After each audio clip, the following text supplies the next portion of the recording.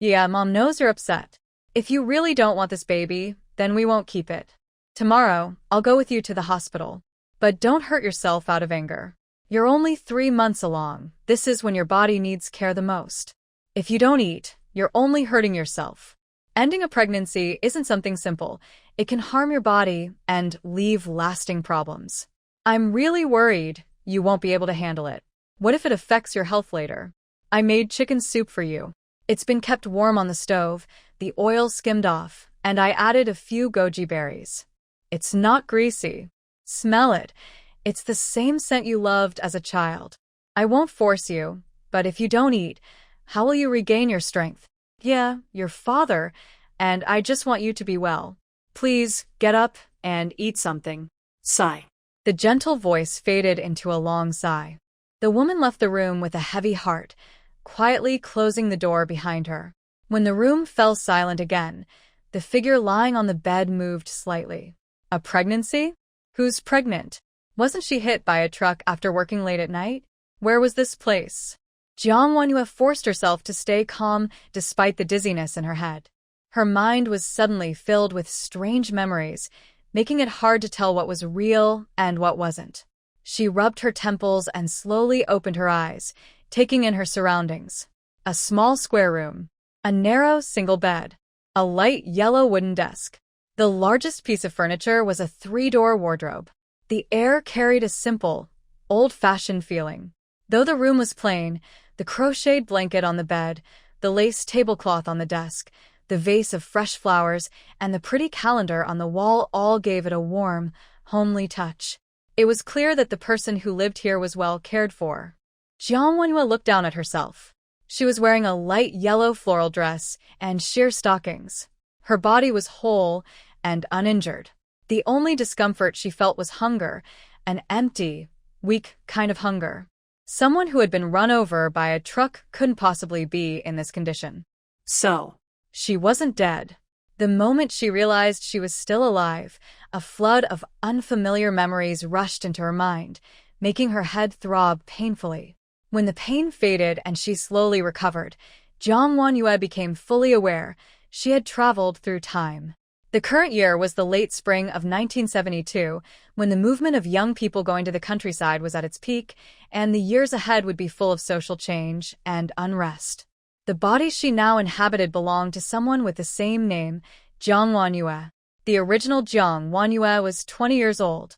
2 years earlier, after graduating from a medical school, she had luckily avoided being sent to the countryside and instead worked as an office clerk at a local health center. She already earned a 4th-level salary, a stable and respected government job. Even more impressive was her family background. Her grandfather was a founding general who had retired in the capital. Her maternal grandfather was a businessman from Shanghai who had secretly supported the authorities 50 years ago and later donated half his fortune 20 years ago, earning the title of a red capitalist, which protected his descendants. Her uncles, aunts, and other relatives all held important positions, as did her parents. Her father, Jiang Ziyuan, had studied in the Soviet Union in the 1940s, specializing in physics and electronics, and now worked as a researcher at a scientific institute. Her mother, Yi Suxin, had once been a pianist in a theater troupe, but after the troupe disbanded 2 years ago, she became a high school literature teacher. Together, their salaries and allowances added up to more than 100 yuan a month. Even during the hardest years of the natural disasters, the family could still afford white rice and eggs at every meal. Jiang Wanhua also had 3 older brothers, all serving in the military. The eldest was a regiment commander stationed on a southern island. The second was a battalion commander on the southwestern front. The third served on a submarine, his missions kept secret. Born into such a family, the original Jiang Wanhua was truly a privileged young woman of her time. Her only misfortune was being born 2 weeks premature, leaving her frail and delicate as she grew up, unable to do heavy work and often in poor health. Because of this, she received even more care and affection from her family. It was no exaggeration to say she was everyone's favorite. With such a background, as long as she didn't make foolish choices, she could have lived a comfortable and respected life as the daughter of a high-ranking official. Unfortunately, the original Jiang Wanhua had been acting recklessly for the past 6 months. It all started with her arranged marriage. 4 months ago, her grandfather in the capital had chosen a husband for her, Fu Qingshan.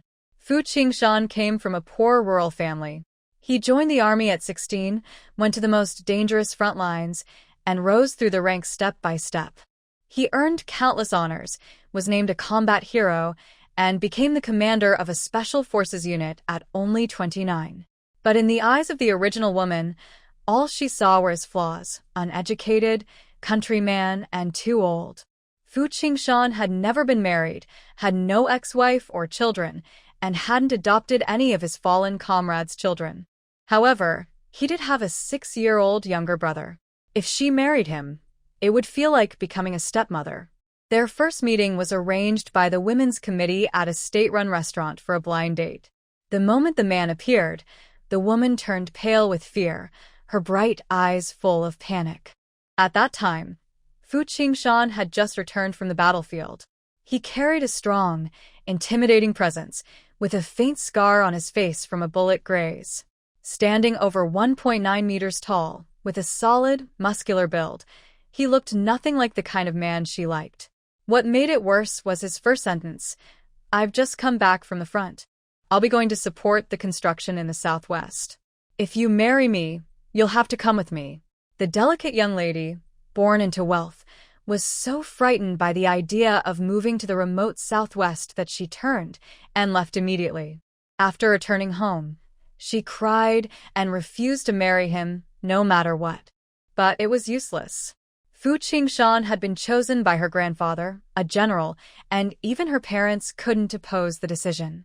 They could only comfort her and persuade her to agree, on the condition that she wouldn't have to follow him to the southwest and could continue living at her parents' home after the wedding. So Fu Qingshan left for the southwest, and the two lived apart. She didn't bother to send him a single letter or telegram, pretending he didn't exist. When Jiang Wanhua inherited all of the woman's memories, she couldn't help but laugh at that first meeting. It was like a timid little rabbit meeting a fierce tiger. No wonder she had been so scared and ran away so quickly. As someone who knew what the future would bring, Jiang Wanhua understood why the general grandfather had chosen Fu Qingshan. The old man must have sensed that greater turmoil was coming and wanted to find a strong protector for his granddaughter before the storm arrived. Fu Qingshan came from a good family background and was the most suitable candidate. As for the so-called Great Southwest, it was just another name for Yunnan province. In 10 years, with the reform and opening up, the South would develop rapidly. The original heroine disliked Fu Qingshan for another important reason.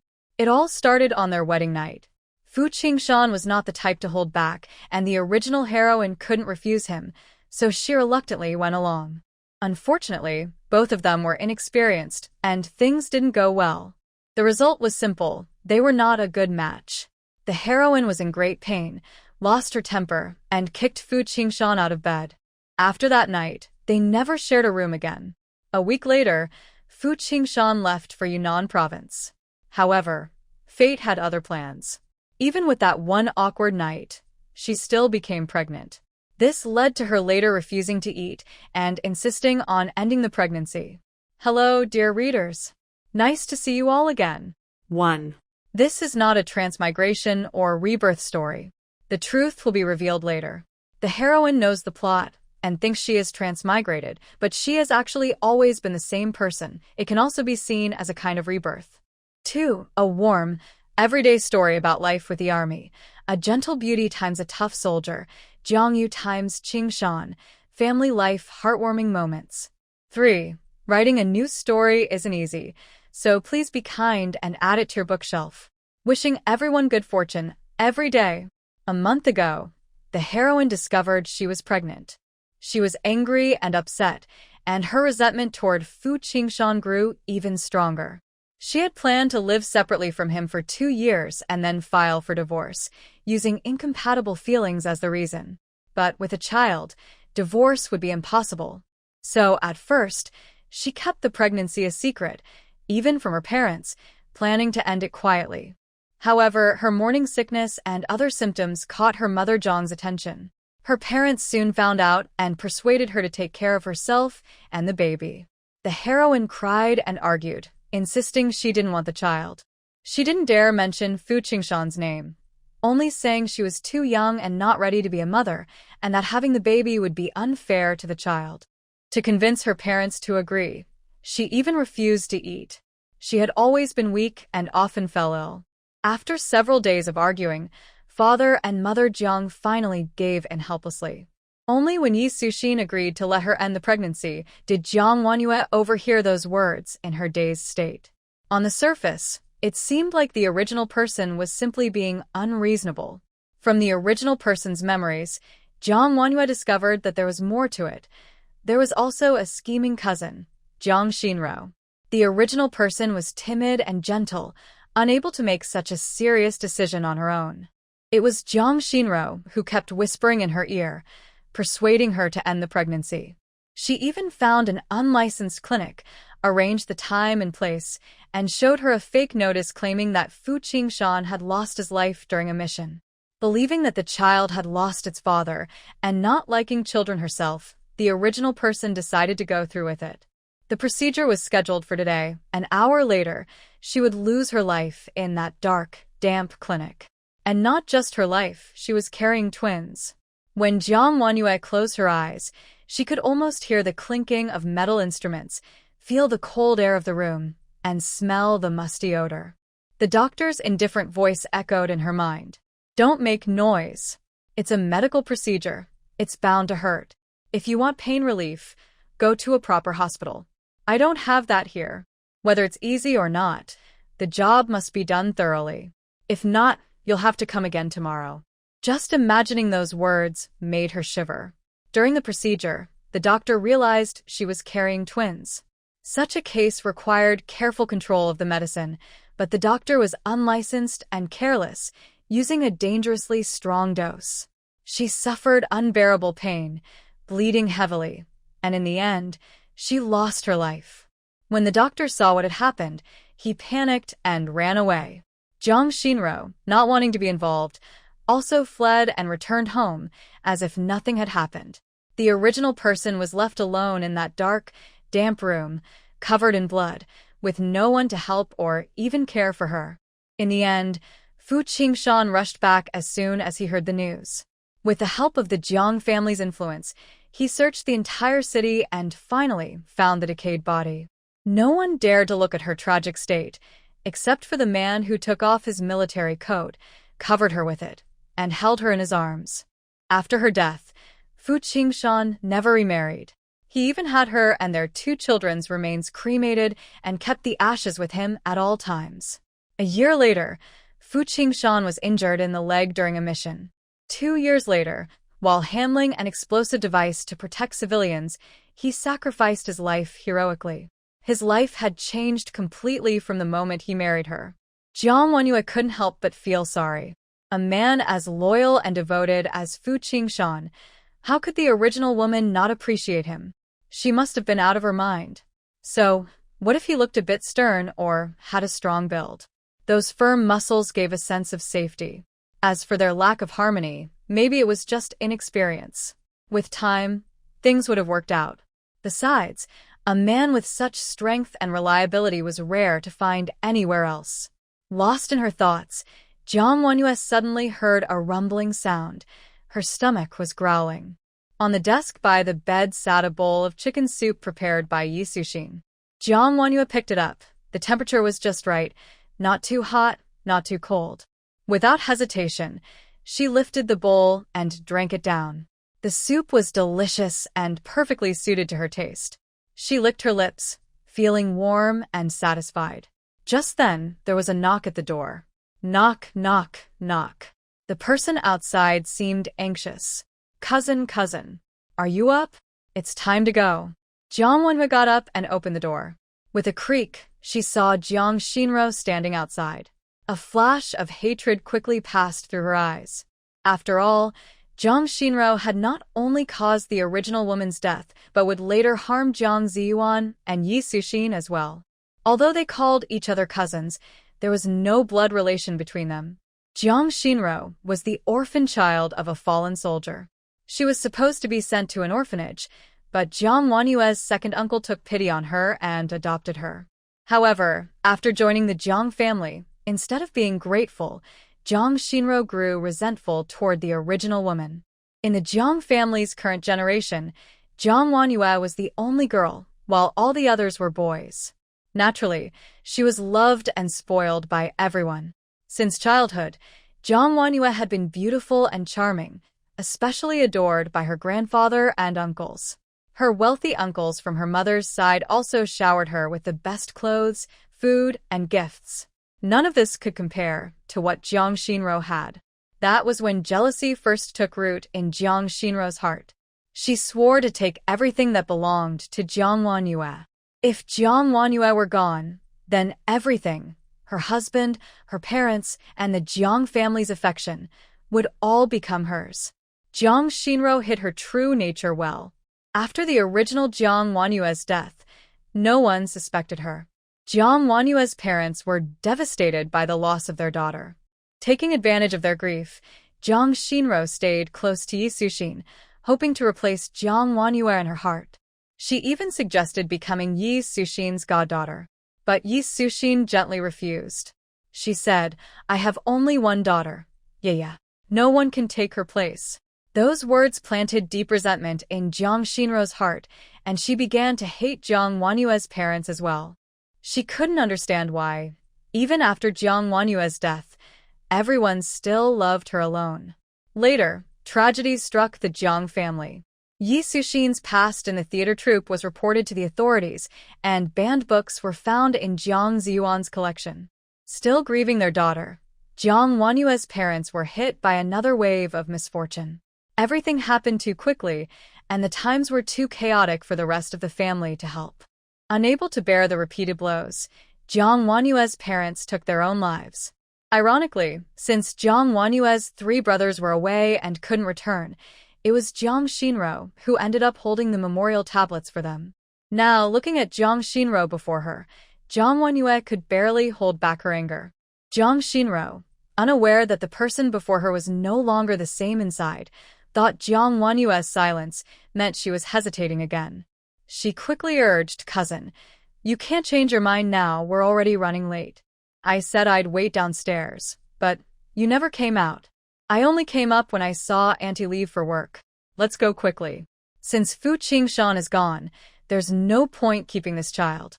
Let's go to the hospital." As she spoke, Jiang Xinro reached out to grab Jiang Wanyue's hand, trying to pull her away. Jiang Wanyue turned slightly to the side, avoiding Jiang Xinro's movement. Jiang Xinro looked at her in surprise. For a moment, she thought she sensed dislike coming from Jiang Wanyue. Impossible, she thought. Jiang Wanyue was too simple-minded to notice anything. Jiang Wanyue raised her eyes and asked, "You said Fu Qingshan is dead. What proof do you have?" "Sis, of course I have proof. How could I make up something so serious?" Jiang Xinro took a piece of paper from her pocket. "Here's the notice of Fu Qingshan's death. I secretly took it out. Father and mother already know, but since you're expecting a baby, they didn't want to upset you. Sis, if you don't go now, it'll be too late for the operation, and you'll regret it forever." But Jiang Xinro didn't actually unfold the paper. She only pretended to take it out, then quickly tried to put it back. Jiang Wanyue reacted fast and snatched it from her hand. She opened the so-called official notice of death in service, glanced at it, and frowned deeply. It looked quite real. Fu Qingshan's personal details were there, printed on official paper with a red header. But there was one major mistake. There was no official seal. The original Jiang Wanyue must have been truly naive. Even though she worked as an office clerk at the local health center, she had believed a document without a seal and thought Fu Qingshan was really dead. Jiang Xinro must have counted on her ignorance to dare use such a fake document to deceive her. "Sis, why are you holding that? Give it back to me," Jiang Xinro said nervously, reaching for the paper. Jiang Wanyue neatly folded the document and slipped it into her pocket, giving her no chance to take it back. This was important evidence, she had to keep it safe. Jiang Wanyue urged, "Didn't you say we're running out of time? Let's go." Seeing that Jiang Wanyue agreed to go through with the surgery, Jiang Xinro thought that once she was on the operating table and unconscious, she could easily retrieve the paper. For now, she just needed to keep up the act and get Jiang Wanyue to the hospital.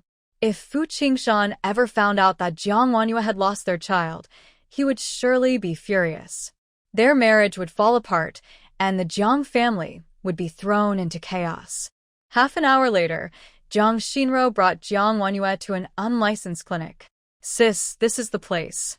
The so-called clinic didn't have any sign outside. From the outside, it looked like an old, simple house with a small yard full of weeds, as if it had been abandoned for years. It was located in a rundown area on the edge of the city, completely different from the government housing where Jiang Wanyue used to live. On the way there, Jiang Wanyue kept watching Jiang Xinro's reactions. Jiang Xinro walked a few steps, checked the address, then walked a few more and checked again. She even asked people for directions. Clearly, it was her first time coming here. That made things easier. Jiang Wanyue sneered inwardly, but when Jiang Xinro turned to look at her, she quickly put on a frightened and hesitant expression. Her pale, delicate face and weak health made her look fragile, like a porcelain doll. Seeing this, Jiang Xinro tried to comfort her. "Sis, don't be scared. The procedure is simple. You just need to close your eyes and rest for a bit. When you wake up, everything will be over." Simple? She didn't even mention how painful and dangerous it could be. The original Jiang Wanyue might have believed her, but not now. Jiang Xinro still felt something was off about her sister. Worried that she might change her mind, she quickly grabbed Jiang Wanyue's hand and pushed the door open. A damp, musty smell rushed out. From inside came a man's impatient voice. "Why are you so late? I've been waiting half an hour. Are you doing it or not? If not, I'm leaving and the deposit won't be returned."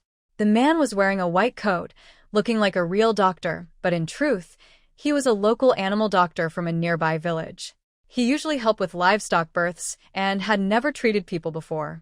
Still, in times like these, illegal work paid well.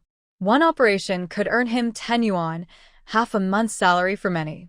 Jiang Xinro quickly said, We'll do it. It's just that we're both girls and a bit nervous, since it's our first time here." The middle-aged man, wearing a mask, looked up at Jiang Wanyue and Jiang Xinro. They seemed to be about 18 or 19 years old. He sneered, thinking they were too young to behave so carelessly, and assumed one of them had gotten into trouble and come for a medical procedure. He spoke again with clear disdain. "Now you're scared? Why didn't you think about that earlier? You brought this on yourselves." If the original Jiang Wanyue had been here, she would have burst into tears after hearing such words. Jiang Xinro said these things on purpose, wanting to embarrass and hurt her sister's fragile heart. But the current Jiang Wanyue was no longer the same person. She saw through Jiang Xinro's intentions and felt no shame or sadness.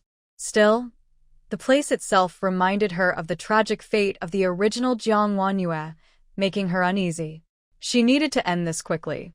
Jiang Wanyue glanced at the wooden bed in the center, then at the white tray beside it, which held surgical tools, alcohol swabs, and other medical supplies. Her eyes stopped on a syringe. It contained an anesthetic. She decided to fight back and make Jiang Xinro pay for what she had done. The middle-aged man urged impatiently, "Stop talking nonsense. Which one of you is here for the procedure? Lie down." She is. Both Jiang Wanyue and Jiang Xinro spoke at the same time. The man paused, looking at them with interest. Jiang Xinro frowned at Jiang Wanyue. "Sister, what are you talking about? You're the one who needs the procedure, not me. I'm not the one in trouble. Xinro, you're the one who's mistaken. The person having the procedure today is you." Jiang Wanyue smiled calmly. A sudden unease filled Jiang Xinro's heart. She pushed Jiang Wanyue toward the bed, but during the struggle, Jiang Wanyue quickly grabbed the syringe from the tray and injected it into Jiang Xinro's neck. Jiang Xinro felt a sharp sting, and the anesthetic spread rapidly through her body, making her weak. Realizing the danger too late, she stared at Jiang Wanyue in shock and anger. Jiang Wanyue, you tricked me. How is this my plan? Jiang Xinro, you're the one who found this illegal clinic, made the appointment, and came here on your own. What does it have to do with me? I just helped you at the end, saving the doctor some trouble. Jiang Wanyue sneered and gave Jiang Xinruo's shoulder a light push. Bang! Jiang Xinruo fell onto the shabby wooden bed, her body weak and powerless. Even though her eyes were filled with hatred, she didn't have the strength to lift her arm. But Jiang Wanyue didn't stop there. She reached into Jiang Xinruo's pocket, took out 10 yuan, and handed it to the middle-aged man. Doctor, this should be enough for the procedure. No need to give change. My sister is just worried it won't be done properly, so please be careful and make sure it's handled cleanly. The man's eyes lit up at the sight of money. He didn't care about the sisters' conflict. Whoever paid him, he listened to. Once they left, no one would know who he was. Don't worry, he said quickly. I'll make sure everything is done thoroughly. Jiang Wanyue turned to leave the dark little room. Before stepping out, she glanced back and saw the man preparing for the operation. A moment later, Jiang Xinruo's painful cry echoed behind her. Jiang Wanyue, I'll never forgive you. After leaving the illegal clinic, Jiang Wanyue didn't feel the satisfaction of revenge. Instead, she felt weak and uneasy. First, because her body was frail and sickly. She had been fasting for days, and one bowl of chicken soup wasn't enough to recover her strength. The struggle with Jiang Xinruo had almost made her collapse. Second, her lower abdomen had been aching the whole way to the clinic. The child inside her was only 3 or 4 months old, but it was as if it could sense the danger, as if it knew she had once planned to end its life. It seemed to be sending out a desperate plea to survive. Jiang Wanyue stepped out of the alley, breathing heavily, her hands gently resting on her stomach as she whispered softly, "Babies, be good and don't make a fuss. Mommy won't have the surgery, I won't leave you. Please stay calm and safe inside, all right?" A magical thing happened. After Jiang Wanyue gently touched her belly, the pain and discomfort disappeared, and her body felt relaxed again. Could this be the bond between a mother and her children? Could the babies really hear her voice? It was Jiang Wanyue's first pregnancy, and the feeling amazed her. She softly touched her still flat belly and noticed a small red mole on the inside of her right wrist, right over a vein. It looked just like the ancient guardian mark, but since she was already married and pregnant, that shouldn't be possible. However, in her previous life, Jiang Wanyue had the exact same red mole on her wrist. And that mole was the key to her personal space. She raised her hand and pressed the red mole. Suddenly, a burst of colorful light appeared before her eyes, so bright that she couldn't open them. When she opened them again, the old neighborhood was gone. In its place was a beautiful land of mountains and rivers. This was Jiang Wanyue's personal space, which she had discovered when she was 6 years old. Inside it were endless fields where she could grow crops as if playing a farming game, earning harvests and upgrading the space. There was also a storage area with unlimited capacity, where she could keep anything she wanted. As a well-read modern woman, Jiang Wanyue immediately became alert. The reappearance of her personal space might mean she could travel through time again. The time of travel was uncertain. If she was unlucky, it might even be to a post-apocalyptic world. So Jiang Wanyue began stockpiling supplies. She sold the crops from her fields to earn money, then used the money to buy modern goods to store in her space. Because she had her own farmland, she didn't need to store basic grains like rice or wheat. Most of her supplies were cooking oil, milk, meat, sugar, salt, seasonings, soy sauce, vinegar, sesame oil, and so on. She also stocked up on frozen foods like buns, noodles, rice noodles, instant noodles, spicy noodles, and even thousands of instant hot pot meals. After taking care of food, Jiang Wanyue also prepared clothing and supplies. To survive in the apocalypse, she chose down jackets that could withstand extreme cold, as she always felt she might end up in a very cold place. It was better to be prepared. Besides that, she stocked up on all kinds of daily necessities, skincare products, modern technology, and most importantly, medical supplies, from common cold medicine to painkillers for serious illnesses, filling her storage completely. Jiang Wanyue even went so far as to store several jeeps and helicopters in her space, thinking they could be used for escape. If weapons and ammunition hadn't been strictly forbidden, she would have stocked up on those too. After carefully checking everything, She confirmed that it was indeed her original storage space. All her supplies were still there, so she didn't have to start over. That made things much easier. Feeling relieved, she took a sip of the spiritual spring water to rest. The spring water in her space came from the same source as her spiritual field. Jiang Wanhua had long discovered that plants watered with it grew faster and stronger. Drinking it could also improve health and help recover from illness. She quickly drank a few mouthfuls, and her weak body immediately felt better. Strength returned to her limbs, and she felt full of energy. After checking the time, she decided it was about right and left the space, satisfied. Back in the real world, Jiang Wanhua walked a bit further and ran into two police officers. She quickly put on a frightened expression and hurried toward them. "Officers, I just heard someone in the alley talking about doing an illegal medical procedure. It seems to be an unlicensed clinic. Please go check it out." The officers immediately rushed in the direction she pointed. Behind them followed a group of young people wearing red armbands. Compared to the officers, these young people were even harder to deal with. With this, even if Jiang Xinro managed to avoid police questioning, she wouldn't escape the judgment of those young people. Jiang Xinro's fate was sealed. When Jiang Wanhua returned to her parents' housing compound, she saw a gentle-looking woman rushing out in a panic. She froze for a moment before realizing that the woman was none other than her mother, Yi Suxin. It was her mother. "Mom." Jiang Wanhua called softly. Yi Suxin, who had been panicking, turned around when she heard the familiar voice. Seeing her daughter standing there safe and sound, her eyes instantly turned red. Jiang Wanhua's wrist was tightly held by a warm hand. "Yeah, where did you go? I came home from work and couldn't find you. I was so scared. I heard someone say the police caught an unlicensed clinic in the east part of the city. They said it was doing unsafe medical procedures." Yi Suxin grew more anxious as she spoke, looking her daughter up and down. "Yeah, are you okay? I was so afraid you might do something foolish and regret it for the rest of your life." Looking at the woman in front of her, Jiang Wanhua felt a deep sense of warmth and closeness. In her previous life, she had been an orphan and had never known parental love. Now, seeing the worry and care in Yi Suxin's eyes filled her heart with warmth. Still uneasy, Yi Suxin continued, "Yeah, before I left, I told you that if you really don't want to, Mom, let's not talk about that now. Let's go home first." They were standing at the entrance of the residential compound. Many people were coming and going, and it wouldn't be good if others overheard. Yi Suxin, flustered as she was, hadn't noticed this until Jiang Wanhua reminded her. She quickly nodded. Yes, yeah, let's go home. We can talk there." The mother and daughter went home together.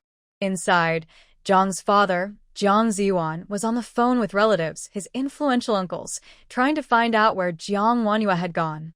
"Second brother, did Yaya go to your house to see Xinro? Did you see them this afternoon? She's probably just being playful again. Don't worry, she's married now but still has a child's heart. Maybe she just went shopping. No need to send anyone to look for her." Just as Jiang Ziyuan hung up, disappointed, he heard the door open. He quickly looked up. "Suxin, did you find Yaya?" "Dad." Jiang Wanhua called out softly. Seeing her father, with his silver-rimmed glasses and scholarly air, she felt the same warmth and familiarity as when she saw her mother. "Yaya, you're back. You're okay, right?" As a father, Jiang Ziyuan couldn't bring himself to ask directly about what had happened, so he glanced at Yi Suxin, signaling her to ask instead. Yi Suxin didn't know what Jiang Wanhua had been doing all afternoon. She was afraid of upsetting her, so she didn't dare ask directly and could only try to find out in a roundabout way. "Hey you. Dad, Mom, don't worry. I won't have the operation. I've decided to join the army with Fu Qingshan and live a good life with him." Jiang Wanhua said this seriously. "What?"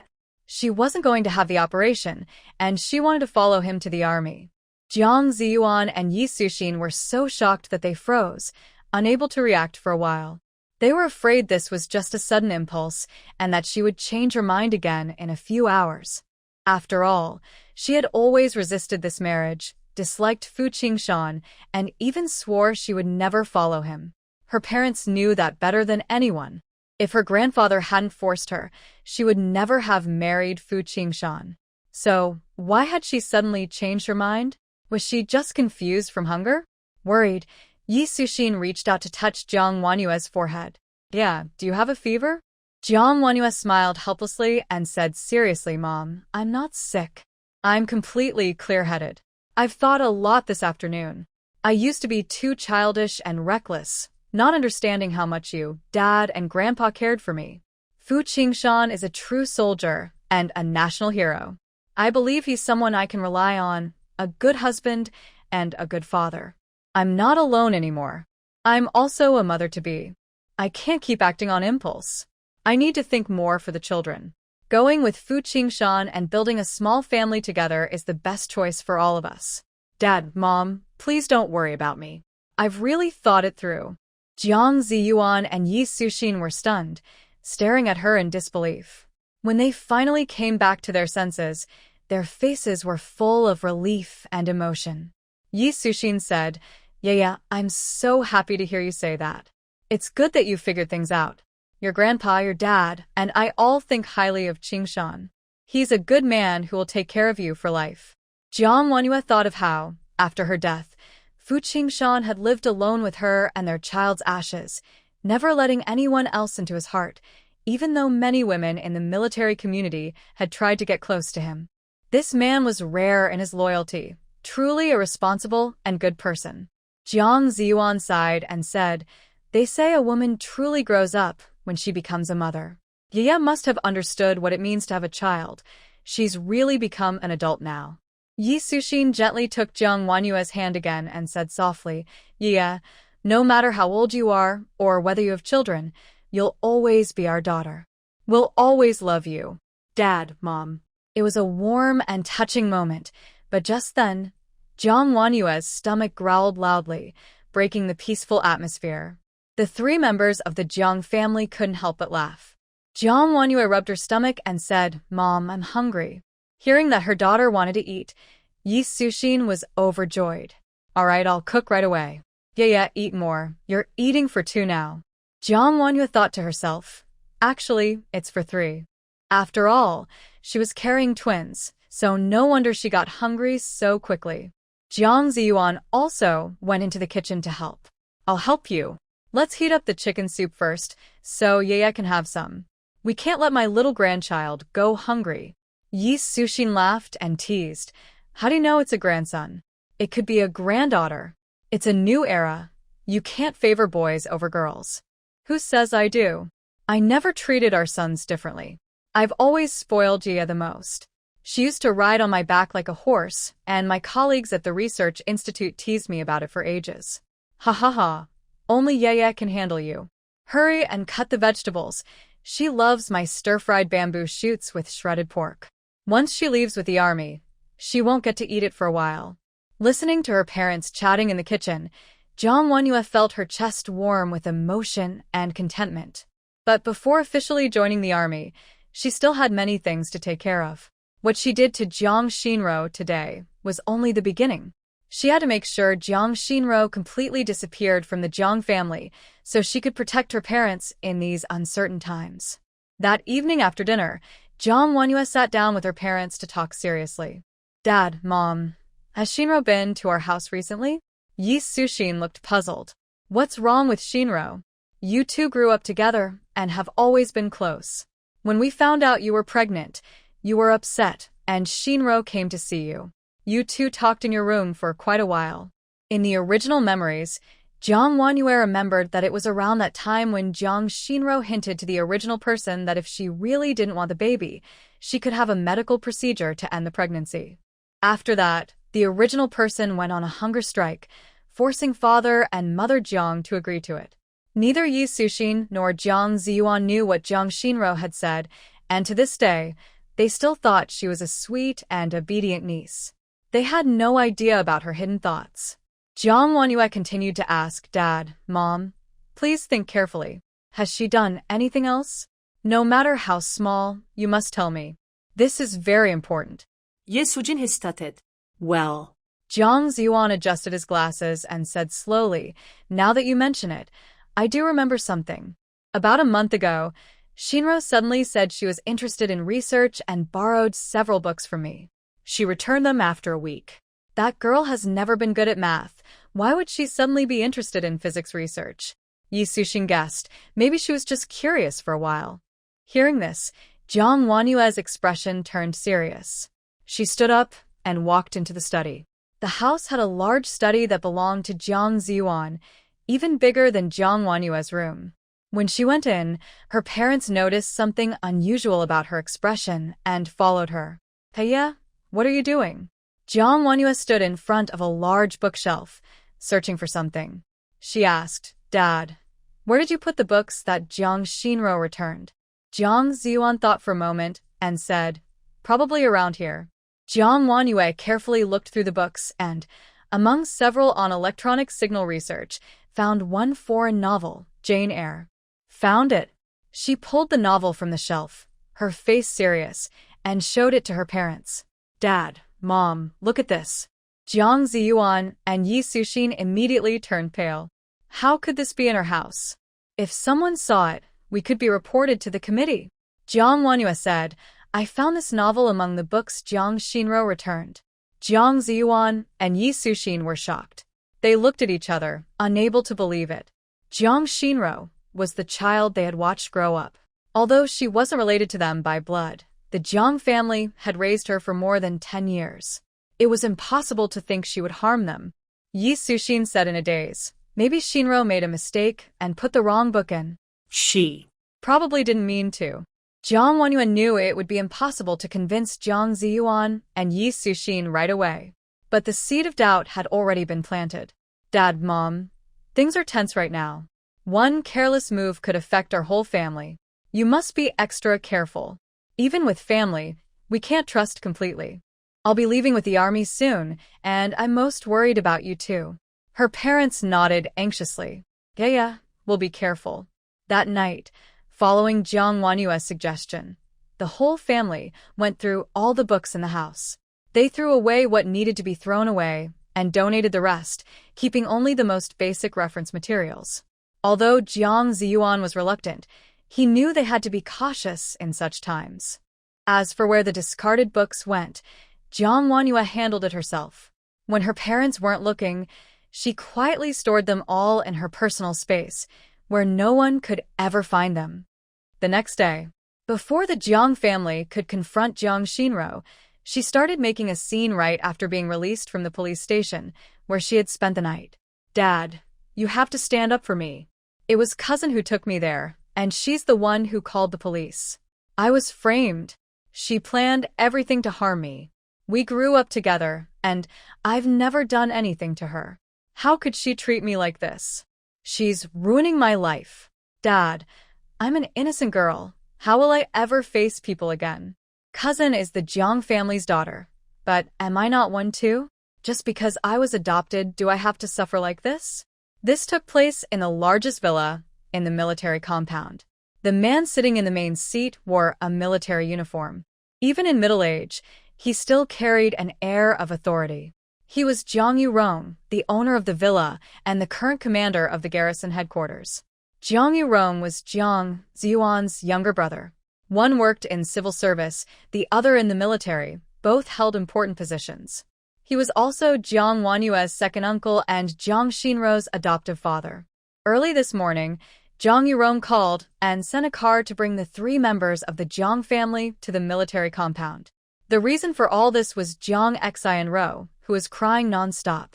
Yesterday afternoon, after Jiang Wanyu reported the incident, the police and a group of young volunteers wearing red armbands rushed into the small illegal clinic. The middle-aged man performing the operation was very cunning. As soon as he heard the noise outside, he dropped his surgical tools and escaped through a small hole in the back room. Jiang Xianro wasn't so lucky. She had been given an anesthetic by Jiang Wanyu and was lying unconscious on the bed. When the police and volunteers entered, they saw a scene that shocked everyone. The young volunteers were furious, accusing Jiang Xianro of improper behavior and demanding punishment. Fortunately, the police were there to stop things from getting out of hand and quickly sent her to the hospital. At the hospital, after an examination, The doctor found that Jong Xian-ro had never been pregnant, but had still undergone a procedure that caused internal injury. The doctor prescribed painkillers and glucose and told her to rest well. When Jong Xian-ro woke up 3 or 4 hours later, she noticed the strange looks from the nurses. After asking around, she finally learned what had happened while she was unconscious.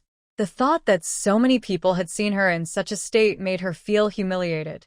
She feared that rumors would spread and that her reputation would be ruined. All of this, she believed, was Jiang Wanyu's fault.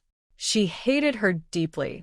As soon as she left the hospital, she went to find her adoptive father, Jiang Yurong, and complained about Jiang Wanyu. Although Jiang Yurong was the second son in the family, his military background gave him more authority than his scholarly elder brother, Jiang Zhiyuan. Jong Xian-ro carefully avoided mentioning anything that might make her look bad. She only said that Jiang Wanyu had taken her to the clinic, given her the injection, and called the police. In those times, such accusations could destroy a person's life. "Dad, you must stand up for me." Jiang Xinro had just come out of the hospital. Her face was pale and tired, and she cried so pitifully that she looked truly fragile. Her acting was actually quite convincing. Jiang Ziyuan and Yi Suxin had heard most of what happened and roughly understood the situation. They believed their daughter would never hurt anyone, but seeing Jiang Xinro cry like that still made them feel sorry for her. Especially Yi Suxin, who wanted to comfort Jiang Xinro and tell her to stop crying, but Jiang Wanyu quickly pulled her back. Jiang Wanyu narrowed her long eyes slightly and shook her head at Yi Suxin. Yi Suxin suddenly remembered what had happened at home the day before and realized that Jiang Xinro was no longer the innocent child they once knew. She quietly withdrew her hand and sat down without saying a word. Jiang Wanyu stayed calm, watching coldly as Jiang Xinro continued her act. When the noise finally gave her a headache, she spoke slowly. "Jiang Xinro, you just came out of the hospital, yet you can talk so much. Seems like you're feeling quite well." Jiang Xinro was so angry she almost jumped up, but then remembered she was supposed to look weak and pitiful. She quickly coughed a few times. Cough, cough. "Cousin, you're the one who hurt me like this. Don't think you can deny it in front of Dad." Sitting at the head of the table, Jiang Yuerong finally spoke. He looked at Jiang Wanyu and asked, "Yeah, is what Xinro said true?" "Yes, it's true." Jiang Wanyu sat calmly, admitting it without hesitation. Jiang Ziyuan and Yi Suxin were both shocked. They couldn't believe Jiang Wanyu had really gone to that shady clinic known for performing illegal procedures. Jiang Wanyu gave her parents a reassuring look, signaling them not to worry. When Jiang Xinro heard her admit it, she became excited and stood up. "Jiang Wanyu, good. You admit it. So you were also the one who called the police?" "That's right, it was me." Jiang Wanyu's expression remained calm as she confirmed it again. Hearing her cousin's admission, Jiang Xinro smiled triumphantly, as if she had finally caught her. She turned to Jiang Yuerong and continued accusing her. "Dad, uncle, you both heard it. She admitted it herself. She went to that shady clinic, and she was the one who called the police. Why would I, an innocent girl, go to such a place? It was my cousin who needed help, and she asked me to go with her. I went with her out of kindness, but she set me up like this. Dad, how am I supposed to live with this?" As Jiang Xinro spoke, she started to cry again. Jiang Yuerong, whose presence was always commanding, didn't scold Jiang Wanyu after hearing this. Instead, he looked up in surprise and asked, "Yeah, are you pregnant?" Jiang Wanyu gently touched her stomach and said, "Second uncle, yes, I'm 3 months pregnant." "That's wonderful news. Does Fu Qingsha know?" Jiang Yuerong's eyes showed his affection and concern for her. Jiang Xinro bit her lip in jealousy. She had suffered so much without anyone protecting her, yet just because Jiang Wanyu was pregnant, everyone cared about her. She couldn't accept it. It was so unfair. Was it because she wasn't the Jiang family's biological daughter that she had to be treated so differently? "Dad." Jiang Xinro interrupted Jiang Yuerong's thoughts. He raised his hand, coughed lightly, and asked in a serious tone, "Yeah, do you have anything to explain?" Not wanting to make him uncomfortable, Jiang Wanyue turned to the still arguing Jiang Xinro and asked coldly, Jiang Xinro, you said I took you to an unlicensed clinic. Why would I go there? Why else? You didn't want the baby and planned to end the pregnancy. Jiang Wanyue pressed further, and why would I want to do that? Because you're unhappy with the marriage Grandpa arranged. You don't like Fu Qingshan, so you don't want his child. You want to end the pregnancy and get a divorce. Jiang Xinro spoke quickly, without pausing for breath. She thought she had exposed Jiang Wanyue's shameful secret and that this would make Jiang Yuerong dislike her, helping her regain some dignity. But everyone in the living room only frowned and looked at Jiang Wanyue with concern. No one blamed her. Even Jiang Wanyue herself remained calm and composed. She stood up and said firmly, Jiang Xinro, you're talking nonsense. Fu Qingshan is the man Grandpa chose for me. How could I be unhappy with him? Are you questioning Grandpa's decision? At the mention of their grandfather, an influential and respected man in the capital, Jiang Xinro didn't dare say another word. Jiang Wanyue said again, Fu Qingshan and I are already married. He is a soldier and my husband. We are expecting our child together. This is a sacred and honorable responsibility. How could I ever give up my baby? When she said this, Jiang Wanyue showed no guilt, even in front of Yi Suxin and Jiang Ziyuan. After all, the one who had wanted a divorce and didn't want the child was the original Jiang Wanyue, not her. Yi Suxin and Jiang Ziyuan were both stunned. Jiang Xinro was even more shocked, unable to believe what she was hearing. Was this really coming from Jiang Wanyue? Wasn't she the one who despised uneducated people, disliked Fu Qingshan's rough manners, and hated being forced into marriage? But Jiang Wanyue took a piece of paper from her pocket. Jiang Xinro, do you recognize this? The moment Jiang Xinro saw the paper, she froze in fear. It was over. She had completely forgotten about that important thing. She instinctively reached out to grab it, but Jiang Wanyue quickly stepped back.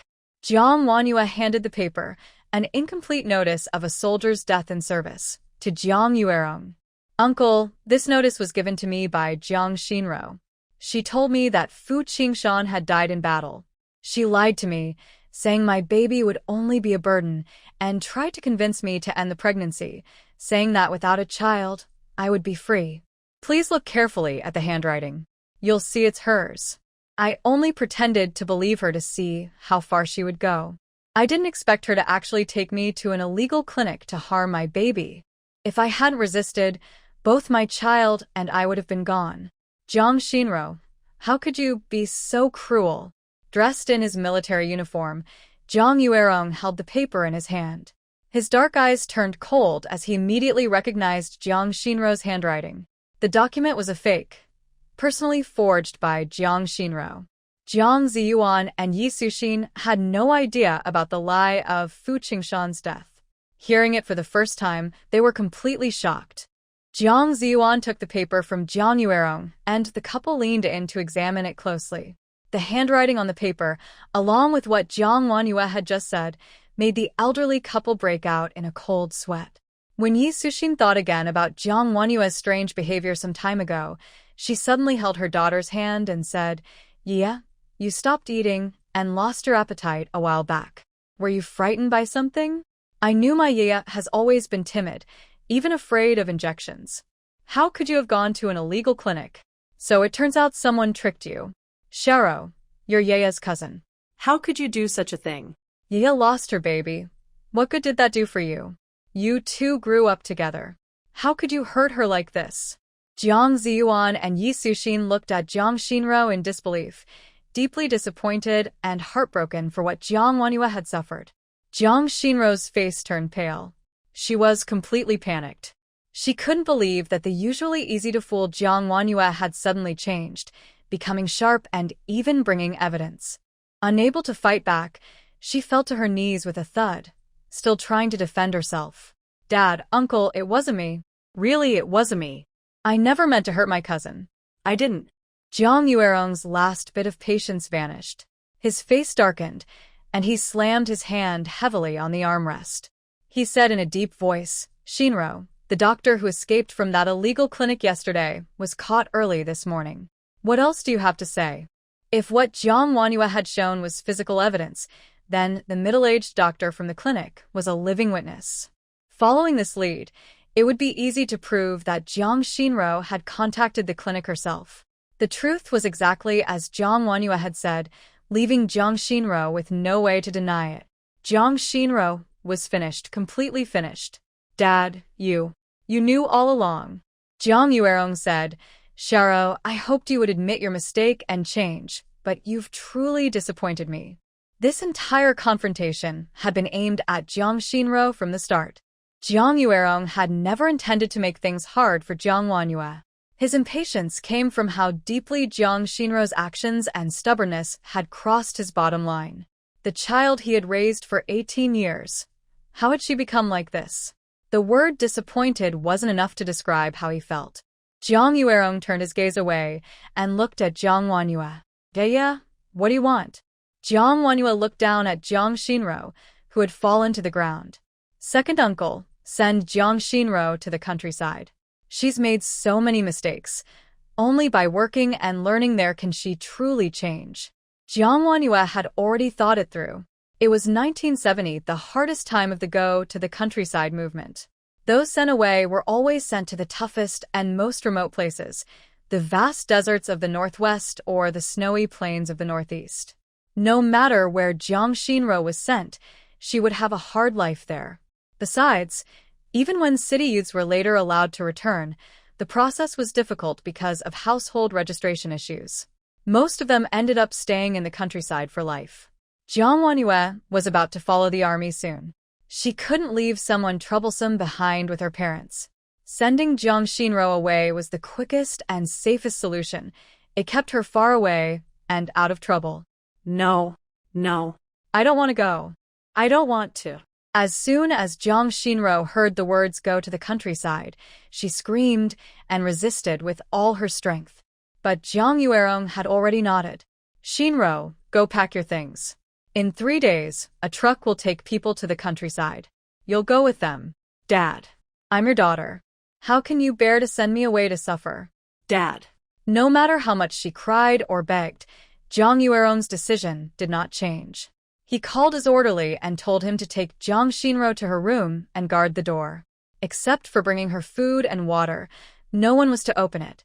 In 3 days, she would be sent directly to the youth work site. There would be no chance for her to escape. The living room soon became quiet again. As Jiang Wanhua was about to leave with her parents, Jiang Yuerong suddenly said, Wanhua, don't go yet. I have something to tell you. He led her into his study. The powerful commander now looked guilty as he faced her. Wanhua, this time Xinro caused such a big problem. In the end, it's my fault as her father. I didn't teach her well, and you've suffered because of it. Jiang Wanhua shook her head. Second uncle, Xinro is Xinro, and you are you. I know you've always cared for me. When I was little, you used to carry me around to play. Hearing that, Jiang Yuerong smiled. Your father had 3 sons, and I had 5, all noisy boys. You were the only girl among them. Of course I cared for you. I'm glad you still remember that. After a few words of nostalgia, he continued to speak. Yeah, have you really decided to join the army with him? Yes, I've made up my mind. Now that we have a child, and since Grandpa chose Fu Qingshan for me, I trust his judgment. After I go with the army, I'll live well with him. Don't worry, second uncle. Jiang Wanhua repeated her words gently. Jiang Yuerong nodded again and again. Yeah, you've really grown up. It's time I taught you something. As he spoke, Jiang Yuerong opened a safe in the study, took out a wooden box, and placed it in front of Jiang Wanhua. Second uncle, what is this? This is your dowry from your grandfather, Jiang Yuerong said with a smile. When you first got married, you were upset with him and wouldn't answer his calls. He was so angry that he left your dowry with me, saying he'd give it to you once you came around. Now that you're going with the army, it's time you had it. Dowry? Jiang Wanhua lifted the small wooden box. It was heavy. When she opened it, her eyes widened at the golden glow inside. The box was filled with stacks of ration coupons, food coupons, oil coupons, and even the rare industrial ones. There were also coupons for bicycles, radios, and televisions. At the bottom of the box lay a pair of gold bracelets. Your grandfather doesn't need these things in the capital, Zhang Yuerong said. He saved them all for you. You're going to the southwest, and life there won't be as easy as here. I've added a few things too. With these, you'll live more comfortably. As for the gold bracelets, they belong to your grandmother. Now they're yours, yeah. Keep them safe. Holding the box with both hands, Jiang Wanyue felt a warmth she had never known before. Everyone in the family, her parents, her second uncle, even her grandfather in the capital, had always cared for her deeply. It felt wonderful. No wonder Jiang Xinro was so jealous. Second uncle, Jiang Wanyue said gratefully, please thank Grandpa for me. Tell him to take care of his health. If he misses me, he can call anytime, I'll definitely answer. And you too, take care of yourself. Smoke less, and remember to get regular checkups. Zhang Yuerong laughed. You little girl, now you're even telling your second uncle what to do. Jiang Wanyue remembered clearly that Zhang Yuerong, because he smoked all the time, was diagnosed with late-stage lung cancer 3 years later. By then, it was too late for treatment. Counting the time, it should be the early stage now, and there was still hope for recovery. Because of this, Zhang Wanyue not only reminded Zhang Yuerong in person but also felt uneasy, afraid that her second uncle would forget after hearing it. When she walked out of the study, she saw the guard, Song Yan, standing at Jiang Xinro's door and walked over. As she got closer, Zhang Wanyue heard the sound of things clattering inside the room. It seemed Jiang Xinro was still angry and making a fuss. Her energy was quite impressive. Song Yan was a young soldier in his early 20s. He had only been in the army for a few years and was now serving as the commander's orderly. He was full of honesty and still carried a bit of youthful awkwardness. When he saw Jiang Wanyue suddenly stop in front of him, he became nervous, his breathing quickening noticeably. It was because Jiang Wanyue was very beautiful, fair skin, dark eyes, a delicate nose, and soft red lips. She carried a gentle and graceful air. For a young soldier like him, he had never met such a lovely young woman before. Song Yan quickly looked up, trying not to let his gaze linger on her. Jiang Wanyue had something to say. Comrade Song, I just heard my second uncle coughing in study. Hearing that, Song Yan's mind cleared instantly, filled only with concern for the commander. What? Commander Jiang is sick? I told my second uncle to go to the hospital for a checkup. Comrade Song, please keep an eye on him and make sure he goes. Also, remind him to have regular checkups every 6 months. You spend the most time with him, so I can only trust you with this. Thank you, Comrade Song. Jiang Wanyue spoke carefully. As soon as Song Yan heard it was about the commander's health, his expression turned serious. He stood straight and gave her a proper military salute. Comrade Jiang, don't worry. I'll remember and make sure it's done. Jiang Wanyue smiled, finally feeling at ease before leaving. The next morning, Jiang Wanyue got up early. She smelled the aroma of food in the air and heard Jiang Ziyuan and Yi Suxin talking in the kitchen. This egg isn't right.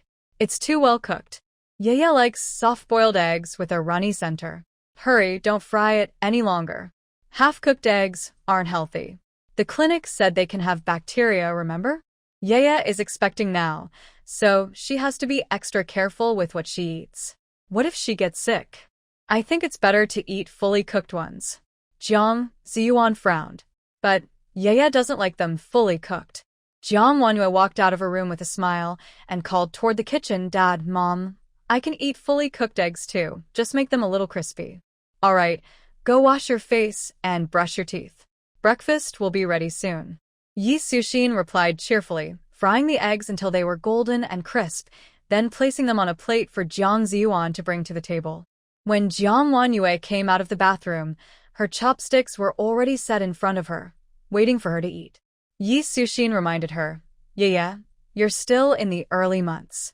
You haven't started feeling sick yet, so eat more while you can. You need to build up your strength. Later, if you start feeling unwell and can't eat much, it'll be tough. If you don't have enough strength, how will you get through it? I won't be there to take care of you. As she spoke, Yi Suxin's worry grew. Jiang Ziyuan interrupted. Why worry about that now? We'll deal with things when they come. Yaya is fine right now. And when she goes with the army, Qingshan will be there to look after her. Listening to her parents bicker warmly, Jiang Wanyue felt a gentle warmth in her heart. She quickly finished her breakfast, patted her stomach, and picked up her bag. Dad, Mom, I'm heading to work. Be careful on the way, Yi Suxin called after her. Yeah, eat well at lunch. Don't try to save your meal tickets. After Jiang Wanyue disappeared from sight, Yi Suxin sat down and said to Jiang Ziyuan, Old Jiang, I feel like there's something important I forgot to tell you. Jiang Wanyue said she was going to work, but it didn't really matter whether she went or not. She had studied at a medical school and was supposed to become a nurse after graduation. But nurses had to work day and night shifts, and the original her couldn't handle that kind of hardship no matter what. So she took the exam for the local clinic and got a job as an office clerk instead.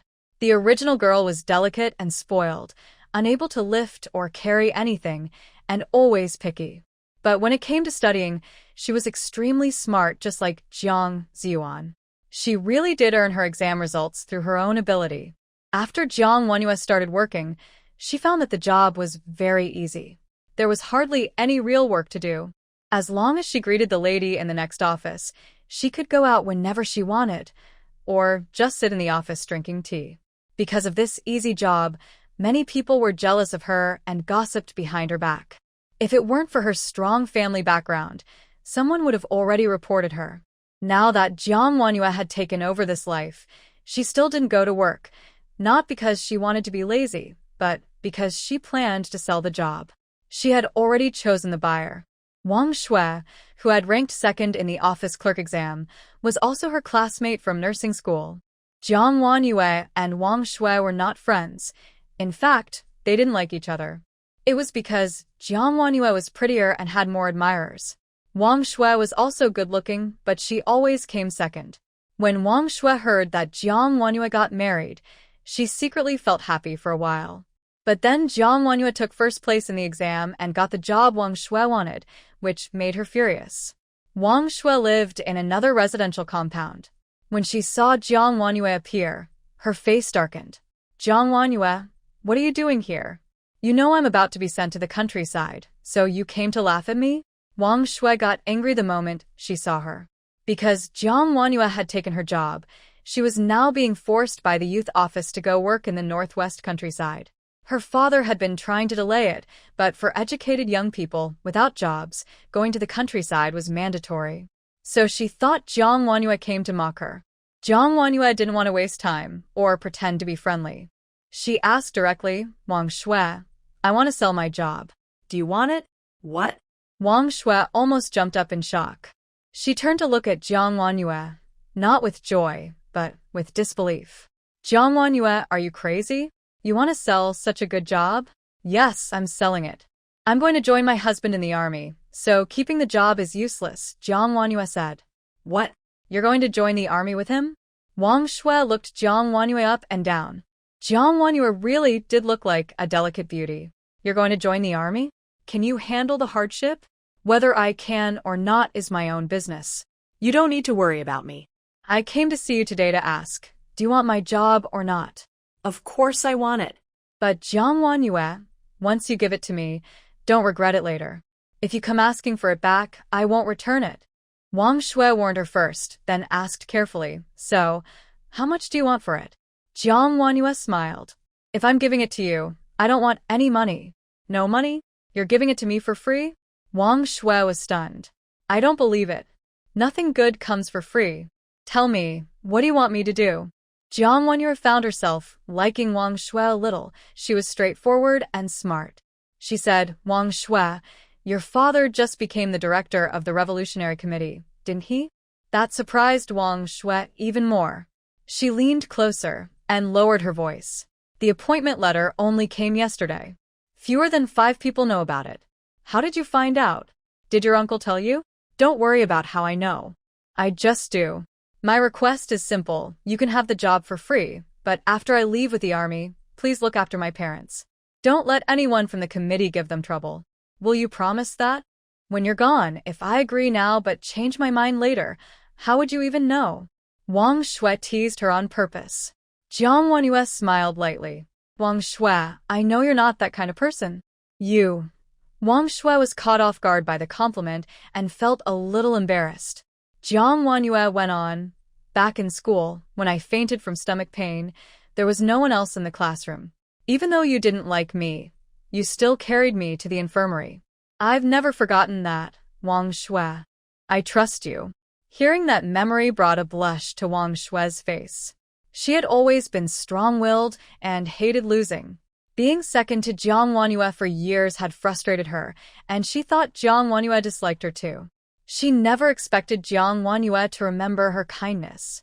The two of them were never really friends, yet at that moment, it felt as if they had known each other deeply for years. Wang Shui thought for a moment, went back to her room, and came out holding a cookie tin. "Jiang Wanyue, your job could be sold for 1,000 yuan outside, but I don't have that much money. This is all my savings, 680 yuan, plus some coupons I've been keeping. I don't want your help for free. Take this money and the coupons. As for your parents, don't worry, I'll look after them." Wang Shui was straightforward, and Jiang Wanyue was just as decisive. Without hesitation, she took the tin, counted the money and coupons, and put them in her pocket. Free money. Why not take it? Besides, she knew Wang Shui's personality well. Wang Shui was proud but trustworthy, so Jiang Wanyue felt at ease leaving her parents, Jiang Ziyuan and Yi Suxin, in her care. She then asked Wang Shui for a pen and some paper, wrote a simple contract for selling the job, pressed her fingerprint on it, and handed it to Wang Shui. Then she said, "Wang Shui, you can start work today." Today? Wang Shui was shocked. She had just gotten the job, and now she was being told to start immediately. It was so sudden. Jiang Wanyue raised an eyebrow. "If you don't go, should I go instead? I took a few days off, and there's a pile of unfinished work. If you go now, you can make a good impression on the boss." Wang Shui thought about it and realized it made sense. Jiang Wanyue used to be lazy.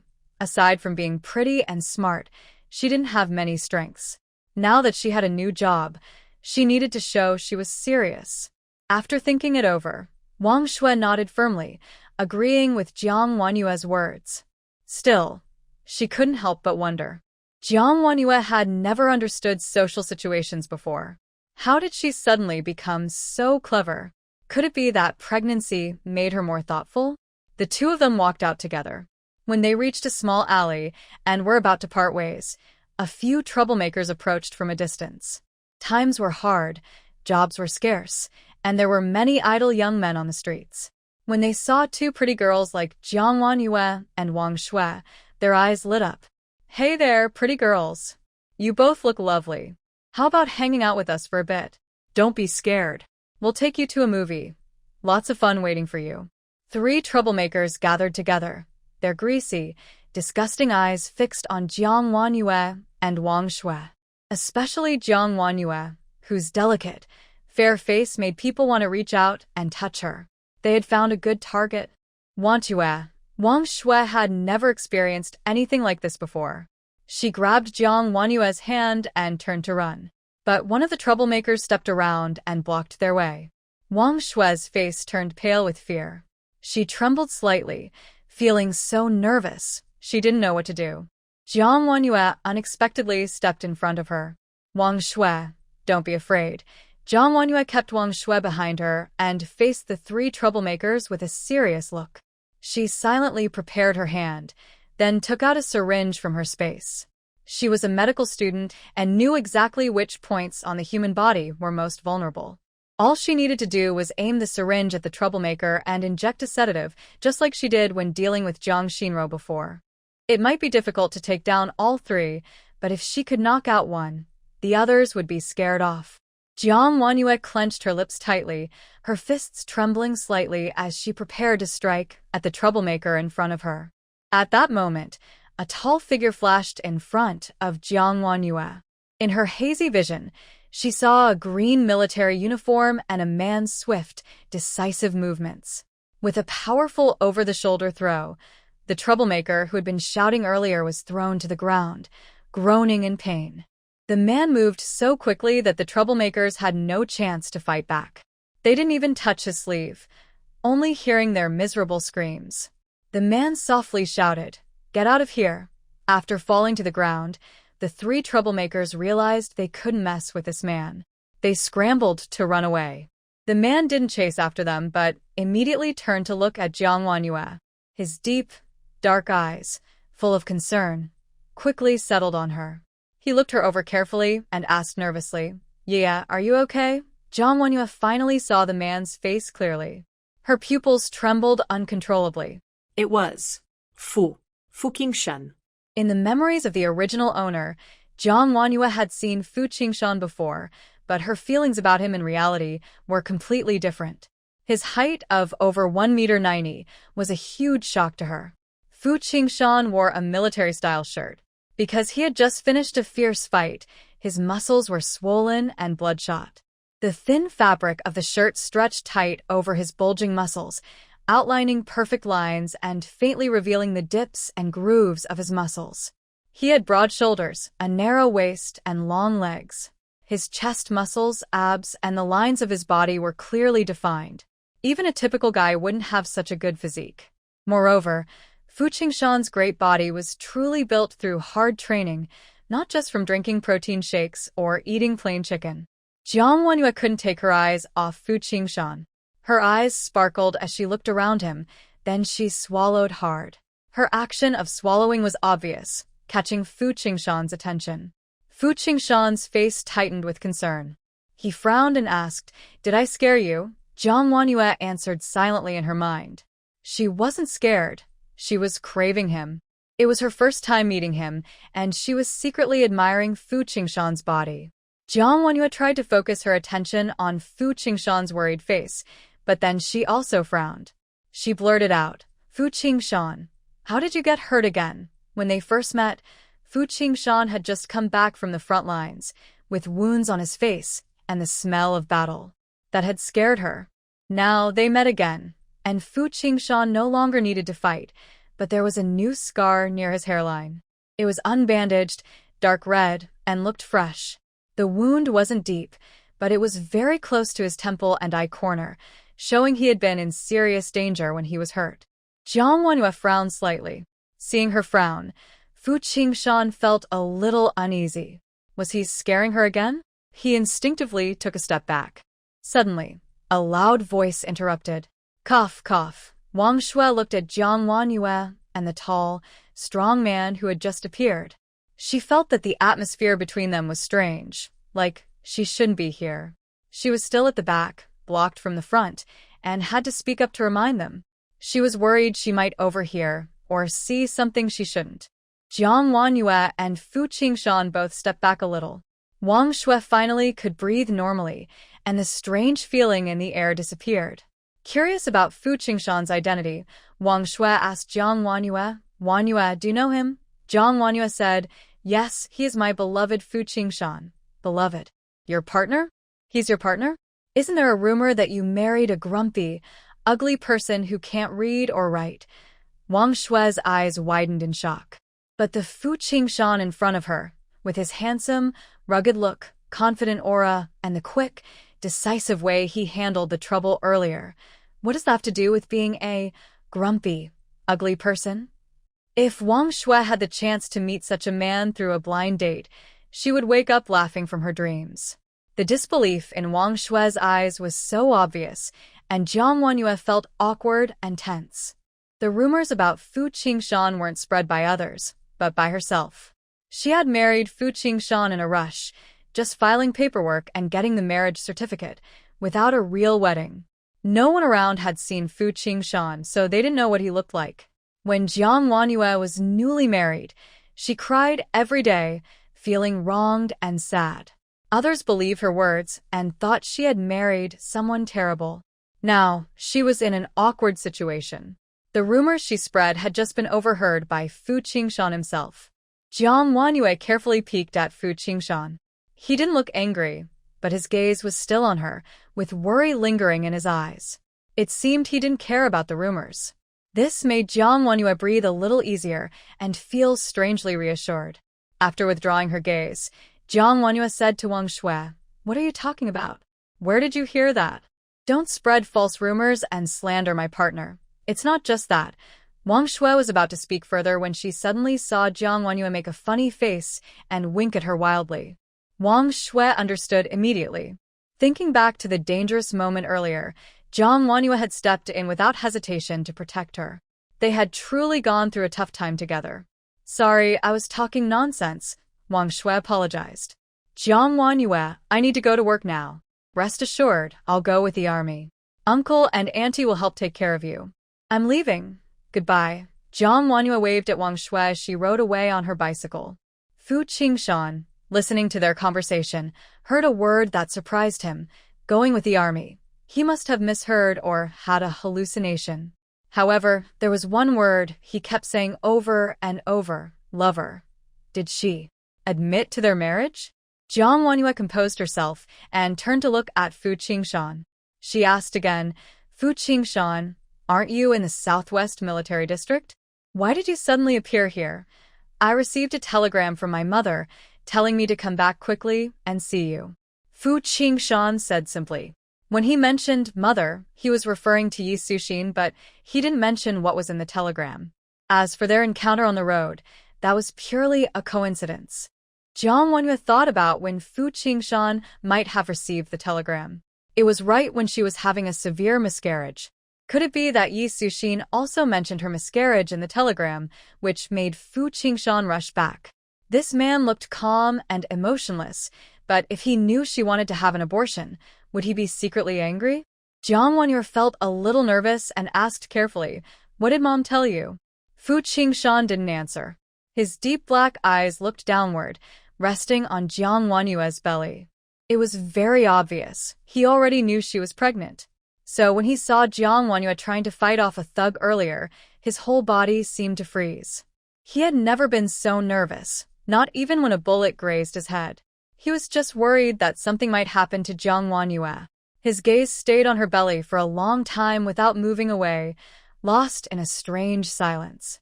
Jiang Wanyue felt a warmth in her lower abdomen from his gaze. Her ears turned red. She reached out to touch her belly and said, Fu Qingshan, I'm pregnant, and I've decided to go with you to the military camp. Go with the military. Fu Qingshan suddenly looked up, his eyes fixed on her moving lips. Her delicate pink lips looked soft and inviting, making his heart race.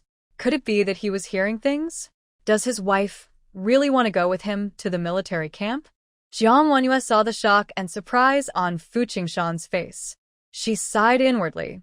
With everything she had done before, it was still too hard for Fu Qingshan to believe her words. But that's okay. She would prove it with her actions. Besides, this was what she planned to do next. Fu Qingshan, come with me. Jiang Wanyue took Fu Qingshan's hand. His hand was large, rough, dry, but warm and comforting. A man as tall as him definitely couldn't be moved by Jiang Wanyue's strength, but Fu Qingshan obediently took a step forward, walking alongside Jiang Wanyue. Jiang Wanyue walked slowly, taking small steps. Fu Qingshan, with his long legs, found it a bit difficult to keep up, but he didn't say a word and silently matched her pace. As the leader of the Special Forces team, he had never been so obedient before. His sharp claws seemed to have been sheathed. Moreover, Jiang Wanyue was holding his hand, small, soft, and gentle in his palm. Fu Qingshan didn't dare to use much force, afraid of hurting Jiang Wanyue, just like on their wedding night when she kicked him out of bed. Jiang Wanyue kept moving forward without noticing Fu Qingshan's complicated feelings. The place she was heading to was not far, just a few streets away, to an office. We've arrived. After entering, Jiang Wanyue let go of Fu Qingshan's hand and took out some personal documents, ID, and other papers from her small bag. She neatly handed them to the clerk. Comrade, these are my personal files. I need to go with the troops to transfer my grain relationship. Afterward, Jiang Wanyue glanced at Fu Qingshan with a side eye.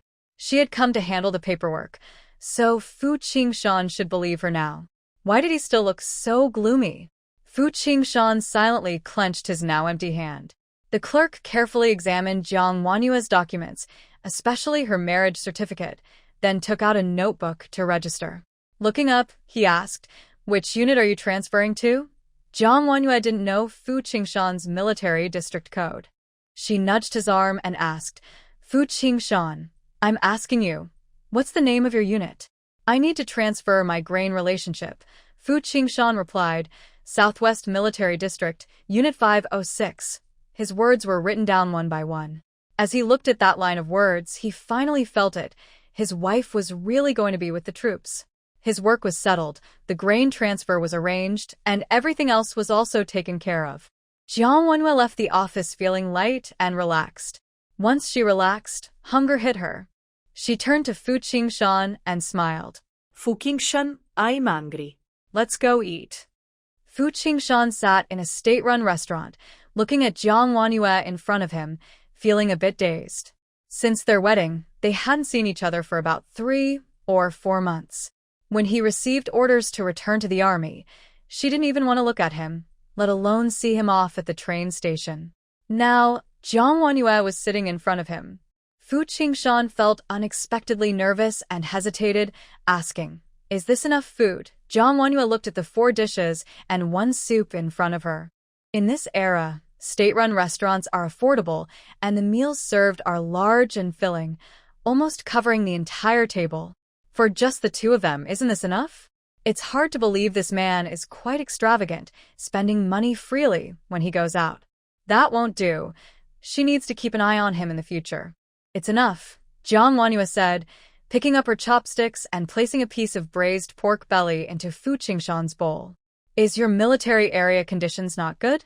The army's meals can't compare to this. Since it's a rare opportunity, eat more, Fu Qingshan responded quietly. Okay. They both picked up their chopsticks and started eating. Jiang Wenhua was truly hungry. Since she had the 2 little ones, she often felt starving. She thought she should carry some small cookies and candies with her in the future, or it would be too uncomfortable to go hungry. Although she was hungry, she ate slowly. First, she tasted each of the 4 dishes a few bites. All of them were delicious. One dish, scrambled eggs with chives, was especially tasty. The chives were crisp and tender, and the eggs fragrant. She ate quite a lot. The man across from her, looking fierce and rough, subtly moved that dish closer to Jiang Wenhua, making it easier for her to eat. Jiang Wenhua noticed this small detail and looked up at Fu Qingshan with a smile. That smile made her lovely face glow like a peeled boiled egg, temptingly attractive. Fu Qingshan paused with his chopsticks, his eyes darkening slightly. He quickly looked down to eat, then glanced at Jiang Wenhua again, and lowered his head to continue eating, as if Jiang Wenhua was a delicious dish that made him want to eat more. Jiang Wenhua had a small appetite and soon finished eating. She put down her chopsticks, wiped her mouth, and said, Fu Qingshan, I'm full. There's still so much food left. Eat more, don't waste it. After she said this, she realized her worry was unnecessary. As soon as she finished speaking, Fu Qingshan suddenly sped up his eating, devouring everything like a whirlwind. The plate, which was about 6 or 7 parts full, quickly became empty, leaving only some sauce behind. It turns out that Fu Qingshan deliberately slowed down earlier, waiting for her to finish eating first, and not competing for the food. Fu Qingshan eats quickly, swallowing large bites of food without much chewing, probably because of his military training. However, he is not rude and does not have the bad habit of smacking his lips. Jiang Wenhua is quite pleased. Moreover, it proves that 4 dishes and 1 soup are not enough for him. With his big build, eating more is normal. She can handle 3 people alone, and Fu Qingshan can handle 3 as well. It seems that in the future, they should cook more at home. After finishing his meal, Fu Qingshan put down his chopsticks. When he looked up, he saw Jiang Wenhua resting her chin on her hand, her eyes bright and almond-shaped, speaking lazily and sweetly. Fu Qingshan, do you have plans this afternoon? Come with me to a place. Jiang Wenhua is not going anywhere special. She is going to the department store. She carefully thought about it. Nowadays, most people buy things at supply and marketing cooperatives. Even if she follows the army to a remote place, there will definitely be a supply and marketing cooperative or a sales point. So she doesn't need to worry about those items. But some things are only sold in department stores. The bigger the city, the more bustling the department stores and the more items they sell. Even if Fu Qingshan doesn't show up today, Jiang Wenhua originally planned to go to the department store. After buying things, she could put them directly into her space. Now that Fu Qingshan is here, with his physique and build, there's nothing he can't carry. Jiang Wanyue and Fu Qingshan walk into the department store together. She glances around at the various goods and first heads to the candy counter. All kinds of colorful fruit candies and large white rabbit milk candies are available. The prices differ greatly, especially the white rabbit milk candies, which only city folks can afford. Comrade, hello. I want 3 jin of these mixed fruit candies. And 2 jin of white rabbit milk candies. Please pack them. Okay, I'll get them right away. Seeing that they are a young couple, handsome man and beautiful woman, the clerk smiles and suggests, Comrade, the wrapping paper for these fruit candies is red. I'll get some extra for you. It's festive and lucky. Jiang Wanyue immediately understands that the clerk thinks they are a newlywed couple buying wedding candies, so they choose red packaging. She doesn't explain much, just nods and then shakes her head. Comrade, the candies are not enough. Add 2 more pounds of fruit candies for a total of 5 pounds. Also add 2 pounds of white rabbit milk candies, which should be packaged separately. She was calculating in her mind that mixing 5 pounds of fruit candies with 2 pounds of white rabbit milk candies would include both ordinary and expensive sweets, making it just right for giving away. As for the last 2 pounds of white rabbit milk candies, she could keep them at home to enjoy slowly. The shop assistant counted the candies and realized it was exactly 9 pounds. Usually, people buy only 1 or 2 pounds of wedding candies, so she was surprised to see someone buy so much. It was the first time she encountered such a large purchase. She glanced at Jiang Wanyue with some surprise, then quickly resumed her work, efficiently weighing the candies. Comrade, here are your candies, 5 pounds of fruit candies and 4 pounds of white rabbit milk candies. Please take a look. Okay, thank you. I'll pay now. Jiang Wanyue lowered her head, about to take out the money from her bag, but someone reached out before she could. Fu Qingshan said, I'll pay. The shop assistant happily took the money from him, handed back the change, and handed over the 9 pounds of candies to Fu Qingshan. Comrade, here you go. Jiang Wanyue watched silently, raising an eyebrow. She couldn't tell that this rough-looking man was so attentive, knowing he needed to pay. Seeing this, she didn't argue with Fu Qingshan. After all, they were married, and it didn't matter who paid. She put the half of her wallet back quietly. As they left the candy counter, Fu Qingshan asked a question he had been holding back for a long time. Do you like eating candy? Candy is sweet. Of course I like it. Jiang Wanyue turned to look at Fu Qingshan and smiled gently. I bought so much candy. You don't think I'm going to eat it all by myself, do you? Fu Qingshan frowned slightly, a hint of doubt on his face. Isn't that what you're doing? Jiang Wanyue explained helplessly. Even if I like eating it, I can't eat so much at once. Plus, pregnant women shouldn't eat too much sugar, as it can raise blood sugar and cause risks during childbirth. I can only eat 1 or 2 pieces occasionally. Fu Qingshan silently remembered what Jiang Wanyue said but still didn't understand. Then why did you buy so much candy? Fu Qingshan, when we got married, did you give out wedding candies in the army? And in the family compound, was it divided among everyone? Jiang Wanyue looked at Fu Qingshan and asked. Fu Qingshan was slow to understand, and shook his head. Jiang Wanyue thought to herself, as expected. She continued, that's right. The wedding candies I didn't give out earlier need to be made up now. Later, I will divide the candies, 1 part for your comrades, and the other for the neighbors in the family compound. Since I plan to stay there for a long time, giving some gifts when I arrive is a good idea. This clearly explained the purpose of so many wedding candies. Fu Qingshan was surprised and lost in thought. He didn't expect Jiang Wanyue to have already planned their future days. The feeling of being in the army became more real. He clenched the candies in his hand and asked, Do we need to buy anything else? Yes, of course. There are still many things to buy. Jiang Wanyue then headed to the fabric counter. She bought some nice fabric, including beautiful cotton cloth with small floral patterns and dark blue workwear fabric. She had looked at the original owner's wardrobe, full of pretty little dresses. Wearing such dresses in the military compound would be too flashy, so it was better to stay low-key during these special times. In a few months, her belly would grow larger.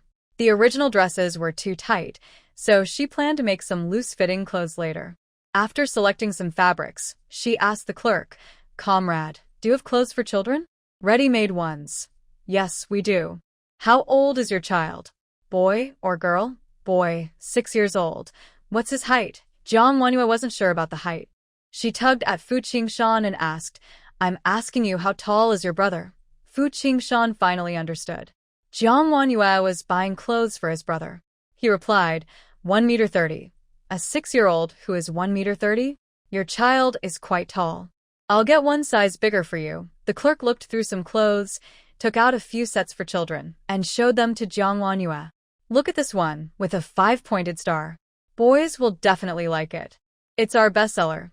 Jiang Wanyu examined the clothes carefully, feeling the fabric. It was a navy blue and white sailor shirt with a 5-pointed star embroidered on the chest, and the pants were long enough. She nodded. "All right, I want this one." "Comrade, could you also bring that one over there so I can see it?" The clerk looked in the direction Jiang Wanyu pointed and picked up a men's adult shirt, handing it to her. After taking the shirt, she held it up in front of Fu Qingshan. He instinctively moved back slightly. Jiang Wanyu patted his chest and said, "Don't move." She held up the clothes in front of Fu Qingshan, comparing their sizes, with a shy smile on her face. "Hee, I found it." Although it was just a brief moment, she touched the man's chest muscles, firm and strong. It was indeed very solid. After Jiang Wanyu touched him, Fu Qingshan stood very still, not daring to move. He even held his breath, afraid she would notice how fast he was breathing and how quickly his heart was pounding. He is tall and muscular, and most clothes are too small for him. Jiang Wanyu exchanged the clothes for another size with a shop assistant, carefully comparing and holding them up. Fu Qingshan remained still. "Are you buying clothes for me?" Jiang Wanyu looked up, her pupils bright. "Is that not okay?" Her eyes made him feel a little dizzy. His throat moved heavily. "All right." Jiang Wanyu smiled happily. "Okay, just this one." This time, Jiang Wanyu didn't let Fu Qingshan pay. She had her reasons. These items were gifts for Fu Qingshan and the child. It wouldn't be right to use Fu Qingshan's money, and there would be plenty of times later when Fu Qingshan would pay. An hour later, Jiang Wanyu had bought a lot of things of various sizes, and Fu Qingshan was carrying many bags.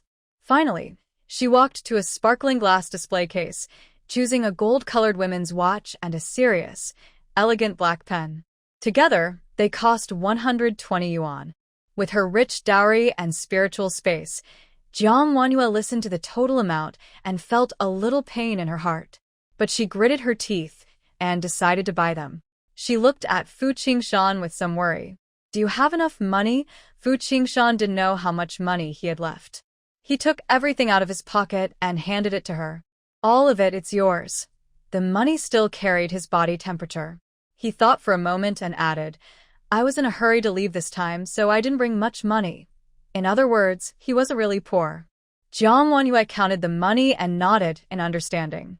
"I know you send money to me every month. That's a good habit." "Comrade Fu, please keep it up."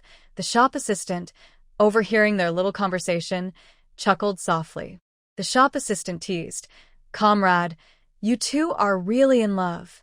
At this moment, Jiang Wanyu blushed slightly, looking both charming and shy, with a touch of bashfulness that made her hard to look away. Jiang Wanyu and Fu Qingshan went shopping at the department store, and Fu Qingshan saw her spending ability firsthand. When they returned home, it was just evening. Many families in the compound were cooking at their doorways using coal stoves. People coming and going could see everything. When they saw Jiang Wanyu return, they greeted her casually. "Young lady of the Jiang family, you're back from work." Then they noticed the soldier man carrying big and small bags following her. Neighbors knew Jiang Wanyu was married, and they heard her husband was a hero in battle. But no one knew what Fu Qingshan looked like. Nowadays, when a woman and a man walk together, it often attracts gossip. Especially for a beautiful girl like Jiang Wanyu, more people started staring. Since her husband wasn't around, no one knew her situation. An aunt named Chen, who was familiar with the Jiang family, pulled Jiang Wanyu aside and asked, "Yeah, who is he? Can you introduce him to us?" While speaking, she squinted and looked closely at Fu Qingshan. Jiang Wanyue asked, "Annie Chen, are you really that curious?" Annie Chen chuckled and said, "I'm just worried about you. Afraid neighbors might misunderstand. We're all watching you grow up, so we know your personality. Someone we don't know definitely wouldn't be brought home." Although she spoke kindly, her eyes showed curiosity and interest. Jiang Wanyue saw this clearly. Jiang Wanyue replied to Annie Chen, "Annie, since everyone is here, why don't you ask directly? That way, I won't have to say it and you won't believe it." Annie Chen smiled and patted Jiang Wanyue's hand. "You little girl, are you trying to embarrass me?" Despite her words, Annie Chen showed no politeness to Fu Qingshan and asked directly, "Comrade, what is your relationship with Ye?" She glanced at Fu Qingshan's shoulder insignia, 1 bar with 2 stars. It was impressive. At such a young age, he was already at the regiment level. If they weren't related, how could she know him? She might even introduce him to her daughter, who is 19 and of marriageable age. Next, sister-in-law Chen heard a sentence that made her freeze in place. "Auntie, I am Ye's partner, Fu Qingshan." Fu Qingshan's reply was simple and direct, with a deep voice that carried the sharp decisiveness of a soldier. "Auntie Chen." She looked embarrassed. Jiang Wanyue reached out and held Fu Qingshan's arm, pulling him past Auntie Chen. "Auntie Chen, we're going home now. We'll talk more next time." After Jiang Wanyue and Fu Qingshan left, another neighbor came over and whispered to Auntie Chen, "Is he really Jiang family's daughter's husband?" With such conditions, Jiang's daughter still cries and throws tantrums about not wanting to marry. She must be dreaming of flying high and eating dragon meat. Did you see what he's carrying? All bought from the department store, probably a gift for his parents-in-law.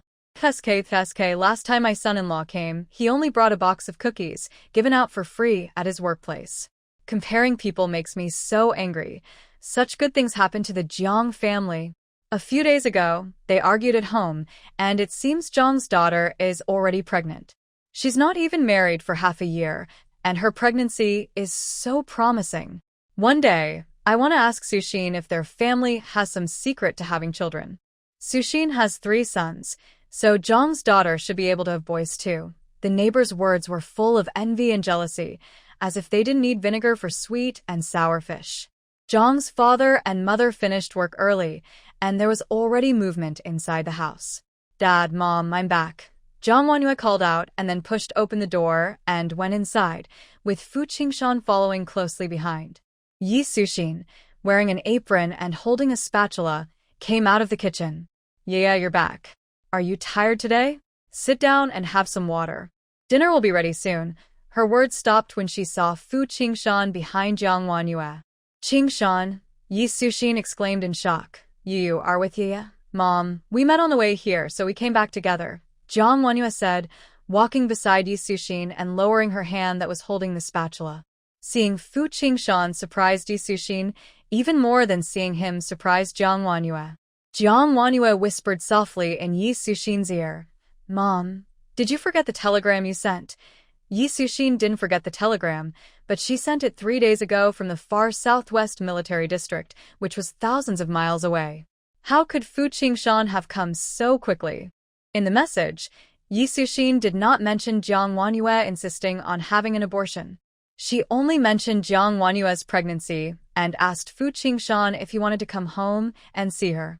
She wanted to give the young couple a chance because Fu Qingshan is the father of the child. She didn't want him to be unaware and miss out on meeting his first child.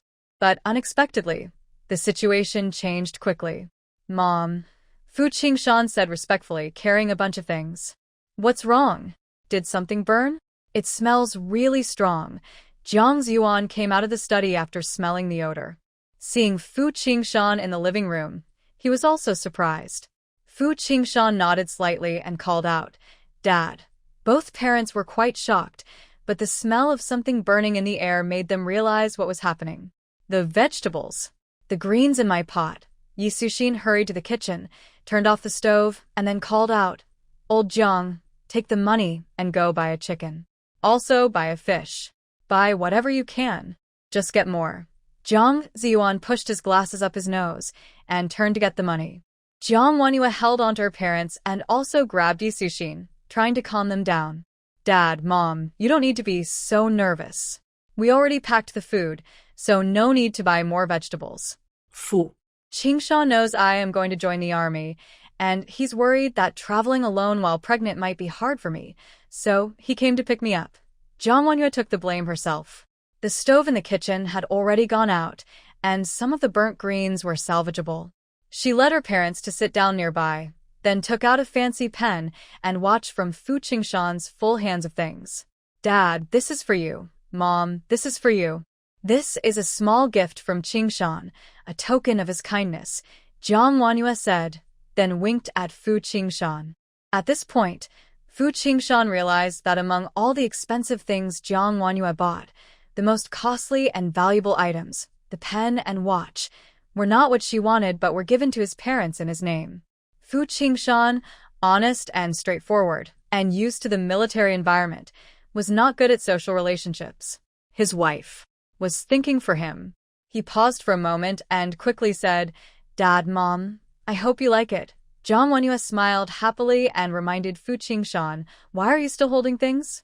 Find a place to put them down and sit down to eat. Family is family. Why be so polite about passing things around? Jiang Ziyuan said with a bit of a complaint, but he held his pen and had a big smile on his face. Yi Suxin smiled even more happily and asked worriedly, Is it expensive? How much did it cost? My parents both work and earn good wages. I should go get the money and return it to you. Mom, we're family. This is a little gift from your son-in-law. Just accept it happily. Jiang Wanhua took out her watch and put it on Yi Suxin's wrist. Mom, it looks good on you. Tomorrow, you can show it off to Aunt Chun and the others. Yi Suxin, who is elegant and cheerful, smiled happily. You're such a sweet talker. Always charming me when I was little. I just heard Aunt Chen's voice in the kitchen. Is she bothering you again to ask about things? Or maybe Yaya is right. When I go to work tomorrow, I'll find her and have a good chat to show off. Has Aunt Chen's daughter not married yet? Jiang Ziyuan asked. No, she hasn't married. Aunt Chen is busy looking for a good match for her. Most people aren't interested, Yi Suxin snorted. I know what she's thinking. When I was young, she liked to compare herself with me, comparing her husband to mine, then her daughter. She was always jealous because I had 3 sons. Now she still wants to compare whose daughter married better. I don't believe she can find a son-in-law better than Qingshan. Yi Suxin's words were sincere praise for Fu Qingshan and also a hope that Jiang Wanhua would listen and that their marriage would grow even stronger. Parents always think a lot for their children. That night, the family had a lively dinner. Not only did Yi Suxin cook the food herself, but Jiang Wanhua also brought back roast duck and marinated dishes. The meal was very rich. Even a plate of burnt vegetables was placed on the table. At noon, Jiang Wanhua had already seen how much Fu Qingshan could eat, so during dinner that evening, she only glanced at him briefly and quickly realized he was restraining himself. After all, they were at her parents' house, and any man would feel nervous. But when it came to the tall and strong Fu Qingshan, Jiang Wanhua found this scene a bit funny. She believed that Fu Qingshan wouldn't be nervous on the battlefield facing enemy shells and bullets, but at this moment, he didn't even dare to eat more than a bite of rice. So every time Fu Qingshan slowed down his chopsticks, Jiang Wanhua would pick a piece of food and put it into his bowl. Sometimes it was roast duck, sometimes tofu. She smiled and said, Keep eating. Fu Qingshan paused slightly, then continued eating, taking big bites. He finished 3 bowls of rice, and even the burnt green vegetables that Yi Suxin had cooked were all eaten by him. Is this what it feels like to feed someone? Jiang Wanhua experienced it for the first time and felt quite good, like enjoying a live food broadcast. During this time, she didn't notice Yi Suxin's expression. Especially when Jiang Wanhua first scooped food for Fu Qingshan, Yi Suxin looked at her in disbelief, wide-eyed and stunned, then immediately turned to exchange a look with Jiang Ziyuan. Their daughter Yaya has always been delicate and spoiled, always insisting on having the best food and things for herself. But now, she even cares about others? Jiang's parents didn't know exactly what had happened between Jiang Wanhua and Fu Qingshan. Their relationship suddenly improved, and they even seemed to have developed some feelings. This made Yi Sushin very happy. Especially after a few rounds of scooping food, Jiang Wanyue, with a small appetite, finished eating and sat at the table chatting with her parents. She secretly played a trick, deliberately scooping a piece of burnt green vegetable for Fu Qingshan, smiling as she said, "Keep eating." Yi Sushin glared at her irritably and warned, "Yeah, stop messing around," but before she finished speaking, the burnt green vegetable had already gone into Fu Qingshan's mouth. He said nothing, silently eating the bitter-tasting food. Even though he knew Jiang Wanyue was doing it on purpose, he pretended not to notice and accepted it all. Yi Sushin was both angry and amused. She patted her daughter and said, "Yeah, don't cause trouble. Fu Qingshan, my girl can be a bit mischievous sometimes. Don't spoil her too much." At that moment, her motherly worries finally eased completely. She could confidently entrust Jiang Wanyue to Fu Qingshan and was also at ease with them going to join the army together. After dinner, Jiang Ziyuan pulled Fu Qingshan into the study. He probably wanted to ask about the military and the compound, but it was not appropriate to talk in front of Jiang Wanyue, so they discussed privately. Yi Sushin also took Jiang Wanyue into the room. She said, "Yeah, come in with Mom. I have something to give you." This scene felt a bit familiar. Jiang Wanyue joked, "Mom, are you going to give me a dowry too?" Then Yi Sushin opened the wardrobe, took out a wooden box from the back, just like what second uncle Jiang Yuerong did. Holding the wooden box, she said, "Who else would give you a dowry?" "Second uncle," Jiang Wanyue explained. "Actually, it's from Grandpa. I had a fight with Grandpa recently, and he got angry. So the dowry he planned to give me was kept with second uncle first. When second uncle knew I was going to join the army, he gave it to me last time we met." Jiang Wanyue gestured a number and said to Yi Sushin, "Mom, Grandpa gave me this amount, plus a lot of money." "There's quite a bit." She smiled happily, looking a little greedy. Yi Sushin also smiled after hearing that. "Since Grandpa gave it to you, it's yours. Keep it safe. You might need those bills when you're in the army. Don't overwork yourself. This is also part of your dowry, given by your maternal grandfather." As she spoke, she placed the small wooden box in front of Jiang Wanyue. Jiang Wanyue was surprised. Grandpa, her maternal grandfather, was a businessman from Shanghai, from a family with 100-year legacy. Whatever he sent was definitely not ordinary. Yi Sushin looked at Jiang Wanyue with bright, sparkling eyes, her playful expression just like when she was a child begging for candy. "Yeah? Open it and see." Jiang Wanyue couldn't wait and opened the box. Inside, she saw jewelry. Describing it with just 4 words wouldn't do it justice.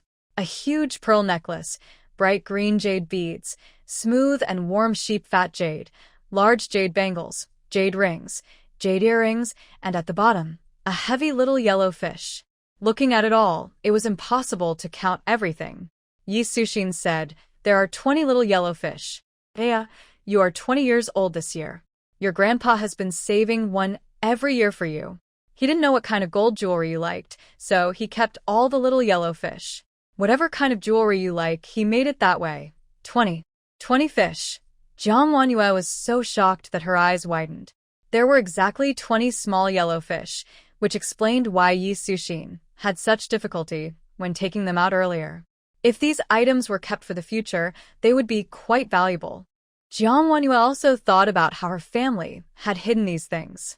No wonder the Revolutionary Committee found so many evidence of wrongdoing when they came to the door in the original story. "Mom, you didn't let anyone see these, right?"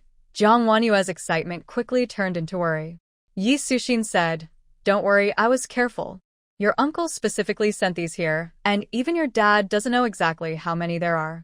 Yeah, this is your dowry from your grandfather. It should have been given to you before your wedding, but, Mom, I was too naive back then." Jiang Wanyue interrupted. "It's all in the past. Now that you're grown up," Yi Sushin smiled happily. "I wasn't comfortable giving it to you before, but now I am. Yeah, I have something else to tell you." Jiang Wanyue listened carefully to what Yi Sushin was about to say. Being in the army isn't easy. There will be disagreements between husband and wife. Don't be as stubborn as before. No matter what, always understand and support each other, work together, and live steadily. But Yi Sushin suddenly changed her tone. As women, we have to stand up for ourselves when needed. These are your confidence. Whether it's the one your grandfather gave you or this one, you must keep them well. You don't need to tell Qing Shan everything. Just know yourself. If Qing Shan treats you badly, buy a train ticket and come back. This will always be your home. Your parents will always support you. Unknowingly, Jiang Wanyue's eyes filled with tears, and a layer of moisture appeared in her eyes. During these days, not only did she feel the warmth of home from Yi Sushin and Jiang Ziyuan, but she also felt their endless love. Mom. Jiang Wanyue suddenly hugged Yi Sushin tightly, choking on her words. Mom, I can't bear to leave you and Dad. I don't want to go. Yi Sushin's eyes also turned red. She laughed and cried, patting Jiang Wanyue's back. Silly girl, what are you saying? Are you teasing your mom? I believe Qing Shan is trustworthy. You must live a good life, understand? Mom, I will. Jiang Wanyue replied. The mother and daughter shared many heartfelt words. When Jiang Wanyue finally left Yi Sushin's room, she was carrying a heavy wooden box and also a small medical kit. She returned to her own room and found Fu Qingshan inside. Jiang Wanyue's room was small, tidy, and warm, full of the cozy atmosphere of a young girl's life. Fu Qingshan stood inside, able to smell the lingering scent of Jiang Wanyue on the air. He couldn't quite describe it, but it was a fresh, sweet, and pleasant smell that made his heart feel a little itchy when it wafted to his nose. The room had many feminine touches, like a light pink knitted sweater, a soft lace scarf, and clean-looking sheets and blankets. Fu Qingshan's deep black eyes glanced at Jiang Wanyue's bed, then quickly looked away, afraid he might lose control of his thoughts. He could only silently recite war theory practice in his mind. When Jiang Wanyue opened the door, she saw a tall figure standing there, making her feel tense in her small room. Even though Fu Qingshan's head was almost touching the hanging light bulb, everything around him seemed to be under his watch, as if hiding the most dangerous person. She looked at Fu Qingshan's back and asked, "What are you doing?" Fu Qingshan quickly turned around when he heard her, a guilty look flashing across his face. He was afraid Jiang Wanyue might see what he was thinking, so he quickly shook his head and said, "Nothing. You're back." Seeing Jiang Wanyue holding something, he instinctively reached out to take it. Jiang Wanyue remembered Yi Sushin's advice and didn't hand the item over. She said, "It's okay. These things aren't heavy. I can carry them." She carried the wooden box to her desk, placed the items down, and then thud. The weight of 20 small yellow fish was not light, and the box made a loud sound when she set it down. Embarrassed, Jiang Wanyue looked back and saw Fu Qingshan's face was calm, with no sign of questioning, which made her feel relieved. She pulled a chair in front of the desk for him and said, "Fu Qingshan, don't stand there. Sit down." He was too tall. Every time Jiang Wanyue looked at him, she had to tilt her head up, making her neck sore. Fu Qingshan sat down quickly. Jiang Wanyue opened the second box, which was the medical kit that Yi Sushin had given her last.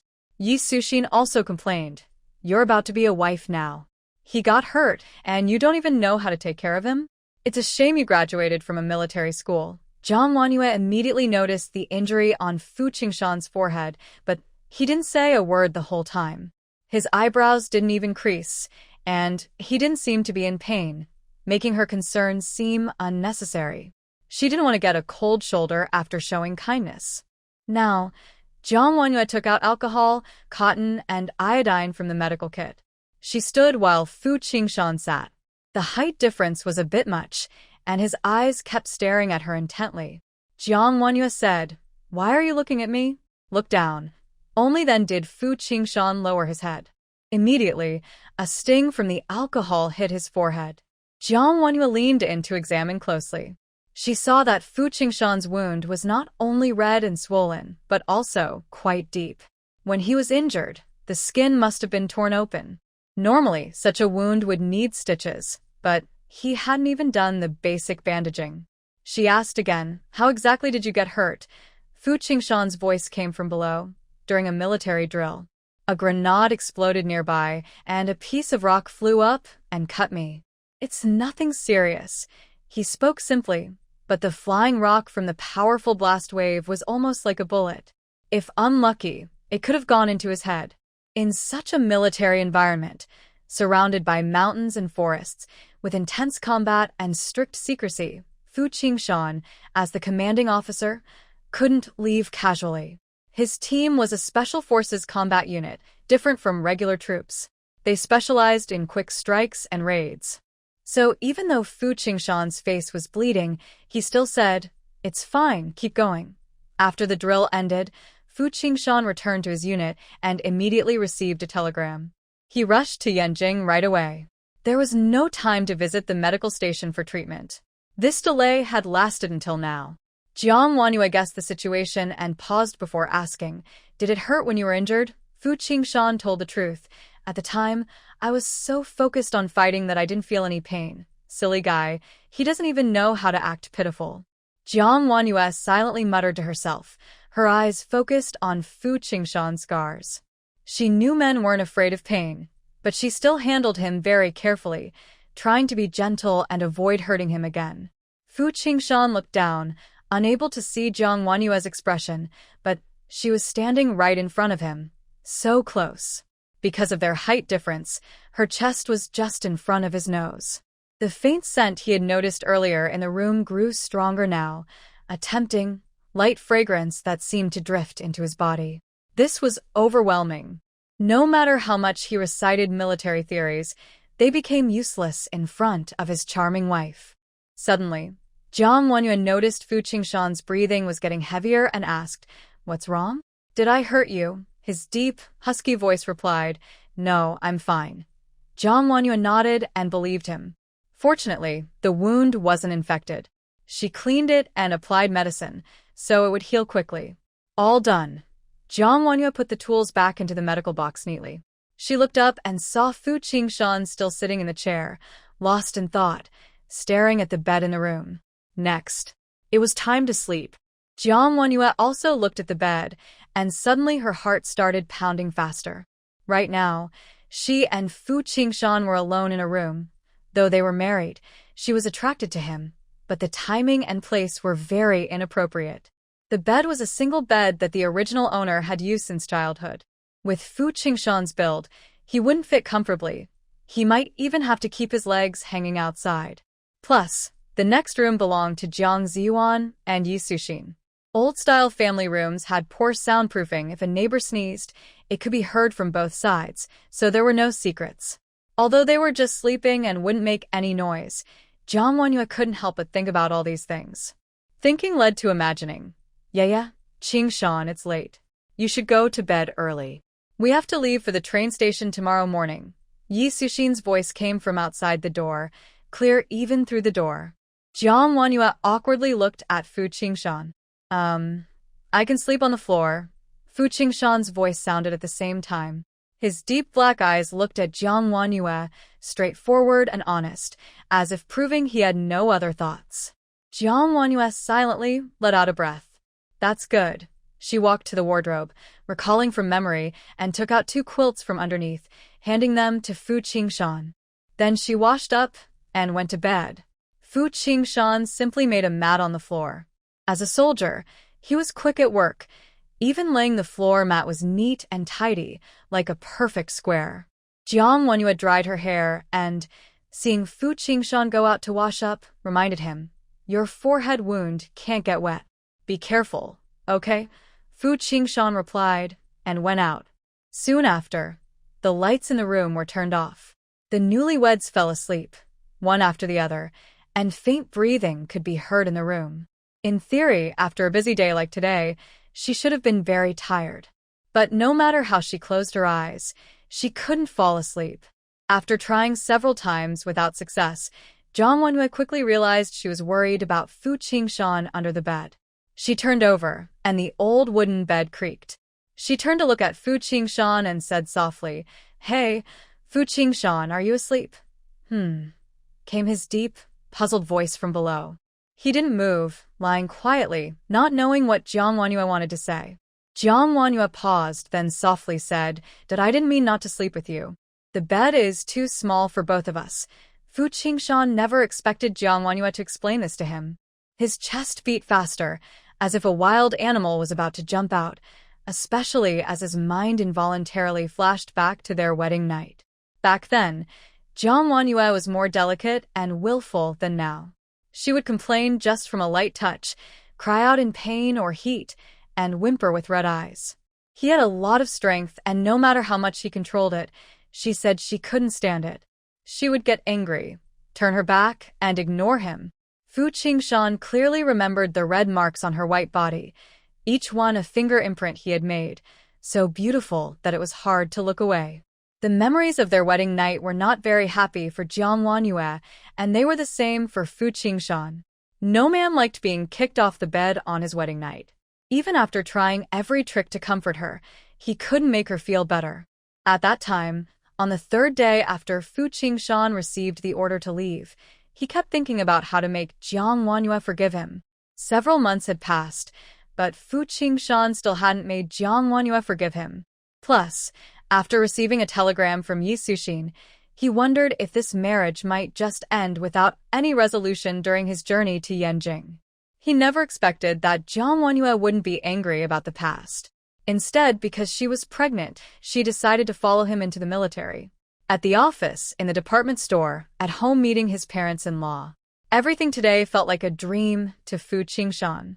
Especially just now, when Jiang Wanyue came out after her shower, wearing a light, thin sleepwear. Her limbs and chest were exposed, all white and smooth, like a peeled egg. All of this suddenly brought Fu Qingshan's memories back to their wedding night.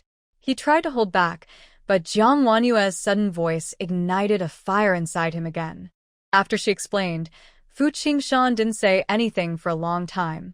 She frowned. Surely the man who is just awake wouldn't fall asleep so quickly, right? Jiang Wanyue propped her head up, sat up slightly, looked down below, and just as she was about to speak again, she finally heard the man's voice. Yes, I understand, Fu Qingshan responded softly. The bed in the military district's family housing is big enough for both of us. Hearing this, a wave of warmth surged from Jiang Wanyue's feet to her head. She was worried Fu Qingshan was overthinking, but she didn't expect that his thoughts had already drifted to the future, still about sharing a bed as husband and wife. A flirt. Jiang Wanyue silently cursed in her heart, then pulled the blanket over and turned away, no longer looking at Fu Qingshan, closing her eyes to sleep. Yanjing, train station. Fu Qingshan's status was special, and he had limited leave. To avoid affecting his unit's daily training, Jiang Wanyue didn't stay long. She contacted Jiang Yuerong to confirm that Jiang Xinyo had truly gone to the countryside, then packed her bags and headed to the train station. She handed her daily necessities to Fu Qingshan. She had 2 large suitcases, and all other valuables were stored in her personal space. The train station was busy with people coming and going, everywhere filled with travelers boarding trains. The movement of going to the countryside was lively, with many young people volunteering to go to the most difficult places to help build the country. This train is heading to the southwestern border area, where conditions are poor. During the third-line construction period, there was a big need for workers. Many young people on the train station are about the same age as Jiang Wanyue. They are all sent-down youth from the countryside. Fu Qingshan took off his military uniform and put on the clothes Jiang Wanyue picked out for him at the department store.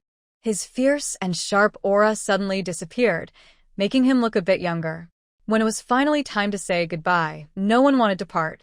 Yi Suxin tightly held Jiang Wanyue's hand, speaking endlessly. Yeah, you must write more letters, send more telegrams, and remember the phone numbers at your dad's office and your second uncle's. If there's something important, just call directly. Stay in touch with the family. Mom, don't worry. When I get to the military district, I'll send a telegram right away. Don't worry about me. With Qingshan here, he will take care of me. You and Dad stay safe at home. Don't work too hard. Don't be stingy with the grain coupons. Exchange some fine rice, and take care of your health. Jiang Wanyue's detailed reminders made her eyes water, without her realizing. Not far ahead, the loud sound of a train whistle announced that the train was about to leave. Jiang Wanyue finally hugged Jiang Ziyuan and Yi Suxin tightly. She whispered in Yi Suxin's ear, Mom, I left something under my pillow. when you go back, remember to check. Fu Qingshan slightly bowed to the two elders. Dad, Mom, I'm taking Yaya with me. Go quickly, get on the train. Yaya is a person now. Qingshan, you need to take good care of her. Yi Suxin watched them board the train. Her daughter, whom she had raised for 20 years, was now going to a place thousands of miles away. This was the first time they were separated by such a distance. She couldn't help but cry, took out a handkerchief and wiped her eyes. They watched Fu Qingshan and Jiang Huanyue get on the train. As the train rumbled away and disappeared from sight, they only left the station after it was completely out of view, then turned to go home. Back at home, everything became quiet. The small house felt empty. Jiang Ziyuan sat in the living room, lost in thought and looking sad. Yi Suxin still remembered what Jiang Huanyue said last. She went into the room, picked up Jiang Huanyue's pillow, and saw a bundle of tickets tied with a string. Jiang Huanyue had only been working for a few months, so she couldn't have saved so many tickets. The only explanation was that they were her dowry from Grandpa Jiang. She didn't take everything. She left some for Yi Suxin, worried that Yi Suxin might not be able to handle it, so she secretly kept it. Yi Suxin took out the money and went to the living room to show Jiang Ziyuan. Old Jiang, look at this. Yaya left it for us. Maybe she's worried we won't have enough food. Sigh. Our daughter has really grown up. After hearing this, Jiang Ziyuan thought for a moment, looked up at Yi Suxin, and said with emotion, don't you think Yaya seems to be turning back into her childhood self? On the train, Jiang Huanyue and Fu Qingshan sat in the same carriage as the young educated youths going to the countryside. A group of young people, full of energy, sang patriotic songs about building the country. Some even wore big red flowers on their chests. Although they didn't know each other, they quickly introduced themselves enthusiastically after getting on the train. Opposite them sat a young man and a young woman. After Jiang Huanyue and Fu Qingshan sat down, the man across the aisle kept looking at Jiang Huanyue, while the woman looked at Fu Qingshan. Jiang Huanyue has fair skin and outstanding looks. Even among a group of young girls, she was one of the most beautiful. Not only did the man across the aisle stare at her, but others also turned to look. However, Fu Qingshan was very tall and strong, and people around didn't know his background, so their glances were quickly withdrawn. The young man smiled at Jiang Huanyue and Fu Qingshan, then introduced himself. Hello, my name is Li Xuejuan. I am a university graduate and the leader of this group of young people going to the countryside. If you need any help during the trip, just tell me. Nowadays, university students are very precious, like gold. It seems that Li Xuejuan's family must have some connections, or he wouldn't have been able to finish university smoothly. Jiang Huanyue and Fu Qingshan smiled politely and nodded at Li Xuejuan. Seeing that Li Xuejuan spoke, Wu Fangfang, sitting next to him, also spoke up. Hello, my name is Wu Fangfang. I am also a university student. We are classmates and went to the countryside together as part of the same group of young educated youths. Wu Fangfang took out a lunchbox from her bag, revealing a bowl of peanuts inside. I'm offering you some peanuts. My family cooked them, and they smell really good. Wu Fangfang smiled warmly, her eyes especially eager, glancing subtly at Fu Qingshan. Please help yourselves. Don't be polite to me. Are you also going to the countryside as young educated youths? Maybe we will end up in the same production team. Fu Qingshan looked at Wu Fangfang, who was especially enthusiastic across from him, but said nothing. His heroic face slightly frowned. He looked at the peanuts Wu Fangfang deliberately brought to him, probably thinking about various military rules in his mind, not taking a single needle or a thread from the people, not eating a single peanut from the crowd. Seeing that Fu Qingshan did not respond, Wu Fangfang deliberately pushed the peanuts toward him again, acting as if she hadn't noticed Jiang Huanyue. Fu Qingshan is a straightforward person who doesn't understand a girl's feelings. Jiang Huanyue, from the moment she got in the car, had already sensed Wu Fangfang's intentions. Wu Fangfang's gaze on Fu Qingshan was just like how she looked at him, full of desire for his body. Jiang Huanyue spoke to change the subject. Comrade, thank you for your kindness. My partner and I are not hungry. She politely declined and pushed Wu Fangfang's box of peanuts back to her. Wu Fangfang was stunned. You. He. Is he your partner? Are you married? Aren't you siblings? At this moment, Fu Qingshan suddenly spoke in a firm voice. We are not siblings. We are married. His deliberately lowered voice carried a hint of barely noticeable anger. Men who are mistaken for siblings, along with Jiang Wanyue, felt annoyed. Jiang Wanyue smiled softly and said, Is it because we look a bit alike that we were mistaken for siblings? Maybe we have a married couple look. That's a good way to say it. Married couple look, which made Wu Fangfang's face lose color and look embarrassed. Everyone could see that Jiang Wanyue was charming and graceful, while Fu Qingshan was tall and strong. There was no resemblance at all. They also appeared very close, so most people would think they are a married couple. Wu Fangfang, however, suspected there was something else going on in her mind, so she ignored everything and deliberately believed they were siblings. As Jiang Wanyue spoke, laughter came from behind them nearby. Ha ha ha, Wu Fangfang, it seems your eyesight isn't very good. You should wear glasses. Wu Fangfang, you never said you were nearsighted at school. Why can't you see clearly now that you're on the train? I'm hungry. I didn't eat breakfast because I wanted to catch the train. Wu Fangfang, can you share some of your peanuts with me to fill my stomach? A group of classmates they knew surrounded them, teasing Wu Fangfang. Wu Fangfang closed the open lunchbox and silently put it into her backpack. She muttered softly, Even if I give it to the dog, I won't share with you. Humph. She hummed and got up from her seat, moved to another spot, and sat with other female classmates, keeping a distance from Jiang Wanyue. Li Xuejuan smiled shyly at Jiang Wanyue and Fu Qingshan. He took a book out of his backpack, said nothing, and started reading slowly. Jiang Wanyue listened to the rumbling sound of the train and yawned softly. The train would take over 40 hours to reach the southwest. It was just the beginning, and the conditions were very basic. No sleeper cars, just simple seats. Thinking about it, she already felt tired. Fu Qingshan asked with concern, Are you sleepy? Didn't sleep well last night. Jiang Wanyue just yawned again, her slender eyes moist and shining with a hint of water. She glared at Fu Qingshan in annoyance. It wasn't anyone's fault she didn't sleep well, just because of what the man said yesterday. Now wasn't the time to be angry. Jiang Wanyue looked at Fu Qingshan's shoulders, strong and broad, a perfect pillow. She tugged at Fu Qingshan's arm, sit a little to the side, lower a bit. While speaking, Jiang Wanyue leaned her head against his shoulder, tested the height, adjusted to a comfortable position, then slowly closed her eyes and relaxed into sleep. Jiang Wanyue stopped moving, and Fu Qingshan stayed still as well. He gave his shoulder to Jiang Wanyue.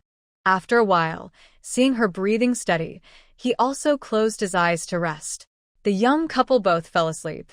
On the opposite side, Li Xuejuan looked at his book while turning pages, feeling a bit envious and silently lowering his head. Jiang Wanyue slept through the rest of the journey without waking. Since there was nothing to do on the train, she simply kept her eyes closed, pretended to sleep, then touched her arm to enter the spirit treasure space. It was time to harvest the spiritual fields and store large amounts of supplies in the warehouse. Jiang Wanyue also found that the spirit treasure space was spacious and had fresh air, so she wasn't affected by the cramped environment of the train. She felt very comfortable. She was immersed in this feeling, very happy. This surprised Fu Qingshan greatly. Seeing Jiang Wanyue sleeping continuously, only waking up to use the bathroom or eat a little, then falling asleep again, Fu Qingshan wondered if everything was okay. When night fell and they finished dinner, he couldn't hold back and asked Jiang Wanyue, Yeah, you've been sleeping all day. Are you feeling unwell? Fu Qingshan placed a bun, an egg, and some hot water in front of Jiang Wanyue, preparing a simple dinner. Jiang Wanyue didn't complain and took a bite of the bun. Fu Qingshan, don't worry. It's normal. Fu Qingshan looked confused. Normal? Jiang Wanyue nodded seriously and softly explained, I'm pregnant now. Pregnant women tend to sleep a lot, so it's normal. I graduated from a health school, so I know some medical facts. I see. Fu Qingshan nodded, believing her words, but still asked with some concern, Are you going to sleep later? Jiang Wanyue was about to nod when she noticed Fu Qingshan's furrowed brow and worried eyes. She shook her head and said, Not for now. Fu Fu Qingshan, let's talk. Tell me about the army. I've never been a soldier, so I don't know what it's like. When Fu Qingshan heard she wouldn't sleep anymore, he let out a breath of relief. Life in the army is boring and dull. In the past, it was fighting on the battlefield, not knowing if they would come back alive. Now, it's training day and night, dealing with enemies outside, and clearing out bandits hiding in the mountains. These dangerous things, Jiang Wanyue is too timid to want to hear about. Plus, Fu Qingshan is quiet and not good at talking, so he doesn't know what to say. But Jiang Wanyue's bright, almond-shaped eyes looked at him with sparkle and innocence, making Fu Qingshan's throat move. Do you really want to hear? Yes, she replied. He said, I told you when I first joined the army, it was in basic training. That night, Jiang Wanyue fell asleep leaning on Fu Qingshan's shoulder. As she slept, she didn't know when a piece of clothing was draped over her, keeping her warm. By the next morning, she hadn't woken up yet. She was finally awakened by the crying of a child. wow, wow, wow. Wow, wow, wow. Wow, wow, wow. The noise gave Jiang Wanyue a headache. She opened her eyes and saw that the people sitting across from her were no longer Li Xuejuan and Wu Fangfang, but a middle-aged couple in their 40s, holding a child who was over a year old. The child was too young to speak and was lying in a blanket, crying loudly. Jiang Wanyue looked over and saw Li Xuejuan sitting diagonally across, squeezed together with his classmates. It was probably this couple didn't have tickets and were holding a child. He kindly gave up his seat for them. The child's crying not only woke Jiang Wanyue but also roused the nearby young workers from the countryside, who all turned to look in the direction of the crying. Someone couldn't help but complain. Whose kid is that? Why is he crying so loudly? Can't they soothe him? The middle-aged man among the couple smiled awkwardly at those around him. Saudi. My child is very young and scared on the train for the first time. We really apologize. He kept nodding and apologizing, but when he looked at his wife, he shot her a fierce glare. Jiang Wanyue, sitting opposite, saw this look clearly. She immediately sensed that this middle-aged couple was hiding something. The man lowered his voice and said harshly, What's going on? Why is the kid crying all the time?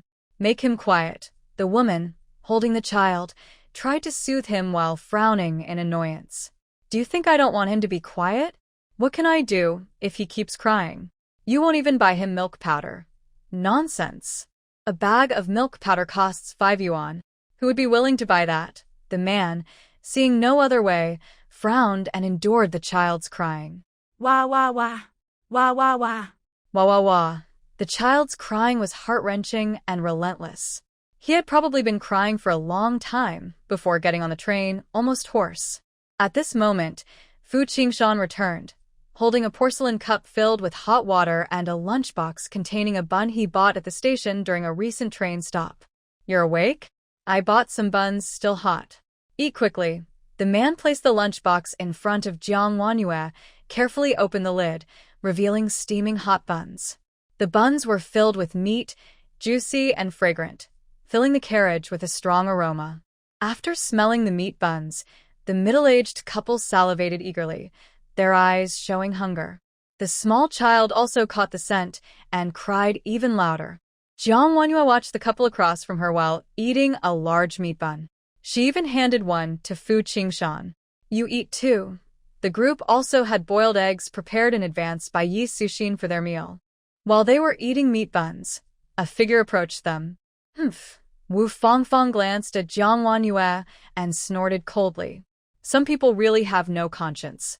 Seeing such a small child crying so hard, yet still able to eat.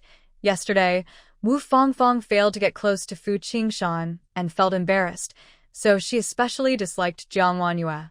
After mocking her, Wu Fangfang took out 2 steamed buns and handed them to the middle-aged couple. Big brother, big sister, I have 2 buns here. Let your child eat a little. If the child is full, he won't cry so much. Comrade, you're such a kind person. Thank you so much. The middle-aged man kept thanking Wu Fangfang and also praised her for being beautiful and kind-hearted. Wu Fangfang was happy to hear this. She walked away feeling proud and confident, as if she had outdone Jiang Wanyue. Unbeknownst to her, Jiang Wanyue didn't bother to pay attention. As soon as Wu Fangfang left, The middle-aged man quickly put away his fake smile, took one bun, and stuffed it into his mouth. He then picked up the second bun, intending to put it in his pocket, but paused when he noticed Fu Qingshan and Jiang Wanyue watching him. Reluctantly, he handed the second bun to the middle-aged woman. Quick, feed the kid a bite. Let him stop crying. His crying is driving me crazy. When the middle-aged woman received the bun, she looked up at Jiang Wanyue and said, "Comrade, could I have some hot water?" "Yes," Jiang Wanyue replied. She handed over an enamel cup filled with steaming hot water. The woman poured some hot water into the lid of the cup, then tore small pieces off the bun, soaking them in the hot water to soften. After softening the bun pieces, she slowly fed them to the child. Because he was eating, the child's face finally appeared from the blanket. The child looked quite cute, soft, white and round. He was crying desperately and was very hungry. Once he ate the food, he immediately stopped crying, moving his little mouth and eagerly sucking on the bun. Jiang Wanyue glanced at the child and chatted with the middle-aged woman. "Big sister, is this your child? Such a cute kid. Is he a boy or a girl?" "Yes, he's a boy," the woman replied. "A boy, that's good. Everyone likes sons. You should watch your children carefully. There are many human traffickers on the train, so don't let them be taken away." When Jiang Wanyue said this, the middle-aged man and woman both looked up and glanced at her as if she had said something very important. Actually, it was just a casual remark. The middle-aged woman nodded and said, "Yes." Yes. "Comrade, thank you for your warning." Jiang Wanyue then said, "Miss, it's summer now. Your baby's blanket seems a bit thick. I see the baby is sweating. Let me help wipe the sweat." She took out a handkerchief and gently wiped the baby's forehead. The baby had black hair, which was lifted as she moved, revealing the forehead. Jiang Wanyue squinted slightly and looked carefully. The middle-aged woman didn't expect such a pretty girl like Jiang Wanyue to be so kind-hearted. Because Jiang Wanyue moved so quickly, she didn't have time to dodge. When she regained her composure, she quickly held the baby and turned slightly, covering the baby again to prevent Jiang Wanyue from seeing. The middle-aged woman said, "I can take care of the baby myself. Don't worry, comrade." Seeing this, Jiang Wanyue decided not to approach the baby anymore or speak to the middle-aged woman.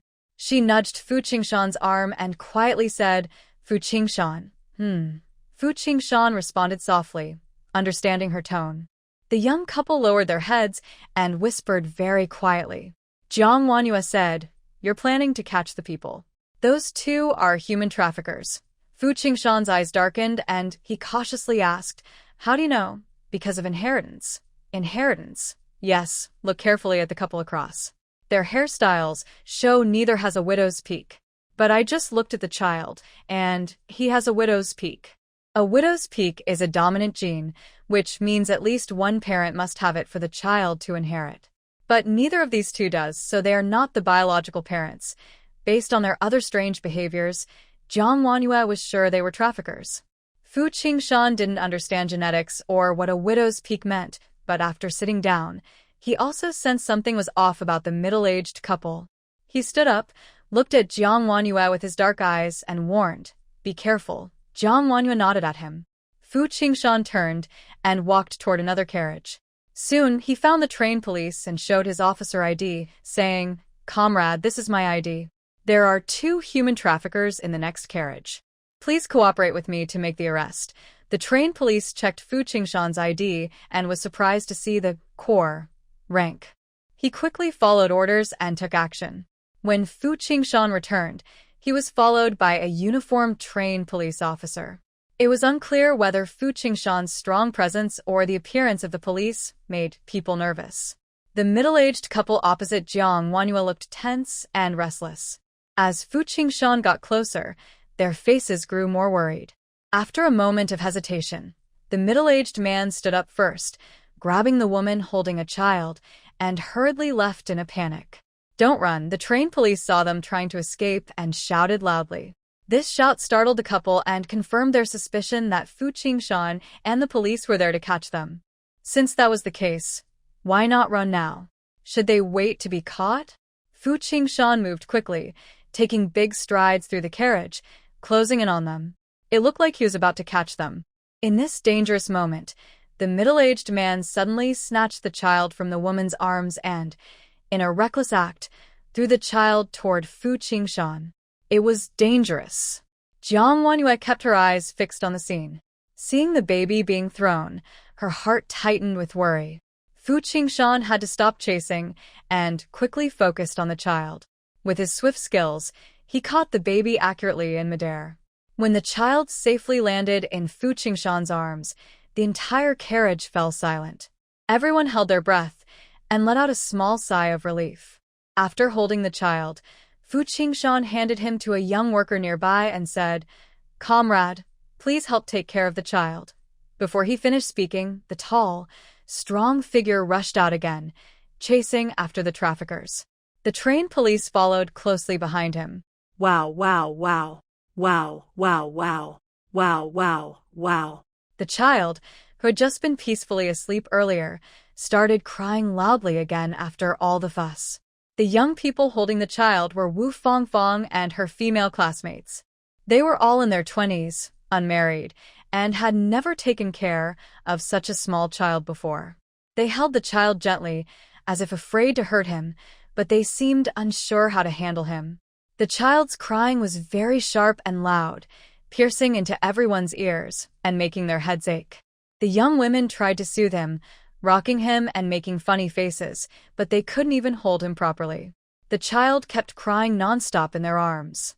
And to make things worse, it was raining heavily outside. One of the young women suddenly exclaimed, "Ugh, so smelly. What's that awful smell?" Did the baby poop? The most handsome child, when crying or having a messy diaper, suddenly became very annoying. The young woman holding the child felt like she was holding a stinky lump instead of a baby. She couldn't stand it and quickly handed the child to Wu Fangfang. "Wu Fangfang, weren't you the most caring and loving with children just now? Now that the baby is in your hands, go change his diaper." The child was now in Wu Fangfang's arms. Her face looked pale and uncomfortable. She didn't really like children. She had only pretended to like the baby earlier to embarrass Jiang Wanyue. Now she was holding a stinky, messy child. What was the difference from holding a ticking time bomb? Wu Fangfang also wanted to push the child away, but everyone around her avoided her and kept their distance. She looked around but couldn't find anyone suitable to help. Instead, she saw Jiang Wanyue sitting nearby, relaxed and watching the scene like she was enjoying a show. Humph! Wu Fangfang stood up with the crying child and walked over to Jiang Wanyue. "Comrade, we just graduated students, and none of us are experienced with children or marriage. You're the only married woman in this carriage, so we'll leave the child rearing to you. Since you're married, you must know how to soothe children, right?" Wu Fangfang deliberately said this to tease her, smirking mockingly. Without waiting for Jiang Wanyue's response, she directly placed the crying child in her arms. Forced by the situation, Jiang Wanyue had no choice but to agree. Jiang Wanyue was tired of seeing Wu Fangfang's smug look. After all, this child was very pitiful, kidnapped at such a young age and almost died just now. Wah, wah, wah. Wah, wah, wah. Wah wah wah. The baby in the swaddle was crying loudly, his small, pink face flushed red from crying. Tears filled his dark eyes, and his limbs moved restlessly from discomfort. When Jiang Wanyue leaned in to look at him, the baby's crying paused for a few seconds. He blinked and stared at Jiang Wanyue, seeming to recognize her as the pretty aunt who had just wiped his sweat. The little child waved his arms and moved towards Jiang Wanyue, making soft crying sounds. Jiang Wanyue reached out and gently poked the child's face. "You look quite cute. Don't cry anymore. I'll take you to wash off the smell." Afterward, she carried the child to the bathroom. The environment on the train was simple, with no basic water for washing. But that was not a problem for Jiang Wanyue, as she had a space where she could get anything she needed. After cleaning up, Jiang Wanyue took out a box of baby powder from her space and sprinkled the white powder on the child's red bottom, making it smooth and soft. Such a tiny thing, yet so much flesh hidden inside. She touched the baby's bottom, feeling it was soft, and gently patted it twice before putting on a diaper. During this process, she carefully checked the child's whole body, worried that the kidnappers might have done something cruel. Fortunately, nothing happened and the child's skin was pink and healthy, without any injuries. After finishing, Jiang Wanyue picked up the child again. She discarded the old swaddle, as it was too hot for such thick wrapping, which had caused the child to sweat earlier. Wah wah wah. Wah wah wah. Wah wah wah. The baby leaned against Jiang Wanyue's chest, no longer crying loudly. He felt comfortable, but his stomach was still hungry. The previous pieces of bread hadn't satisfied him. His big, wet eyes looked pitifully at Jiang Wanyue, occasionally making soft whimpering sounds. His small appearance was truly heartwarming. "Little one, you're lucky to meet me today. I'll give you something good to eat." Jiang Wanyue closed her eyes. When she opened them again, she found a baby bottle in her hand. Instead of milk powder, it was filled with clear water, Spirit Spring Creek water. She put the nipple into the child's mouth. The little baby took a big bite, pursed his lips, and started sucking hard. The Spirit Spring Creek water had a faint sweet taste. The baby liked it very much and drank eagerly. During this time, you could hear the gulping sounds of swallowing. The baby drank the water while staring wide-eyed at Jiang Wanyue, not blinking once. After the baby finished, she tried to take the bottle away. The baby held on tightly with both hands, surprisingly strong. When her hands let go, the small bottle made a plop sound, and her wet eyes seemed ready to cry again. Although the child was small, he was very clever and knew how to get people's attention. Jiang Wanyue was not fooled. She softly said, "Even if you cry, I won't give you more." The baby seemed to understand. He looked helpless, pouted his little mouth, and let out a burp. Since the baby burped, Jiang Wanyue didn't need to pat his back to help him release the gas. She tidied up the child's clothes, then carried him out of the bathroom. When she pushed open the door, someone was standing outside. Li Xuejuan smiled awkwardly at Jiang Wanyue. I was worried, so I came to check on the baby. Do you need help?" He was quite a caring person. Jiang Wanyue silently remembered this in her mind. She held the baby up for Li Xuejuan to see and said, "It's fine. I've already taken care of everything." Not only that, she had also comforted the baby. The little baby had just drunk a large bottle of Spirit Spring Creek water. His tiny body was full of energy. He wriggled out of the swaddle comfortably, his chubby limbs moving constantly. There were still tears on his face, but his cheeks were plump and pink, very adorable. Li Xuejuan, a man, was stunned. He instinctively said, "I didn't expect this child to be so pretty." "It is quite pretty," Jiang Wanyue agreed, "when he's not crying." She nodded in approval and then carried the baby back to her original spot. As she returned to the carriage, a group of young people led by Wu Fangfang looked up. Some of them were waiting to see her embarrass herself, but they didn't expect her to actually manage to soothe the baby successfully. A chubby little baby girl was lying on Jiang Wanyue's chest, happily rubbing and snuggling. When she was excited, she would giggle softly. This scene stunned everyone around. Someone exclaimed, "I didn't expect her to be so good at calming the child." Wu Fangfang whispered, "That's nothing special. Every married woman can do that." Jiang Wanyue didn't bother to listen to these comments. Meanwhile, the little girl was twisting and turning on her soft body pressing against her chest. The gentle sensation seemed to remind her of something. The child instinctively pressed closer, rubbing even more.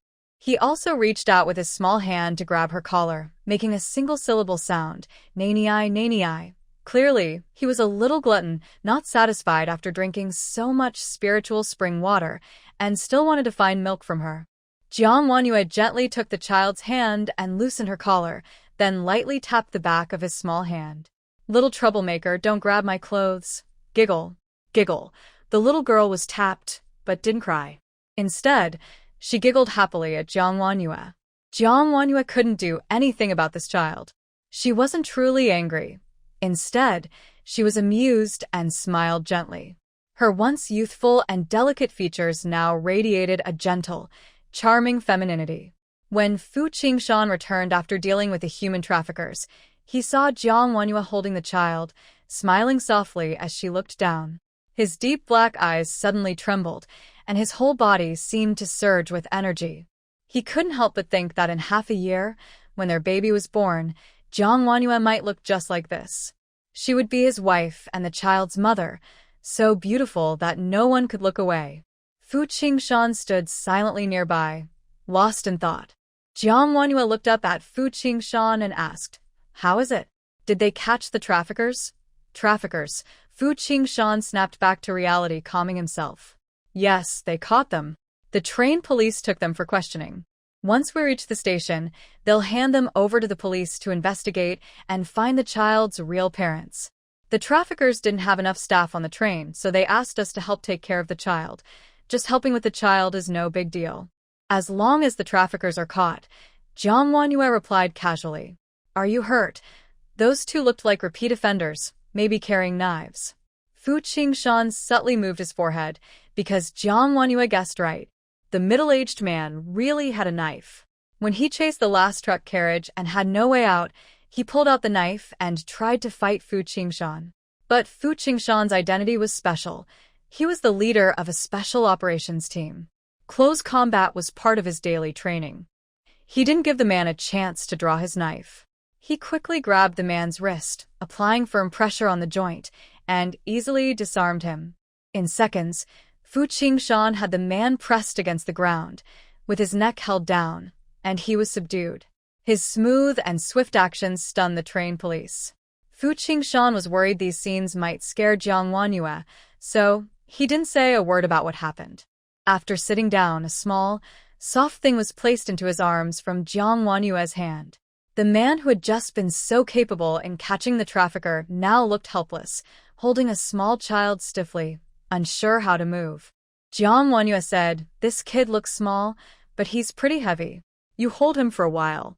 Fu Qingshan's voice tightened. "Okay. Wah wah wah." The child was now being held by someone else. He no longer smelled the sweet scent of Jiang Wanhua or felt her warm, soft embrace. Instead, he whined and waved his hands at Jiang Wanhua, trying to struggle back. Jiang Wanhua waved her finger at him. "No. Sit still and don't move. Otherwise, I won't give you anything to eat later." The child seemed to understand her warning, stopped fussing, and just whined, drooling a little. Jiang Wanhua took out a handkerchief, wiped the child's mouth, then looked up and noticed Fu Qingshan looked very tense. It was as if her command "don't move again" was directed not at the child, but at Fu Qingshan. Seeing how stiff and tense he was, Jiang Wanhua smiled. Her eyes curved like the moon, and said gently, "Don't be nervous. Relax. He's just a kid, not holding a bomb." She tilted her head slightly, touched her belly, and said, "In half a year, our baby will be here. Just practice a little now, future dad." No longer Fu Qingshan, but the baby's dad. After 3 hours, the train arrived at Yun Province Station. The little girl was still in Jiang Wanhua's arms, but she had gone from crying loudly to sleeping peacefully, comfortably nestled in her warm embrace. Since this was the final stop, many passengers were getting off. Fu Qingshan helped her and the girl disembark, placing their 2 suitcases on the ground. He needed to go and coordinate with the train police and local authorities to transfer the human traffickers. Jiang Wanhua stood on the platform holding the child, and from afar, she saw the middle-aged traffickers, a man and woman, wearing silver handcuffs, being led off the train. Nearby, police officers in uniform were waiting. Fu Qingshan stood among them, looking very distinguished and impressive. "The criminals are in your hands. There is also a child, about 1 year old. Please send a female officer to pick him up." Fu Tuan. While Fu Qingshan was handing over the prisoners, a man in military uniform suddenly appeared behind him and shouted loudly. The man was Zhao Chongjiang, a former comrade who fought with Fu Qingshan on the front lines, now a soldier under his command, and the leader of the 3rd Company in the Special Operations Group. Zhao Chongjiang's appearance at the train station was no coincidence. Fu Qingshan had called him in advance to arrange a vehicle for pickup. Their military district was in a remote area, hundreds of kilometers from the train station, making transportation very difficult. But Fu Qingshan didn't expect Zhao Chongjiang to come in person. As soon as Zhao Chongjiang appeared, His eyes darted around Fu Qingshan, looking left and right, but he saw no woman nearby. He asked loudly, Fu Tuan, where is she? Where is the wife? You took urgent leave to go see her, and she said she would come with the troops. Now, where is she? Did she change her mind? Or was it the wives group in the family compound who said she was too old and ugly? Do you think she's embarrassing and didn't want her to come with the troops? Hearing this, Fu Qingshan frowned and quickly glanced at Jiang Wanyue not far away. He couldn't let her hear these rumors. In the military family compound, and even within the unit, everyone knew Fu Qingshan was married. But his marriage was very sudden. Besides the commanding officers who signed the marriage report, no one knew Jiang Wanyue's true identity. Fu Qingshan kept this secret well, and since Jiang Wanyue didn't come to stay with the troops after their marriage, rumors spread widely in the compound. One of the stories circulating is that Fu Qingshan had a childhood marriage arranged in his hometown before joining the army. His future wife was an older woman, 9 years his senior. Now that Fu Qingshan has become a company commander and is successful, canceling the marriage would be seen as abandoning his wife, which could lead to punishment from the organization. Therefore, a few months ago, he reluctantly got married but refused to let his wife join the military with him. After all, having an old and unattractive rural woman as the wife of a company commander would be embarrassing. These rumors seemed to have come from nowhere. As they spread, some people believed them, even Fu Qingshan's old comrade Zhao Chongjiang. Fu Qingshan gave Zhao Chongjiang a warning look and said firmly, "No more of this talk." Zhao Chongjiang quickly straightened up and saluted, promising he was just talking nonsense and didn't believe the rumors. After all, Fu Qingshan had brought back his younger brother, who was over 20 years younger, and openly reported his marriage. How could he possibly dislike his wife and refuse to let her join the army? Zhao Chongjiang was very curious and asked, "Where is my sister-in-law?" "Commander Fu, where is she? Is she not coming back because she changed her mind?" "She didn't change her mind. She's right there," Fu Qingshan said softly, pointing in the direction of Jiang Wanyue. Zhao Chongjiang looked over and saw the busy travelers on the platform, among them a young woman in a light yellow dress with long black hair, holding a small child. The reason he noticed her first was simple: she was very beautiful, shining like she was glowing. But the woman was holding a small child who looked about a year old, so she couldn't be his sister-in-law. Zhao Chongjiang then looked around for a young woman of the right age, asking which one? "Which one? Commander Fu, which one is it? I can't find her." While Zhao Chongjiang was still looking around, Fu Qingshan finished his handover and walked quickly to Jiang Wanyue's side. He introduced her. "Yeah, this is 3rd Company Commander Zhao Chongjiang, my old comrade." "Zhao Chongjiang, this is my wife, Jiang Wanyue." Zhao Chongjiang's mouth opened wide in shock, his jaw almost dropping to the ground, overwhelmed by surprise and confusion. "Brother-in-law, sister-in-law, are you both? Have you both have children now? Wait, children? Such a big child. Oh my goodness." Zhao Chongjiang and Fu Qingshan have been in the military district for many years. They see each other every day. 2 years ago, they were still on the front lines.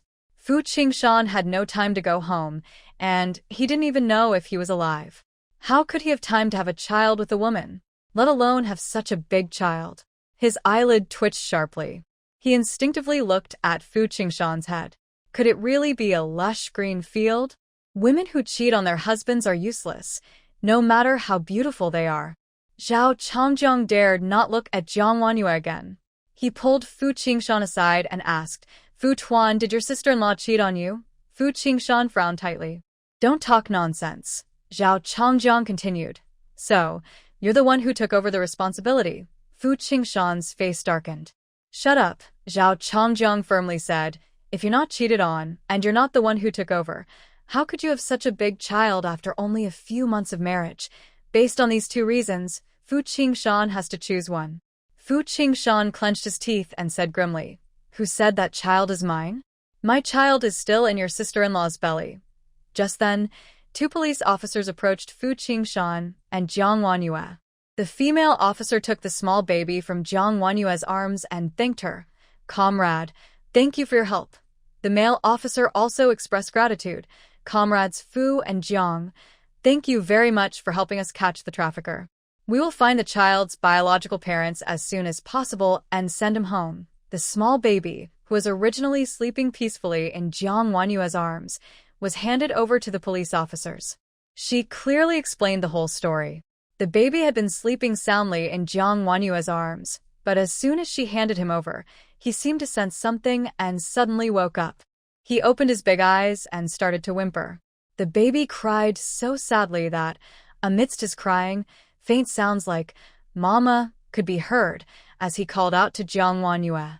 Even though the baby was crying very sadly, he was eventually taken away by the police officers. Jiang Wanyue's arms were left empty. Zhao Changjiang saw this scene with his own eyes, feeling stunned and numb all over. He wished he could slap himself. His foul mouth had just been talking nonsense earlier, and he hoped Jiang Wanyue hadn't heard it. But how could Jiang Wanyue not hear? She has a spiritual spring water blessing, making her body stronger and her senses sharper than ordinary people. Zhao Changjiang's deliberately lowered voice was clear to her. He doubted she had given Fu Qingshan a false impression, and he didn't expect a rough guy like him to be so imaginative. Just as Zhao Changjiang wished he could dig a hole and hide, Jiang Wanyue smiled at him kindly. Captain Zhao, hello. If you have anything else you want to know, just ask me directly. I'm right here, and I can answer you face to face. Zhao Changjiang was very nervous, his face turning red. He kept shaking his head. No, nothing. I don't know anything. Sister-in-law, my mouth is loose. I was just talking nonsense earlier. Don't take it to heart. It was too dangerous. His sister-in-law's smile was like that of a fairy, so beautiful and gentle. To make up for his mistake, Zhao Changjiang quickly picked up the 2 suitcases on the ground, worked hard without complaint, and the group headed toward the parking lot outside the train station. After walking a few steps, he felt something was wrong. He seemed to have forgotten something very important. What did Fu Qingshan just say? My child is still in your sister-in-law's belly. Belly. In the belly? Wow. His sister-in-law looked so slim, he never thought she was pregnant. Captain Fu was really impressive. They had only been married a few months, and she was already expecting a baby. Soon after, Jiang Wanyue saw a military jeep, dark green, with a tall frame, looking very impressive. When she was about to get in, Fu Qingshan reached out to support her waist and whispered, "Be careful." The vehicle quickly drove along the road. Since they still had 4 or 5 hours to reach the military camp, Jiang Wanyue dozed off for a while in the car. When she opened her eyes again, they had arrived at the camp. Outside the window, she saw fluttering red flags and neat rows of small houses. Fu Qingshan kept watching her. When he saw her wake up, he handed her a water bottle. You're awake? Drink some water first. We'll arrive soon. As soon as we get off, you can eat. Jiang Wanyue touched her stomach and realized she was a little hungry. Next to him, Zhao Changjiang was still driving and chatting with Jiang Wanyue. Sister-in-law, do you think our military camp is in a remote mountain corner? Actually, it has been built for 2 years now, and is just as good as the city. Look over there. That's the military camp. The training grounds are inside. And over there, that's the area with small houses, which are the family's quarters. There are 5 family quarters in total. Your family's house with Fu Tuan is in quarter 1. And over there, do you see that tall chimney? That's a supporting military factory, where our weapons and ammunition come from. This military factory is the biggest in the Southwest. It has at least 1,000 workers. Plus, the people in our compound and nearby production cooperatives. It's quite crowded. On the 1st and 15th of each month, they hold big markets. It's very lively. The organization also set up red growth classes, elementary and middle schools. When your and Fu Tuan's children are born, you won't have to worry about their schooling. When mentioning children, Zhao Changjiang rubbed her nose with her knuckles, feeling a bit embarrassed about the mistake at the train station. Jiang Wanyue listened to Zhao Changjiang and got a basic idea of her new living environment. It wasn't as backward or isolated as she had imagined. It looked like a small town, especially around the military factory, where 3 or 4-story buildings rose up. Fu Qingshan's troops chose to stay here mainly to protect the military factory, ensuring the weapons produced could be sent to the southwest front, where the fighting was still ongoing. The vehicle gradually moved forward, about to enter the military zone. 2 guards were standing watch, checking IDs. Commander Fu, Lieutenant Cao. The guards saluted when they saw Fu Qingshan and Zhao Changjiang. They knew these people, so their IDs didn't need to be checked. But there was a stranger woman in the car. Fu Qingshan took out his ID and handed it over. "This is my wife's ID," he said. The guard took it and looked carefully. When he saw the marriage certificate, he paused in surprise. Is this really Commander Fu's wife? But Fu Qingshan's wife wasn't an old, ugly woman with dark skin. The woman he saw earlier was clearly fair and beautiful, more beautiful than the girls in their troop's cultural troupe. Cough, cough. Fu Qingshan coughed softly to remind the guard. The guard quickly snapped out of his surprise, returned the checked IDs to Fu Qingshan, and made a gesture nearby. The vehicle was allowed to pass into the area. At that moment, Jiang Wanhua suddenly spoke. "Wait." Zhao Changjiang quickly stopped the car that had just started moving. Jiang Wanhua took out a box of candies from her bag, handed them to Fu Qingshan, and gave him a meaningful look. Fu Qingshan understood and passed the candies out the car window to the guards, saying, "These are wedding candies. Share and enjoy." The guards looked at the candies in their hands as the vehicle slowly drove away. They were still stunned and angry, thinking about the false rumors and accusations about Fu Qingshan's loved ones. They wondered where those stories had come from. It was truly unfair.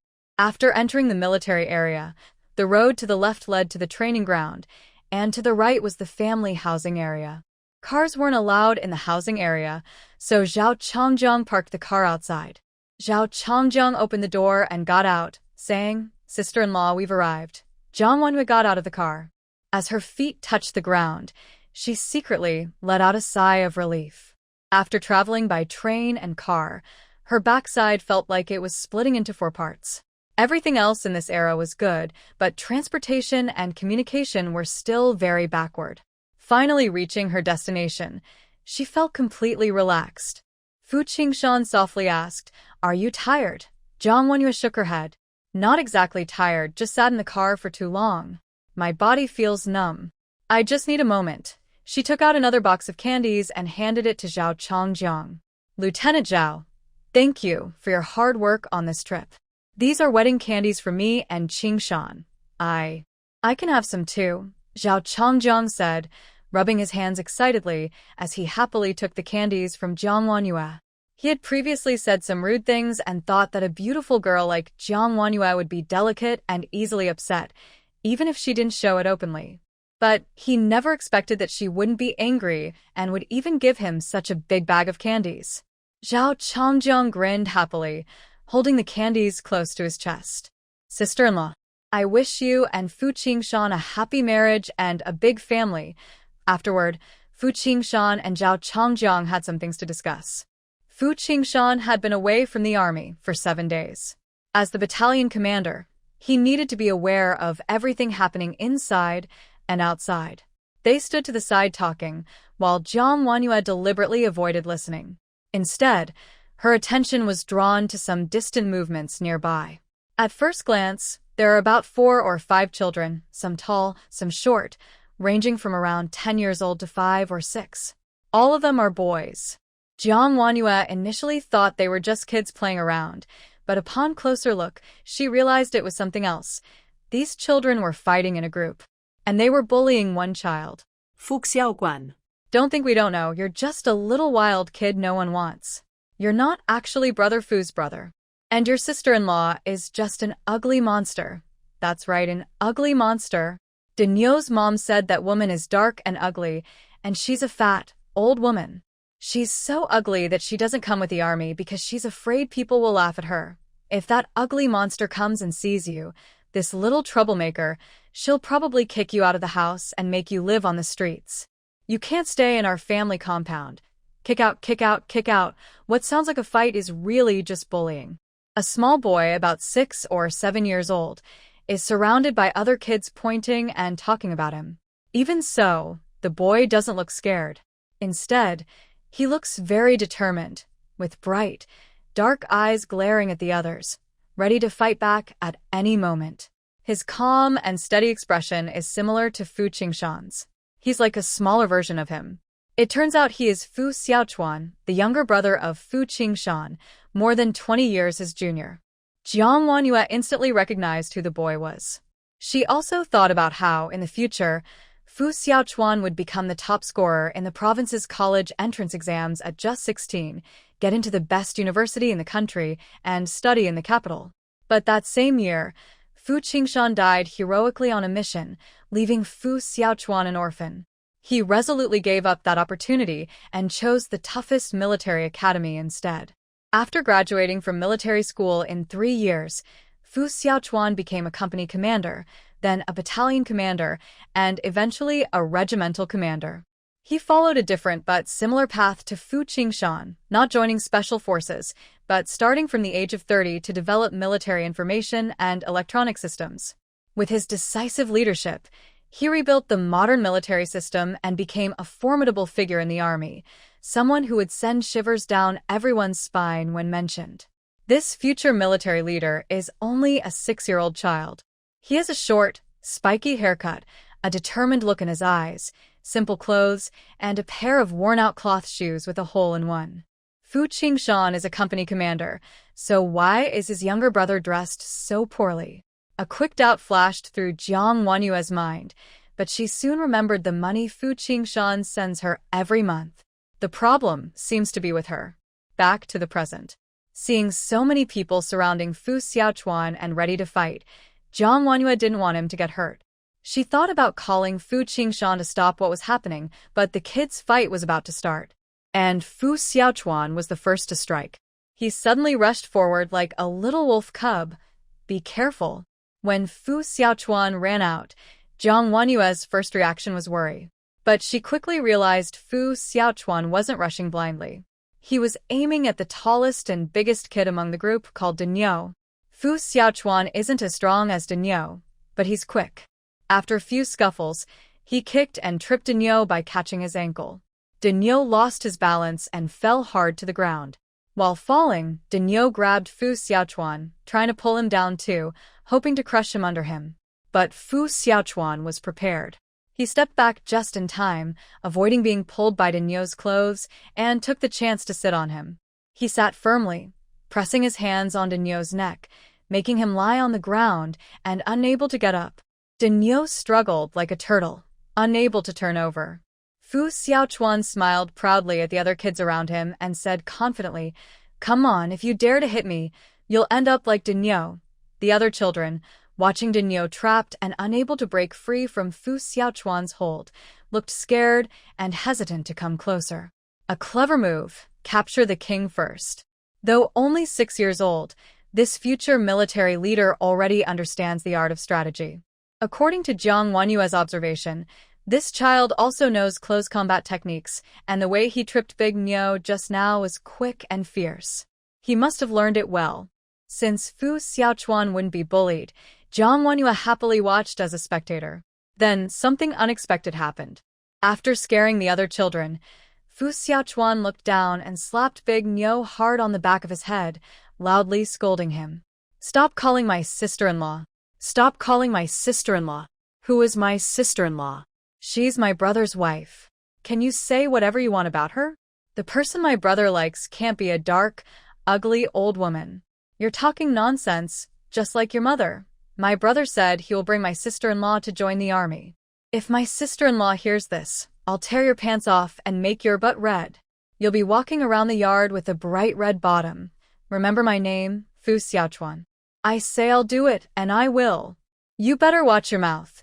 Fu Xiaochuan raised his head and looked fiercely at the people around him, still saying loudly, "And you guys, did you hear that?" The other children, frightened by Fu Xiaochuan's fierce tone, nodded quickly.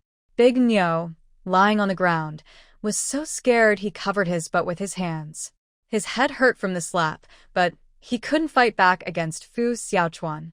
Just when he was most helpless and embarrassed, a few women came out of the courtyard. Big Nyo saw them and shouted, "Mom, Mom, help me. Fu Xiaochuan is hitting me." Fu Xiaochuan is hitting me. Hearing this, Fu Xiaochuan quickly jumped down from Big Nyo's back and ran away. Humph. Fighting and then telling on parents. What a coward. But he had learned his lesson before.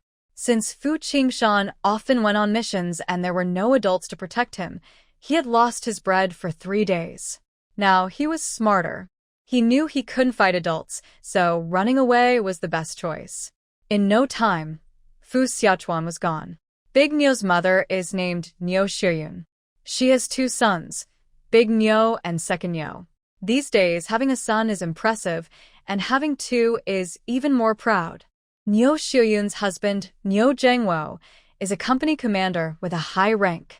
Nyo Shiyun, coming from a poor peasant family, thinks she's better than other military wives. She likes to show off and is very fond of her children. So, her 2 sons, Din Nyo and Er Nyo, followed her example and loved to bully people in the courtyard, especially those like Fu Xiaochuan who had no one to rely on. However, this time was a bit different. When Din Nyo got up from the ground and went to complain sadly, Nyo Shiyun didn't pay attention to her son but kept looking up. The sisters-in-law who came out with Nyo Shiyun also looked outside together. Look. Quickly look. Captain Fu is standing with a young girl. Her face. She's really pretty, the most beautiful girl in 10 miles around. Why is she carrying luggage? Is she going to stay in our courtyard? She must be a college student, right? Whose relative? Or maybe a girl visiting her family. Such a high status for Captain Fu to carry her luggage. Here they come. They're walking over here. Nyo Shiyun, your house is right next to Captain Fu's, and you're on good terms with him. Hurry and ask who this girl is. The sisters-in-law loved gossip, but were afraid of Fu Qingshan's cold face. They pushed Nyo Shiyun forward, making her the front person.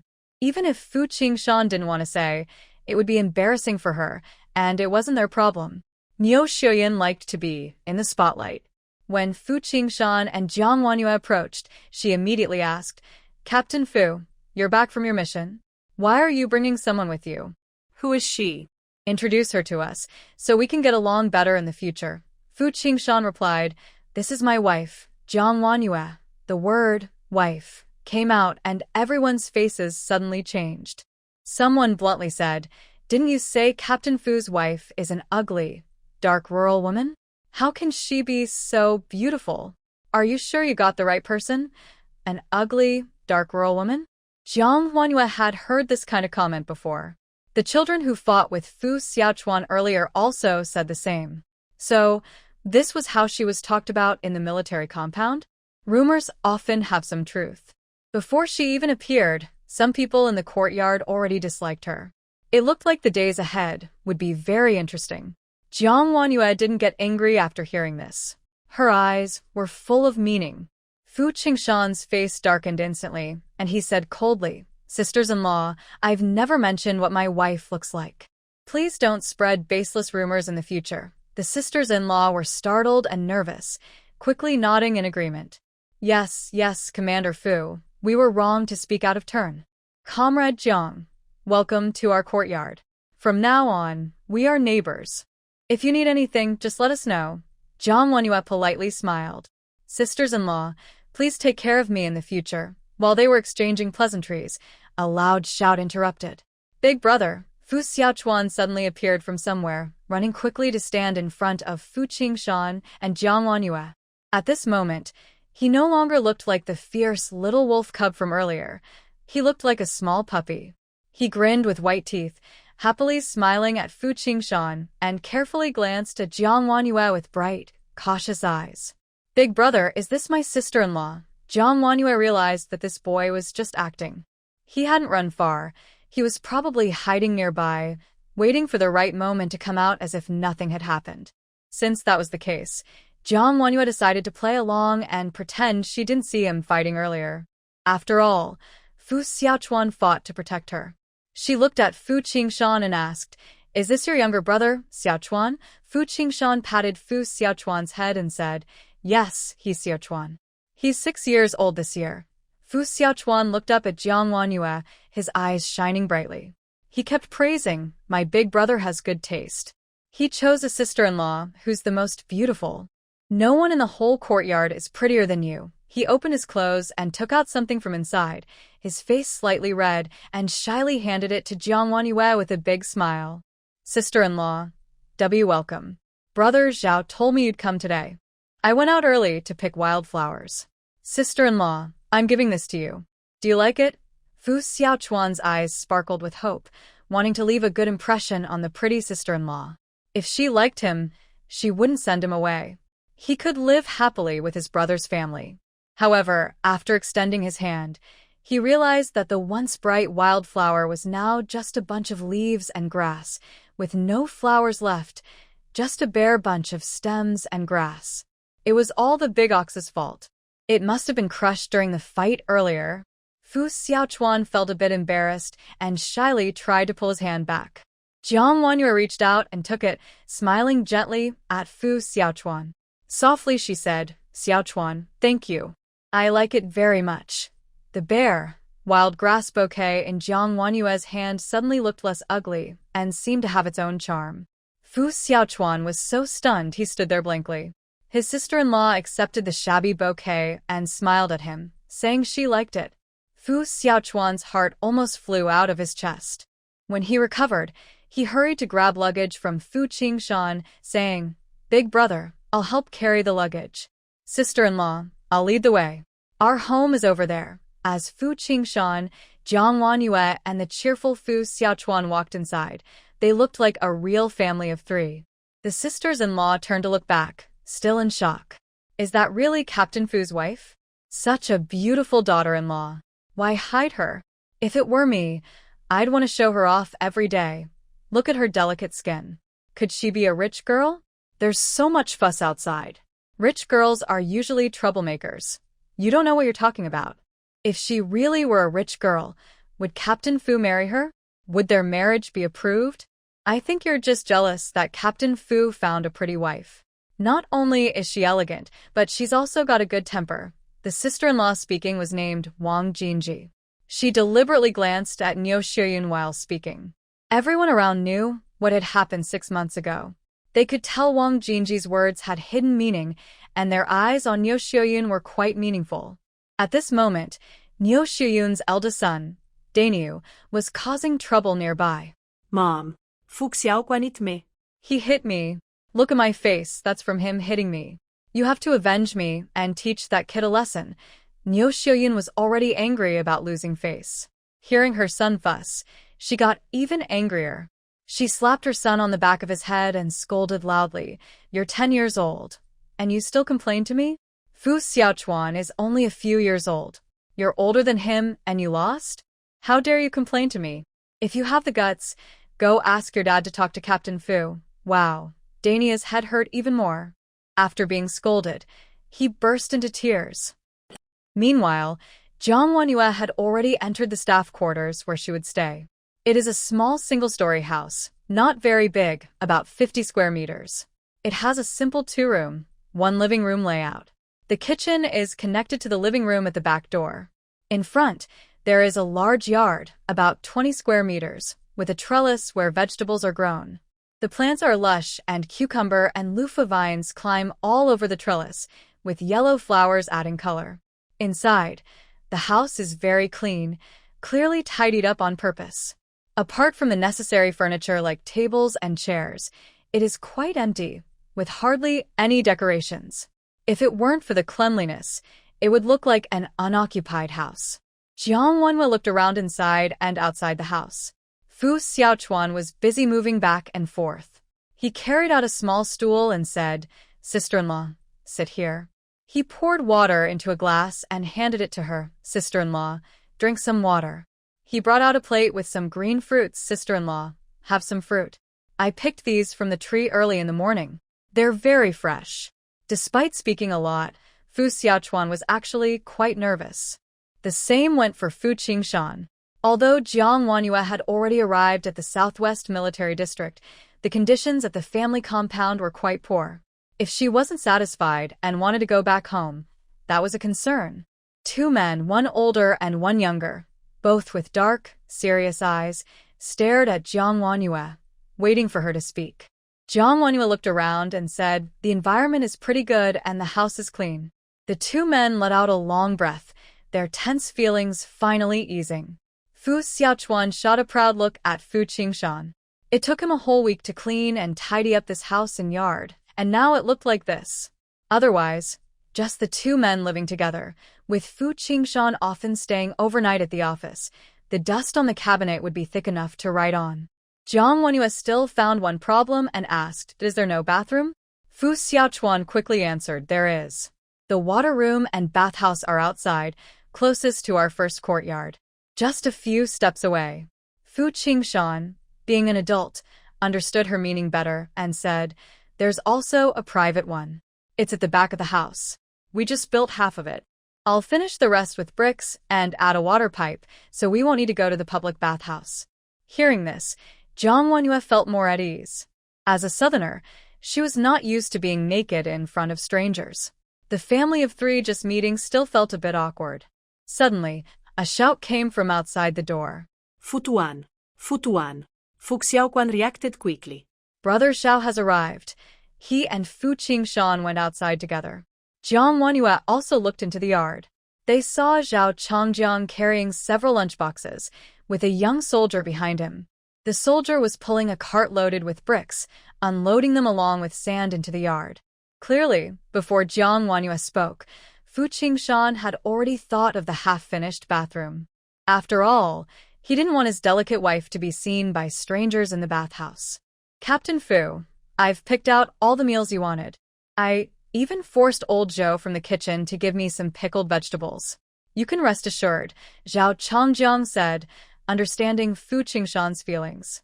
With such a beautiful wife, who wouldn't want to treat her well? "Thanks," Fu Qingshan replied. The young soldier, quick and efficient, finished his work and stretched his neck to peek inside the house, eager to see what their sister-in-law looked like. Zhao Chongjiang patted the soldier's head. "What are you looking at? Hurry up and go. Don't delay Captain Fu's family's meal. I'm just curious. I didn't see anything." "Lieutenant Zhao, don't hit me. Why are you kicking me? I barely looked. How could I let you see? Hurry up. If you're late, there'll be no food at the canteen." Zhao Chongjiang was cheerful and friendly, without any airs. He pushed the soldier away and left. Fu Qingshan carried the lunchbox back. Fu Xiaochuan jumped around him. "Big brother, it smells so good. I can smell the meat. Are we having meat tonight?" "Yes, there's meat. Hurry and wipe the table, okay?" "Big brother, I'll go right now." Fu Xiaochuan moved quickly, wiping the table repeatedly with a cloth, then placing the chopsticks.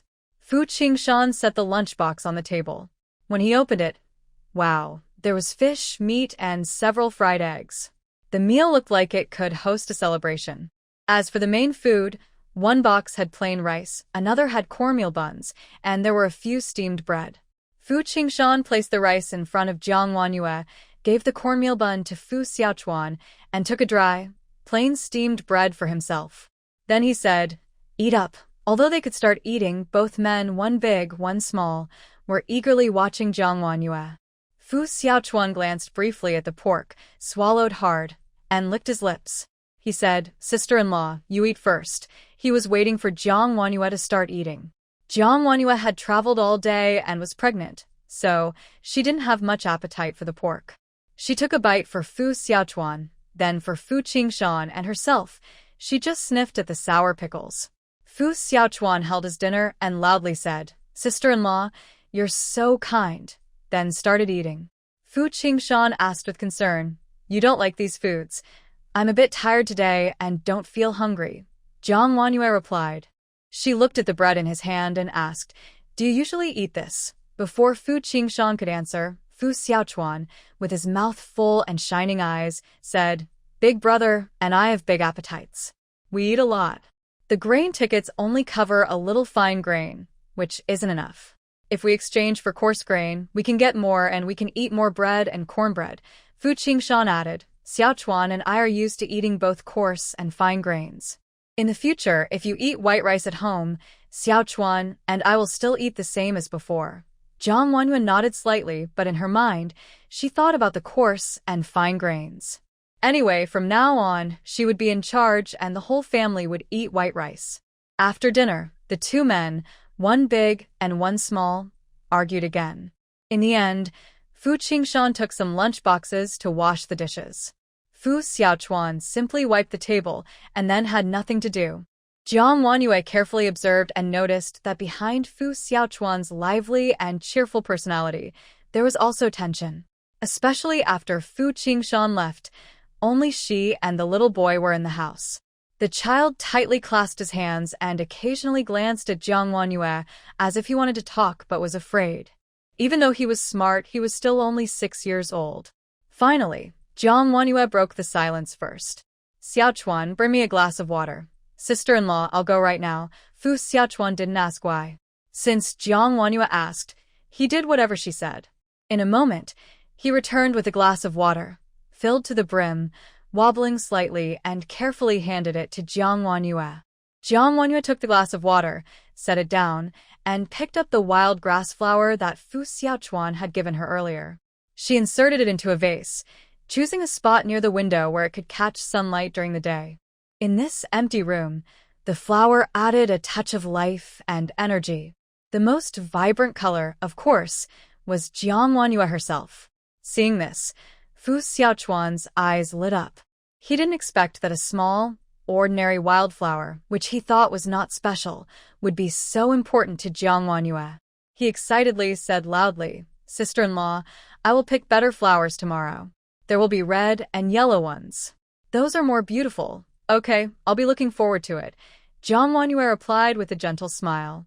She reached into her pocket, took out 2 large white rabbit candies, and handed one to Fu Xiaochuan. "Xiaochuan, have some candy."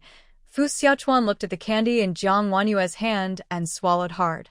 He had never seen such a beautiful candy before. But he shook his head, rubbed his stomach, and happily said, "Sister-in-law, I just ate 3 cornmeal buns, a bread roll, and a lot of meat. I'm full, so I won't eat candy." Jiang Wanyue saw the longing and understanding in his eyes. She opened the candy wrapper and directly put the milky white candy into Fu Xiaochuan's mouth. Who doesn't like candy? As the white rabbit candy melted in his mouth, a rich, milky aroma filled his mouth. Fu Xiaochuan held the candy with his mouth, staring blankly, and the corners of his mouth couldn't help but lift. This candy was different from ordinary candies, so sweet, so delicious. All milk flavor. Jiang Wanyue asked, "How is it? Is it tasty?" Fu Xiaochuan, like a happy little dog, nodded vigorously. "Sister-in-law, it's delicious. This is the best candy I've ever had. If you like it, take this one too," Jiang Wanyue said, placing the other white rabbit candy into Fu Xiaochuan's palm. She reminded him, "Eat it freely, don't hold back. There's a big bag in the box, all for you." "For me?" Fu Xiaochuan looked up, staring blankly at Jiang Wanyue. Jiang Wanyue patted his head and said, "Since you call me sister-in-law, we are family. Family members should treat each other well. From now on, you'll have candy every day. But remember to brush your teeth before bed." The previously chattering Fu Xiaochuan suddenly fell silent at this moment. He was always careful and polite in his affection for Jiang Wanyue, worried that what the neighbor said might come true. If his older brother had a wife, he wouldn't need him as a burden. Smart children tend to mature early, especially someone like Fu Xiaochuan, who has a difficult background. He originally thought he needed to be very careful with her, but she gently told him he was family. A warm feeling suddenly rushed into Fu Xiaochuan's nose, and his eyes started to water. He quickly turned away, blinked hard, and held the candies in his hand, feeling happy. When Fu Qingshan finished tidying the kitchen and came out, he saw Jiang Wanyue had already unpacked her luggage and was carefully organizing everything. He went over to help and wiped dust from inside and outside the house, making sure her beautiful dress was spotless before hanging it in the wardrobe. After tidying up, it was already 8 p.m. Although it was only 8, everyone in the neighborhood had already closed their doors and gone to bed. Fu Qingshan and Jiang Wanyue, however, took a towel and soap to the public bathhouse. Because Jiang Wanyue said she didn't want to bathe with others, they waited until no one was there before going. Fu Qingshan held a flashlight, shining it in front of Jiang Wanyue, while Fu Xiaochuan, wearing slippers, followed behind with a clatter. Since eating a white rabbit candy, Fu Xiaochuan hadn't spoken much, afraid that the sweet milk aroma in his mouth would disappear. He kept his mouth closed to hold onto the sweetness longer. Soon, they arrived at the bathhouse. On the left was the men's bath, on the right was the women's. The three of them separated there. Fu Qingshan, wait a moment. Huh? Jiang Wenyu suddenly remembered something. She reached into her small basket and took out a brand new soap, giving it to the man who only brought a towel to the bathhouse. She looked up and seriously told the tall man, "You need to use soap when bathing, and rinse twice after." Not just you, Xiaochuan too. It wasn't that she thought the man was dirty, it was just her personal habit. Moreover, raising a child with good hygiene habits from a young age is always better. Fu Qingshan thought to himself, "Is she upset with me?" and nodded in agreement. Jiang Wenyu finally felt at ease. She carried her basket, pushed aside the curtain, and entered the bathroom filled with white steam. Everything inside was just as she expected, rows of faucets with no curtains. When there are many people, it's just a row of bare bottoms. Worried someone might come in, she chose a corner spot and quickly rinsed herself. In the men's bath across the way, Fu Qingshan and Fu Xiaochuan had already undressed completely. The two men looked at a brand new pink soap. Fu Xiaochuan leaned over to smell it. "Big brother, this soap smells really good, just like sister-in-law's scent." "Stinky kid, you still remember what your sister-in-law smells like." Fu Qingshan grabbed the bare Fu Xiaochuan, pressed him under the faucet to get wet, then took the soap and started lathering him. He warned him carefully, "From now on, always use soap when you bathe. Rinse twice." "Got it. Got it. Big brother, I understand.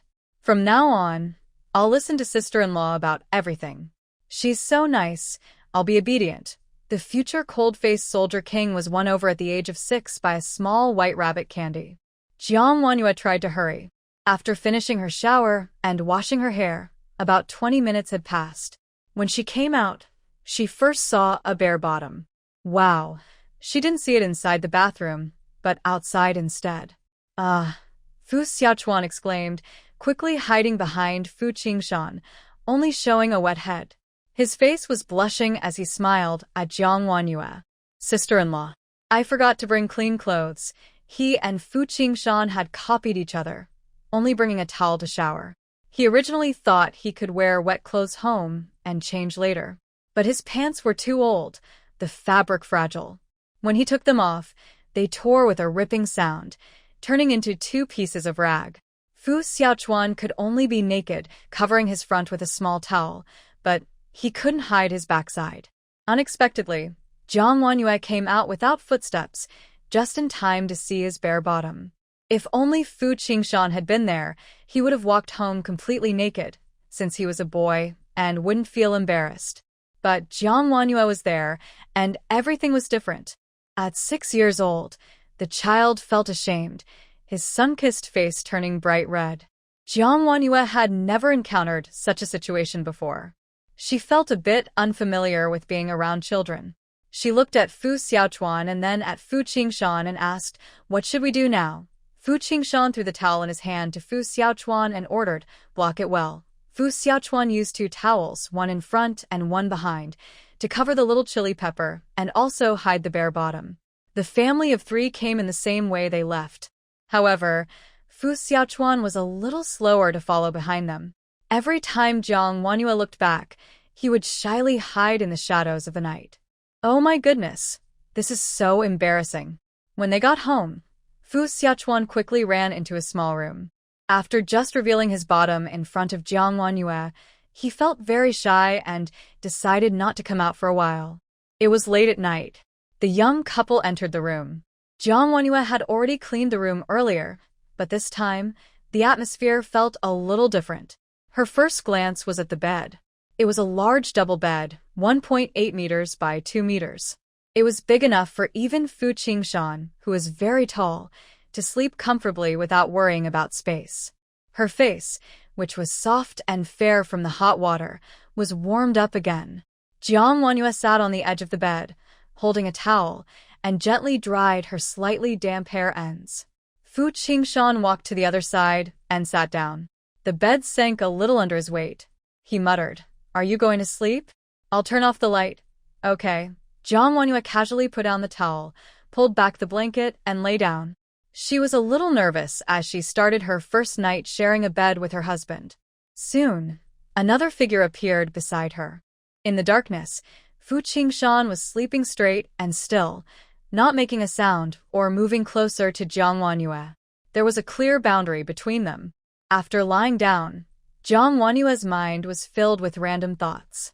She even thought about how, if Fu Qingshan wanted to fulfill their marital duties, she would seriously explain to him that during early pregnancy, they shouldn't have intimacy, as it might harm the baby.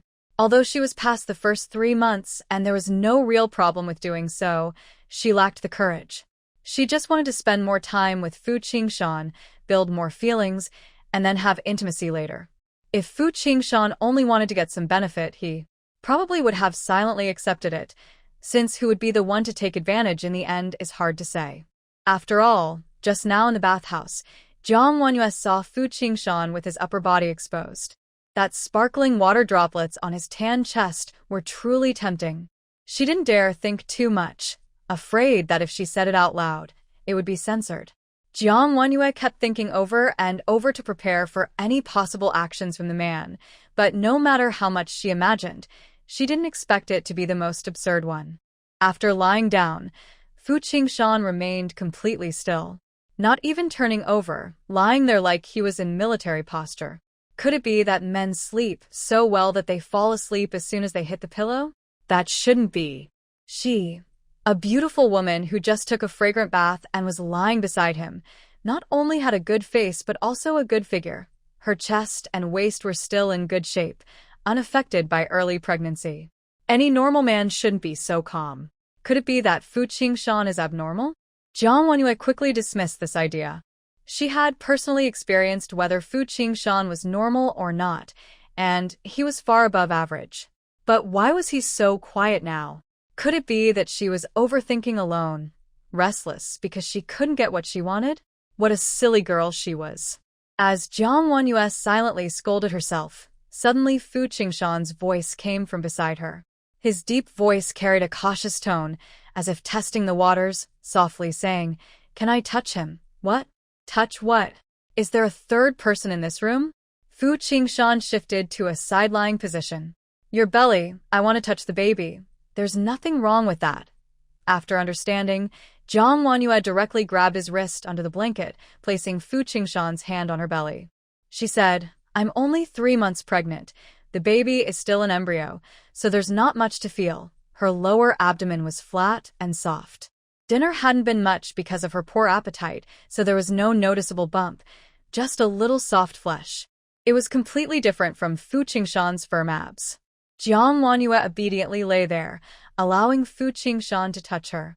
Fu Qingshan's palm rested on Jiang Wanyue's stomach, separated only by a thin nightgown. Their body temperatures blended together. Sensing Jiang Wanyue's tolerance, he tightened his grip and held her in his arms, his chest pressed against her back, enveloping her completely. Jiang Wanyue felt like she was falling into a furnace, with continuous heat radiating from Fu Qingshan. She wanted to push him away because she was too hot, but she sensed something was wrong with him. Fu Qingshan gently caressed her with a firm but tender touch, his arm tense, as if trying to hold back something. Because they were so close, when he spoke, his breath brushed her ear, making her feel numb and tingly. He whispered, "Yeah, do you really want this baby?" Hearing this, Jiang Wanyue immediately slapped his hand away and pushed him back, refusing to be touched. She turned around and stared at Fu Qingshan in the dim light. "What do you mean? You don't want the baby?" If Fu Qingshan showed even a little bit of rejection, Jiang Wanyue would immediately divorce him. Seeing her angry, Fu Qingshan quickly tried to calm her and explained, "Yeah, you're only 20. You're so young. Getting pregnant right after marriage isn't what you expected. And before. You were upset earlier." Jiang Wanyue's rising anger quickly disappeared as she listened to his words. She understood what he didn't say directly. He wanted the baby but was afraid she would regret it. Everything happened too suddenly, and he was worried she wasn't ready to be a mother. Could she really say she didn't want the baby, and could Fu Qingshan really give up on it? Thinking about her past life, Jiang Wanyue didn't want to test Fu Qingshan's feelings anymore. She asked, "Do you already know I went to a black clinic?" Fu Qingshan nodded. "Yes, I know." Sure enough, Fu Qingshan was smart. From Yi Suxin sending the telegram, he must have guessed that things were not so simple. If Jiang Wanyue was just pregnant, she could have simply told him the good news. There was no need to specifically ask him to come back. Plus, when he first arrived in Yanjing, there were rumors about the black clinic, and the person caught there was Jiang Xinyo, Jiang Wanyue's cousin. Just thinking about these clues, Fu Qingshan could connect everything and realize that Jiang Wanyue never really wanted the child in her belly from the start. Recently, Fu Qingshan often gazed at Jiang Wanyue's belly when he was lost in thought, his brow slightly furrowed, as if he was pondering something. Jiang Wanyue remembered these details and felt more deeply that the man's rough appearance hid a very thoughtful mind. All this weight seemed to rest on her shoulders. She thought for a moment and said, "Fu Qingshan, to be honest. At first, I was a little." Hearing this, Fu Qingshan's body tensed immediately. Jiang Wanyue continued softly, "Like you said, the pregnancy happened so suddenly that I wasn't fully prepared. But I couldn't bear to give up. Even though he's only 3 months old, he's inside my belly, connected to me by blood. He's been growing day by day, and we've been together for so long. I just can't let go.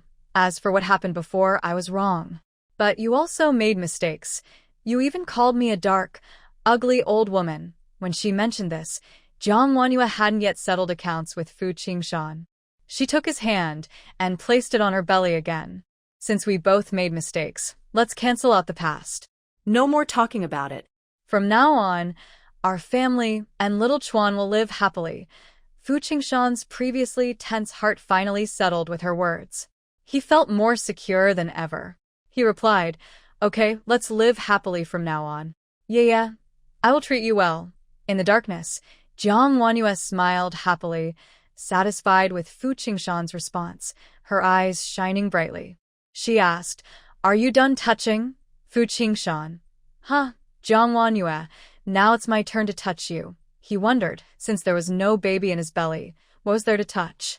He hesitated, but as Jiang Wanyue placed her hand on him and lifted his white tank top, her soft skin pressed against his waist and stomach, his relaxed muscles suddenly tensed and bulged. Wow, what a feeling!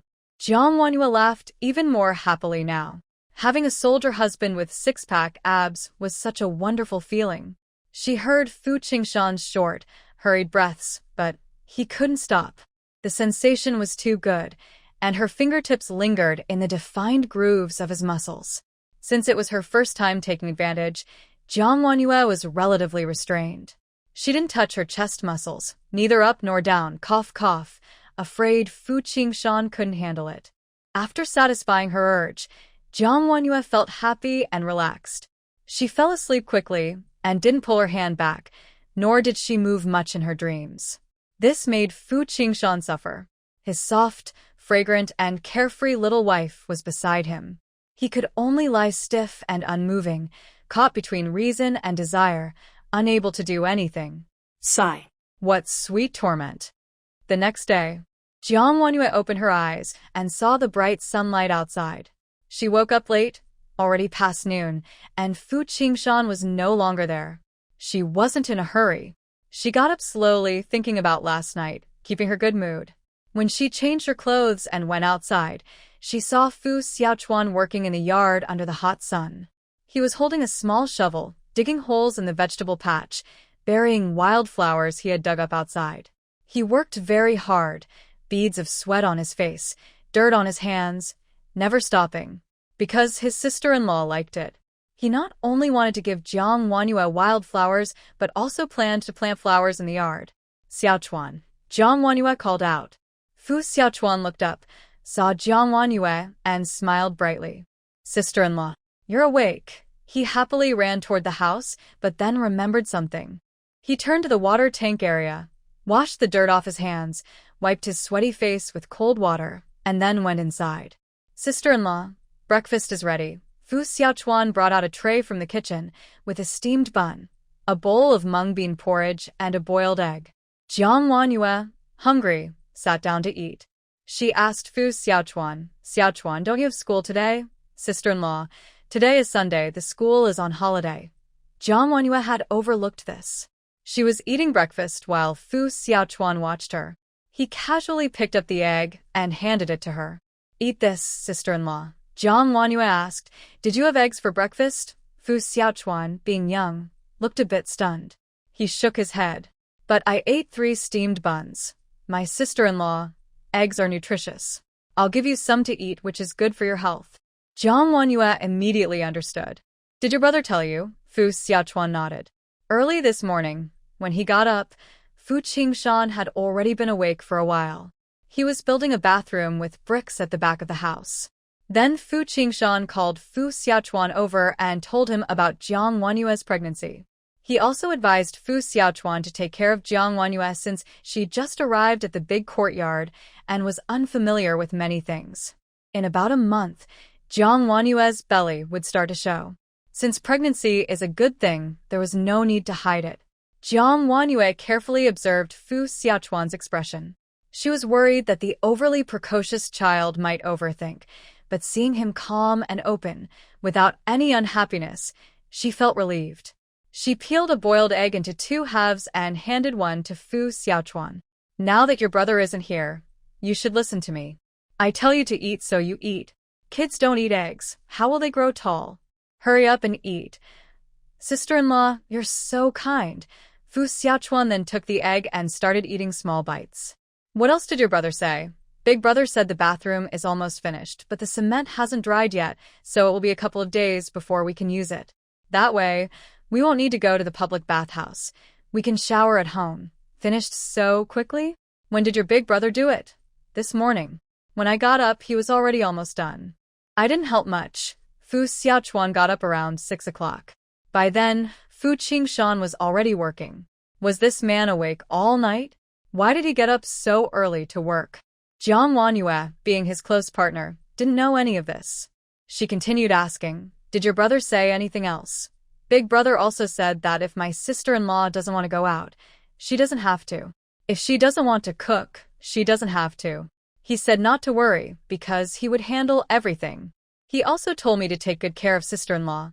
Fu Xiaochuan said seriously, "Sister-in-law, when the little baby in your belly is born, will he call me brother or uncle?"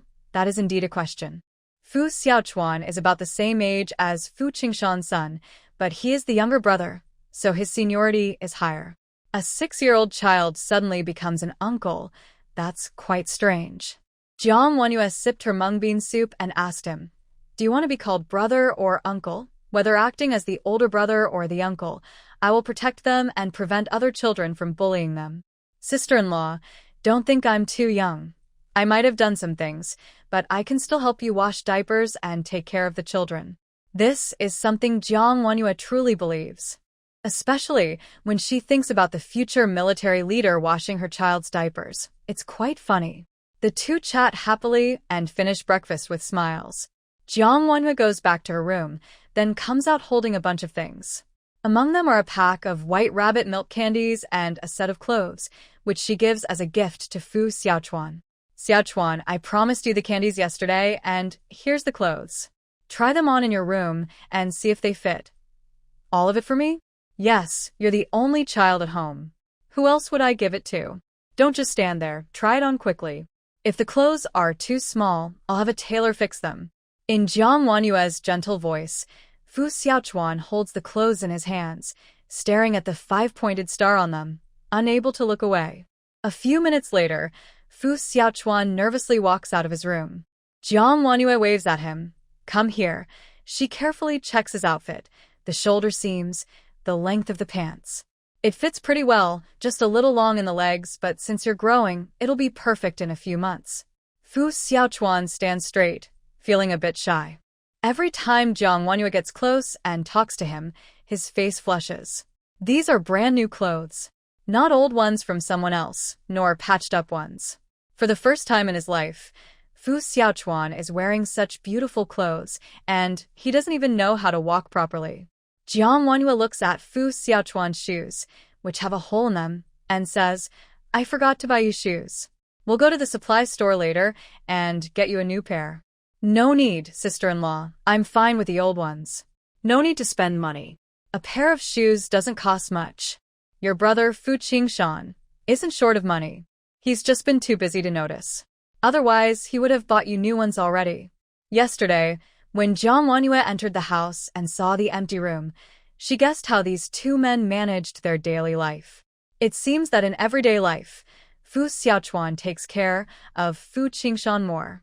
While tidying up Fu Xiaochuan's clothes, she notices a red string around his neck, with a jade pendant hanging from it.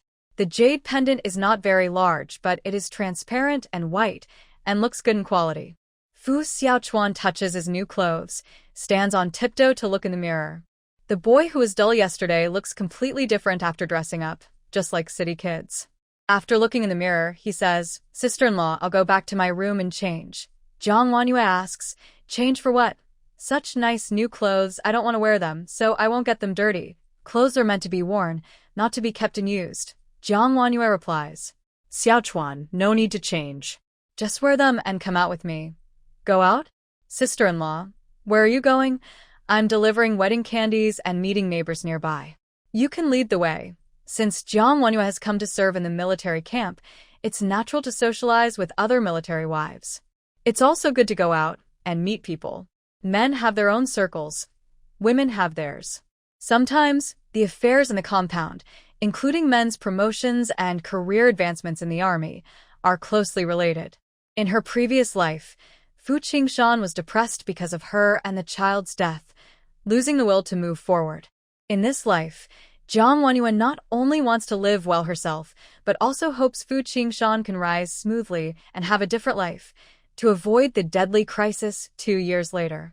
She initially planned to find a sister-in-law in the compound to build a closer relationship and meet others.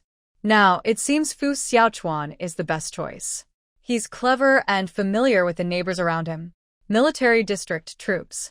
After a 2-hour high-level officer meeting, Commander he finished and called 3 people into his office. They are Fu Qingshan, Chen Gang, and Zhao Changjiang. The Special Forces Combat Group is a sharp weapon of the Southwest Military Region, and Commander he naturally pays special attention to it. Fu Qingshan was appointed as the regiment commander a year ago. In terms of achievements and ability, he is top-notch and undoubtedly capable. The only problem was his age. He was still very young, and at that time, Fu Qingshan hadn't started a family. A qualified senior officer must have both qualities. In the end, Commander he overruled objections and promoted Fu Qingshan. To help him gain respect, he specially chose Chen Gang as the political commissar of the regiment to work with Fu Qingshan. Chen Gang is in his early 40s, not very old, but he has been a revolutionary since his teens, over 30 years. He has been committed since before the founding of the country. Such a background is rare across the nation. Chen Gang is calm, gentle, and well-mannered in appearance. When he is not angry, he is a kind person. He is a perfect partner for the tough-tempered Fu Qingshan. Now, they have been working together for a year. In the team, everyone listens to Fu Qingshan for training and to Chen Gang for daily life. They work very well together, and their cooperation is getting faster. Commander he called the two of them over mainly to discuss the follow-up tasks for the Special Operations team and to prepare accordingly. There is ongoing small-scale fighting on the southwestern front, and if orders come from above, their military district will be the first to send troops to the front lines. They must always be mentally prepared for this. Zhao Changjiang is just a company commander. Why is he involved? The reason is simple. After finishing the work arrangements, Commander he looked serious and said to Zhao Changjiang, "Your deputy battalion commander position has been vacant for a long time." Do you know why? Zhao Changjiang, like Fu Qingshan, is a battle hero who has fought through life and death.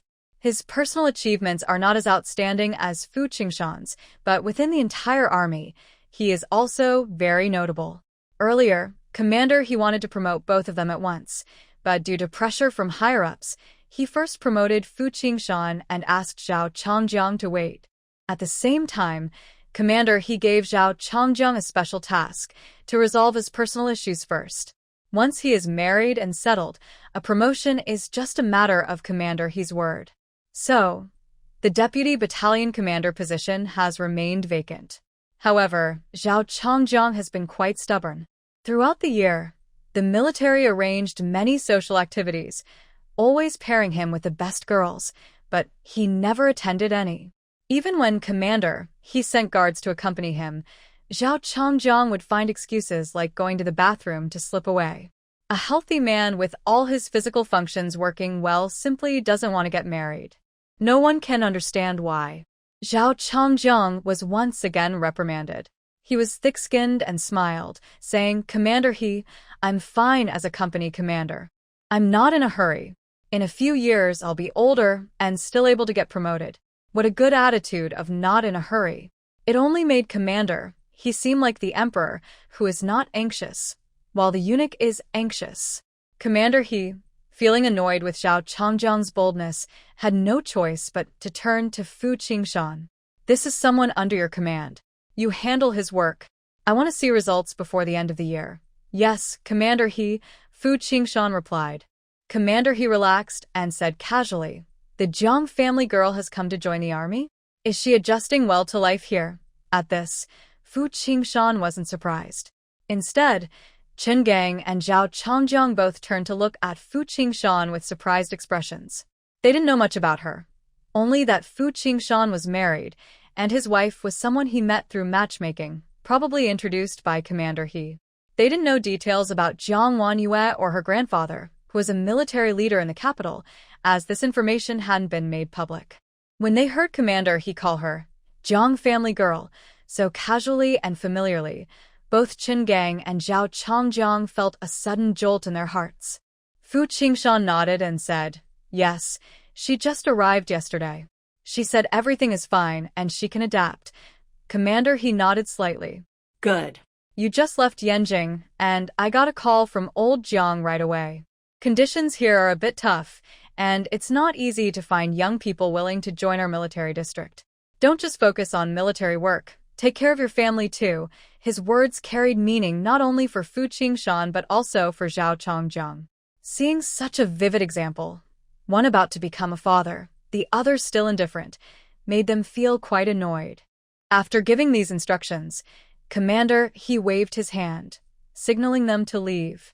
When the office door was closed and the three of them stepped out, Zhao Chongjiang couldn't help but be curious. He immediately asked Fu Qingshan, "Fu Tuan, from what Commander said, it seems like your wife's background isn't simple." "Just know that," Fu Qingshan warned. "Don't tell others. Neither Yeye nor I want to make it public." Although he hadn't discussed this with Jiang Wanyue, it was a silent understanding between the newlyweds. He then looked at Chen Gang. "Commissar Chen, have you told my wife about what I asked?" "Yes, I have.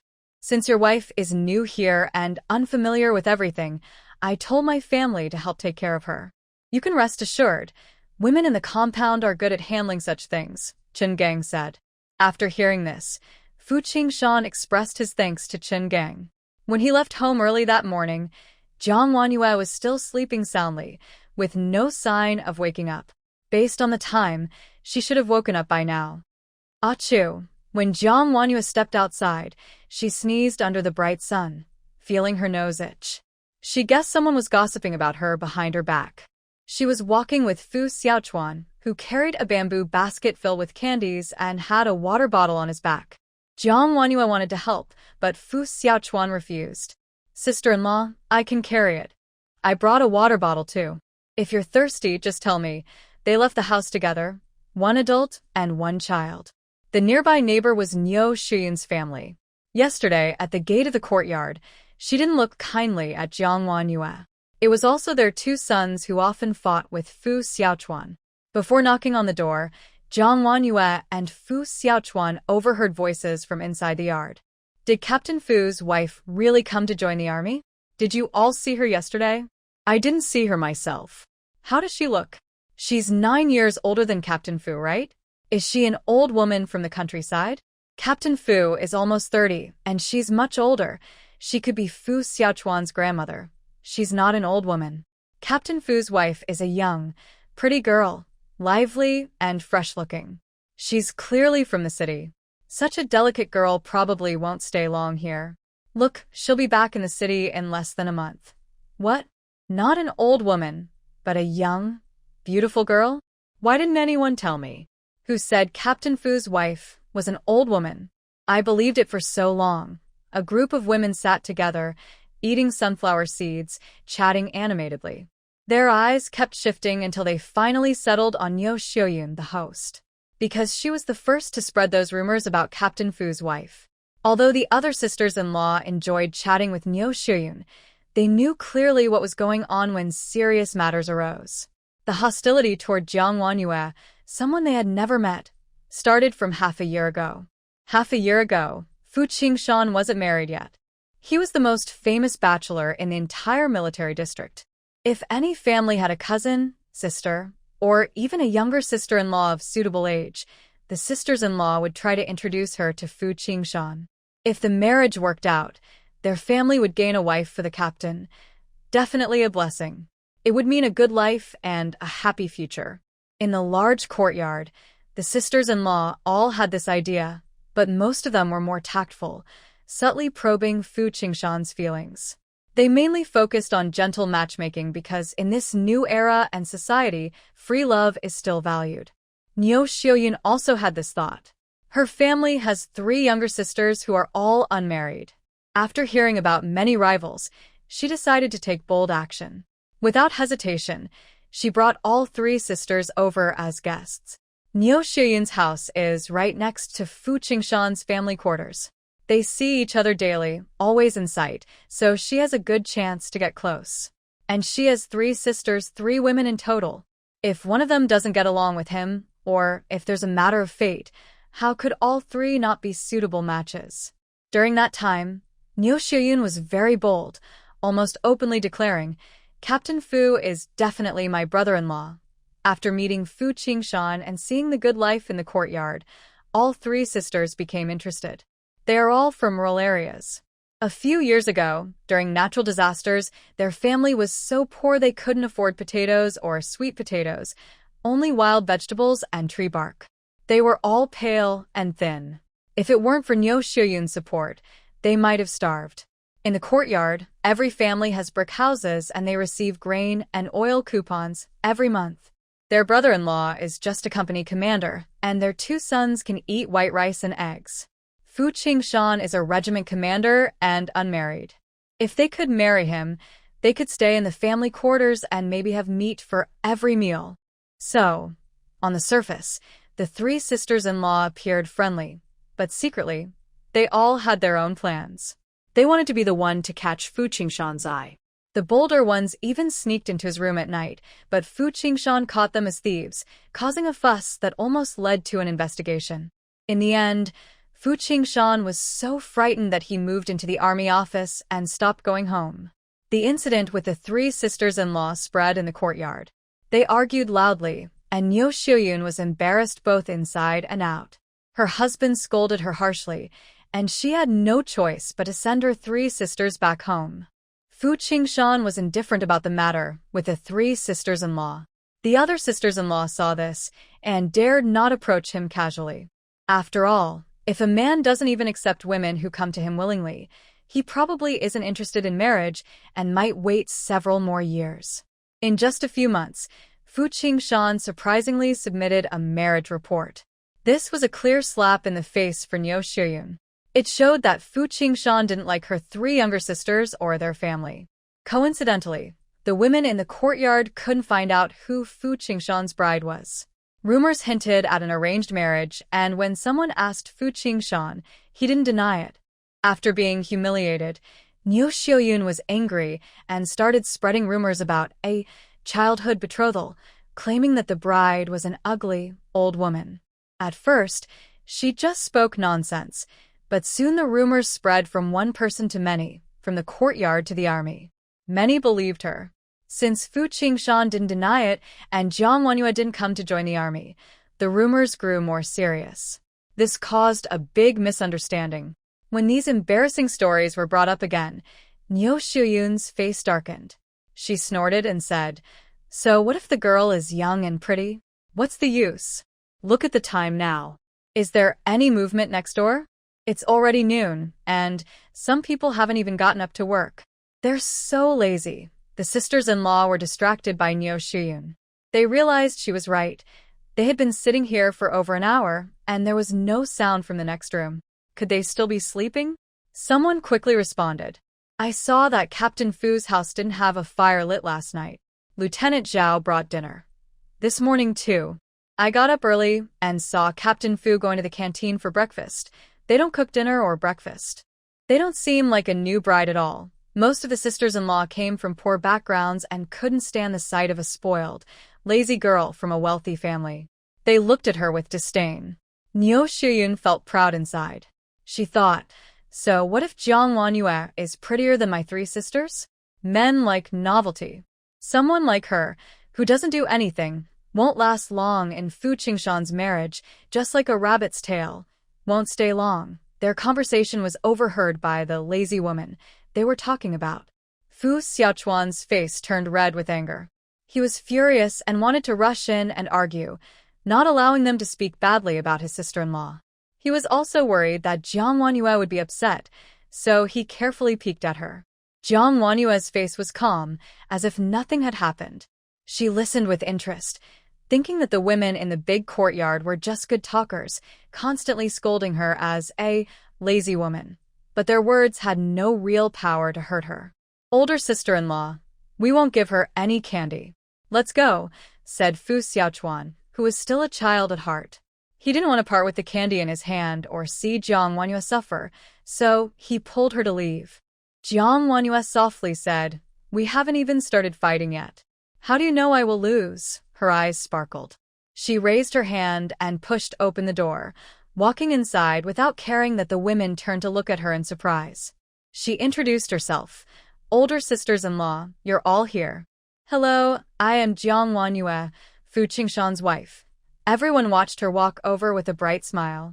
They were surprised by her appearance, which they hadn't seen clearly before. Yesterday, they saw her nervous and covering her mouth. They had spoken too quickly, and just as they said, "Chow chow," Jiang Wanyue appeared. They wondered if she had heard them, especially Neo Shuyun, whose face turned pale and then red. She had spoken the most just now. Seeing their different expressions, Jiang Wanyue pretended not to notice and continued, what are you talking about? Older sisters-in-law, you look so happy. I think I heard my name. No, nothing. Jiang girl, you must have heard wrong. We were just saying how the sun is so nice today, perfect for drying quilts. Yes, yes, yes. Such good weather, it would be a shame not to dry the quilts. You didn't know before, but last week it rained for several days, and the quilts at home almost got moldy. When you and Captain Fu came back, the sun got better. That's right. When you came back, the courtyard became lively. The older sisters-in-law spoke happily, but secretly wiped the sweat from their palms. They felt uneasy, as if the young, pretty girl's words had hidden meaning, and their glances at her made them even more nervous. Jiang Wanyue smiled along with them, not exposing their insincere words. She maintained a peaceful appearance. Several of the sisters-in-law were meeting for the first time, so they exchanged names and got to know each other. Jiang girl, my name is Wang Chunhua. My husband is the company commander of the 3rd Battalion, 4th Company. I live in the 2nd family compound.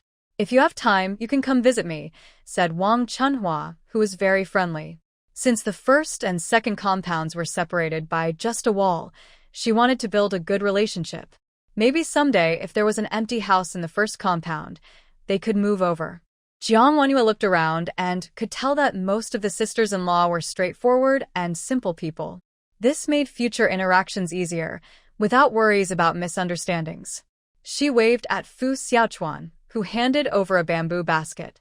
Jiang Wanyue said, sisters-in-law, Qingshan and I got married in a hurry, so I didn't invite you to the wedding banquet or give you wedding candies. Now that I am here, I want to make up for it. These are our wedding candies. Please take some. As she spoke, Jiang Wanyue reached into the basket and handed candies to each sister-in-law. She was generous, filling her palm completely. She gave 2 handfuls to each person, which was too much to hold with one hand, so they had to use both hands to hold the candies. The sisters-in-law politely said, "Oh, that's a bit too much, thank you. It's nothing, just what I should do. From now on, we're neighbors, so I hope everyone will look after each other." Jiang Wanyue continued handing out candies one by one. When she reached Nyo Shoyun at the far end, several pairs of eyes watched her. Without hesitation, Jiang Wanyue took 2 handfuls of candies and placed them into Nyo Shoyun's hands. Nowadays, it's rare to get something sweet. Most wedding candies are just peanuts, melon seeds, and a few candies. It's uncommon for someone like Jiang Wanyue to give so many candies at once. The sisters-in-law received so many candies that they couldn't hold them all and had to tuck them into their clothes pockets. They all looked very happy. Wang Chunhua watched the pile of candies and couldn't help but smile widely. Suddenly, she exclaimed excitedly, "These candies, there's even this kind of candy. I know this one, called white rabbit milk candy. It costs 10 yuan per jean. Not only is it expensive, but it's only sold in department stores in the provincial capital. You can't find it in small towns. Sister Jiang, you're so generous to give such expensive wedding candies." To the sisters-in-law, the white rabbit milk candy and the white rabbit candies were unfamiliar. But hearing it costs 10 yuan per jean, they knew it must be a good product. They all lowered their heads to check their candies. Commissar Chen's daughter seems to have tasted this candy. I smelled it at the time, and it was so fragrant. The sisters-in-law looked at me, and then at each other. The luckiest was Wang Chunhua, who got 6 big white rabbit milk candies. Together, they might be worth about $1 or $2, and she was smiling so broadly her mouth almost reached her ears. Wang Chunhua hadn't heard Nyo Shuyun's voice and asked, "Nyo Shuyun, let me see yours." "How many do you have?" Nyo Shuyun looked a bit upset and muttered, "White rabbit candies. White rabbits. It's all just candy. What's so special? Why are you hiding?" "Just let us see." The sisters-in-law gathered around, staring at the candies Nyo Shuyun had. After looking, they realized all her candies were colorful fruit candies, and she didn't have a single big white rabbit milk candy. The lively atmosphere suddenly cooled down. The sisters-in-law quickly understood that everyone else had candies, but Nyo Shuyun didn't. It was clearly intentional by Jiang Wanyue. A girl who looks pretty and gentle on the outside can hide a sharp mind inside. After leaving Nyo Shuyun's house, Jiang Wanyue didn't go far. She stayed at the door listening for a while. When she confirmed the sisters-in-law had noticed her actions, she felt relieved and left. This was the first time she had shown her respect to Nyo Shuyun. If there was a second or third time, she wouldn't be so lucky. Jiang Wanyue continued walking with Fu Xiaochuan, going door to door to distribute candies. Fu Xiaochuan looked a bit distracted. She asked, "Xiaochuan, what are you thinking?" Fu Xiaochuan pursed his lips and said, "Sister-in-law, are those candies really that expensive? Just 4 or 5 big white rabbit candies could make the sisters-in-law so happy." For Fu Xiaochuan, it wasn't just a few candies but a whole bag. He heard that each jean, half a kilogram, of candies costs 10 yuan. At 6 years old, 10 yuan was a lot, enough to buy many steamed buns. Jiang Wanyue patted his little head and said, "They're not that expensive. Your sister-in-law can afford it. Besides, your brother and I are happy to let Xiaochuan eat well and wear good clothes. Don't think too much. Now tell me, whose house is this?" Fu Xiaochuan's face warmed up, and he cheered up. "This house belongs to Commander Ding Zhangwo of the 2nd Battalion. His wife is Lin Jilan. They have 2 daughters, Zhaodi and Pandai. One is 5 years old, and the other is 3. Jiang Wanyue listened briefly and immediately frowned, a look of worry flashing across her delicate face. In this day and age, a woman who quickly gives birth to 2 girls and names them like that shows a family that favors boys over girls. It's likely that Lin Jilian's days won't be easy. Fu Xiaochuan knocked on the door ahead of time, and soon someone came to open it.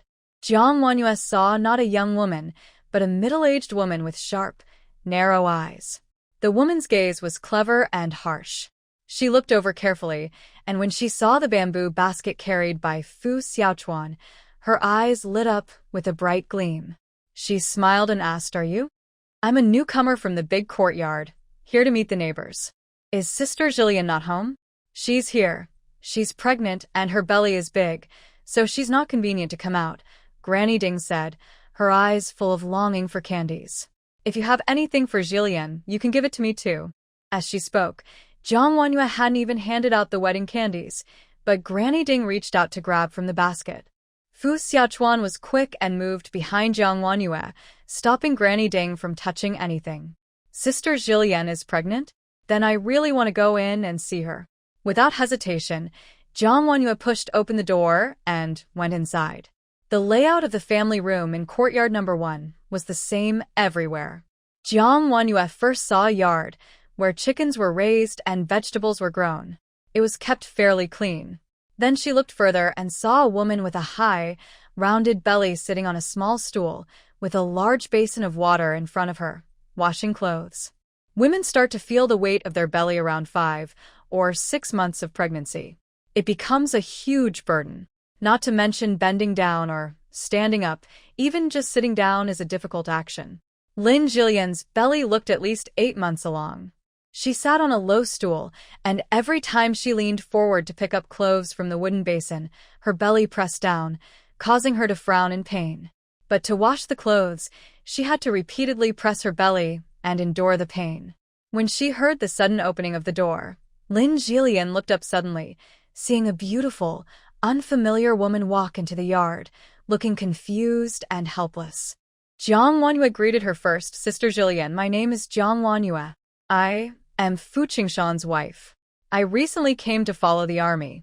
Lin Jilan was surprised to hear Jiang Wanyu's identity. She quickly stood up from the small stool, wiped her wet hands, and hesitated to approach Jiang Wanyu, afraid of dirtying her beautiful clothes. She was unsure whether to go forward. When she stood up, she wobbled because she was too nervous. Jiang Wanyu looked at her round belly and felt a little nervous. She quickly reached out to support her. Lin Jilan looked at Jiang Wanyu with surprise and hesitated, saying, "Thank you. Let's have some tea inside." Jiang Wanyu shook her head. "No need, Sister Jilan. I just came to say hello and share some candies." When she mentioned candies, Ding Posey, who had been silent, moved closer. "Candies? So you're Captain Fu's wife. You're young and pretty. No wonder I haven't seen you before. Young people get married and share candies." Ding Posey's eyes sparkled as she reached out toward Jiang Wanyu. Jiang Wanyu ignored her, pretending not to see her. She took some candies from a bamboo basket and handed them directly to Lin Jilan. "Sister Jilan, here's some candies. Keep them and enjoy them slowly." She gently patted Lin Jilan's hand. Jiang Wanyu then asked, "Sister Jilan, where are your children? You're talking about Jadi and Pandi, right?" "They're inside," Lin Jilan called out. "Jadi, Pandi, come out quickly." After a moment, 2 little girls came out of the house. They looked fairly clean, showing that Lin Jilan had taken care of them. But both children, who should be in kindergarten, were still at home and looked very thin. In the big yard, children in kindergarten could attend for free, but each child had to exchange a grain coupon each month. Their family needed 2 coupons for both children. Their family was managed by Ding Posey, and Lin Jilan had no say. Ding Posey was probably reluctant to give up the coupons, so she kept the children at home instead of sending them to kindergarten. At home, Lin Jilan, who was 8 months pregnant, still had to work. This shows how difficult the lives of these 2 girls were. Sadient Pandi looked SHY. When they came out, they immediately hid behind Lin Jilan and clung tightly to her pants. Lin Jilan comforted them, saying, "Jadi, Pandi, call Aunt Jiang." Annie Zhaodi, who is older, spoke softly, "Auntie Jiang, hello." Jiang Wanyu waved to them, "Hello." She took candies from a bamboo basket, deliberately choosing big, white rabbit milk candies. She placed 2 candies into each of Zhaodi's and Pandadai's palms, warning, "Hold these and eat them." Zhaodi and Pandadai's hands now held candies. Their first reaction was not to look at Lin Jilan but to turn and look at Lady Ding. Lady Ding glared at them with a fierce look, as if she wanted to eat them. Jiang Wanyu turned to look at Lady Ding. Lady Ding quickly changed her expression, showing a face full of wrinkles and a forced smile. Jiang Wanyu said, "These candies are for the children." Lady Ding hurriedly responded, "Yes, yes, for the children. You took the candies, so hurry and say thank you." Zhaodi and Pandadai whispered, "Thank you, Annie Jiang." Jiang Wenyu then spoke a few more words to Lin Jilan before leaving with Fu Xiaochuan. She had done everything she could. She handed the candies to Lin Jilan and the children. When they stepped outside, they heard Fu Xiaochuan sigh softly. He whispered, "They will still be taken away." Jiang Wenyu looked puzzled. What? Fu Xiaochuan looked up, his face showing a maturity beyond his years, with bright black eyes, and said, "Lady Ding is a bad person. She will take all the candies." Everything that followed went exactly as Fu Xiaochuan predicted. As soon as Jiang Wenyu and Fu Xiaochuan left, Lady Ding immediately dropped her fake smile and angrily rushed toward Lin Jilan, snatching the candies from her palm. But she wasn't satisfied with that. She bent down to snatch the candies from Zhaodi and Pandadai's hands, two big white rabbit milk candies that Jiang Wenyu had specially chosen for the children. Lin Jilan's candies were taken away. She didn't make a sound, but when she saw the candies in Zhaodi and Pandadai's hands about to be snatched, she reached out to stop her. She begged, "Mom, just let Zhaodi and Pandadai have one piece of candy. That's from Sister Jiang. Just one. The children haven't had candy in a long time. 1 or 2 candies. They're worthless. Who has the right to eat candy?" Lady Ding reached for the candies in Zhaodi's hand. Because Zhaodi clenched her small hand tightly, she couldn't open her fingers. Her expression darkened, and she harshly pinched Zhaodi's arm. The child cried out in pain and had to let go. Zhaodi's palm dropped a blue and white candy onto the ground. Ding Posey quickly picked up the candy and glared fiercely at Zhaodi and Pandai. "Little girl, behave yourself. Hurry up and help your mother with the chores. No work, no food." She swept through like a ghostly raid, taking all the candies from Lin Jilan and the 2 children, then went inside to hide them, locking the cabinet tightly so Lin Jilan couldn't get to them. Zhaodi hurt her arm and her eyes turned red. Tears, big as beans, fell down her face. She sniffled, but didn't cry out loud. Lin Jilan gently rubbed Zhaodi's small arm and asked with concern, "Zhaodi, does it hurt?" Zhaodi shook her head and wiped her tears. "Mom, I don't hurt. I'm helping you wash clothes." Hearing her sensible words, Lin Jilan's eyes reddened without realizing it. Her hands felt empty. Nothing was left, but she remembered the warmth Jiang Wenyu had just held in her palm. Outside Lin Jilan's house, Jiang Wenyu watched the young but mature Fu Xiaochuan lost in thought. She sensed something and asked sharply, "Xiaochuan, how did you know the candies would be taken? Has someone taken your things before?" Fu Xiaochuan's face flickered with panic. He looked down, avoiding Jiang Wenyu's gaze, clutching the bamboo basket in his hands silently. Jiang Wenyu wanted to ask more about Fu Xiaochuan's past. She felt he was hiding something deep. Considering how much his personality had suddenly changed since his first half of life, it was probably not just because of Fu Qingshan's death. Just then, a lively, energetic voice called out, "Jiang girl. You must be Jiang girl, right?" Jiang Wenyu turned her head and saw a woman with short, chin-length hair, wearing a blue shirt. The woman looked about 35 or 36, smiling brightly, walking quickly toward her. Jiang Wenyu didn't recognize her, but at that moment, her mind flashed with the name, Chen Hongxia. Chen Hongxia was Chen Gang's partner. Chen Gang was the political commissar working with Fu Qingshan. Chen Hongxia held a high status in the compound, and her background was impressive. She was also a veteran revolutionary for many decades. At first, people thought Chen Gang and Chen Hongxia were a revolutionary couple, walking through hardships together. But in fact, they were a reformed couple from the 1960s. Chen Gang, who was widowed, had a daughter. Chen Hongxia, also widowed, had a son. One went to the Southwest Military Region as a political commissar, and the other was a workshop director at a nearby military factory. Originally from different places, they ended up together. With introductions from above, both with similar backgrounds, they started walking together and sharing their lives. After getting married, Chen Hongxia still worked as a workshop director at the military factory and did not give up her job to become a political commissar's wife. Jiang Wenyu recognized her and politely greeted, "Annie Chen, hello." Chen Hongxia raised an eyebrow in surprise. "Do you know me?" Jiang Wenyu calmly replied, "Qingshan mentioned you many times, saying that if I had any trouble in the compound, I should find Annie Chen." Hearing this, Chen Hongxia smiled happily and nodded. Captain Fu was right. If you need anything, just come to me. He also mentioned you many times to our old Chen. Jiang Wanyue raised an eyebrow, interested to hear what Fu Qingshan might have said about her, waiting for Chen Hongxia to continue. Captain Fu was worried that, as a newcomer, you might not be used to life here. He asked my old Chen to tell me to help take care of you. I thought, since you just arrived yesterday, you must be tired and need a good rest. There are many things to settle in the house, so I thought you'd rest for a day, and then I'd come to see you after work. But I didn't expect you to come out and meet people first. How many people have you met? How many do you know? It seems Captain Fu was worrying too much. Because of her husband, Chen Hongxia was the only person in the entire compound who knew the details of Fu Qingshan's marriage and also the only one aware of Jiang Wanyue's background. She initially thought Jiang Wanyue would be a delicate girl, a daughter of a cadre, likely with a bad temper. But today, when they met, Jiang Wanyue was indeed delicate, but her speech, behavior, and manners showed that her husband had overthought. She was a good girl. Jiang Wanyue looked at Fu Xiaochuan and said, Xiaochuan knows the people and took me around. Xiaochuan is a good kid, capable. Chen Hongxia looked behind Jiang Wanyue and lowered her voice. Did you just come from Captain Ding's house? Have you met anyone? Yes, I met Sister Xylan and saw her washing clothes, Jiang Wanyue honestly replied. Chen Hongxia frowned after hearing this.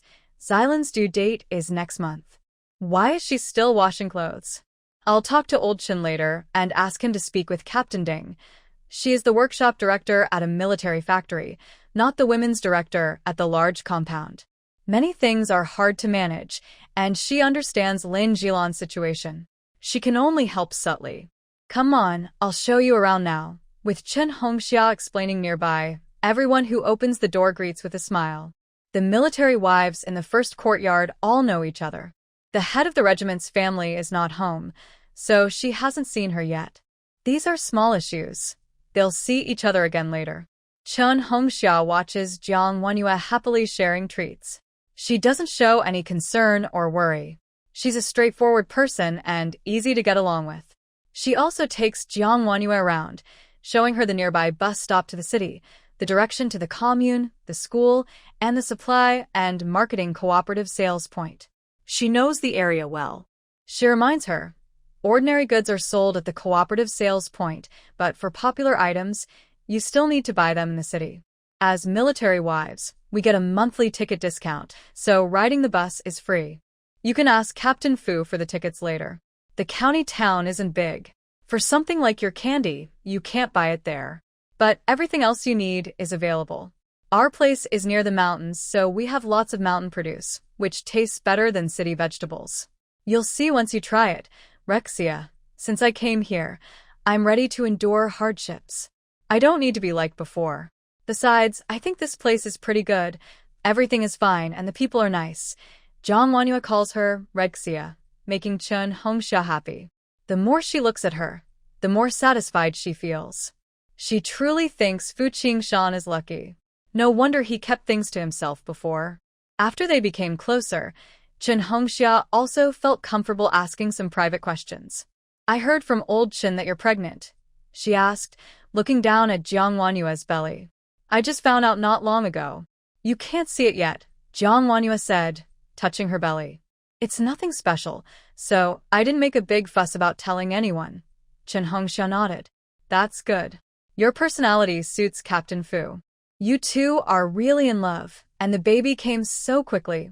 Jiang Wanyue caught the subtle meaning in Chen Hongxia's words, and her face turned slightly red. After walking around for a while, they returned to the family quarters. Their scene walking together was just seen by Niu Xiuyan. Niu Xiuyan still remembered the morning's incident with the sweets and felt that Jiang Wanyue was deliberately embarrassing her. She muttered softly, it's only my first day here, and she's already clinging to someone. She really looks down on people. Just as she was about to leave, a shout suddenly came from behind. Comrade, comrade! Niu Xiuyan turned around and saw a stranger man holding a child. She frowned and asked, Who are you? Liao Sanmin was holding a crying child in his arms. The child had been crying loudly all the way, making him look worried and anxious. He felt nervous, worried that the child might stop breathing in his arms. Sweating heavily, he saw Nyo Shuyun turn around and quickly spoke. Sister-in-law, my name is Liao Sanmin. Is there a comrade named Jiang Wanyue in your courtyard? I'm here to find her. When Nyo Shuyun heard Jiang Wanyue's name, her eyes quickly darted around as she sized up Liao Sanmin from head to toe. Liao Sanmin was a young man, about 25 or 26 years old. He looked handsome and refined, gentle and polite. Since he was so young and holding a child, it didn't seem like the child was his. He was here to find Jiang Wanyue. Jiang Wanyue had just arrived at their courtyard on the first day, and now a man was looking for her, bringing a child along. Could it be that she had been secretly seeing someone before marrying Fu Qingshan? This was getting interesting. Nyo Shuyun's thoughts turned quickly, and she felt excited inside. She said to Liao Sanmin, "Comrade, this is a military family compound and generally outsiders are not allowed in. You want to find Jiang Wanyue, right? Wait outside, I'll go back and call her." Liao Sanmin didn't know what she was thinking, but he thanked her repeatedly.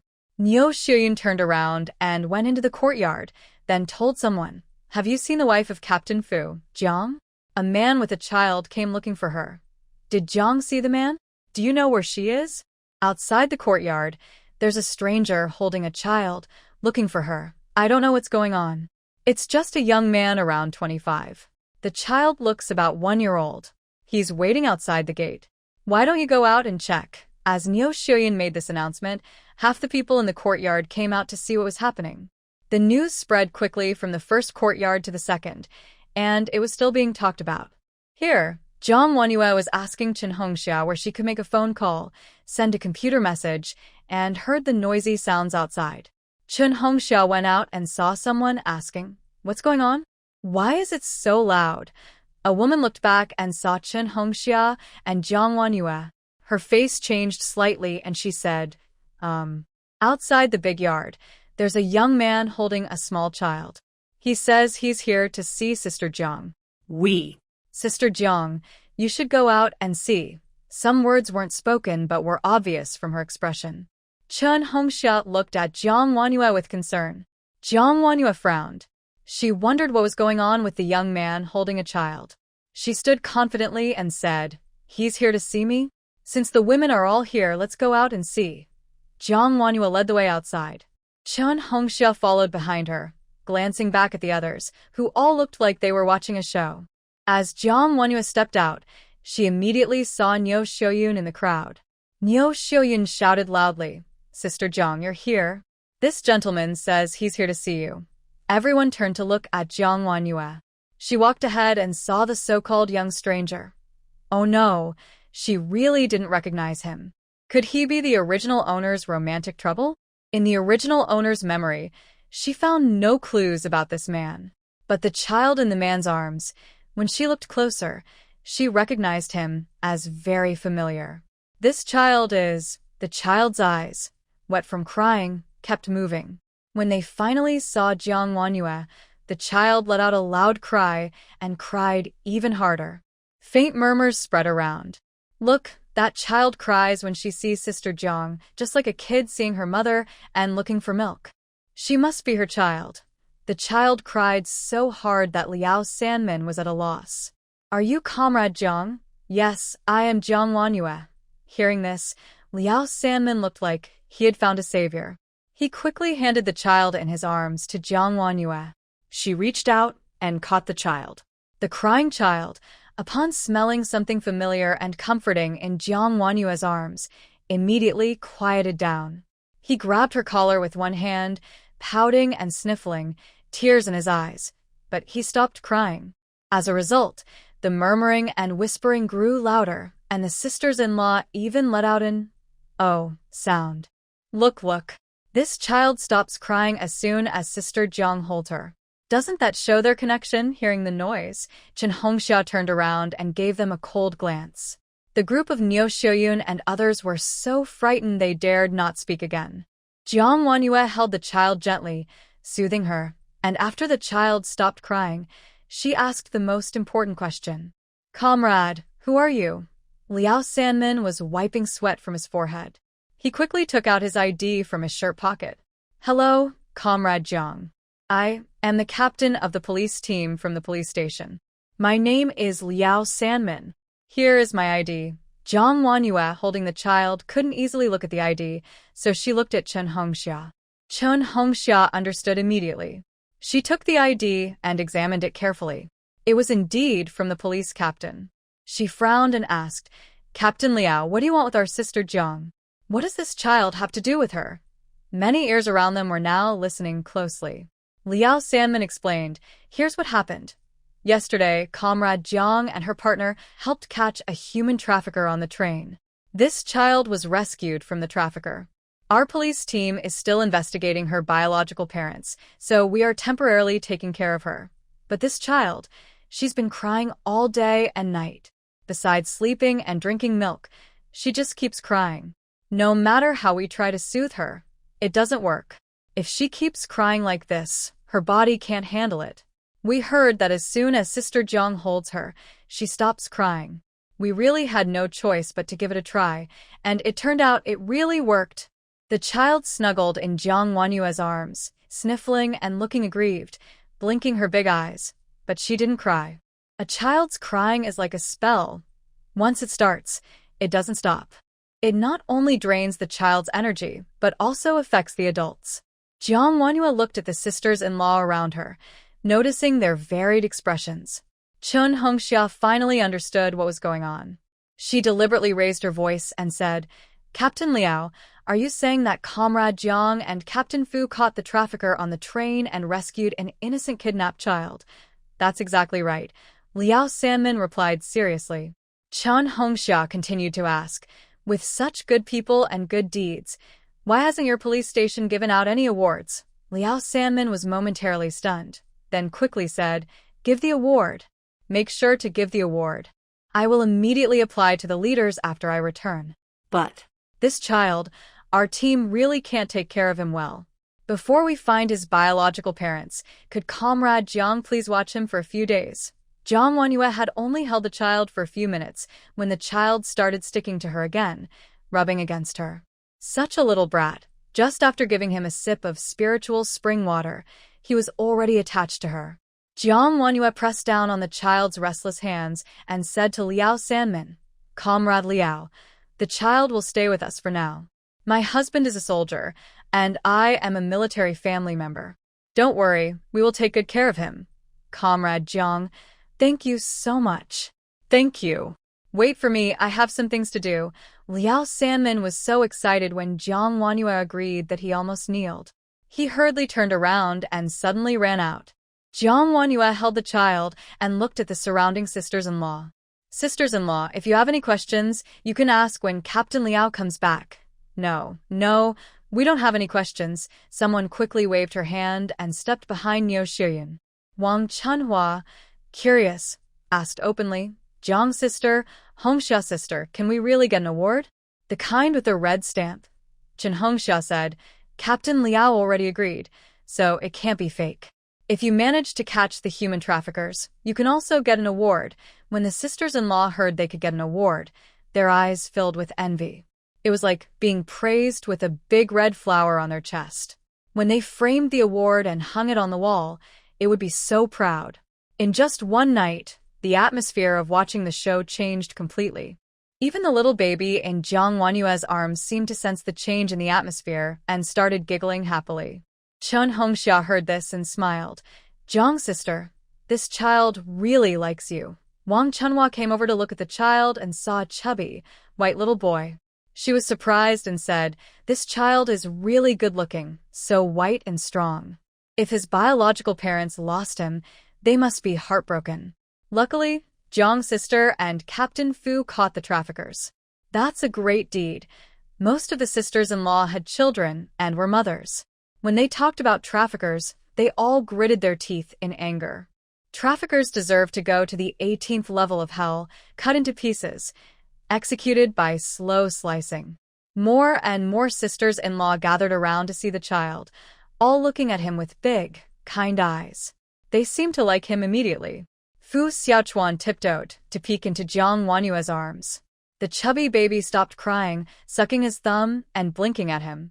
While everyone was looking at the baby, Liao Sanmin hurriedly left and then quickly came back, carrying a bunch of things in his hands. Comrade Jiang, Liao Sanmin took a deep breath. This is some stuff our team bought for the baby, like milk powder and diapers. It's all here. But among the items, there was more than just milk powder and diapers. There were 3 bags of milk powder, a net bag with malted milk, another with yellow-topped canned food, and yet another with baby rice cereal, plus several packs of walnut cookies. All of it looked like good quality. Liao Sanmin was a straightforward man. He knew these days families didn't have much food, so they couldn't easily raise a child without preparation. He had prepared in advance. Also, since Jiang Wanhua was helping them raise the baby, their police team couldn't come empty-handed. As the team leader, he wanted to show some appreciation. And this was his way of showing it. The sisters-in-law already envied Jiang Wanhua for receiving a certificate, and now seeing all these good things, their eyes shone even more. Jiang Wanhua didn't refuse the kindness. She held the baby, but couldn't carry the things herself. Chen Hongxia helped carry some, and Fu Xiaochuan quickly took the heaviest cans of peaches and malted milk. Comrade Jiang, thank you for supporting our work. We will find the baby's real parents as soon as possible and bring him back. Liao Sanmin saluted Jiang Wanhua to thank her before leaving. Jiang Wanhua turned to Chen Hongxia and said, Hongxia, it's a bit much. Please help me take these home. No trouble at all. I'll drop by your place on the way. If you have any questions about taking care of the baby, just ask me, Chen Hongxia replied cheerfully. Jiang Wanhua was really new at this. She needed to learn how to change diapers properly from Chen Hongxia. They bypassed the crowd and, with the baby and the pile of things, headed back to the residential compound. That night, Fu Qingshan returned from the army and heard the crying of the baby as soon as he entered the door. Their house now has a small cradle with a tiny baby lying inside, completely naked, showing soft, pink skin. The baby wants to suck on his finger. When he can't, he cries loudly. Fu Xiaochuan gently takes the baby's finger away and says seriously, crying won't help. Your sister-in-law said you shouldn't suck your finger because it's not clean. The baby cries a few more times but stops when he sees he can't get what he wants. It turns out he was just pretending to cry. Most children look similar, so it's hard to tell them apart. But this chubby little boy and his clever fake crying remind Fu Qingshan of the child on the train. However, that child was taken away by the police. How could he be here? Jiang Wanhua comes out of the room holding a diaper. Her clothes are damp, her hair is messy, and she looks very tired, her first time looking so disheveled. When she sees Fu Qingshan, she quickly hands him the diaper. You're back. Here's the diaper. Please change the baby's diaper, she says with a tired voice. Fu Qingshan takes the diaper and asks, did the baby cause trouble? Jiang Wanhua sighs and complains, it's just trouble. The little guy eats, sleeps, and then poops. Just now, he did a big poop. She stops mid-sentence, unable to continue. She cares about cleanliness and can't stand the mess. Since the baby pooped, he needs a bath. Fu Xiaochuan helps by boiling water and bringing a wooden basin for bathing. After undressing the baby, he places him in the water. The little boy gets excited at the water, waving his arms and legs, splashing water everywhere, even on Jiang Wanhua's clothes and hair. Bathing and drying the baby is a tough job. Even if the baby doesn't cry or fuss, it still takes a lot of energy. Luckily, Fu Xiaochuan is helping nearby. Otherwise, she wouldn't even have time to look for the diaper, as she has to hold the baby and do chores at the same time. While Jiang Wanhua complains, Fu Qingshan changes the baby's diaper and helps him put on clothes. His movements are careful and thorough, though not very quick. He asks, how did this child end up at our house? Haven't you found his real parents yet? No, we haven't. Jiang Wanhua recounted everything that happened in the afternoon, including the appearance of Liao Sanmin, and told Fu Qingshan everything clearly. The police comrades didn't say much, but I promised to help take care of things. The cradle bed was borrowed with Sister Hongxia's help. Otherwise, there wouldn't even be a place for the baby to sleep at home. Fu Qingshan slightly frowned and asked worriedly, will it be too tiring? Jiang Wanhua said, just to get used to it early. Anyway, in half a year, our baby will be born. When that time comes, having 2 babies at once will probably be even more tiring than now. Seeing that the baby's clothes were almost ready, Jiang Wanyu suddenly remembered, I forgot the baby powder. Sister-in-law, I'll go get it. Fu Xiaochuan moved quickly, went inside to get the baby powder, and handed it to Jiang Wanyu. Fu Qingshan unbuttoned the baby's clothes, gently lifted his chubby legs, and raised his soft little bottom. Jiang Wanyu took the baby powder and patted it on the baby's red bottom. She also sprinkled a little on other fleshy areas like under the neck and in the armpits. She couldn't help but say, this kid is really fat. He's heavy to hold. Giggle. Giggle. Giggle. The little baby seemed to understand Jiang Wanyu's comment, and as if feeling comfortable with the baby powder, he giggled happily. Jiang Wanyu poked the baby's face and said, if you like being called fat, then I'll call you strong. Giggle. Giggle. Giggle. The baby laughed even more happily. Fu Xiaochuan nodded in agreement and said, Sister-in-law, he has a name now. We'll call him Strong. As soon as the name was decided, the baby giggled a few more times, and the name was settled.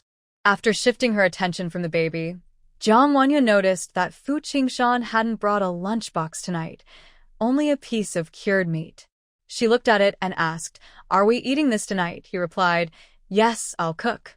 Jiang Wanyu was momentarily stunned, her almond-shaped eyes fixed on Fu Qingshan. He was going to cook? Having only been in the courtyard for a day, Jiang Wanyu had already been called lazy by the other sisters-in-law for waking up late and not cooking. If they saw Fu Qingshan cooking, TSK, she might be drowned in their gossip. Although she was thinking this in her mind, her actions were different. Fu Qingshan, I want to eat sour and spicy shredded potatoes, very sour, not too spicy, Jiang Wanyu openly ordered.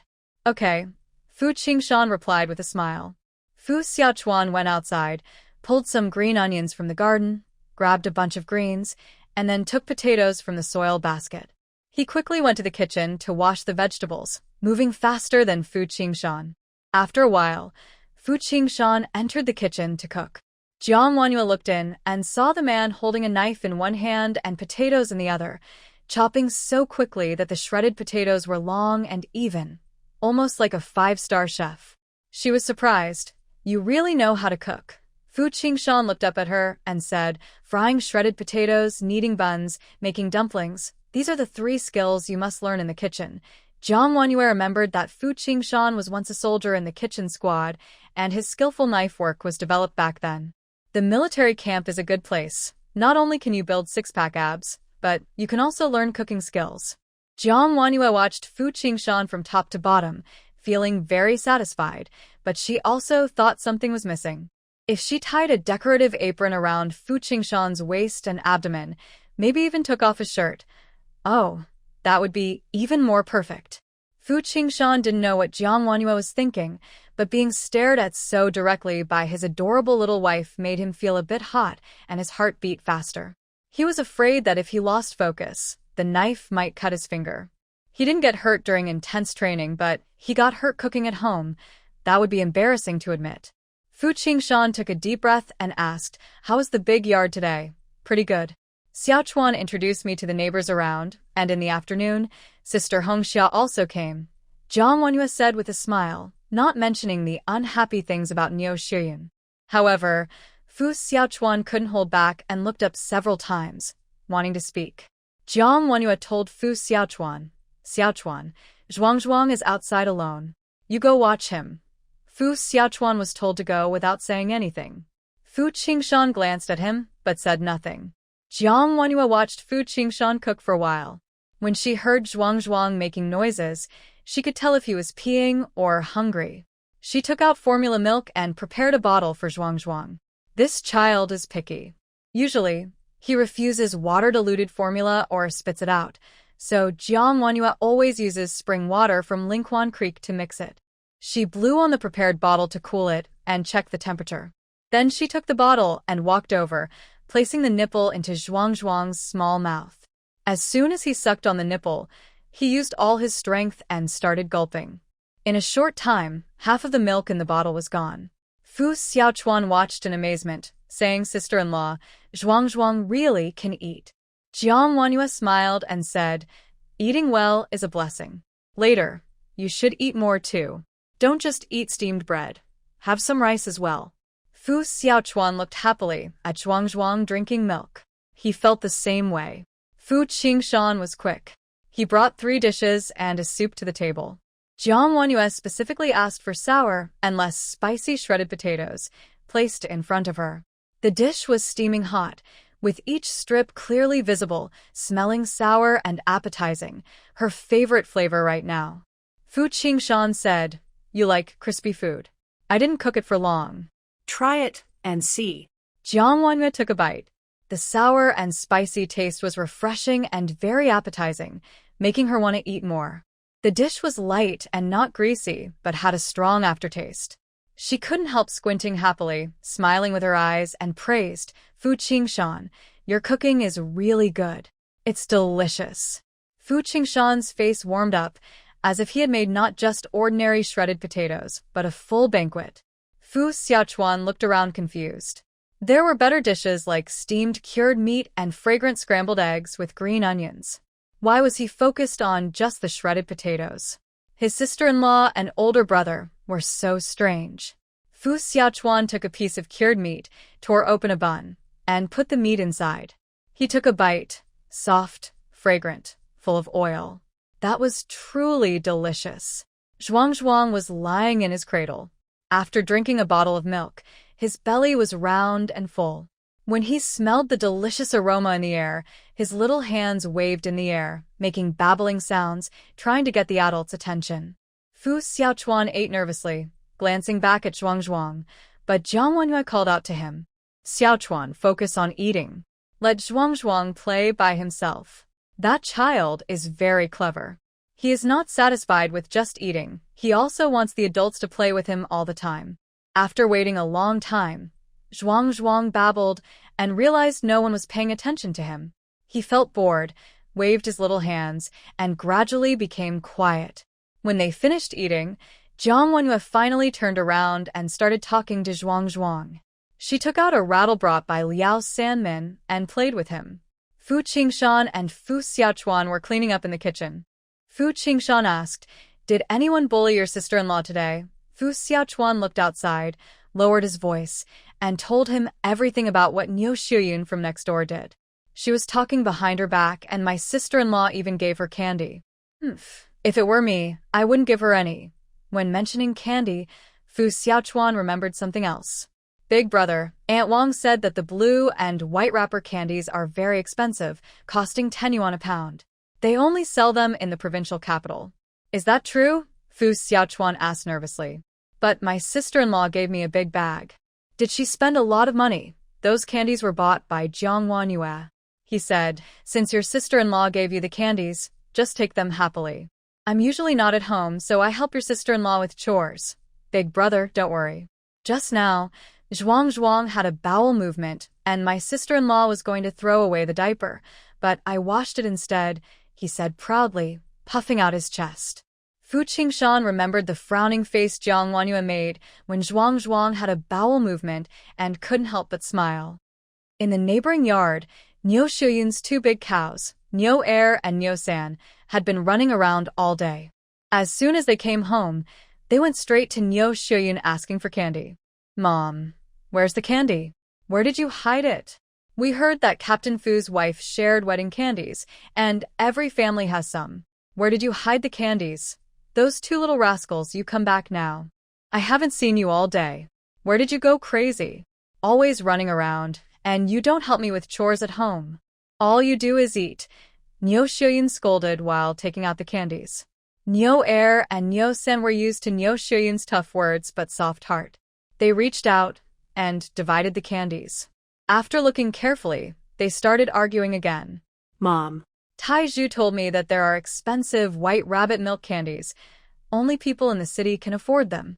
They're candies we've never had before. Why are there only fruit candies? Where are the white rabbit milk candies? Mom, did you hide the food and not give us any? You're so stingy." Upon hearing this, Niu Shuyun got angry. She grabbed a spatula from the kitchen and came out, pinching her 2 sons' ears. "You 2 little rascals. How can you say your mom is stingy? Whenever there's good food at home, it's always for you too. Heartless kids, I really regret raising you both." Oh, Mom. My ears hurt. Mom, you're not stingy. You're very generous. The white rabbit candies. Why don't you take them out for us? Even Iron Pill has tasted them, but we haven't had a chance. Neo Xiaoyun still looked angry. You haven't tasted them? Do you think I've eaten all of them? Haha, if you want candy, go ask the new neighbor. The whole yard shares candies, but they don't share with us. They just give us cheap fruit candies to fool us.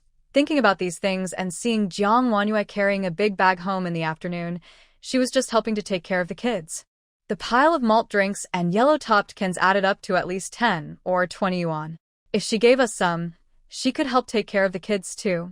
The more Neo Xiaoyun thought about it, the angrier she got. She pinched her older and younger son's ears tightly, not letting go, causing them to squeal and run around the house. Neo Xiaoyun's husband, Neo Disheng, came to the house and saw the chaos and the smell of something burning. What are you cooking in the kitchen?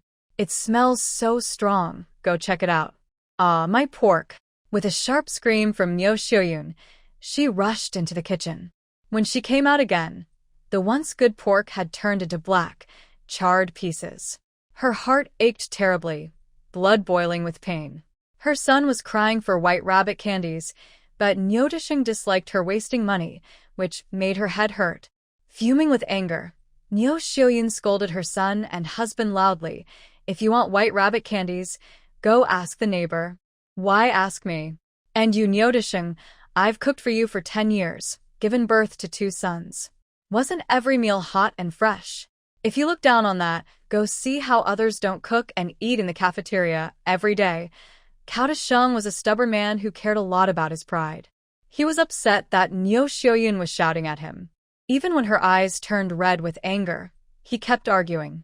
You don't like the neighbor's family, but it's because your 3 sisters came here. Captain Fu didn't marry any of them, so you lost face. That was a long time ago. Captain Fu never mentioned it. If you hadn't been shouting about his family's background, no one would care. Now, the new wife just arrived, and you've offended her again. How can I face Captain Fu in the army? Should we even keep living here? You, Cao Disheng, you're blaming me now? When I called my 3 sisters here, you agreed. If your sisters had already married and had children, you'd want to send your own sister away. I know what you're thinking. You want to marry Captain Fu too. Cao Disheng didn't hide his thoughts. He said directly, I was thinking if our families become relatives, maybe Captain Fu will call me Big Brother. Your 3 sisters look just like you, and Captain Fu doesn't like them.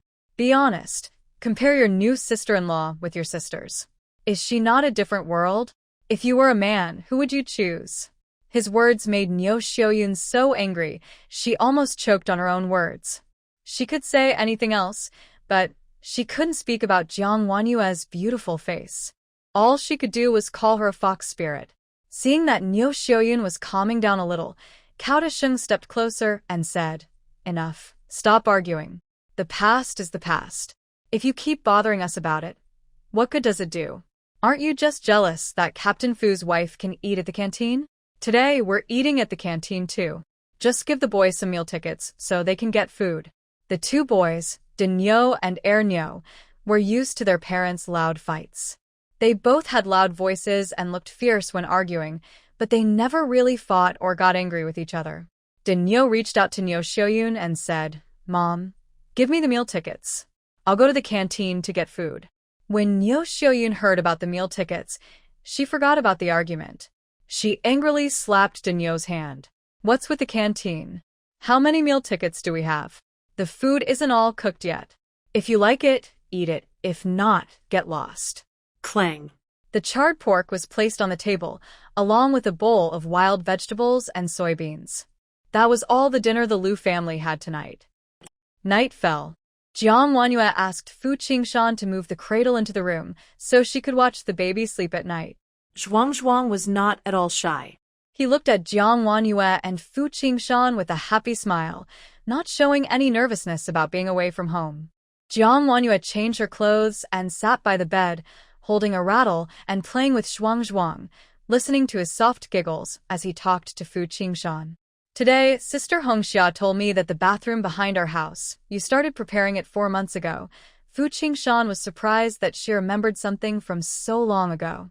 He paused for a moment and replied, "Yes." Jiang Wanyu asked again, "Was that when you applied for marriage?" This time, Fu Qingshan answered more quickly, "Yes. I thought you would come, so I prepared in advance." Unfortunately, it didn't work out. Both of them understood what had happened later. Jiang Wanyu was reluctant about getting married, and their first night as a married couple was awkward. In the end, they parted on bad terms. When Fu Qingshan returned to the family compound and saw the bathroom half-built with bricks, he felt disappointed. Without the person he cared about, finishing it would be a waste for Fu Qingshan and Fu Xiaochuan. Jiang Wanyue could tell how defeated and sad Fu Qingshan was. Otherwise, such a tough man wouldn't give up halfway. He simply left the remaining bricks unfinished. She looked up, her gaze shifting from Zhuang's chubby face to Fu Qingshan's strong side profile. His expression was calm, with no visible emotions. Jiang Wanyue said, "It's not a pity now. You can use it. I checked it this afternoon. It looks great, clean and spacious." Fu Qingshan looked up at her smiling face, and a faint smile appeared at the corner of his mouth. It's late. You should sleep. Okay, good night." The young couple lay back in bed, no longer tense like yesterday. With a busy day behind them, they fell asleep quickly after closing their eyes. Suddenly, in the middle of the night, "Yoo-hoo wawa." In the quiet room, the soft whimpering of a baby could be heard. Lying on the bed, Fu Qingshan quickly opened his eyes. Having served in the army for over 10 years, he had developed a habit of staying alert. Even the slightest breeze or movement would wake him up. Whimper, whimper. He listened to the crying coming from the cradle, which was gradually getting louder. Fu Qingshan got out of bed and picked up the baby before Dazhuang started crying loudly. "Shoo." He gently rocked the baby in his arms, his dark eyes filled with concern as he looked at the person on the bed. Fortunately, the sound was still quiet enough not to wake Jiang Wanyue, who was lying on her side, showing her gentle profile and her soft, fluffy black hair. "Whimper," the little baby protested Fu Qingshan's distraction. He lowered his voice and asked, "Are you hungry?" The baby only whined and couldn't answer Fu Qingshan's question. Fu Qingshan touched the baby's bottom. The diaper was dry, so the baby must be hungry. Before bed, Jiang Wanyue had prepared everything: bottle, formula, hot water, placed at the bedside, just in case the baby needed milk during the night. Fu Qingshan held the baby with one arm and started to prepare the milk with the other. His body was strong and coordinated, with well-developed muscles. Doing these tasks with one hand was smooth for him. Not everyone could hold a heavy baby with one arm like that.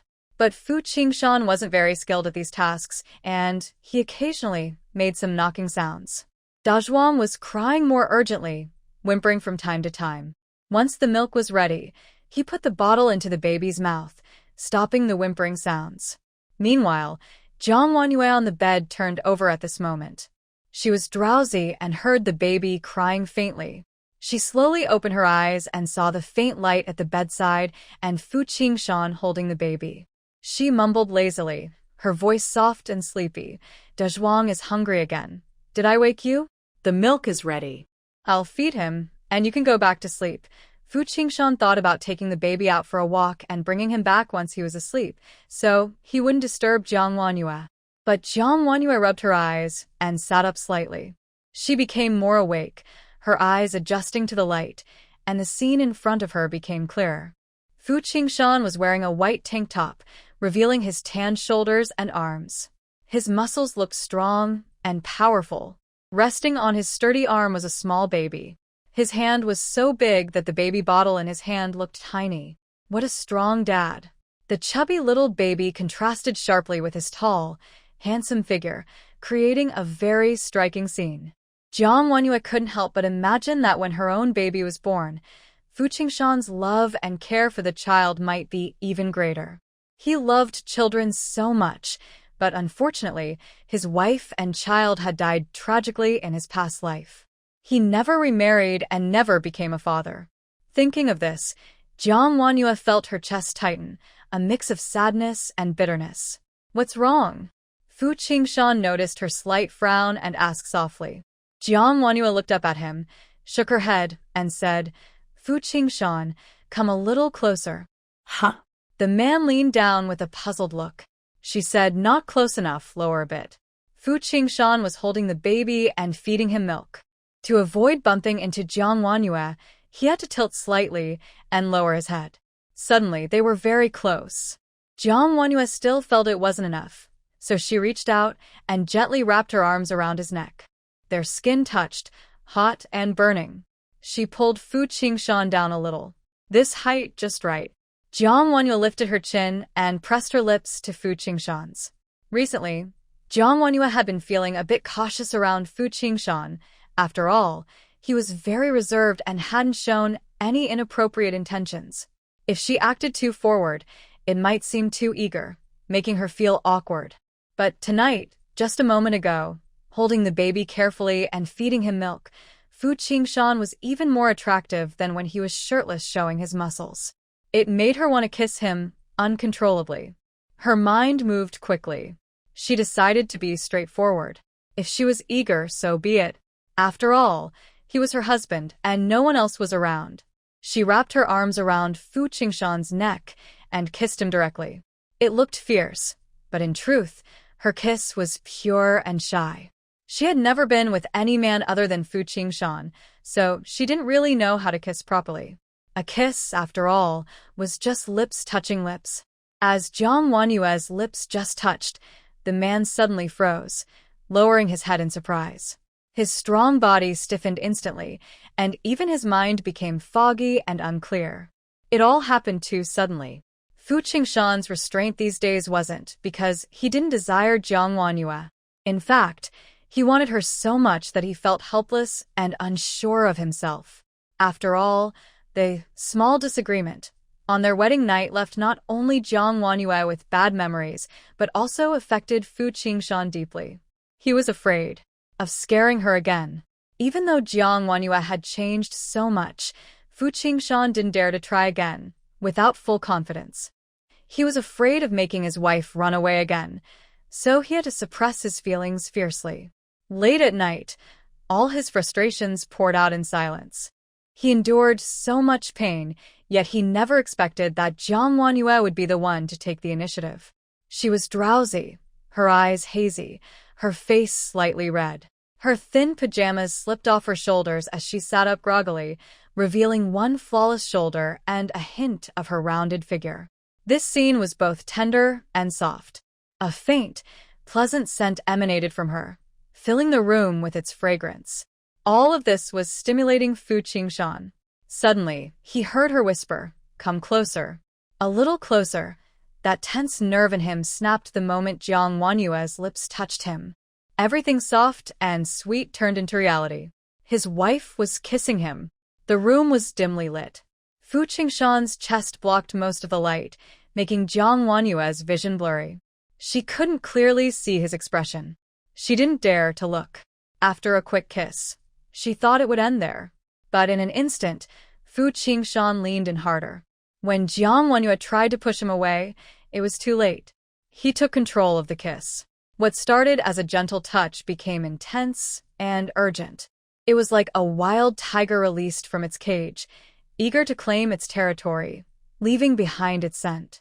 Soon after, in the quiet room, a sticky, wet sound and hurried breathing could be heard. Sounds overlapped and mixed together, rising and falling, sometimes soft, sometimes loud. Suddenly, a loud hiccup interrupted everything. The baby bottle was empty, and the little baby had eaten enough. Its wet little mouth opened, and it pushed out the pacifier. Under the round belly, it let out a satisfied burp. The tiny baby, only 1 year old, didn't realize it had disturbed the atmosphere. Instead, after eating, it excitedly kicked its chubby legs. A sudden noise woke the couple from their intimacy. Jiang Wanyue suddenly woke up, feeling very hot all over. Her face turned red, and she hurriedly pulled the blanket up, lying down quickly, like an ostrich. She never expected that something so close and personal could turn out like this. Jiang Wanyue touched her hot lips. Her chest was pounding with a wild heartbeat, and just now, those broken sobs had come from her mouth. This was terrible. It seemed too intense. Her body was naturally weak, and although she had been feeling better these days, now she felt chest tightness, shortness of breath, and difficulty breathing, like a heart condition. But none of this was real illness. It was all caused by the sensory stimulation from her interaction with Fu Qingshan. Wasn't he her first husband? Why was he so good at kissing? Jiang Wanhua pulled the blanket from head to toe, covering herself completely. Before she could calm down, she wouldn't peek out. Meanwhile, Fu Qingshan stood by the bed, watching Jiang Wanhua lying with her back to him. The corner of the blanket was not covering her, revealing her neck beneath her hair. The normally white skin there was now flushed bright red, especially behind her ear, like the spring blossoms on the mountain. The baby in Fu Qingshan's arms moved around, making him turn his gaze away quickly and hold the little one close. The bottle was empty and placed back on the table. The baby, after drinking milk, didn't want to sleep. Instead, it was full of energy, blinking its big, dark eyes at Fu Qingshan. Even with a thick skin, Fu Qingshan couldn't help but wonder if what just happened had been seen by the child. He felt his face heat up and, only realizing now, reached out to cover the baby's eyes, holding him and walking slowly around the room. Fu Qingshan softly said, "Be good, stop fussing. It's time to sleep." Jiang Wanhua was hiding under the blanket, clearly hearing the man's hoarse, magnetic voice, as if he was deliberately speaking just for her. She touched her ear, feeling it itch. The next day, Jiang Wanhua didn't sleep until the sun was shining on her back and got up early. However, she found that Fu Qingshan was no longer in the house. After washing up and leaving, she saw Fu Xiaochuan returning with food. Fu Xiaochuan was as lively as usual, loudly greeting, "Sister-in-law, good morning." Jiang Wanhua asked in confusion, "Your brother went out so early?" Fu Xiaochuan nodded. "Sister-in-law, my brother's training in the army is very intense. Sometimes they train early, sometimes late. Even at midnight, they blow the bugle to wake everyone up. Their unit is different from regular ones, very strict. You'll get used to it if you stay here for a while." "I see." Jiang Wanhua thought to herself, inevitably recalling the kiss from last night. Facing Fu Qingshan right after waking up wasn't so bad. She subtly let out a breath of relief, but also felt a little worried. If she had known Fu Qingshan would go to the army so early, she wouldn't have let Zhuang drink milk last night. After breakfast, Jiang Wanhua saw Fu Xiaochuan tying a red scarf and taking out his school bag, looking neat and tidy. "Xiaochuan, are you going to school now?" Fu Xiaochuan said, "Sister-in-law, I know the way to school. You don't need to see me off." He was a child who didn't need adult worry. Even without Jiang Wanhua's care, he could manage well on his own. But Jiang Wanhua felt it wasn't right. No matter how capable Fu Xiaochuan was, he was only 6 years old. Children should have a carefree and happy childhood. She insisted, "Xiaochuan, I'll take you to school." While he was stuffing a steamed bun into his lunchbox for lunch, he looked up at her with a puzzled expression. Jiang Wanhua walked over and patted his head, saying, "I've never taken anyone to school before. Today is the first time." Fu Xiaochuan froze in place. Because, for him, this was also the first time. 6 months ago, Fu Qingshan brought Fu Xiaochuan to this big courtyard. On his first day of school registration, Fu Qingshan happened to be on a temporary mission and wasn't there. Finally, Fu Xiaochuan, carrying his report card and backpack, acted like a little adult. He followed the other children in the courtyard, found the school and the teacher, and smoothly completed the enrollment process. He was originally a rural child. His parents, busy with work, would leave him on the field edge, letting him do whatever he wanted.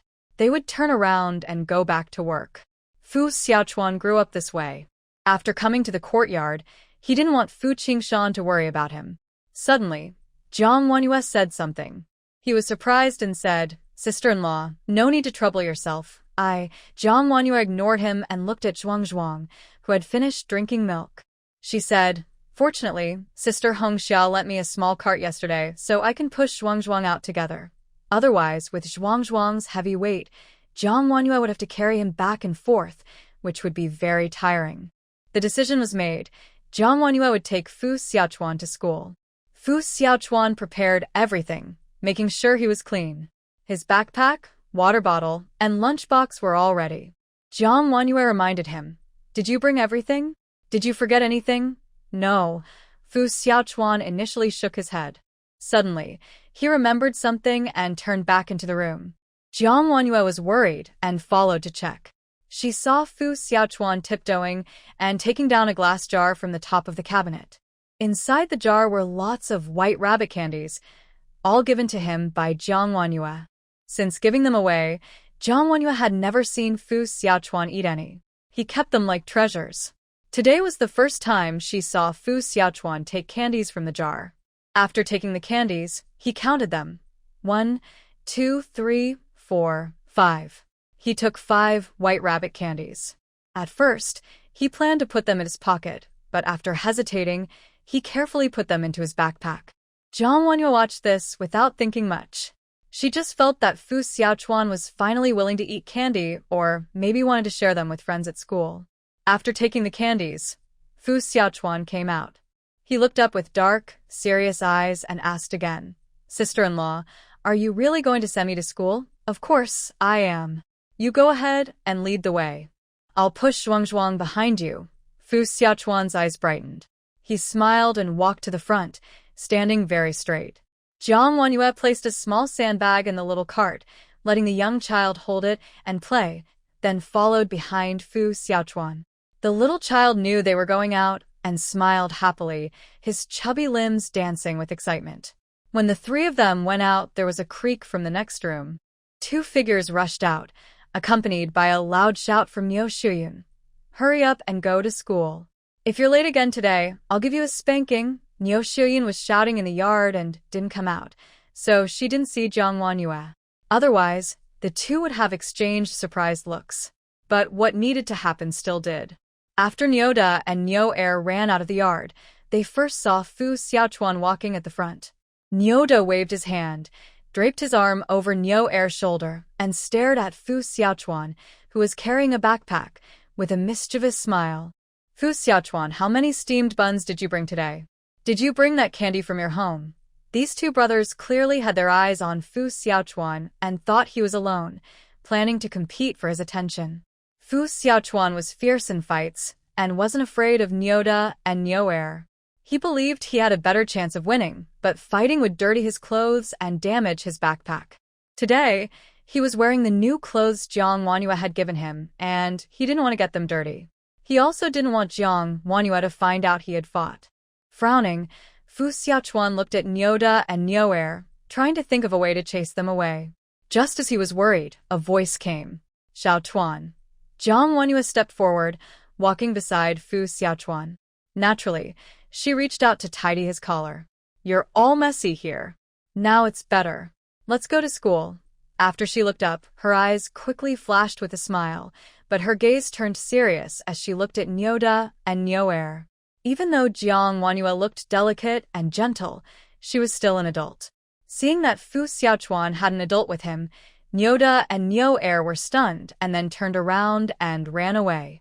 Watching them run off, Jiang Wanyue lowered her head and asked, "Xiaochuan, do you think they often take your things?" Fu Xiaochuan hesitated for a moment, then shook his head and said, "No, sister-in-law, don't worry. I'm fine at school." Jiang Wanyue looked at Fu Xiaochuan's effort to stay calm. Still, it was clear that their relationship wasn't close enough, and Fu Xiaochuan didn't want to tell her the truth. She couldn't force herself anymore. Fortunately, she had seen Fu Xiaochuan fighting with them before, and many people didn't see Fu Xiaochuan lose.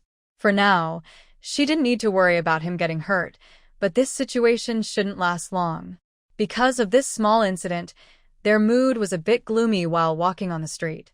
But everything changed when they reached the gate of the courtyard. Outside the courtyard, there were many children. Not only in the first courtyard, but children from other courtyards had also come out for school. There were many children around Fu Xiaochuan's age, and they all knew each other. "Xiaochuan, who is this pretty older sister? Is she a relative of yours?" "Xiaochuan, today you're not going to school alone. This auntie is so beautiful." Xiaochuan, who is this person?" The children looked at Jiang Wanyue as if they saw an angel, unable to look away. When Jiang Wanyue smiled at them, a few boys blushed shyly. Fu Xiaochuan puffed out his chest and raised his chin, saying, "She is my sister-in-law, my older brother's wife." A little boy looked at Jiang Wanyue and said enviously, "Fu Xiaochuan, your sister-in-law is really pretty. Even prettier than our music teacher at school." Fu Xiaochuan proudly replied, "Of course. She's my sister-in-law. My older brother is so amazing, so my sister-in-law must be beautiful too." Jiang Wanyue felt a little shy from Fu Xiaochuan's compliments, her face slightly reddening. She had been paying attention. Among the boys coming over to talk to Fu Xiaochuan, some were close friends, leaning on each other's shoulders. Fu Xiaochuan always smiled when interacting with them, but didn't open his backpack to give out white rabbit candies. Until Jiang Wanyue suddenly saw Fu Xiaochuan's face tense up. She looked up and saw, in front of a group of noisy boys, 3 little girls. One of the girls looked about 6 or 7 years old, wearing a floral shirt with 2 thick black braids tied with red ribbons. From the side, her face was white and delicate, like a small melon seed face. She was a very cute and pretty girl. Fu Xiaochuan's gaze was fixed on that girl. Jiang Wanyue originally thought Fu Xiaochuan would walk over confidently and call out her name, but unexpectedly, the usually quick and straightforward Fu Xiaochuan slowed down. He nervously grabbed his backpack, glanced toward the girl, then looked away again. TSK, I can't tell you're actually a coward." Jiang Wanyue smiled, quickened her steps, and approached the girls. She greeted them proactively. "Hello, I am Fu Xiaochuan's sister-in-law. I came to see him off to school today. Are you all in the same class as him?" The little girls looked up when they heard her voice and smiled sweetly, nodding. A girl with a round face asked, "Are you Aunt Jiang?" Jiang Wanyue was surprised. "Do you know me? I'm Chen Xiaoding," she said softly and politely. "My mom mentioned you last night. She said Aunt Jiang just came to our big yard. If you meet, you should get along well." Hearing her name, Jiang Wanyue remembered who this girl was. She was the daughter of Commissar Chen and the stepdaughter of Chen Hongxia. In the story, Chen Hongxia took good care of her, just like her own daughter, which explained why she was so fair and delicate. Under Chen Hongxia's care, Chen Xiaoding didn't look much like Chen Gang but resembled Chen Hongxia more. Listening to the girl, Jiang Wanyue smiled and nodded. "So you're Xiaoding? Let's go to school together." She waved her hand and called Fu Xiaochuan over, letting him walk beside Chen Xiaoding. "Xiaochuan, say good morning to your classmates." Fu Xiaochuan nervously greeted, "Good morning, Chen Xiaoding." In just a moment, Fu Xiaochuan's walking posture became more coordinated. After greeting Fu Xiaochuan, Chen Xiaoding looked at the small doll in the stroller in front of Jiang Wanyue and asked, "Aunt Jiang, is this little doll your child?" "No, this is a little doll I met on the train. It was kidnapped by human traffickers. Since we haven't found its biological parents yet, I am taking care of it for now," Jiang Wanyue explained briefly. Then she added, "Xiaochuan also helps me take care of Zhuang. Yesterday, he even helped wash diapers and feed him." Chen Xiaoding looked surprised, blinking her bright, clear eyes. She turned to praise Fu Xiaochuan. "Xiaochuan, you're so amazing." Fu Xiaochuan nervously ruffled his short hair and shyly said, It's nothing. Just some simple chores." Maybe it was the little girl's smile that gave Fu Xiaochuan courage. He loosened his grip on his school bag and spoke to Chen Xiaoding. "My sister-in-law bought some really tasty candy from the city. I'll share some with you." As he spoke, Fu Xiaochuan carefully took out the candy from his bag and handed it to Chen Xiaoding. Before she could reach for it, he quickly pushed the white rabbit candy into her hand, as if afraid she might refuse. "Chen Xiaoding, take it. It's really delicious." Chen Xiaoding was a bit surprised to find the candy in her hand. The other girls nearby giggled and asked Fu Xiaochuan, "You gave candy to Chen Xiaoding but not to us? We want some city candy too." Fu Xiaochuan wasn't stingy at all. He smiled and said, "I still have more." He took out all the white rabbit candies and shared them with the girls around him. In no time, they were all gone. Even though his hands were now empty, Fu Xiaochuan's face was full of joy, and he walked along with a silly grin. Chen Xiaoding looked at the candy in her hand. The others had already unwrapped theirs and were praising it, urging her, shouting, "It's so good.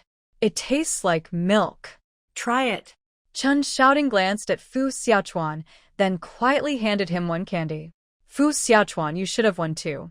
Jiang Wanyue noticed that Fu Xiaochuan had given Chen Xiaoding 2 candies, while the other girls only got one. Chen Xiaoding gave one back to him, and they ate together. It was just candy, but in the innocent hearts of children, this simple exchange carried a special meaning. Their hands brushed for a moment as Fu Xiaochuan unwrapped the candy and tasted the sweet milk flavor. Chen Xiaoding also lowered her head to eat hers. Her mouth was full of sweetness, and her eyes curved into a smile, making her look even cuter. Jiang Wanyue asked, Xiaoding, is the candy good? Yes. Aunt Jiang, it's the best candy I've ever had, Chen Xiaoding replied with a bright smile. Jiang Wanyue said, Aunt Jiang has plenty more at home. If you like it, come by any time, and I'll give you some. Chen Xiaoding shook her head politely. She knew it wouldn't be right to accept too much, so she didn't agree. Even if Chen Xiaoding didn't agree, she ate some candy, talked to Jiang Wanyue, and even invited her to play at her house. All these things made Fu Xiaochuan very happy, like flowers blooming in his heart. In the blink of an eye, they reached the school gate. Big sister-in-law, I'm going to school. Fu Xiaochuan waved to Jiang Wanyue and went into the school. He didn't walk with Chen Xiaoding but followed behind at a distance. Jiang Wanyue waved her hand, saying, Study hard, come home early after school. She watched the children enter the school, her gaze shifting between Fu Xiaochuan and Chen Xiaoding. Her charming eyes, which had been smiling at first, gradually lost their smile. In the original story, whether it was the main character, Fu Qingshan or Fu Xiaochuan, they were minor characters with little mention. Many details of their lives were not fully described unless it was a major event like life or death. So Jiang Wanyue didn't know the small secret of the childhood friends hidden in the little children. But she remembered the big event in Chen Xiaoding's life. This little girl would die in the winter 6 months later, ending her short life. The cause was a fall into the water. The original story mentioned that this incident had a huge impact on Chen Hongxia and Chen Gang, even causing their family to break apart. Jiang Wanyue frowned tightly. Looking at it now, Chen Xiaoding's accidental death not only affected her family, but also had a big impact on Fu Xiaochuan's life. Plus, later, Fu Qingshan's troubles brought consecutive shocks to Fu Xiaochuan. He changed from a lively, energetic boy into a cold, lonely teenager, ending up all alone. Thinking of this, Jiang Wanyue clenched her fists tightly, her nails digging into her soft flesh, leaving crescent-shaped marks, but she didn't notice the pain. The little baby in the stroller suddenly made a sound, bringing Jiang Wanyue back from her thoughts. She quickly loosened her hand, took a deep breath. Since it was all about events 6 months later, she had escaped death at the Black Clinic. She believed she could save Chen Xiaoding then and help her grow up safely. She took out a handkerchief and wiped the drool on her chin. Zhuang, do you want to eat candy too? No. You're too young, you can't eat sweets. Let's go, we're going home. Jiang Wanyue returned to the gate of the big courtyard. After walking past a group of children, she saw a crowd of sisters-in-law outside the gate. Mine. Mine. Move aside. It's my turn. Give me some. More, I want more. This time, I must get more. Last time I got the least. The sisters-in-law were crowded together, frantically grabbing something. At first, Jiang Wanyue thought they were fighting over pork. But as she got closer, she saw they were carrying stacks of paper boxes. The more paper boxes someone held, the happier they looked. Jiang Wanyue spotted a familiar face among them. Wang Chunhua pushed past the people on both sides, carrying nearly a sack of paper boxes. She squeezed out of the crowd, holding her head high and smiling happily. Wang Chunhua, why do you always have the most? One sister-in-law complained nearby. Wang Chunhua didn't back down. She replied confidently, I do the best work, the fastest. I deliver first and get the first pick. Why shouldn't I have the most? If you want more, why don't you come earlier? Hearing this, even if others were annoyed inside, they could only stay silent because Wang Chunhua was speaking the truth. Listening to their arguing, Jiang Wanyue finally remembered what these paper boxes were for. Most of the sisters-in-law in the family compound didn't have jobs. Only someone like Chen Hongxia, who worked as a workshop director at a military factory, was an exception. It was a tough time. Even if a husband's salary was enough for food and basic needs, many families had many siblings and were quite poor. Most families sent money home to support relatives. Because of this, life was hard for everyone. The sisters-in-law stayed at home with little to do, and with no farm work, they were eager to find ways to earn money. The higher-ups knew about this situation. They arranged some work for them, bringing homemade tasks from the factory for the sisters-in-law to do in the courtyard. One of these tasks was making paper boxes. They would dip a brush into glue, fold the paper into boxes, and stick them together. They could make dozens, earning only a small amount each time. But even so, this was the only way for the sisters-in-law to make money. Every time the work was distributed, many of them would scramble to get it. Jiang Wanyue was seeing this kind of scene for the first time, and she was stunned and lost in thought. Zhuang was happily watching the lively scene from the small cart, waving his arms and legs with joy. Wang Chunhua squeezed out of the crowd, carrying her burlap bag, and saw Jiang Wanyue. She enthusiastically greeted her, Sister Jiang, taking the kids out for a walk. Look at me. Look at all this, haha. Once I finish, I can earn at least 2 yuan. Thousands of paper boxes earning only 2 yuan, but it made people smile brightly like flowers. Jiang Wanyue thought for a moment and asked, Sister-in-law Wang, is doing this difficult? Now that Jiang Wanyue had been reborn, she was determined to fit into life in the compound, which meant getting involved in all aspects. Even though she didn't lack money, it was the best way to get close to her sisters-in-law. Wang Chunhua asked, You want to do this to make money? Jiang Wanyue nodded. No family's money comes easily. Earning a little is better than nothing, and it can also make things easier for my husband. Hearing this, Wang Chunhua was amazed and widened her eyes. She exclaimed, Sister Jiang, you look so gentle and delicate, like a fragile young lady. I never thought you'd have such ideas. Sister-in-law Wang, we are all the same in the compound. There's no such thing as a lady or not. Please don't say that again. Oh, my bad. Wang Chunhua slapped her own face. Making paper boxes isn't hard at all, just takes time. Come on, let's go to your place. I'll explain everything carefully. The two happily went into Jiang Wanyue's family quarters. Wang Chunhua entered Fu Qingshan's house for the first time. She instinctively looked around, checking the vegetable garden and the simple furnishings inside. Everything was just basic farming life. Although Fu Qingshan was the team leader, their life was not much different from theirs. No wonder Sister Jiang wanted to earn money. Life must be tough. Fu Qingshan's reputation was damaged, and his poverty image increased by 1. Yesterday, Liao Sanmin brought some malted milk, and Jiang Wanyue opened it, brewing a cup for Wang Chunhua.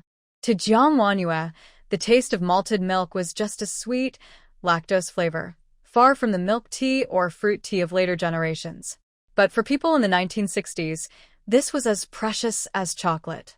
Usually, when guests come, I only serve a glass of plain sugar water or some malted milk. That's reserved for very special guests. Wang Chunhua's hands trembled nervously as she fidgeted, then took the cup from Jiang Wanyue. Sister Jiang, you're so polite, I feel a bit shy. A cup of malted milk not only made Wang Chunhua feel happy inside, but also made her look at Jiang Wanyue with more warmth. She immediately started teaching her how to do some craft work. She took out a stack of paper boxes from a burlap bag and showed Jiang Wanyue how to make glue from rice. Jiang sister, store-bought glue is expensive. You can make it at home with rice. Be careful when handling the paper boxes. They're just paper, but if you cut yourself, it's as sharp as a knife. When you start, don't rush. Take your time. Once you get the hang of it, you'll work faster. I can fold paper boxes with my eyes closed now. Wang Chunhua looked very proud when she said this. Jiang Wanyue praised her, Sister Wang. You're really amazing. Wang Chunhua blushed and said, Oh, it's nothing special. The most impressive are the educated folks like you who can read and write. I can't even send a telegram without help. Sister Wang, next time you send a telegram, ask me to help. I want to send one to my family too, so I won't trouble others. I can write it for you. That's a good idea. Let's agree. Next time, we'll go to the city together, and you can help me write a letter. Just make it a bit longer, don't mind if I bother you. No problem. Writing a letter doesn't take much time. Sister Wang, is that okay? Yes, that's right. Just fold it like this, put on the glue. Yes, exactly. You're learning very quickly. Jiang Wanyue and Wang Chunhua got along very well. Wang Chunhua took some craft supplies from her burlap bag and handed them to Jiang Wanyue. Sister Jiang, I've finished distributing today's craft work. Here, take these and start working. When I have new tasks, I'll let you know. We can do them together then. She knew Jiang Wanyue didn't get along with the neighbor, Niu Xiuyun, so she lowered her voice and said softly, with me here, I'll make sure you get more than Niu Xiuyun. Jiang Wanyue smiled and nodded, accepting Wang Chunhua's kindness. That day, Wang Chunhua taught Jiang Wanyue how to make paper boxes. After drinking a sweet cup of malted milk, she left just before lunch. She looked back and tentatively asked, Sister Jiang, we're going to dig wild vegetables this afternoon. Do you want to come along? Dig wild vegetables? Right now, this season, not only are there many wild vegetables, but also lots of wild mushrooms. I only learned here that there are so many kinds of mushrooms, and they taste so good, especially delicious. When fried in pork fat, they taste just like pork. Hearing this, Wang Chunhua licked her lips. Jiang Wanyue also couldn't help but swallow, thinking about the wild mushrooms from the 60s. Completely natural. The flavor must be amazing. But, yoo-hoo, Zhuang seemed to understand that it was about eating and made an excited sound. Wang Chunhua suggested, you can send the kids to the nursery for half a day, it's no problem. Jiang Wanyue thought this was a good idea and agreed. Okay, Sister Wang, tell me a time, and we'll meet at the gate of the big courtyard. Alright, how about 1 o'clock in the afternoon? To go mushroom picking in the mountains this afternoon, Jiang Wanyue changed into a simple, clean outfit, long sleeves and pants in plain blue. She also tied her long hair into a side braid. When Jiang Wanyue appeared again in front of Wang Chunhua, Wang almost didn't recognize her. Jiang Wanyue touched her thick braid and asked, do I look bad like this? Wang Chunhua immediately shook her head. No way. You look better than our village's beauty. Sister Jiang, with this outfit, you look more approachable, like one of us. In the past, Jiang Wanyue wore pretty dresses. Even when she tried to be low-key, her city girl's airs were obvious. Now, with her new look, she was still the same person, beautiful and charming, but her aura had subtly changed. Many people came to dig wild vegetables in the afternoon, not only from the first courtyard but also from the second and third courtyards. Wang Chunhua lived in the second courtyard. Because of her kind nature, she knew the other women and helped introduce Jiang Wanyue. We're from the first courtyard. Sister Jiang, the wife of Captain Fu, just arrived a few days ago. Everyone's getting to know each other, and we'll keep in touch. The sisters-in-law all heard that a newcomer had arrived at the first courtyard. Now they finally saw her and became curious. They looked at Jiang Wanyue and approached her one by one to say hello. Jiang Wanyue responded politely and confidently. Soon, everyone became familiar with each other. Niu Xiuyun was also among them. Probably because of what Niu Dixing said last night, she only gave Jiang Wanyue a few strange looks today and didn't come to talk. Jiang Wanyue also enjoyed some peace. She didn't bother with past issues. As long as Niu Xiuyun didn't provoke her, she would treat her as an ordinary neighbor and get along peacefully. The group chatted and laughed as they went up the mountain. Their military area was inside the mountain, surrounded by lush greenery. After leaving the courtyard and taking a small path, they could reach the mountain quickly.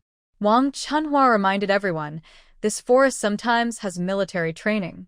The area will be closed, and they might shoot guns or fire cannons. During those times, no one should come. When the troops aren't training, you can come up. There are no villagers around, so we can dig freely. Jiang Wanyue understood the situation. When they reached halfway up the mountain and looked back down, she saw the military training ground, small square houses, and fluttering red flags. Suddenly, there was a rustling sound, hula, hula, hula. Wang Chunhua was panting heavily beside her.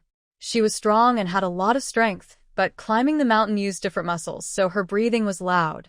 She looked at Jiang Wanyue in disbelief and asked, Jiang sister, don't you feel tired? Jiang Wenhua shook her head. No, I don't. They had climbed a few hundred meters in one breath. Some sisters-in-law had already sat down to rest, but Jiang Wenhua's face was not red, and she was not out of breath, acting like she was fine. It was strange. She was just a worker from the city, yet she was not worse than the city girls. Wang Chunhua was stunned. Someone nearby shouted, "Everyone, spread out. Don't go too far or get separated. We must go home before sunset. It's unsafe on the mountain after dark. Remember that." The group split into small groups. Since it was Jiang Wenhua's first time digging wild vegetables on the mountain, she was a complete city girl and didn't recognize any wild plants. She couldn't tell if the wild mushrooms were poisonous or safe, so she just followed Wang Chunhua and looked around. Wang Chunhua was kind and taught her everything. "Jiang sister, look at this. This is shepherd's purse. This is fiddlehead fern. Over there is water celery. All of these are edible. This mushroom is a chicken mushroom, very common on the mountain. Quickly go see that. Porcini mushroom. Such a big porcini. I could cook a whole pot with just one. Last time I came, I hadn't seen such a large one. There are also. This white one is bamboo fungus, all good stuff. After drying, it's delicious to cook in soup." After getting to know a bit more, Jiang Wenhua separated from Wang Chunhua and started digging for mushrooms in different places. A layer of damp pine leaves covered the mountain. She pushed aside the pine leaves, revealing treasures hidden all over the hillside. With little time left, Jiang Wenhua's small basket, which she carried with her, was already full. She also found a special kind of fun in this. Digging wild mushrooms really makes people happy. Finding particularly large wild mushrooms feels like discovering a treasure. Jiang Wenhua didn't worry about running out of space. When her basket was full, she secretly threw the wild mushrooms into her space system.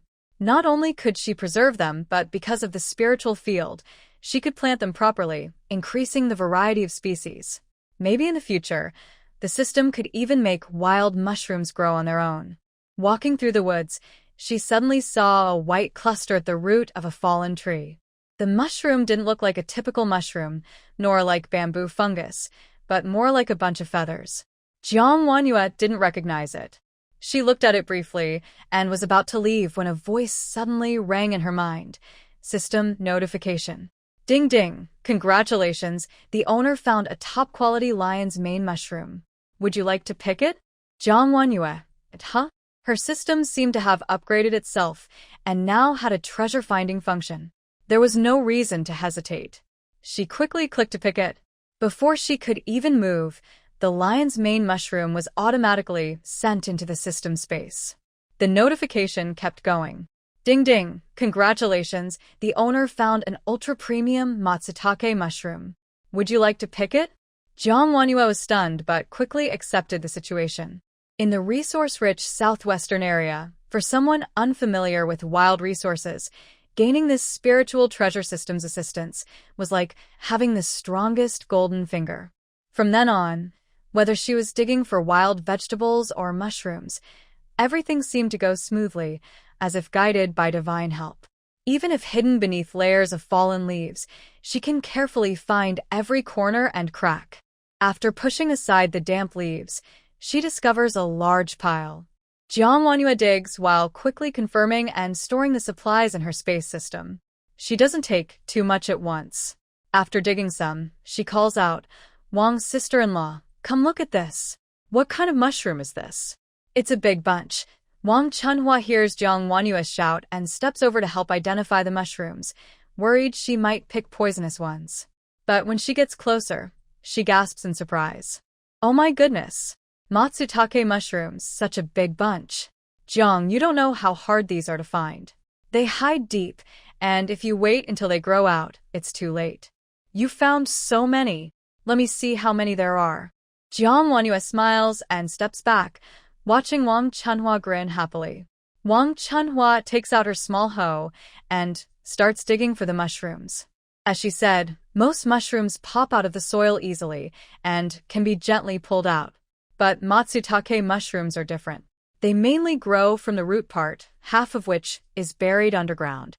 You need to dig around carefully, then insert a stick deep into the soil, and gently lift. Then the whole mushroom comes out intact, without damage.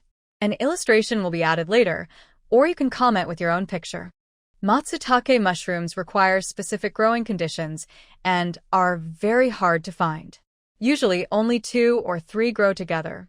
Because of their nutritional value, they are very expensive on the market. Wang Chunhua digs eagerly, seeing the mushrooms as if she's found treasure.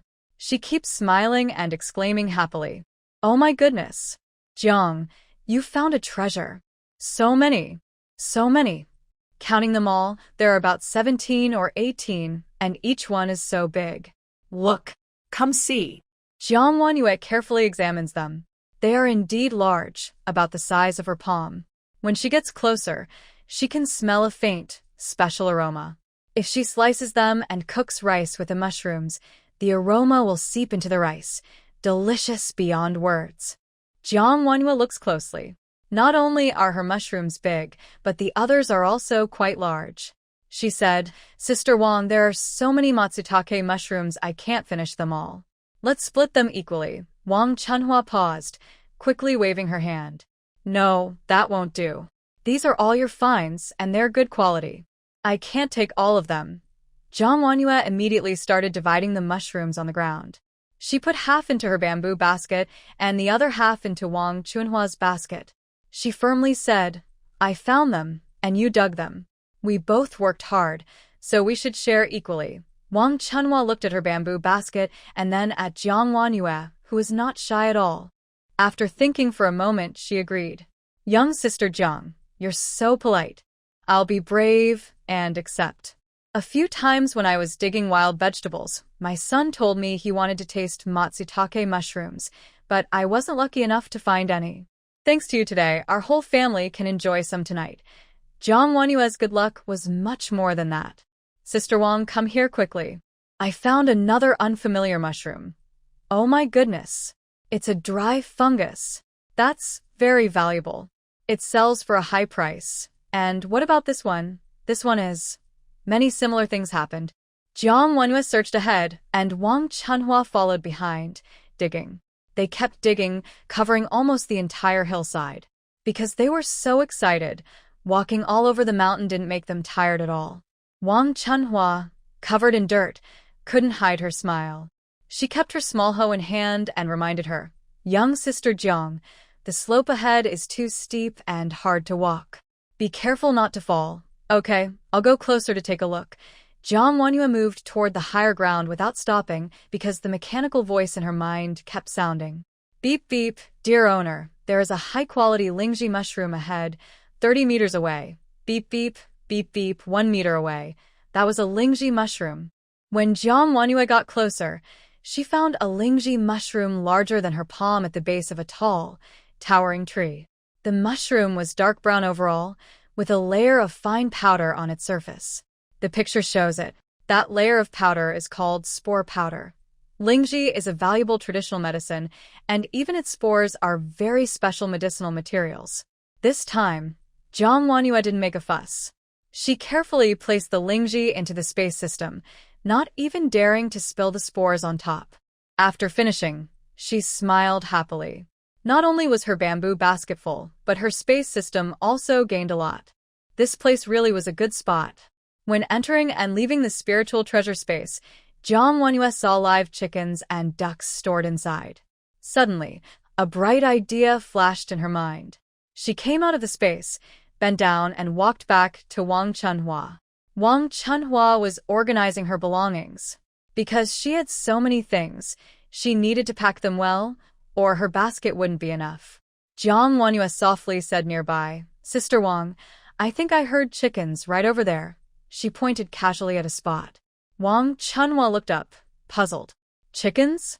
How could there be chickens in these mountains? Could they be wild mountain chickens? If they were wild mountain chickens, that would be meat. Nowadays, pork was hard to get, and chicken was just as difficult. Many families only ate meat once during the New Year's Eve, and usually, they could only look at it longingly. Compared to all the things in Wang Chunhua's basket, even a wild mountain chicken was more valuable. But this area often had troops training with guns. Even if there were live poultry, the gunfire would scare them away or the cooks would take them. How could there still be mountain chickens? Although Wang Chunhua thought this, she couldn't give up completely. She glanced at the direction Jiang Wanhua pointed to and left her basket with Jiang Wanhua to watch. Young sister Jiang, I'll go take a look. If you're tired, just stay here and rest. So, Jiang Wanhua waited where she was for 5 minutes. Then, as expected, she heard Wang Chunhua's cheerful, hearty laughter. Ha ha ha. Ha ha ha. Ha ha. Wang Chunhua couldn't help but laugh loudly, her face full of wrinkles from smiling. She hurried over to Jiang Wanhua, her eyes shining brightly, and said, Young sister Jiang, you won't believe it. It's really a wild mountain chicken. Wang Chunhua was holding not just one, but 2 wild mountain chickens. One in each hand. She excitedly said, When I went over just now, it seemed like the chickens were scared by my footsteps and ran into the bushes. Do you know what happened next? Haha, they actually got stuck in the bushes, ha. Oh my goodness. I have been into the mountains so many times, but I've never encountered anything like this. It's as if someone deliberately gave it to me, and I caught it effortlessly. Jiang Wanhua still smiled and then said to Wang Chunhua, That's because you're lucky, Sister Wang. Wang Chunhua quickly shook her head. No, no, no. It's not my luck. It's your luck, Jiang Mei. No one heard the roosters crow, but you happen to be the one who did. If you hadn't told me, I wouldn't have had such good luck either. She handed the fatter wild mountain chicken on her right hand to Jiang Wanhua. Jiang Mei, let's split it. 1 for you, 1 for me. This one is for you. Okay, Jiang Wanhua replied with a smile. The wild mountain chicken was now in her hands, under the honest and open reason. Otherwise, if her family suddenly ate chicken tonight, not only would neighbors be suspicious, but they might also ask her to explain to Fu Qingshan. Now, without her saying anything, Wang Chunhua could help her spread the news, and everyone in the courtyard would know. Time was almost up, and the two of them gradually headed down the mountain to meet the main group. On the way down, Wang Chunhua kept marveling at how lucky she was today. Everything good seemed to happen to her Wang Chunhua, but something fell off. Her good luck started when she followed Jiang Wanhua, and one good thing after another kept happening. Wang Chunhua's thoughts were quickly interrupted because, after the sisters-in-law gathered, the others kept staring at Wang Chunhua and Jiang Wanhua, especially at the wild mountain chicken in their hands. Wang Chunhua, you caught a wild mountain chicken. The sisters-in-law's eyes lit up when they saw the chicken, and they were so shocked they couldn't speak. The wild mountain chicken was jumping and flapping its wings in Wang Chunhua's hand. She held it up proudly. How about that? Alive. I caught it myself. Look at what's in my bamboo basket, morel, mushrooms. Matsutake. Dried mushrooms. See? There are so many I can't fit them all. I threw away the first wildwood material I dug up, and just kept the mushrooms. A group of sisters-in-law surrounded Wang Chunhua, looking at her with envy as she showed off her good finds. These things, not to mention eating them at home, could be sold for a lot of money, worth thousands of paper boxes, not to mention the plump, healthy wild mountain chicken. One sister-in-law sourly said, Wang Chunhua, you weren't this lucky before. Why are you so lucky today, stepping in dog poop? Is it like a sudden stroke of luck falling from the sky and hitting you? Wang Chunhua didn't mind that her words sounded harsh. Instead, she held her head high and said confidently, You're right, I really am lucky today. Most of these things weren't even found by me. It was Jiang Mei who discovered them first. She's kind, so she let me join in the digging. For example, with the wild mountain chicken, she heard it first, then I went to catch it. Wang Chunhua became more sure of herself. I don't have such good luck, but Jiang Mei does. She was just nearby, but she also benefited from the luck. Her confident words made a group of women turn their warm, eager eyes toward Jiang Wanhua. They knew Wang Chunhua well. She was honest, hardworking, and fiery-tempered, but her luck was usually average. She had been to the mountain many times before and never had such good fortune. The only difference today was Jiang Wanhua's presence. Since they had been walking together all along, it seemed Wang Chunhua's words were true, Everything was because Jiang Wanhua was lucky, and she even found a wild mountain chicken. Someone who was quick-witted realized this and immediately went over to Jiang Wanhua. Jiang Mei, next time we come, can I follow you? I want to see how you find wild mushrooms. I want to learn. Once they started talking, the other women didn't want to fall behind and quickly joined in. Jiang Mei, even though this is our first time meeting, I feel close to you like I'm seeing my own sister. Jiang Mei, can you take me with you next time? I just want to learn. I won't ask for much, just a few matsutake mushrooms. My husband loves to eat them.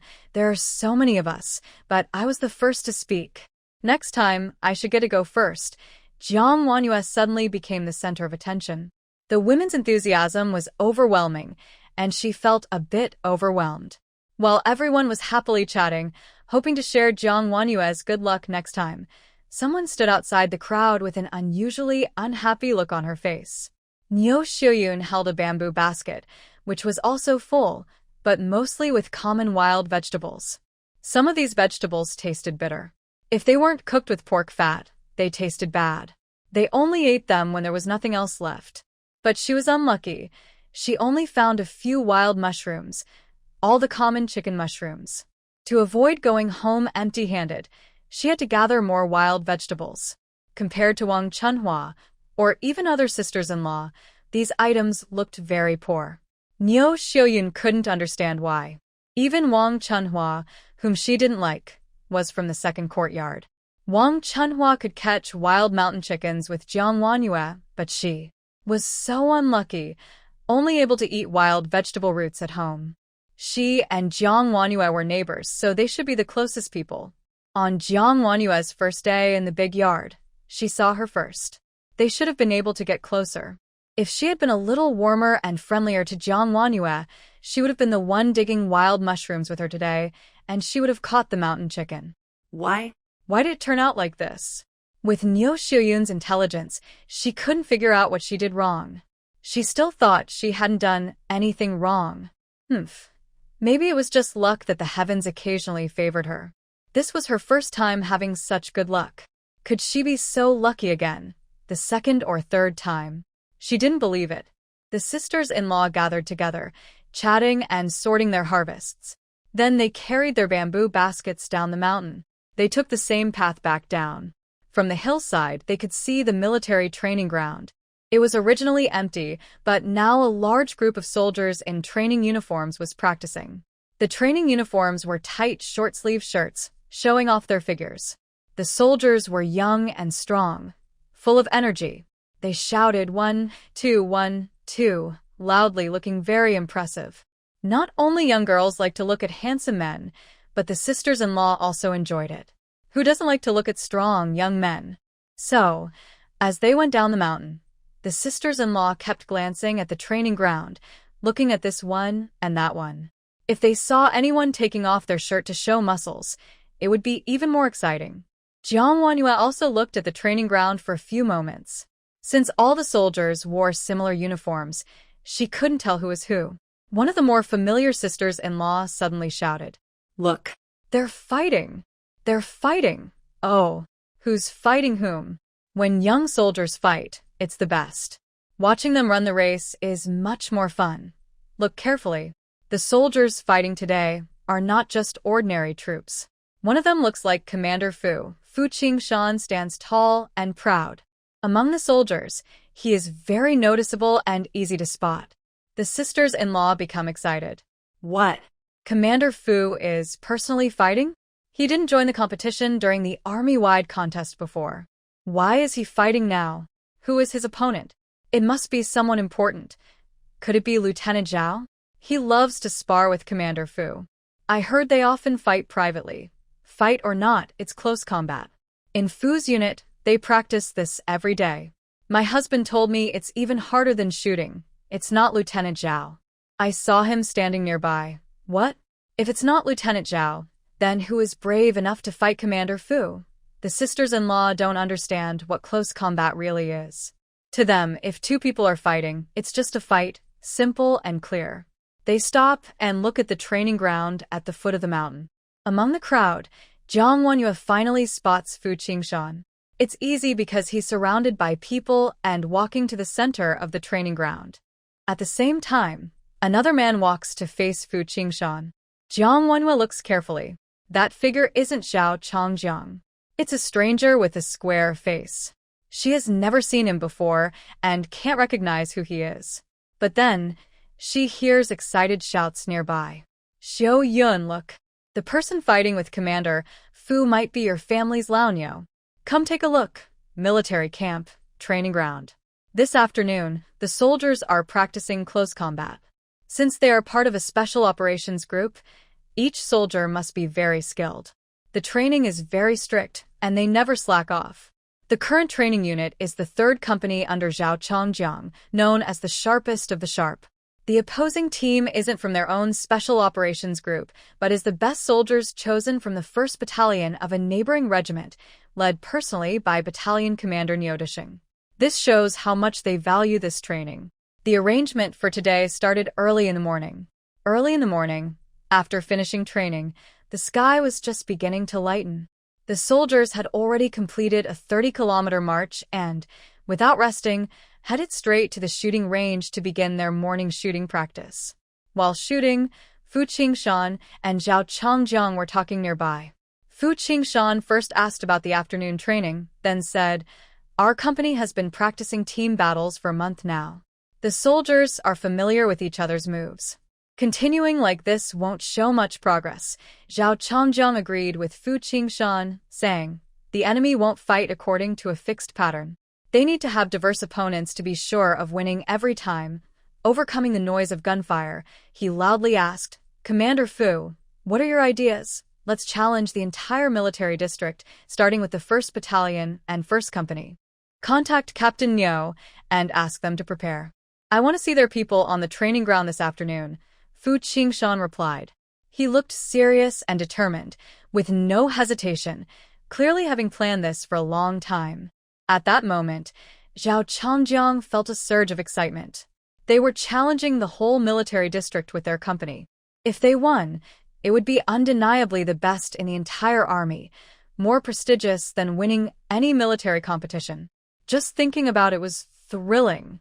So, after Fu Qingshan gave the order, Zhao Changjiang immediately went to find Captain Niodisheng. Their company had to set an example. Usually, other battalions wouldn't agree to such a challenge, especially since it involved the Special Operations Group, which was made up of the best soldiers in the army. Normally, they only endured tough training and rarely fought.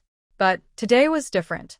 The Special Operations Group had already done a 30-kilometer march early in the morning, followed by a morning of shooting practice and obstacle courses. Their physical strength was already halved. Under these conditions, a single company challenging a single battalion was quite unfair. Zhao Changjiang grinned at Captain Niu Desheng and said, "Captain Niu, do you really think your soldiers lack confidence?" He used a straightforward taunt, openly showing his intentions. This approach was very effective. No soldier lacked courage, and Captain Niu quickly took the bait, agreeing to the challenge. He saw that their company was already exhausted from intense training and heavy physical toll. Under such unequal conditions, it was really hard to say who would win or lose. Lieutenant Niodisheng selected a group of the best and most talented soldiers from the 1st Company and brought them to the training ground for a series of matches. The rules were simple: one-on-one close combat. Guns and knives were not allowed, but all other fighting moves were permitted, even surprise attacks, as long as they could win. Honor was not a concern. These relaxed rules fired up each young soldier's competitive spirit. The matches were held in 10 rounds, with each side sending out 10 soldiers to compete. The final score was 8-2. Despite Zhao Changjiang's soldiers starting intense training before dawn, using more energy than a normal day's training, they were still beaten badly in tough fights, leaving them battered and exhausted. And this was just one company, chosen from the strongest soldiers in a whole battalion. When the results came out, Niodisheng looked very upset. It was embarrassing to admit they lost. He stood next to Zhao Changjiang and Fu Qingshan, shaking his head. "Commander Fu, Captain Zhao, today, I truly saw that we lost. You guys won." The reputation of the Special Operations Group was not earned easily.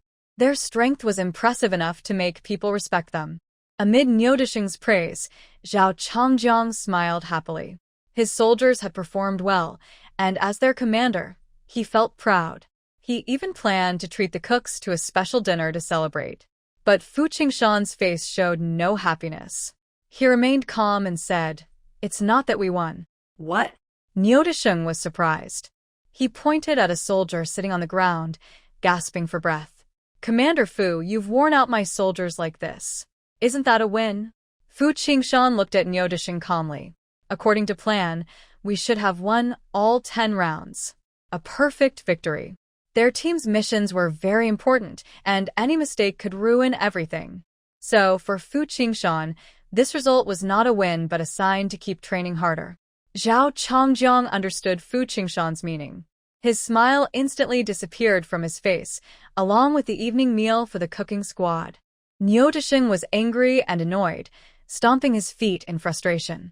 They had lost so badly, and the other side's goal was to defeat them all. Did they look down on them from the start? If they weren't still in the same military district, Niudisheng really wanted to fight a few more rounds and completely treat them as enemies. While thinking about this, Fu Qingshan's voice came again. "Captain Niu, your soldiers have all gone to the field. Why don't you come and have a match?" Fu Qingshan's words carried a clear challenge. Zhao Changjiang immediately became excited, his body boiling with energy. He had been watching the fight just now, feeling itchy all over, eager to join and fight himself. But he was just a company commander fighting a small soldier, which didn't feel right. Fighting the little guy would seem unfair and not fun. It would be different if it were Niudisheng. Zhao Changjiang continued. "Captain Niu, our commander Fu said that the previous match was undecided. Let's continue. Look, your soldiers have already fought. Now it's your turn. Move your hands and feet a few times. You wouldn't be afraid, would you?" Their conversation was overheard by the nearby soldiers, especially those who had lost earlier, who started shouting excitedly. "Captain, let's have a match. We want to fight again. We're all soldiers. Why are we worse than them?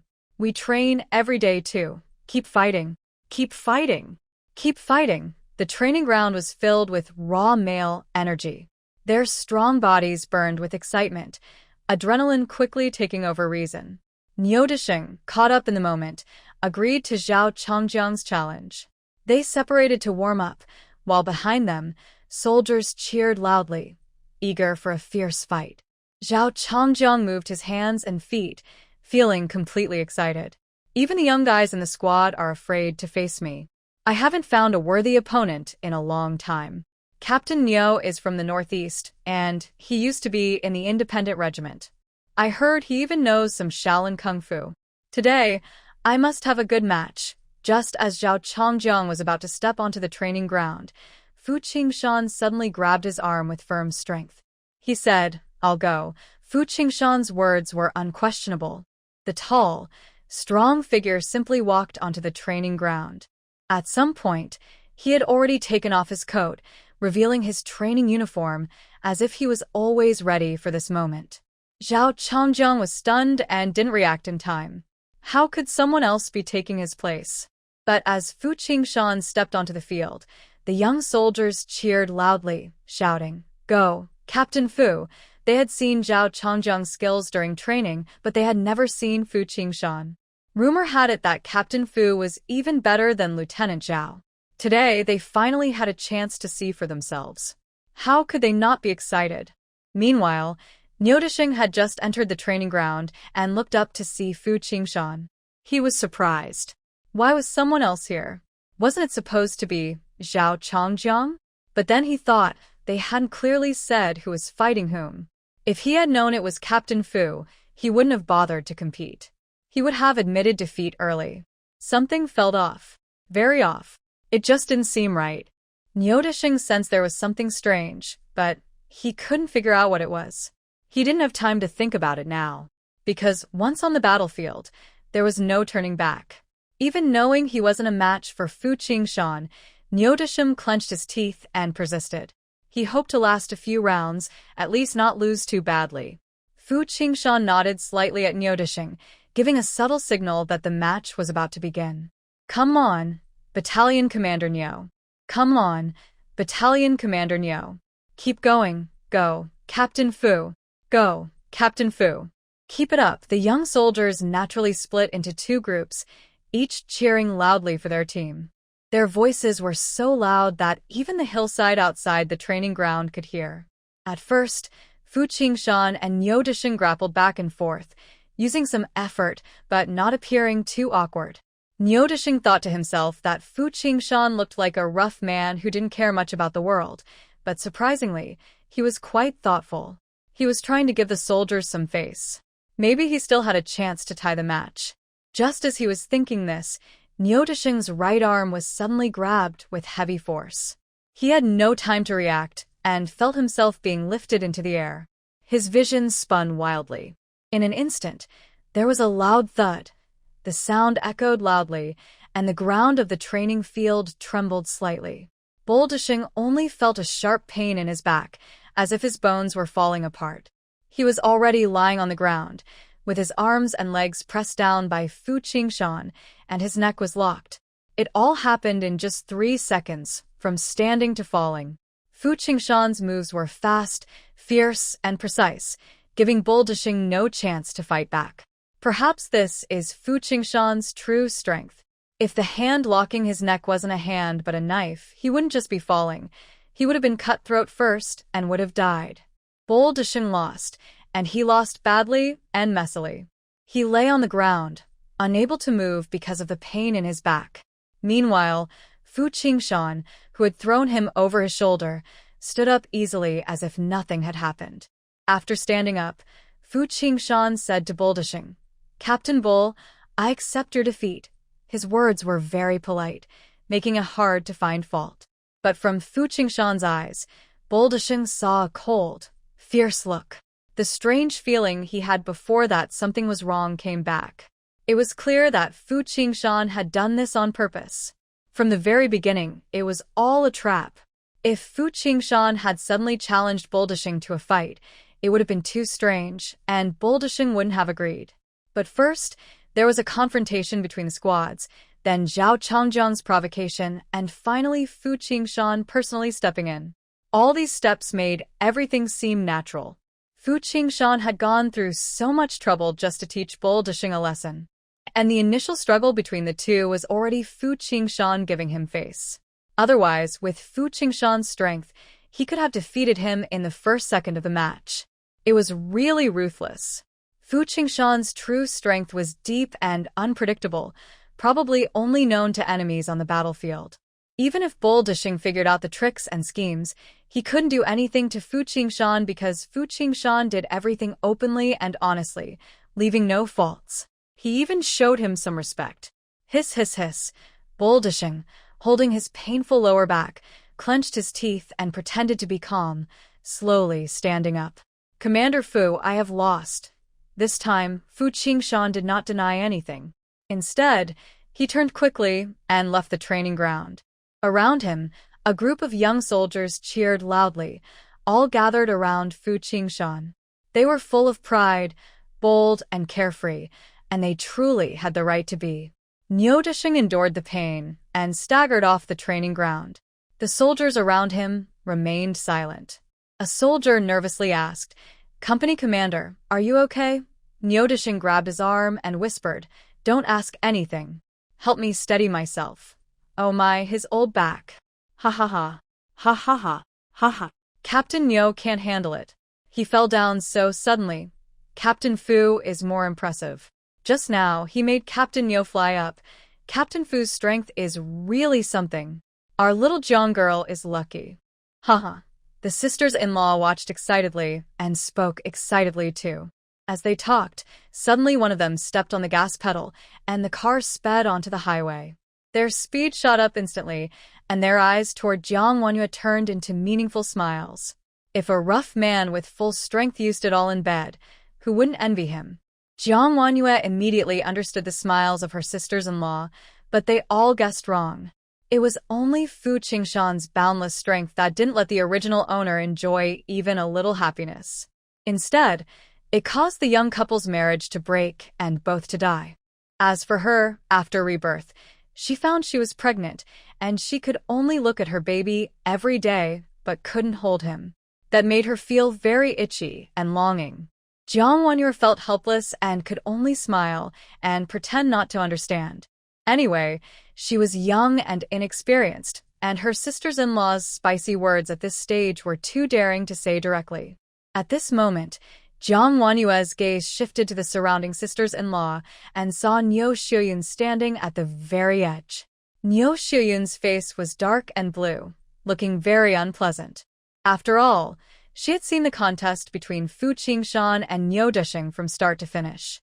If Niu Disheng wins, it will also bring pride to her as a daughter-in-law. However, everyone assumed that Fu Qingshan would be the winner. After Fu Qingshan truly won, everyone gathered around Jiang Wanyue, praising her as if her own daughter-in-law, Niu Shuyun, wasn't there. As Jiang Wanyue's gaze fell on Niu Shuyun, the other sisters-in-law also noticed her presence. Wang Chunhua was the first to speak, saying, "Shuyun, it's normal for your Niu battalion commander to lose to Captain Fu. Captain Fu has received a top military award. Not many can beat him. Let's go. We're heading back to the big yard." A simple comment like that was enough to move on. The sisters-in-law happily walked together, chatting eagerly about the recent competition, while heading back to the yard. Only Niu Shuyun felt a tight knot of anger inside her, with no way to vent it. She walked at the back, her brows furrowed. Jiang Wanyue went to pick up her child from the nursery.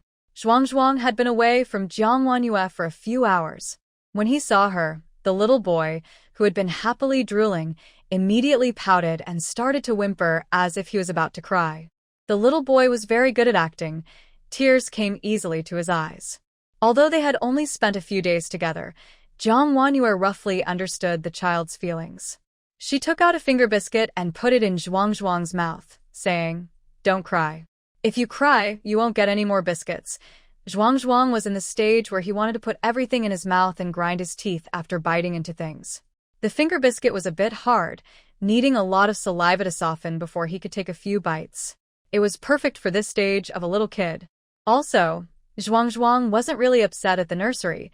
He was having fun playing with other children.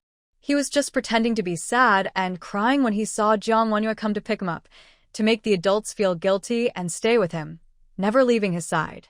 Don't underestimate how smart little kids are.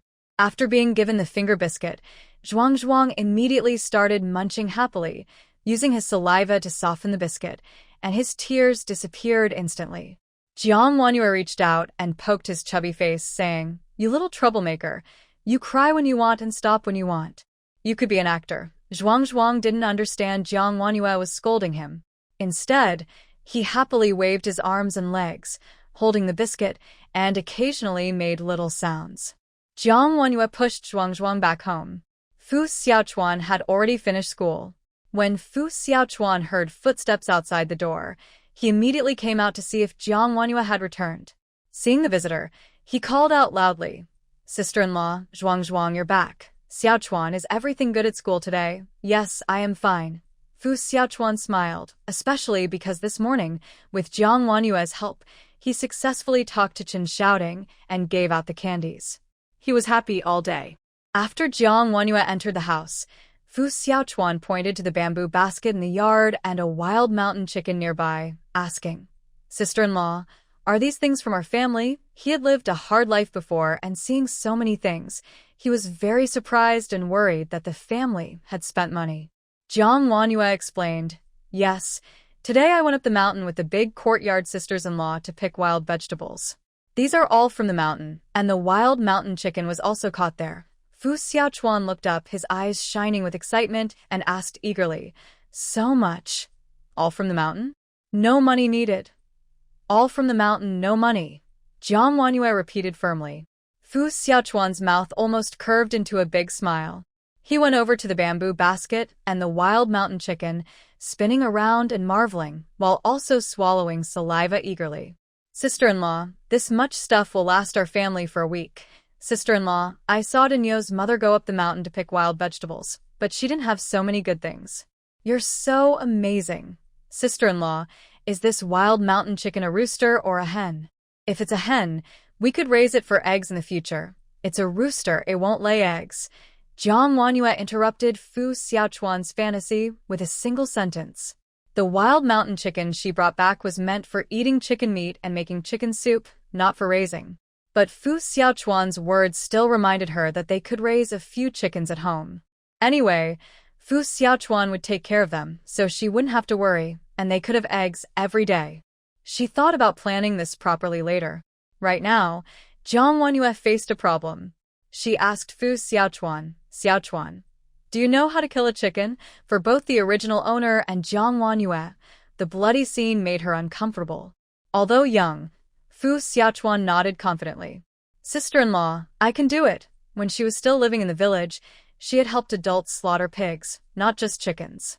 Jiang Wanyue relaxed and patted Fu Xiaochuan's small shoulder, giving him an important task. "Good, I'll leave it to you. You kill the chicken, and I'll wash the wild mushrooms." Later, Jiang Wanyue watched Fu Xiaochuan pick up the struggling wild mountain chicken. The boy's innocent face showed regret, and he mumbled softly, "Why aren't you a hen? If you were a hen, I could keep you to lay eggs. Then you could hop around happily, and my sister-in-law would have eggs to eat every day." Maybe because he was relaxing privately, Fu Xiaochuan's hometown dialect slipped out, sounding quite amusing. Just as Jiang Wanyue was about to smile, Fu Xiaochuan suddenly grabbed the chicken's neck with his small hand and twisted it forcefully, showing a clean, decisive expression. The wild mountain chicken, which had been struggling moments before, flapped its legs a few more times before it stopped moving. Now she finally believed that the innocent-looking Fu Xiaochuan would grow up to be a cold and ruthless military leader. His natural aura was strong and innate. After twisting the chicken's neck, Fu Xiaochuan reminded Jiang Wanyue, "Sister-in-law, there will be blood. If you're afraid, don't watch." He took a kitchen knife from the kitchen, wiped it across the chicken's neck, and bright red blood gushed out. He caught the chicken's legs and poured the blood into a small bowl on the ground, wasting not a drop. While bleeding the chicken, he quickly went inside to heat water. After pouring boiling water over the chicken, he could pluck the feathers easily. His actions were smooth and orderly, making Jiang Wanyue stare in amazement. She thought to herself, without him, this family wouldn't be complete. Compared to Fu Xiaochuan, Jiang Wanyue was doing simple, easy tasks, washing wild mushrooms and picking leaves. The mushrooms were clean, just needing a quick rinse to remove dirt. Fu Xiaochuan was careful not to waste water. He asked Jiang Wanyue to pour the used washing water into the vegetable garden for reuse. Zhuang sat in his small cart, looking at Jiang Wanyue and Fu Xiaochuan. He held his finger biscuit, chewed happily, giggled, and didn't make trouble or mess himself. He looked like an angel baby. Once everything was ready, Jiang Wanyue went into the kitchen. Fu Xiaochuan glanced sideways and saw the peeled chicken he was holding, then quickly threw it into the wooden basin. He got up and followed Jiang Wanyue into the kitchen. He carefully looked at Jiang Wanyue, hesitated for a moment, and then asked, "Sister-in-law, do you want to cook?" Jiang Wanyue turned around and noticed the surprise in Fu Xiaochuan's eyes. She asked back, "Can I cook?" "No." Fu Xiaochuan shook his head quickly. "My older brother told me you don't know how to cook." "Sister-in-law, it's okay if you can't cook. We can eat at the cafeteria. The food there is good, and you don't have to worry about it." "Really?" "My brother and I don't mind." Fu Xiaochuan opened his big, dark eyes wide, looking very sincere, as if afraid Jiang Wanyue wouldn't believe him. His sister-in-law is so beautiful and gentle, and she's educated. Being able to read is the most important skill. Not knowing how to cook isn't a big deal. Jiang Wanyue looked at Fu Xiaochuan and guessed that he might be worried she would burn the kitchen down, cause a mess, and waste food.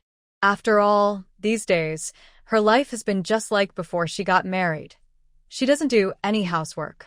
She's been well taken care of by the two brothers from the Fu family. She chuckled softly and said, "I'll cook today so you can see.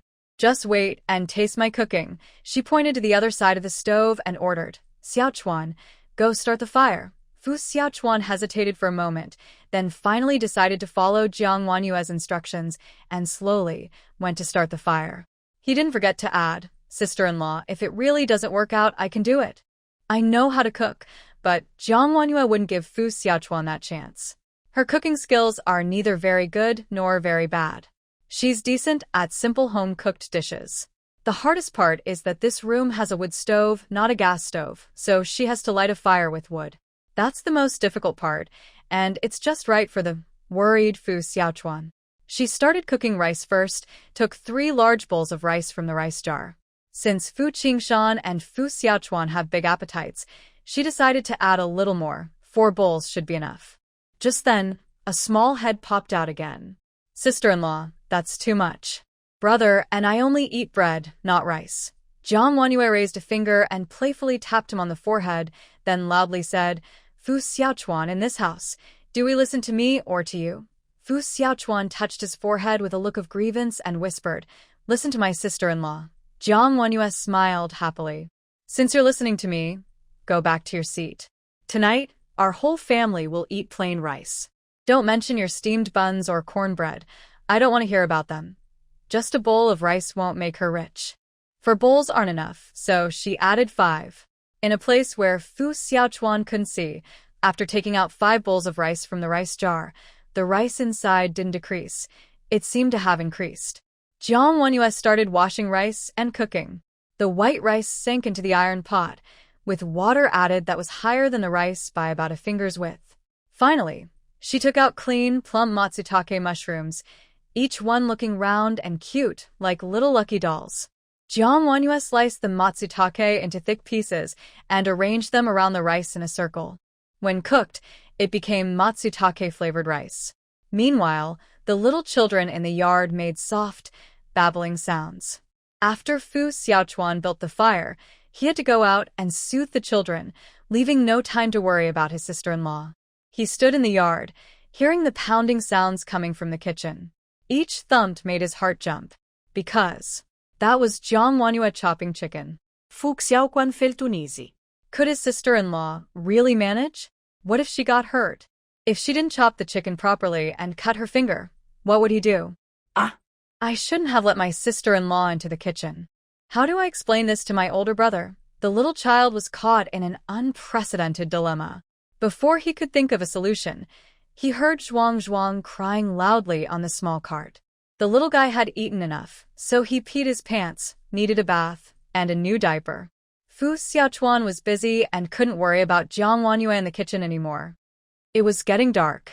Fu Qingshan returned to the family compound at sunset, walking with a man named Zhao Changjiang beside him. The reason was simple. Zhao Changjiang had realized something and also noticed that Fu Qingshan was acting strangely. Fu Tuan, tell me clearly, was it intentional? Trying to compete with the 1st Battalion?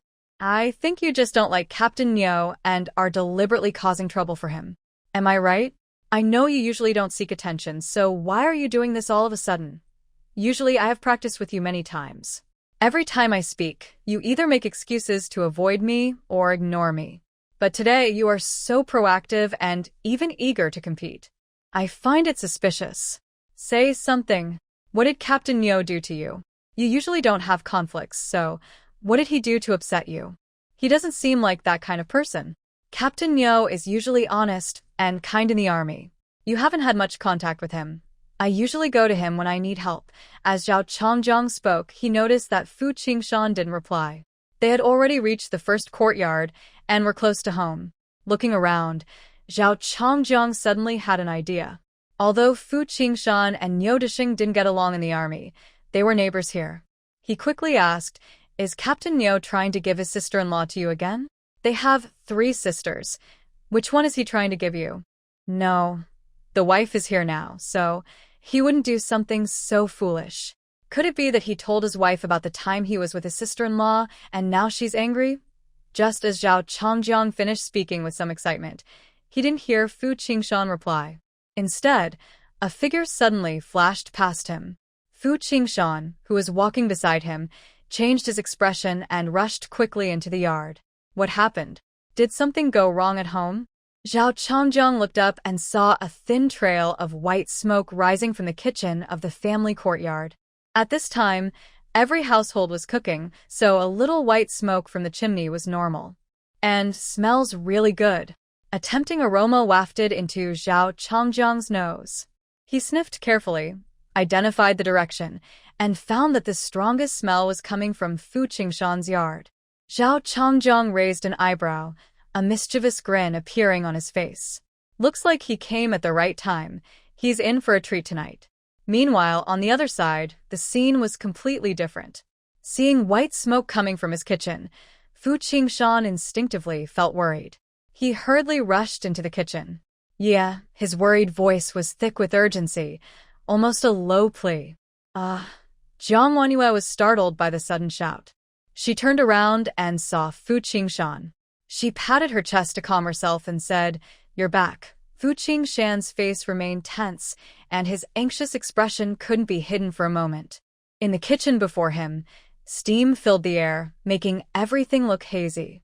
Jiang Wanyu was inside, her slender and gentle figure, wearing an apron, holding a spatula, and smiling softly at him. Fu Qingshan was momentarily stunned. His throat moved as he swallowed hard. His uneasy feelings, which had been weighing on his chest, were suddenly eased after seeing Jiang Wanyu safe and sound. He spoke again, his voice dry and strained. "Are you cooking?" "Yes, I am cooking." "Is that strange?" Jiang Wanyu shook her spatula and smiled brightly. Fu Qingshan quickly shook his head. His dark eyes carefully scanned her, the stove, the chopping board, and the fire, making sure there was no danger before he finally relaxed. Jiang Wanyu watched his reaction closely. When she remembered how Fu Xiaochuan had reacted when he heard she was cooking, she understood everything. She crossed her arms and looked at Fu Qingshan with a teasing smile, asking, "Do you think I can't cook?" Fu Qingshan felt the threat in his little wife's eyes. He dared not say what was on his mind. Just then, Zhao Changjiang strode in loudly and called out, "Sister-in-law, what did you cook? It smells so good. I came to eat today. You won't chase me away, right?" With a sound of laughter and chatter, the tense atmosphere between the young couple in the kitchen was broken. Jiang Wanyu handed the spatula to Fu Qingshan and said, "The chicken soup is too hot. You come and serve it." Fu Qingshan felt an inexplicable relief and replied, "Okay." That night, at the Fu family dinner table, there was only one dish, but it was a large bowl, wild mushroom chicken soup. She had dug so many wild mushrooms in the mountains. The matsutake mushrooms had been used for cooking, and there were still many others, some familiar and some unfamiliar. As long as they were non-toxic and edible, she washed, sliced, and threw them into the chicken soup. The chicken was a wild mountain chicken. She didn't bother with any fuss. She put the whole chicken into stew. The chicken was freshly killed and clean, so there was no need to blanch it, just put it directly into the pot. So making this dish was quite simple. She put the chicken and wild mushrooms together, added a few slices of ginger, and let it simmer for over an hour.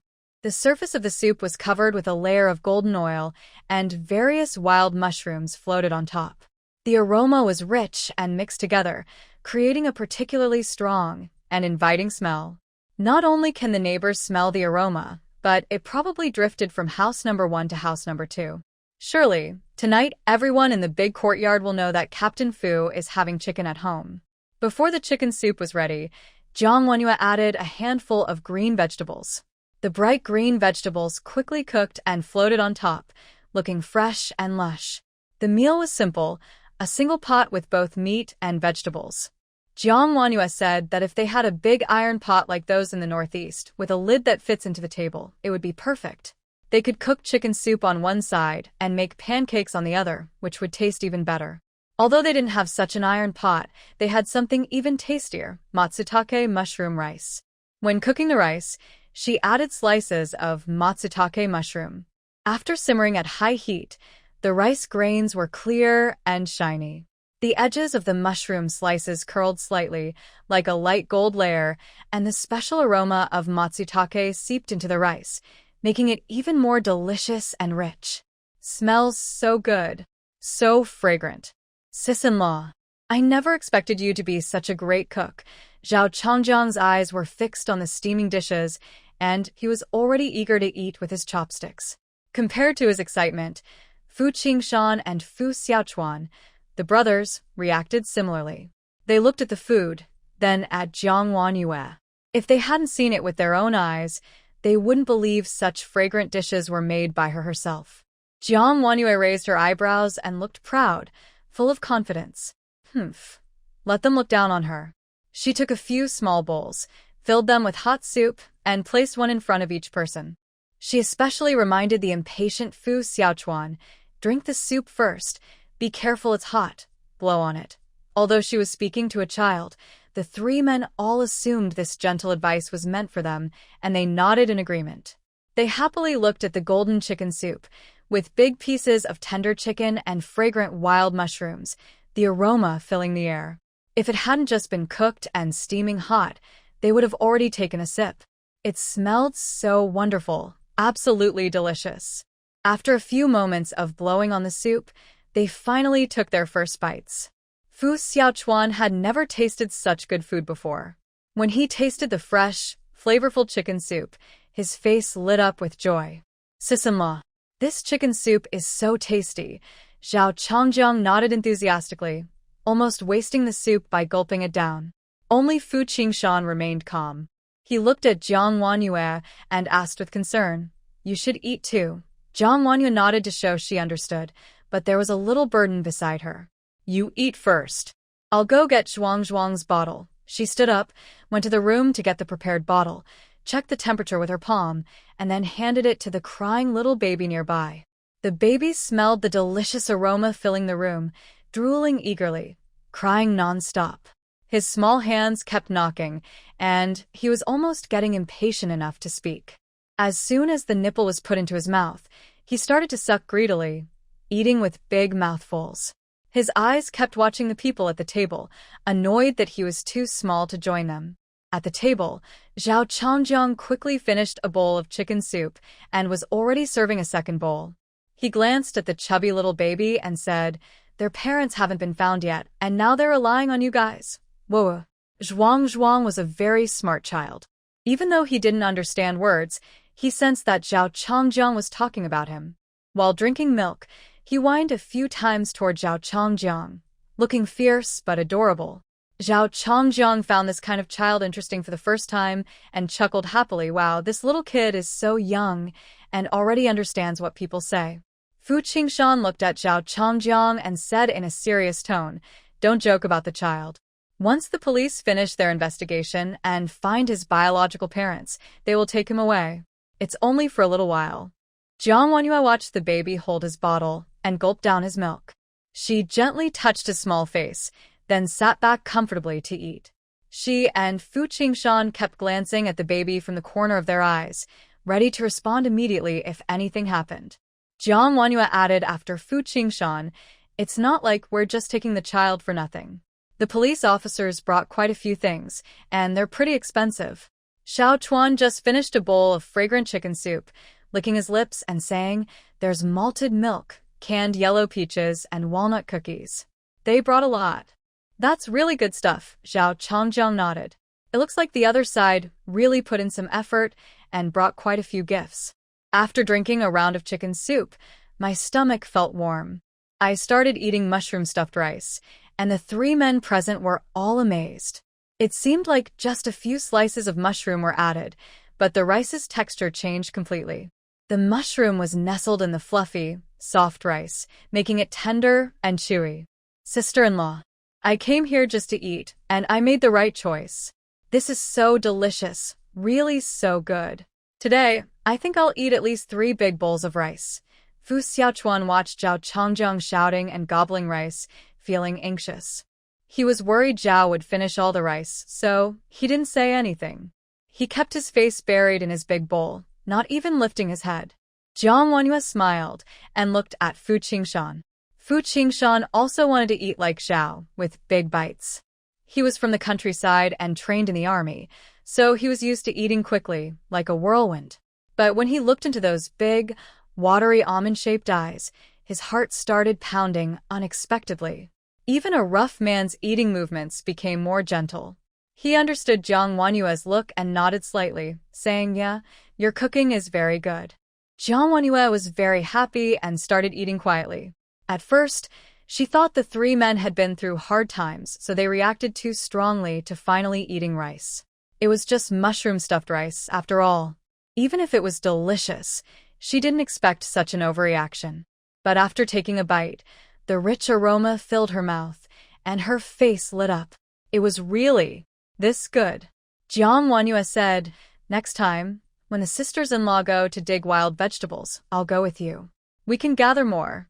Fresh mushrooms are delicious, and dried ones can be stored for a long time." Fu Xiaochuan lifted his head from his rice bowl, with a few grains stuck to his face, and said enthusiastically, "Sister-in-law, I'll go with you. I have a lot of strength and can help carry the bamboo basket." Zhao Chongjiang silently nodded, planning to arrange a lookout in the yard to come over and eat for free. Fu Qingshan paused and asked, "Did you go to the mountain today? Isn't climbing up and down tiring?" "No, just climbing a mountain, it's like exercise," Jiang Wanyue said casually. "On the way down, I passed by your military training ground. I saw you guys in the middle of the mountain." At this moment, Zhao Chongjiang quickly responded, "Sister-in-law, did you see Fu's team in the fight? It was just next door to you." As he spoke, Zhao Chongjiang suddenly let out a loud scream. Under the table, Fu Qingshan kicked Zhao Chongjiang hard. On the table, Fu Qingshan picked up a piece of chicken and placed it in Zhao Chongjiang's bowl, giving him a sharp look and saying, "Can't you keep your mouth shut when you eat?" There was a hint of threat in his eyes. Zhao Chongjiang understood Fu Qingshan's meaning immediately. If he spoke again, he would not come to eat next time. For the sake of his future meals, Zhao Chongjiang chose to stay silent and didn't mention Fu Qingshan's deliberate troublemaking of niudishing on the training ground. Jiang Wanyue watched their playful gestures, even though Zhao Chongjiang didn't bring it up.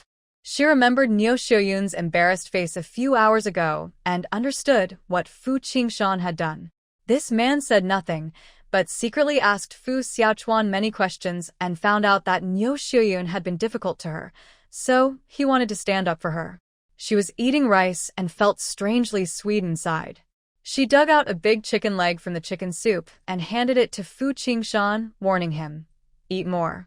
Training needs strength, so you can defeat your opponents easily." Hearing this, Fu Qingshan immediately looked at Jiang Wanyue, suspicious if she knew something. But Jiang Wanyue had already looked away and handed another chicken leg to Fu Xiaochuan. "Xiaochuan, eat the chicken leg. Eat more meat and rice to grow taller and stronger." Fu Xiaochuan had been gnawing on the meat on the chicken bone, his mouth full of oil, feeling very happy. He didn't dare think about the chicken leg. He wanted to give the chicken leg to Jiang Wanyue. "Sister-in-law, I won't eat the chicken leg." "You eat it," Jiang Wanyue said. "Whatever I eat, you eat too. If I give it to you, just eat it." "I like chicken wings." Zhao Chongjiang was very perceptive and added, "Me too. Chicken legs are good, but chicken wings are even better." Everyone understood each other and happily ate their meals, the atmosphere warm and joyful. Only Zhuangzhuang held his bottle and made unhappy noises. He also wanted to eat meat. Meat, meat. Burp, burp, burp. The meal was full of joy. After finishing all the empty plates, everyone was burping happily. Not only was a big pot of chicken soup finished, but not a single wild mushroom or chicken bone was left. Everything was eaten clean. There was still enough rice cooked in 5 bowls to be eaten completely. Jiang Wanyue used a stove for the first time. Even with Fu Xiaochuan's help, she couldn't control the heat well while cooking rice. The bottom was slightly burnt, turning into crispy rice crust, but surprisingly, that part was the tastiest. The crispy rice was crunchy on its own, soft and fragrant when soaked in chicken soup. Not a single grain of rice was left uneaten. Not only did Fu Qingshan and the others eat until they were full, but Jiang Wanyue also rarely ate so much. Her small belly slightly protruded, and even the baby inside her seemed to say she was full. Fu Qingshan told her to sit and rest while he went to clean up the kitchen. Usually, if Fu Xiaochuan saw the scene, he would follow Fu Qingshan to help clean up. But today, he was too full, his belly round and uncomfortable, feeling dizzy from overeating, so he sat still and didn't want to move. Next to them, Zhao Chongjiang was the same.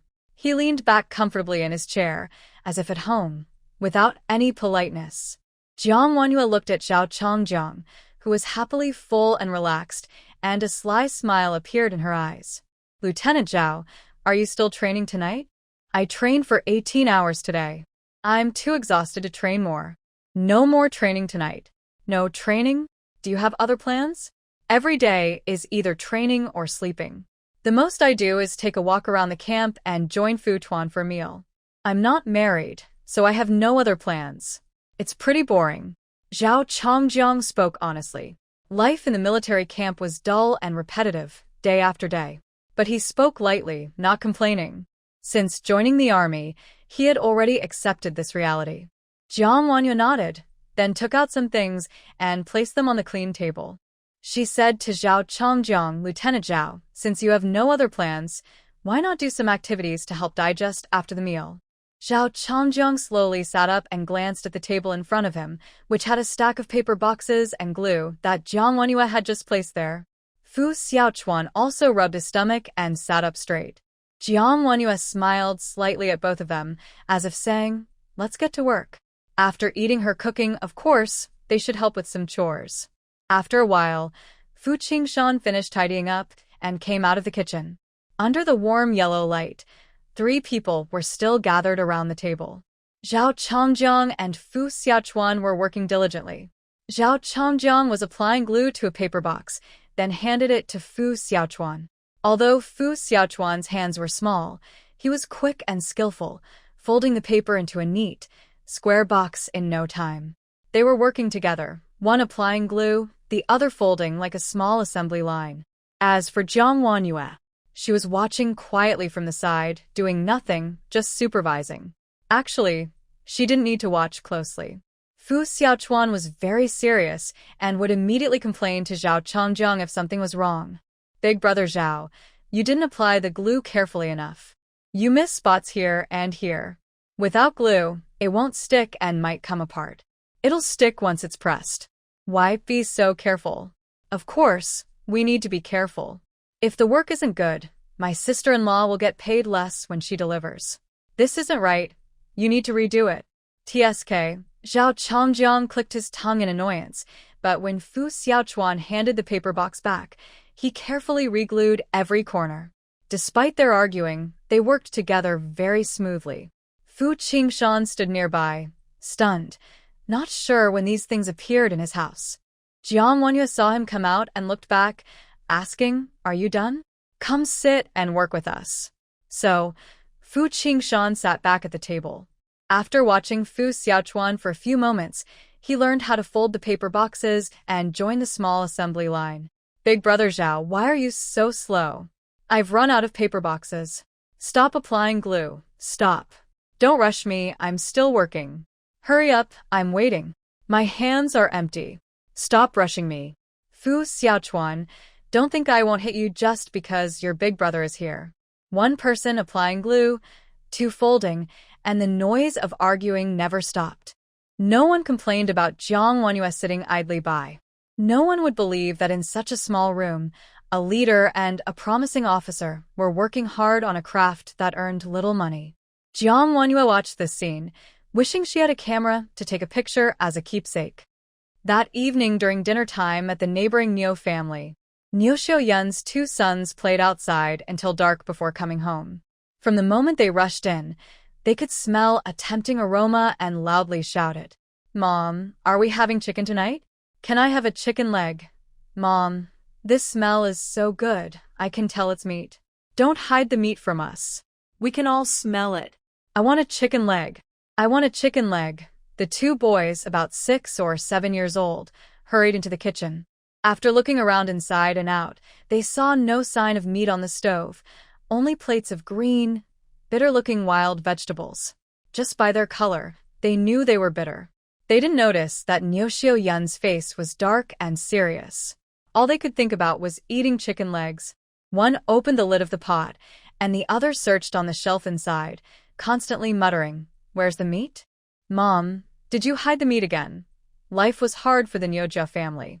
Whenever they had a little good food, Niu Xiaoyun would hide it away, saving it for special days. But today, the smell was too tempting and lingered in the air. It seemed to be right in their home. The 2 brothers searched eagerly, determined to find the meat. Since returning from the mountain, Niu Xiaoyun had been angry inside. Now, seeing her sons constantly talking about chicken meat, It felt like a stab to her heart, and she grew even angrier. She slammed her rolling pin on the chopping board and loudly said, "What chicken or chicken leg? Believe it or not, today I'll give each of you a plate of bamboo shoots stir-fried with meat. Maybe then you'll be quiet." The two brothers, usually noisy and mischievous, had never seen Nyoshio Yun so angry before. Their heads suddenly felt tense. Her anger still burning inside, Nyoshio Yun carried 2 plates of wild vegetables outside and glared fiercely at her sons. She shouted loudly, "Tonight, we're only eating these. If you like it, eat it. If not, get out of here. Seeing you two just makes me upset. Mom, we can smell the aroma. It's definitely chicken. Why won't you let us eat?" Ernie begged, swallowing hard and mustering courage. Her reply was a loud roar from Nyoshio Yun. "What chicken or chicken? If I hear the word chicken one more time today, I swear I'll cut off your little thing."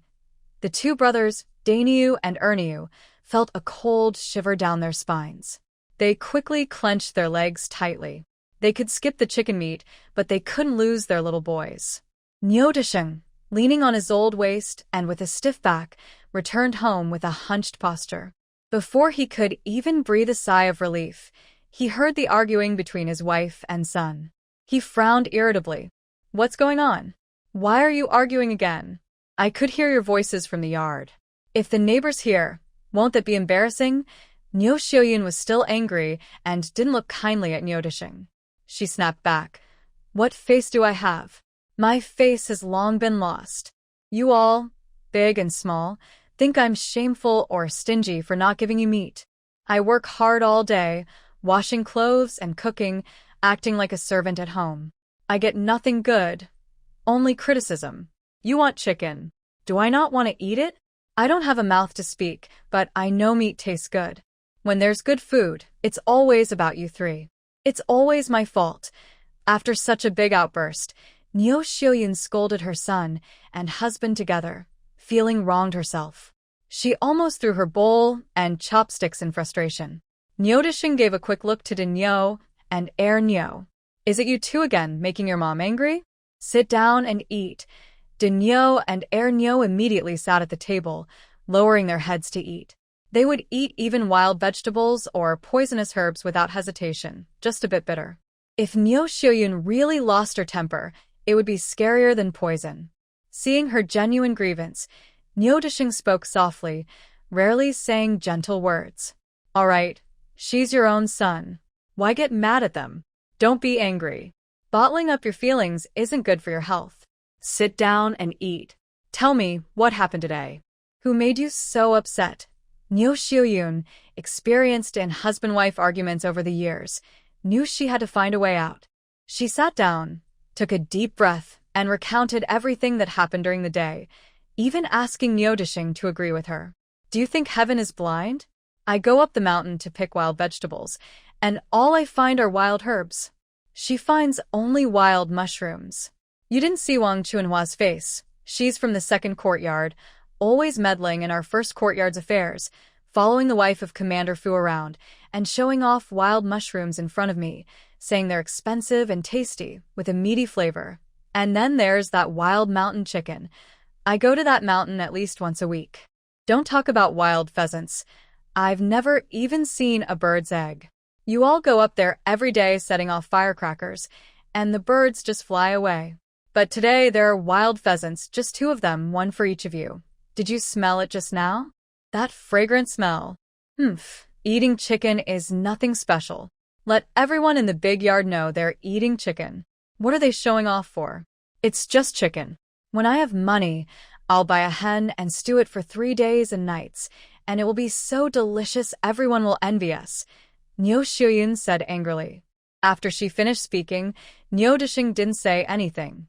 Instead, a big cow, who was eating nearby, looked up and said, "Mom, if you stew a hen for 3 days and nights, the meat will be gone. It won't taste good." Nyoshio Yun scolded him. "Shut your stinky mouth. I don't want to talk to you right now." She turned to glare at Nyodisheng. "I'm talking to you. Why don't you say anything?" Nyodisheng felt his hurt back ache even more and slowly said, "I finally understand why Captain Fu did that to me." Nyoshio Yun looked confused. What? What did you say? The rest of the words were hard to say in front of the two children. Niu Desheng waved his hand, telling the big cow and second cow to take their buns outside to eat and not eavesdrop on the adults. After they left, Niu Desheng rubbed his back and slowly talked about what happened in the afternoon and his guesses. Niu Xiaoyun listened, stunned and confused. After hearing everything, Niu Xiaoyun felt lost and mixed up inside. She was straightforward and rough, not good at understanding complicated things. She finally managed to say, "Captain Fu isn't trying to make things difficult for you." Niu Desheng replied, "That's not right. How could Captain Fu be trying to make things hard? Everything he did was within the rules, and I agreed to it myself. Today, at the training ground, he showed mercy and gave me face. If he really wanted to embarrass me, I'd be even more ashamed. But, Niu Xiaoyun hesitated for a long time, but couldn't find the right words. Niu Desheng simply said openly, "Xiaoyun, with my age and ability, being a battalion commander is already a big achievement. My career is basically over, but Captain Fu was different. He was not only the youngest battalion commander in the army, but also expected to become the youngest division and army commander in the future. Sometimes, we must face reality clearly. Think about it. Our family, De Niu and Air Niu, do we often bully Captain Fu's younger brother? He's not even Captain Fu's real brother. They're just kids playing around after all." Cao Xiaoyun muttered softly. Cao Desheng glared at her disapprovingly. When she shut up and admitted her mistake, he continued, "Ask yourself honestly, before we annoyed Captain Fu's wife, did they ever trouble us first? Kids fight sometimes, but if De Niu or Air Niu were bullied, could you just swallow your anger? You're a mother. Fu Xiaochuan has no parents, but he has an older brother. Can he just be bullied?" After hearing this, Xiaoyun couldn't say a word. "Things from the past. Captain Fu was generous and didn't bother with us. But if you offend his wife, that's his loved one, someone very important to him. If you really dislike her and can't get along, just stay away from her. Don't argue or compete with her. They live their days eating meat, and we live ours eating wild vegetables. Living peacefully is best. Every family has its own way of life." After saying this, Cao Desheng paused, took 2 yuan out of his pocket. "This is my cigarette money. I don't smoke anymore. Keep it and buy some pork tomorrow. Our family can also enjoy some meat." Xiaoyun looked at the 2 yuan in her hand, her eyes moist and warm. She asked worriedly in a hoarse voice, "How's your back? Do you want me to get some medicated oil and rub it for you?" Cao Desheng nodded and sighed. "Today's not all bad." It was a reminder from Captain Fu. "We've had peaceful days for too long, and I've become complacent. Whenever I'm not careful, someone below will push me out." Jiang Wanyue brought back a thick stack of handmade crafts. With the 3 men working together, they finished it in half an hour. Zhao Changjiang looked at the pile and couldn't help but ask Jiang Wanyue, sister-in-law, "How much do you think these are worth in total?" Jiang Wanyue hesitated. "I'm not sure.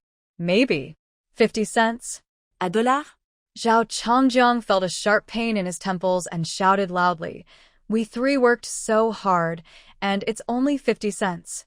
Just 5 mao. This 5 mao amount is less than what he should give Jiang Wanyue." Squirming with frustration, Lieutenant Zhao felt upset inside. As evening fell, Zhao Changjiang left the Fu family, carrying both delicious food and a bad mood. Fu Qingshan and Jiang Wanyue saw him off at the door. Zhao Changjiang, usually loud and carefree, suddenly became serious. He patted his pocket, took out 2 items, and handed them to Jiang Wanyue. "Big sister-in-law, this is for you. After eating your wedding candies and sharing a meal with you, I can't just take without giving back. This is my way of congratulating you on your new marriage." Night fell, and the room was quiet. Jiang Wanyue had just used the bathroom built by Fu Qingshan for the first time. She found it not only had a door and window but was also quite spacious, allowing her to enjoy a comfortable hot shower. Now that she had mastered the use of the system space, drawing some spiritual spring water to wash herself was easy. She no longer needed to squeeze into crowded public baths or face others while naked. This brought her great relief. She changed into a beautiful sleepwear made of white silk satin. This item wasn't sold publicly, nor did she dare have it tailored. fearing it would be seen as a sign of wealth or status. It was made from fabric her mother, Yi Suxin, had received from her grandfather, carefully sewn with a sewing machine, step by step. Yi Suxin preferred simple styles, so she made a basic slip dress. She specifically told Jiang Wanyue to only wear it at home and never let outsiders see it. The silk fabric was soft and shiny, feeling gentle like a breeze against the skin. Even Jiang Wanyue, who was used to good things, had to admit that wearing it felt incredibly comfortable. She sat at the only desk in the room, her long hair draped over her shoulders. Since her hair was slightly damp from the bath, she was carefully drying the ends with a towel. Her slender, fair arm lifted gently as her black hair slid down her shoulders, revealing her snow-white skin. The white skin extended from her shoulders to her chest, like the bright moon, soft silk clinging to her curves like a second skin. The fabric was smooth and wrinkle-free, showing that there was nothing underneath the sleepwear. Perhaps it was her imagination, but Jiang Wanyue felt the fabric around her chest seemed a bit tight. The sleepwear, which used to fit perfectly, now felt smaller. Could it be that she had gained weight because she had been eating more recently? Or perhaps it was due to hormonal changes caused by pregnancy, leading to secondary physical development. Jiang Wanyue thought about this and stopped wiping her hair. She looked down at her chest, glancing inside her neckline. Wow, 2 round, big, white buns like freshly steamed buns, soft and plump. Remember, the original owner was a delicate, sickly beauty with a slim figure and little flesh on her body. Now, she looked completely different. Jiang Wanyue blinked, feeling a bit curious about her own chest. She wondered what it would feel like to touch. Sure, it wouldn't be the same as Fu Qingshan's firm chest. Since the buns belonged to her, touching them wouldn't be stealing. She decided to try feeling them. Thinking this, she reached out. Through a soft, close-fitting cloth, she touched, pinched, and even lifted them slightly. Then she frowned gently, looking a bit worried with a charming, troubled expression. She was only 3 months pregnant now. Even with the influence of estrogen, her body was still in the early stage. As time passed, her pregnancy would grow longer, and her body's estrogen levels would keep rising, affecting her physically. In other words, her buns would get bigger, and she would also need to store milk to feed the twins inside her. Although Jiang Wanyue hadn't experienced childbirth pain herself, she had seen it many times when working in a hospital in her previous life. She knew how painful it could be. She would have to go through it someday, and she wasn't looking forward to it. Suddenly, a creaking sound came from the door. Fu Qingshan had just finished bathing, carrying a faint water scent, and entered. He saw Jiang Wanyue dressed in a white silk nightgown, her head lowered, one hand supporting her chin, the other resting on her chest, looking worried and frowning. She still carried the delicate, sickly aura of the former owner, appearing very weak. Could it be that her chest was hurting again, and her heart was uncomfortable? Fu Qingshan's expression tightened. He quickly stepped forward to ask, but, upon closer look with his dark eyes, he noticed something strange. Jiang Wanyue's hand. It didn't seem to be on her heart. It was in an awkward spot on her body. His eyes froze, and he hesitated, torn between asking directly or looking away. Fortunately, Jiang Wanyue heard the door opening and quickly regained her composure. Realizing her pose wasn't appropriate, her face flushed slightly. She quickly lowered her hand, looked up at Fu Qingshan, and softly said, "You've finished washing." Fu Qingshan looked down at her exposed face. Her fine eyebrows were slightly furrowed, but her complexion was rosy, and her cheeks had a gentle blush. She didn't look like she was suffering from a painful heartache. Deep inside, the man quietly relaxed his mind. Fu Qingshan responded. He picked up the towel Jiang Wanyue had tossed aside, found a hanger, and calmly hung the towel up. The towel carried her unique scent. Jiang Wanyue propped her chin, watching Fu Qingshan move. On the table in front of her was an open small box. Inside the box were 2 items, a bottle of chocolate and a lipstick. Both items were rare and hard to find in this southwestern area, even for the wealthy. Interestingly, these 2 items were the wedding gifts Zhao Chongjiang had given earlier when he left.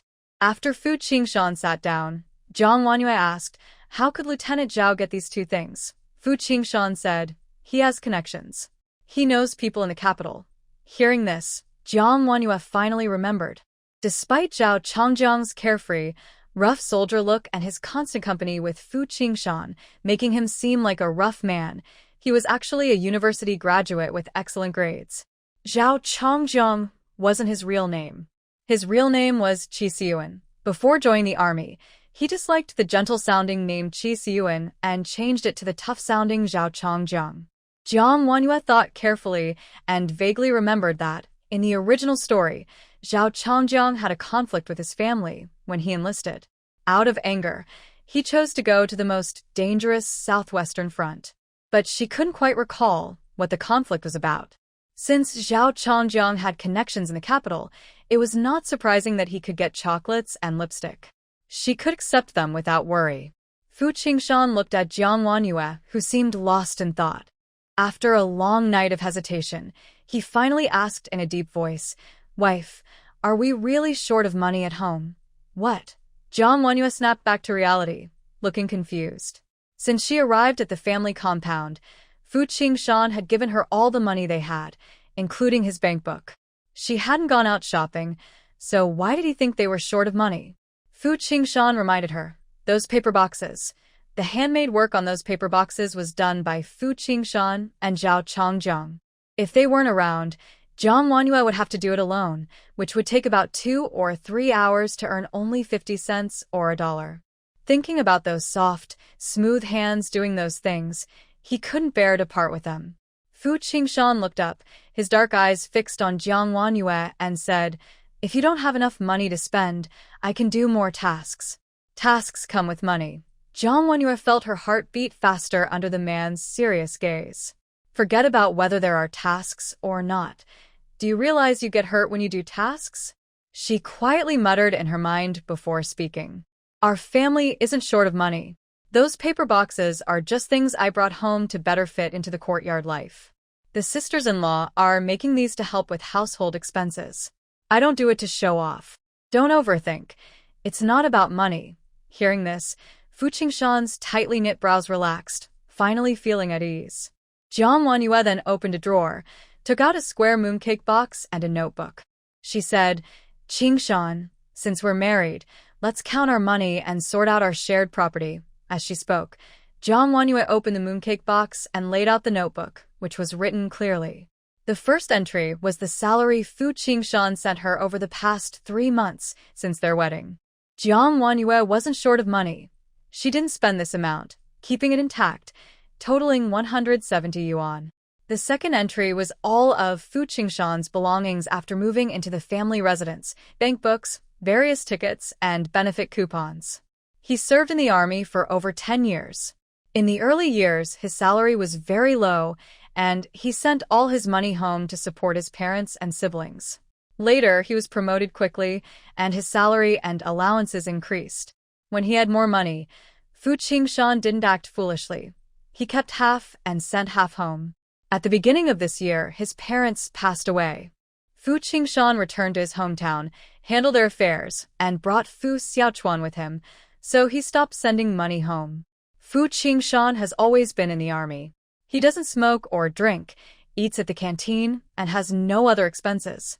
Over the years, his savings have grown to 4 figures. When Jiang Wanyue first saw the savings, she was shocked. Since Fu Qingshan has money, why does he still seem so poor, with Fu Xiaochuan wearing torn shoes, making the brothers look so impoverished? Jiang Wanyue showed him these 2 parts completely. Fu Qingshan saw that inside the mooncake box there was a thick stack of money and various bills. He frowned and asked, "Why is there so much?" Jiang Wanyue pointed to the money inside and said, "There are a total of 800 yuan here. 680 yuan is from my work earnings, 120 yuan is my savings, and some bills are for my parents." At this point, Jiang Wanyue shyly touched her nose with her finger. Fu Qingshan, who supports the family and saves money himself, can save up to 4 figures. But she has loved eating delicious food and buying pretty clothes since she was young. Jiang Ziyuan and Yi Suxin are not stingy parents, but they also don't want her to develop a habit of spending money carelessly. Every year, her grandfather and grandfather give her red envelopes, which they keep. So, after careful saving, the 120 yuan is all Jiang Wanhua has for herself. As for her two dowries, they are too eye-catching. After placing them in her spiritual space, she doesn't want to take them out for a while and certainly won't tell Fu Qingshan. Are you clear now? This is my money, and this is your money. When we put them together, it's our family's money, Jiang Wanhua said, turning to look at Fu Qingshan. She patted the thick stack inside the metal box and said, "From now on, any expenses at home will come from here. I will keep track of every expense." She had two goals. First, to let him know that their family isn't short of money. Second, even as a married couple, they should keep clear accounts so Fu Qingshan understands the situation. Fu Qingshan fell into silence for a while. When he first heard that part of the money was Jiang Wanhua's, his initial reaction was to stop her. He could give her all his money, but her money still belonged to her personally. But when his money and her money were together in Jiang Wanhua's hands, mixed in the mooncake box, it suddenly took on a different meaning. He deeply felt that they were not just a married couple, but truly a small family. Even working hard for just 50 cents or $1 was worth it. Fu Qingshan took a deep breath, straightened his chest, and said, "Okay, I understand." Jiang Wanhua nodded, looking very satisfied. She closed the mooncake box, then opened the drawer to put it back, covering it with a notebook. From now on, every expense would be recorded in the ledger. Looking at the account book would show how much money was in the house. Jiang Wanhua had thought this through carefully. Jiang Wanhua also suggested, "Our family has enough money. You and Xiao Chuan don't need to worry. In the future, we will only eat refined rice, not coarse grains." Fu Qingshan replied, "Okay, I agree with you. I think Xiao Chuan is quite interested in raising chickens. One of these days, I'll ask Hong Xia if we can buy a few chickens from the nearby collective farm and raise them in our yard. Good idea. There are leftover bricks in the back room. We can build a chicken coop with them. Xiao Chuan's shoes have been torn for a long time. Why didn't you tell me? Kids tend to wear out shoes quickly. Buying one pair isn't enough. We might need to buy 2 pairs. All right, I'll buy 2 pairs." From then on, no matter what Jiang Wanhua suggested, Fu Qingshan would unconditionally agree. Jiang Wanhua glanced at the chocolates and lipstick still on the table, her eyes flickering. She looked at the dazed Fu Qingshan and asked, "Fu Qingshan, look at me. Do you see that I am different in any way?" "Huh? What?" Fu Qingshan's eyes immediately focused on her face, which was close to his, delicate, charming features, a pretty face, flawless skin, and a pair of lips that moved enticingly. "There is something different." His deep black eyes were filled with Jiang Wanhua's face. For a moment, his mind was foggy. Only the pounding of his heart seemed to be about to burst out of his chest. Thump, thump. He couldn't tell anything clearly. His whole body was stiff, unable to move at all. His strong body felt like a cage trapping him. His wife, what exactly was she making him look at? Seeing Fu Qingshan's reaction, Jiang Wanhua understood everything clearly. Suddenly, she stood up and kissed the corner of Fu Qingshan's mouth. "Good night, Fu Qingshan."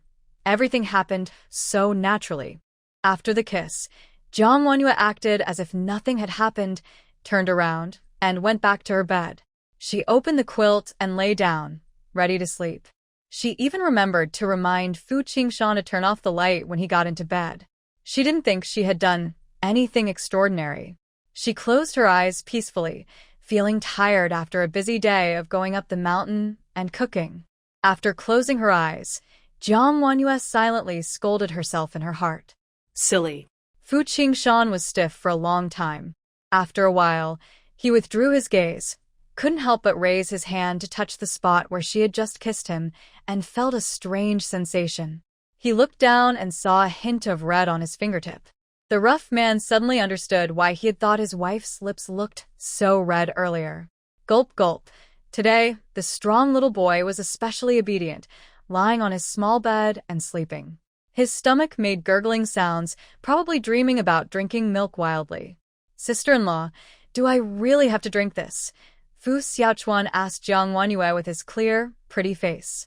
Early in the morning, in the house, Jiang Wanyue and 6-year-old Fu Xiaochuan stared at each other, as if she was forcing him to do something important. If neighbors saw this scene, they might spread rumors that Jiang Wanyue was mistreating the child. Actually, there was a cup of malted milk powder between them. Fu Xiaochuan smiled and pushed the hot cup toward Jiang Wanyue. Sister-in-law, you drink. You're pregnant, and eating this is good for your health and helps with nutrition. Jiang Wanyue had seen many good things, but honestly, she didn't like malted milk powder. It mostly contained sugar and flavoring and wasn't as nutritious as milk powder. But for people in the 1960s, even something sweet was hard to get, so malted milk powder was considered very good, especially for Fu Xiaochuan. Before he followed Fu Qingshan, he couldn't even eat steamed bread and often went hungry. This poor little boy was so thin and tall, which was quite rare. Jiang Wanyue thought he was too skinny.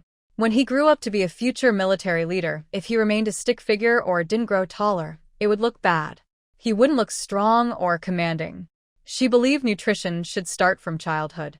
She wanted to improve Fu Xiaochuan's 3 meals a day, an egg and a glass of milk every day. If there was no milk, she would start with malted milk powder. To her surprise, getting Fu Xiaochuan to drink a cup of malted milk powder was surprisingly difficult. He clearly licked his lips several times, his eyes shining with longing, but every time he looked at Jiang Wanyue, he shook his head very firmly. Fu Xiaochuan said, "Sister-in-law, I have steamed bread and steamed cornbread. I can fill my stomach without drinking this. It's a waste of money, really no need." The little boy spoke seriously, refusing Jiang Wanyue's kindness, but his eyes flickered with a cautious look, showing his careful nature. Since Jiang Wanyue had been with Fu Xiaochuan, she always felt that beneath his cheerful and lively appearance, he was hiding a cautious sense of distance. At first, Jiang Wanyue thought they just didn't know each other well. But as they spent time together, she realized that Fu Xiaochuan was the same way with her and with Fu Qingshan. Although they are not biological brothers, Fu Qingshan genuinely treats him like a real sibling. The careless man probably hasn't noticed Fu Xiaochuan's little thoughts. Jiang Wanyue sighed silently. Usually, people get angry because their children are naughty or disobedient, but she was troubled because her child was too sensible. No one would believe her if she told them. Yeah. From a small stroller nearby, Zhuang made sounds that caught Jiang Wanyue and Fu Xiaochuan's attention. His white, soft face was drooling, and his little mouth was smacking as if saying, "Brother Xiaochuan, I can drink if you don't want it. He's such a little glutton." Jiang Wanyue poked his face and said, "Stop looking. You've already been fed your milk. This isn't for you. You. The little baby understood the adult's refusal and pouted, making a sad sound. Jiang Wanyue looked away from the baby and then glanced at Fu Xiaochuan, who was tightly pursing his lips with a stubborn look. She didn't say another word, picked up the cup on the table, and headed outside. Fu Xiaochuan kept watching Jiang Wanyue, sensing her determined attitude, and felt uneasy. He hurriedly followed her, nervously asking, "Sister-in-law, what are you going to do? Pour out the malted milk. You don't drink it anyway, and it's just in the way. If I pour it out, I can wash the cup and put it away," Jiang Wanyue said simply and decisively, raising her arm to pour toward the corner of the yard. Fu Xiaochuan was very nervous and reacted quickly, grabbing Jiang Wanyue's arm. The transparent glass cup wobbled in her hand, and the malted milk inside swayed, spilling a little. Fu Xiaochuan looked at it with regret. Jiang Wanyue pretended not to see, and looked down at Fu Xiaochuan. "Xiaochuan, what are you doing?" Fu Xiaochuan clenched his teeth and said with difficulty, "Sister-in-law, I want a drink." Jiang Wanyue thought to herself, "I've lived 2 lives, and I still can't handle a 6-year-old like you." She remained calm on the outside, handed him the cup and warned, "Finish drinking and wash the cup. I need to change Zhuang's clothes and take you to school." Fu Xiaochuan was stunned again. "Today. Do I still need to go? Wasn't it just yesterday that you sent him off?" He couldn't understand why Jiang Wanyue was doing this. Soon, he didn't have time to think about it because the smell of the malted milk drink in his hand was so fragrant and sweet, constantly tempting him. Fu Xiaochuan didn't notice the smile on his face. He took a small sip first. The warm, sweet taste instantly filled his mouth, and even his throat, and stomach felt sweet. This tastes so good. Luckily, I didn't waste it. Fu Xiaochuan enjoyed the malted milk drink thoroughly, not wasting a single drop. Jiang Wanhua watched this scene through the glass window inside the house and smiled. That day, when she was sending Fu Xiaochuan out, it was a coincidence that Naixian from the neighboring yard was also sending the big ox and second ox out. They just happened to cross paths. Jiang Wanhua immediately became alert, thinking about how Naixian had suffered a big loss yesterday. She also heard them arguing last night. Naixian must be holding a grudge. Today, when they meet, it will be a tense encounter, bound to lead to some back and forth. She was ready. Whether to argue or to fight, she wouldn't back down. She wasn't afraid. But look at you guys, so careless. You can't even carry your school bags properly, standing straight. Do you even look like students? If I catch you slacking off again, you'll get a spanking. Stay out of trouble at school. Study hard, Naixian shouted loudly at the two brothers, then watched them leave. After they walked far away, she turned back into the house. When she turned, it was obvious she saw Jiang Wanhua. Her gaze paused on Jiang Wanhua, but she didn't say a word, not even giving her a glare. She simply left. Naixian's reaction surprised Jiang Wanhua a lot. She could tell that Naixian was no longer being provocative. In fact, she seemed to be avoiding her. Does this mean peace has been maintained? Since Naixian was no longer causing trouble, Jiang Wanhua wouldn't be the one to stir things up either. She would just keep up the appearance of peace. Jiang Wanhua pushed the small cart and continued taking Fu Xiaochuan to school. Fu Xiaochuan sensed something. He took a few steps, hesitated, and then asked cautiously, "Sister-in-law, actually, Aunt Naixian is not a bad person." Jiang Wanhua did not interrupt Fu Xiaochuan but looked at him gently and calmly, signaling him to continue. Fu Xiaochuan slowly began to talk about something that happened a long time ago. It was a few months ago, shortly after Fu Xiaochuan moved into the big yard. He wasn't very familiar with Fu Qingshan yet. One day, Fu Qingshan had a 3-day mission and had to leave Fu Xiaochuan alone at home. He was very worried. Originally, he thought about asking Qin Jingwei's family to take care of Fu Xiaochuan, but he decided to ask Qin Hongxiao instead. However, Fu Xiaochuan didn't want to trouble the Qin family. He insisted he could live independently and take care of himself so Fu Qingshan could go on his mission without worry. Fu Qingshan saw how sincere he was. Thinking back to when Fu Qingshan was young and had to take care of everything himself, he believed Fu Xiaochuan's words. But Fu Qingshan didn't completely let him do everything alone. He prepared food for the next 3 days, gave him money and food coupons, and asked Qin Hongxiao to help if there was any trouble at home. He made sure everything was arranged before leaving. But on the very first day Fu Qingshan left, something happened to Fu Xiaochuan. Next door, Erniu and Daniu saw that no adults were home and immediately swarmed into Fu Xiaochuan's house like locusts. They stole all his bread, steamed buns, and corn cakes. Fu Xiaochuan ran over to fight them, trying to get his food back, but he couldn't beat the two of them alone. In the end, he only managed to snatch one steamed bun, which fell to the ground covered in dirt. Fu Xiaochuan was injured from the fight, with cuts on his elbows and knees.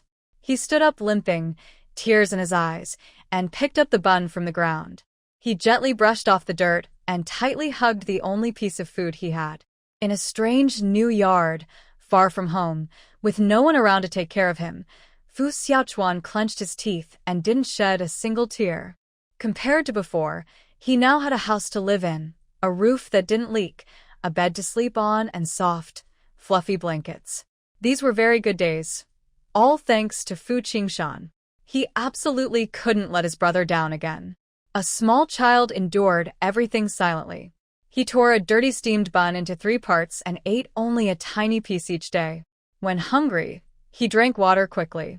As long as his stomach was stretched, he didn't feel hungry. A few years ago, during a famine in the village, it was the same, no food to eat. Fu Xiaochuan was used to it. Whenever his older brother returned, there would be food. His older brother worked hard to earn money and definitely couldn't waste it. He believed that if he endured a little longer, he could get through it. Fu Xiaochuan silently thought this in his heart. But on the third day, Fu Xiaochuan had a small accident. Maybe because he was growing up and needed more food, or maybe because after eating enough, he couldn't stand the hunger anymore. His stomach was empty for 3 days, and he fainted in the yard. That night, Niu Xiuyun was cooking dinner and felt that the neighbor's yard was too quiet, no sounds at all. She was a kind person. Although the situation with climbing into bed was already known, and her family's relationship with Fu Qingshan had become strained, she thought peeking over the wall wouldn't be noticed. She looked over and saw Fu Xiaochuan fainted in the yard. The small child was lying on the ground, dirty all over, completely still. She was so frightened that her spatula fell to the ground. Without hesitation, she rushed to the neighbor's yard. Niu Xiuyun was a mother of 2 and experienced in caring for children. She first checked his forehead, no fever, so he was probably okay. She quickly picked up Fu Xiaochuan and brought him back inside. Then she searched the house for hot water and food. She looked around the kitchen. The stove and cabinets were empty. Besides a clay jar of coarse salt, there was nothing else. There was not a single bit of flour or rice. She turned to look at Fu Xiaochuan. Just then he slowly woke up. She scolded him loudly. Of course, she was scolding Fu Qingshan. Captain Fu is supposed to be a good older brother? He took you in but left you alone at home, not caring at all, not even leaving enough food for you? He's a captain, but every time commander he praises him. I think it's all fake. He mistreats the children at home. I could write a report and complain about him. He doesn't even like my sister. If my sister were here, she would never let you go hungry. Niu Xiuyun vented her dissatisfaction with Fu Qingshan freely. Fu Xiaochuan woke up groggily, just in time to hear someone say, "Write a report to accuse him." He was instantly frightened and quickly sat up, trying to explain to Niu Xiuyun, who looked worried. It's not. My older brother didn't mistreat me. He left food. A lot of food. A lot of steamed buns. But all of it was taken away. The ones who took the food were still Niu Xiuyun's 2 sons. After that, Fu Xiaochuan looked at Niu Xiuyun but didn't dare to speak. Niu Xiuyun listened to his hesitant words and, still angry, shouted, "Left a lot? Where is it? The buns? I just checked the kitchen and there was nothing. So much food, and you're just a 6-year-old child. Can you eat it all in one day?" It's only been 3 days. At this point, Niu Xiuyun suddenly stopped speaking. Her face, full of anger, froze in an instant. 3 days ago? All eaten up? Niu Xiuyun's memory suddenly went back to 3 days earlier, when their big cow and second cow suddenly refused to eat her dinner, and the 2 boys looked completely unhungry. Niu Xiuyun thought to herself, if they don't want to eat, they can save a lot of food. The next day, when she was tidying up Big Cow and Second Cow's bedding, she found half a steamed bun under their blankets, already dried out. Seeing how wasteful the 2 boys were with food, Niu Xiuyun was furious and scolded them all morning. At that time, she was so angry that she didn't think about where the buns came from or why they didn't ask for dinner or feel hungry. Now, looking back, Niu Xiuyun looked at Fu Xiaochuan, who was pale and thin, her expression changing from anger to awkwardness. She had already guessed that it was Big Cow and Second Cow who were at fault, but admitting the mistake would harm their family's reputation. Whether in the courtyard or in the army, they would likely face criticism. She hesitated and struggled between admitting the truth and hiding it.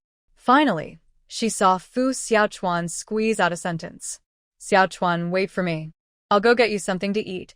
Niu Xiuyun hurriedly left and then came back quickly. When she returned, her face still looked very awkward. She was holding a steaming bowl of noodles, which had vegetables and a fragrant steamed egg on top. Niu Xiuyun helped Fu Xiaochuan stand up, pressed the chopsticks into his hand, and sternly urged, "Eat quickly. Eat something warm, and you'll feel better." Fu Xiaochuan was so hungry he was dizzy and didn't care about anything else. As soon as he saw food, he started eating eagerly, taking big bites. At first, Niu Xiuyun said nothing and just sat quietly nearby, watching him. When she saw that Fu Xiaochuan was willing to eat her food, she felt a little relieved. After Fu Xiaochuan had eaten enough, her real purpose gradually became clear. Xiaochuan, this is an egg. It's tasty, right? My two big brothers kept asking for eggs, but I didn't give them any. Today, I gave you one. I picked the biggest egg. Look at that yolk. It's so big, isn't it? Xiaochuan, have the two big brothers been stealing your food these past few days? That's not right. When I get back, I'll teach them a lesson. But you're also wrong. If someone takes your stuff, why didn't you tell me? If you had told me, could I just watch you go hungry? Am I that kind of person? So, this is our mistake, and yours too. We both made a mistake. So, let's just forget about it. Look at this bowl of noodles. You've never had such delicious egg noodles before, right? Since you ate my food, you have to promise me one thing. When Captain Fu comes back, you must not complain to him about what happened. Remember? Not a single word. If you promise, I'll give you another bowl of noodles. But the egg is gone, so there's only one left. Niu Xiuyun, in her 30s, used all kinds of threats and promises to persuade a 6-year-old boy. Fu Xiaochuan listened quietly, still eating his noodles. It seemed he didn't understand, but his bright black eyes looked as if he understood everything. When he finished the big bowl of noodles, leaving not a drop of hot broth, he handed the empty bowl back to the worried Niu Xiuyun and finally spoke, "Auntie, I want to eat more noodles." Niu Xiuyun was momentarily stunned, then reacted slowly. "Xiaochuan, did you promise?" "If you promised, that's fine. I'll fill your bowl again. You can eat 3 big bowls if you want." That night, Fu Xiaochuan ate 3 full bowls of noodles from Niu Xiuyun, filling his empty stomach completely. Because he ate too much at once, Fu Xiaochuan felt like vomiting but held back, unwilling to throw up. After regaining his strength, he kept walking in circles in the yard, one after another. Niu Xiuyun achieved her goal and left happily, thinking her noodles convinced Fu Xiaochuan. The 6-year-old was easy to fool. In fact, Fu Xiaochuan knew very well what Niu Xiuyun was afraid of and also knew she was pretending to be brave. He didn't want to make things difficult for her. Even if Niu Xiuyun was a bad person and Erniu and Dania bullied him, she was still a good mother. As he strolled around the yard to digest his food, he heard noises from the next room. Angry scolding from Niu Xiuyun, protests from Daniu and Erniu, and Sheng from Niu Dishing trying to calm everyone down. He also heard Daniu and Erniu being spanked hard and crying sadly. When Fu Xiaochuan heard their crying, he didn't laugh. Instead, he felt even lonelier, his figure blending into the dark shadows. He was very envious. He didn't tell Fu Qingshan about these small details back then, and now he wouldn't tell Jiang Wanyue everything either. He only gave a simple explanation, saying that when he was hungry, Niu Xiuyun gave him a bowl of hot noodles to eat. That was all. Jiang Wanyue listened and gently tapped Fu Xiaochuan's forehead. Pretending to be angry, she said, "You little brat, 1 bowl of noodles means she's good to you? Did she apologize to you? Did her son say sorry to you? Can a bowl of noodles really make up for the days you were hungry?" Fu Xiaochuan immediately held his head and looked at Jiang Wanyue in shock, not because she hit him, but because she seemed to know everything. He hadn't said anything at all. Jiang Wanyue looked at Fu Xiaochuan with a bit of disappointment. He was a smart kid, stubborn and strong-willed, but how could he have such a soft heart? Maybe, when Fu Xiaochuan truly hardened his heart, it would be after her death, and after Fu Qingshan's death, when he was all alone. Thinking this way, Jiang Wanyue would rather Fu Xiaochuan remain soft-hearted now, still a naive child. They walked slowly, talking as they went, not leaving the big yard yet. They only reached the entrance, outside Chen Hongxia's house. "Mom, I'm going to school now." Chen Xiaoting's voice came from inside. Soon, a figure in a dress appeared and saw Fu Xiaochuan and Jiang Wanyue outside the door. Jiang Wanyue met the child and said, shouting, "Good morning. Good morning, Aunt Jiang." "Good morning, Fu Xiaochuan." Chen Xiaoting politely greeted both of them. Once again, a voice came from inside the house, shouting, "You forgot to bring your water bottle." Chen Hongxia hurried out and saw that Chen Xiaoting hadn't left yet. She quickly hung the water bottle around her neck, tidied her collar and backpack. Although they weren't mother and daughter by blood, their actions were very close, almost like family. "Hongxia, you're home just in time," Jiang Wanyue said with a smile, handing her a bamboo basket. I went to the mountain yesterday with my sisters-in-law and picked a lot of wild mushrooms. I've divided some for you. Take your time to enjoy them. Ah, my share too. Chen Hongxia smiled and didn't bother with formalities. All right, I'll accept it. When I have free time, you should come over to my house for a visit. Last night, Shouting told me you gave her some candies. Next time, don't be so polite. Shouting is a good girl. I like her. It's just a candy, nothing special, Jiang Wanyue said. Hongxia, you go ahead with your work. I need to take Xiaochuan to school. Shouting is also going to school. I'll walk with them. All right, be careful on the way. Shouting, listen to Aunt Jiang and walk with them, Chen Hongxiao advised Shouting, waving her hand as they gradually walked away.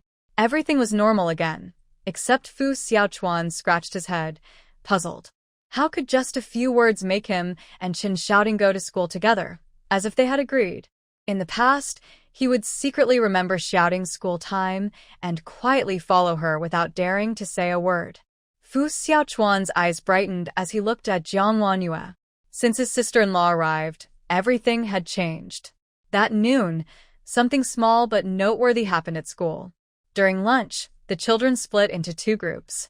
Those with adults at home went back to eat, while those without adults brought their own lunchboxes. In winter, they would warm them by the coal stove. In spring and autumn, they ate cold food, which was not a big problem.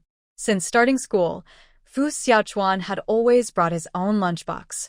He ate in the classroom, usually simple foods like steamed buns, cornbread, and pickled vegetables. Day after day, he never got tired of it. After class, Fu Xiaochuan normally took out his lunchbox and opened it with a chopstick tip. Wow. It smells so good. What is that? It smells amazing. Before Fu Xiaochuan could speak, another little boy sitting next to him shouted first. With that shout, children around 6 or 7 years old gathered around. Fu Xiaochuan, you finally stopped eating steamed buns. What delicious food did you bring? Wow. Big fried eggs. 1, 2. There are 2. Is that meat? Fu Xiaochuan, you're so lucky to have meat. I only get to eat it once every half-month at home. The boys' envy grew louder as they stared at the fried eggs and cured meat in Fu Xiaochuan's lunchbox, unable to look away, all swallowing saliva.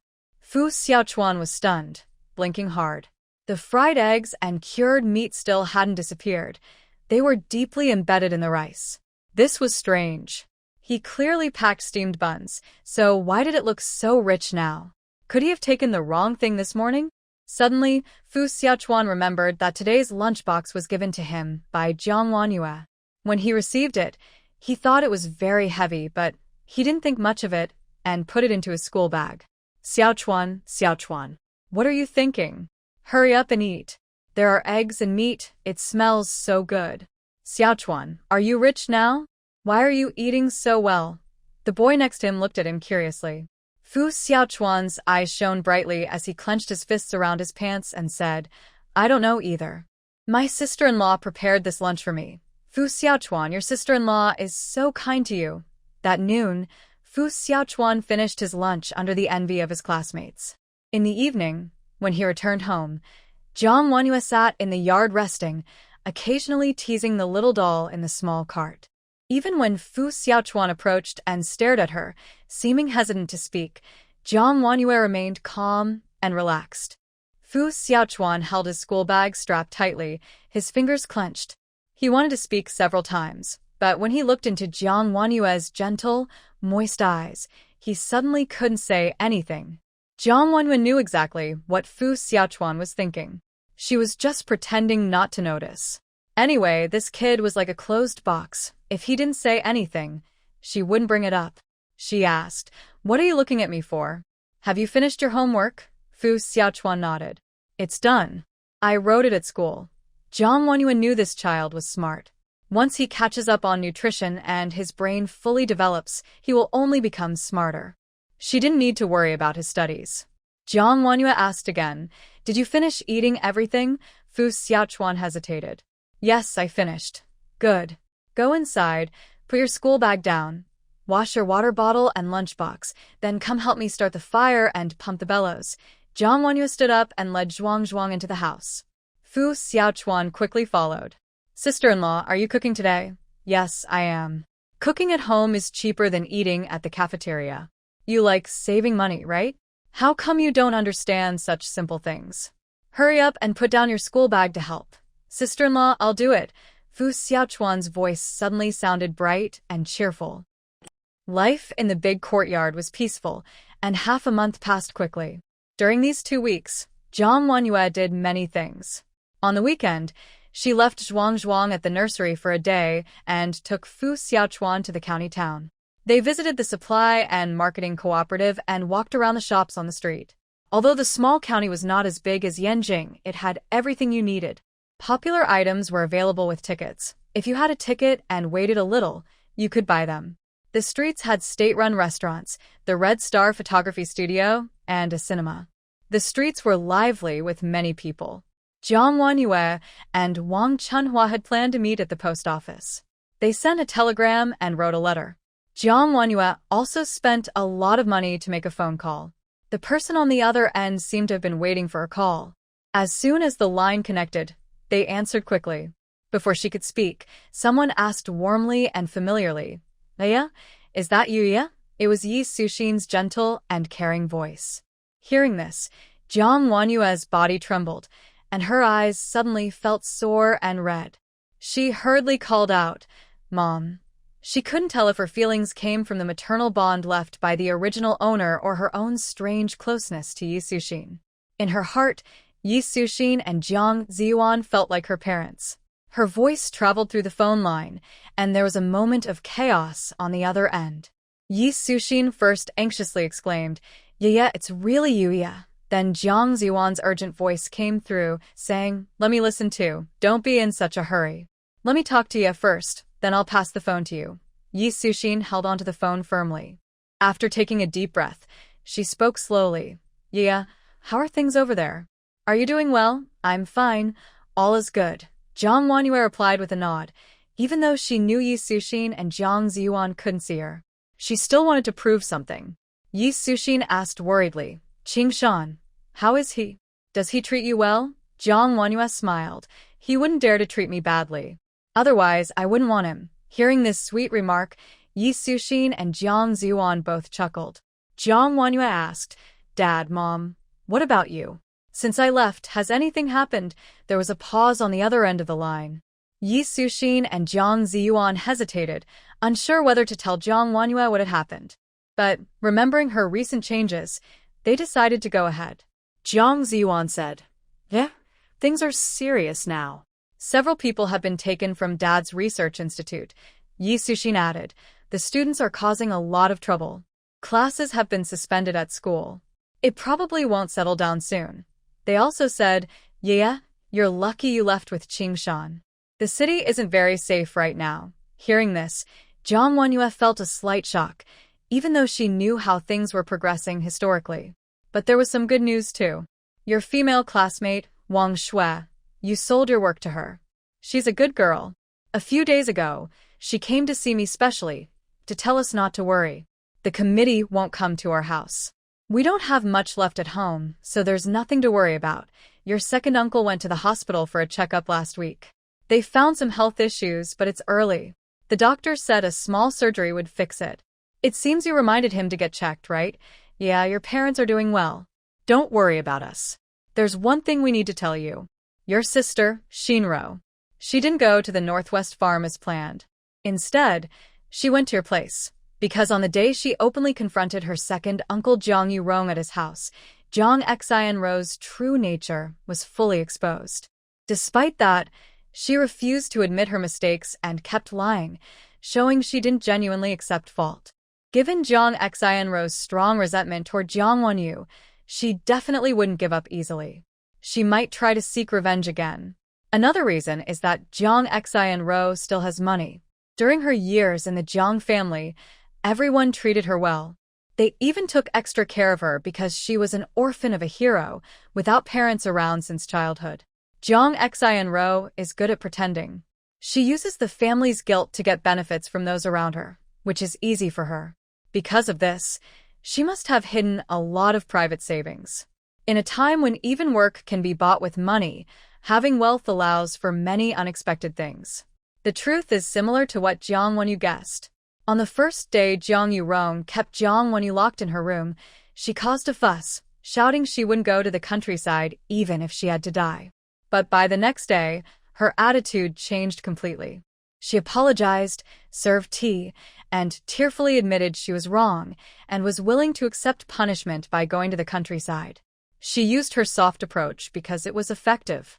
And this tactic worked well on Jiang Yurong, who saw her as a daughter.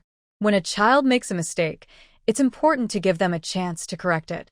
So Jiang Yurong canceled her detention and only had the guards take Jiang Wenyu to register at the countryside youth program, after which she prepared to go. Jiang Xianro obediently did whatever was asked, pretending to be sincerely repentant. However, when she saw that her destination was the grasslands in the northwest, she sneered with disdain. They want to send me alone to the northwest, to fend for myself. That's impossible. Jiang Xianro has always envied Jiang Wenyu. Anything Jiang Wenyu has, she wants to take for herself. So when she heard that Grandpa Jiang arranged a marriage for Jiang Wenyu and that they were getting married immediately, Jiang Xianro secretly investigated Jiang Wenyu's fiancé, Fu Qingshan. Fu Qingshan's personal information, military career, and unit details. As long as it doesn't involve secrets, she, as the daughter of the commander, can find out everything. Otherwise, she wouldn't be able to easily create a fake notice of sacrifice. At first, Jiang Xinro couldn't understand why Grandpa Jiang, who clearly loved Jiang Wenyu very much in the capital, would choose such a rough military officer for her. There were much better marriage prospects, like third-generation military families, in the capital city. If Grandpa Jiang spoke, surely there would be more prominent men to marry Jiang Wenyu. As for the childhood betrothal, Jiang Xinro found the reason so ridiculous that she didn't believe it at all. At that time, Jiang Xinro was secretly proud, thinking Grandpa Jiang was getting forgetful, and his love for Jiang Wenyu was just SOSO, which is why she wanted to ruin Jiang Wenyu's marriage. But at the wedding, the moment Jiang Xinro saw Fu Qingshan, her heart was struck hard. She saw that Fu Qingshan was extraordinary. This man would surely rise to great heights in the future. Yun Province was just a stage in his life. In a few years, he might be transferred to the capital. His future achievements would surpass Jiang Yuerong, even surpass Grandpa Jiang in the capital. The man Jiang Xinro liked at first sight was Jiang Wenyu's husband, and Jiang Wenyu was picky and dismissive of him. Jiang Xinro's feelings for Jiang Wenyu were not just jealousy, but also complex hatred. She took every opportunity to sow discord between them and even encouraged Jiang Wenyu to have an abortion and terminate the pregnancy. If Fu Qingshan found out the child was gone, he would definitely divorce Jiang Wenyu, which would be her best chance to take advantage. Unfortunately, all her plans failed. Jiang Wenyu not only didn't have an abortion but also voluntarily went to the southwest to join the army.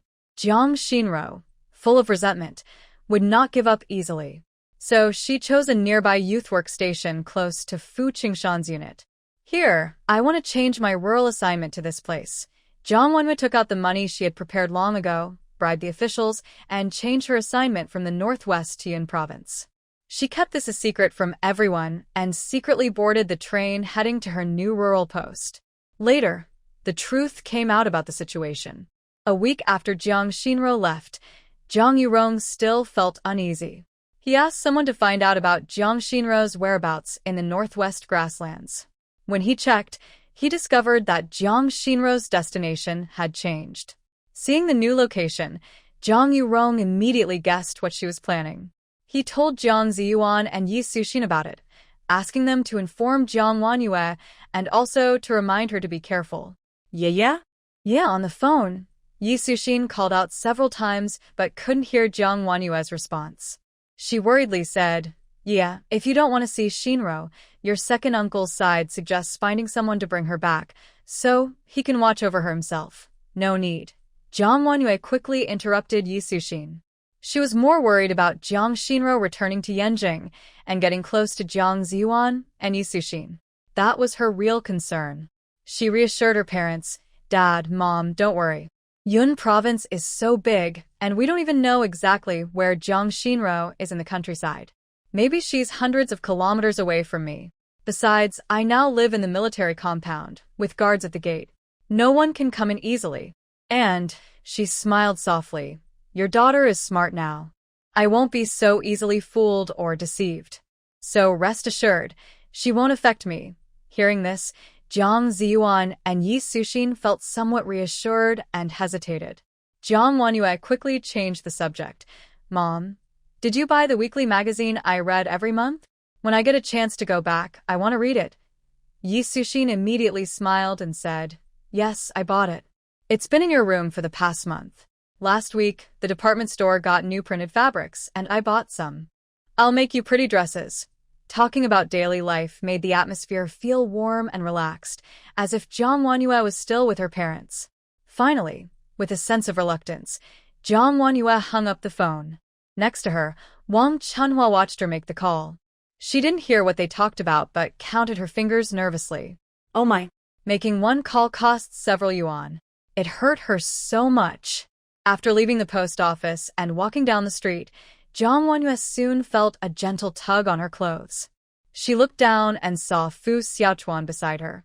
Fu Xiaochuan awkwardly smiled at Jiang Wanyue, then reached into his pocket and pulled out a big white rabbit milk candy. Here, sister-in-law, have some candy. It was funny. Jiang Wanyue had given him the candy, and now he was giving it back to her. Jiang Wanyue asked him, Xiaochuan, why are you giving me candy? Fu Xiaochuan's eyes brightened as he said seriously, because sister-in-law looks unhappy. Eating candy can make you feel better. Does she feel unhappy? Jiang Wanyue didn't notice this. Thinking carefully, maybe she did feel a little down, but not because of Jiang Shinro, whom she mentioned on the phone. It was because her parents, when hanging up, worriedly told her, Yeah, if you really can't take it, come home. Mom and Dad will always be waiting for you at home.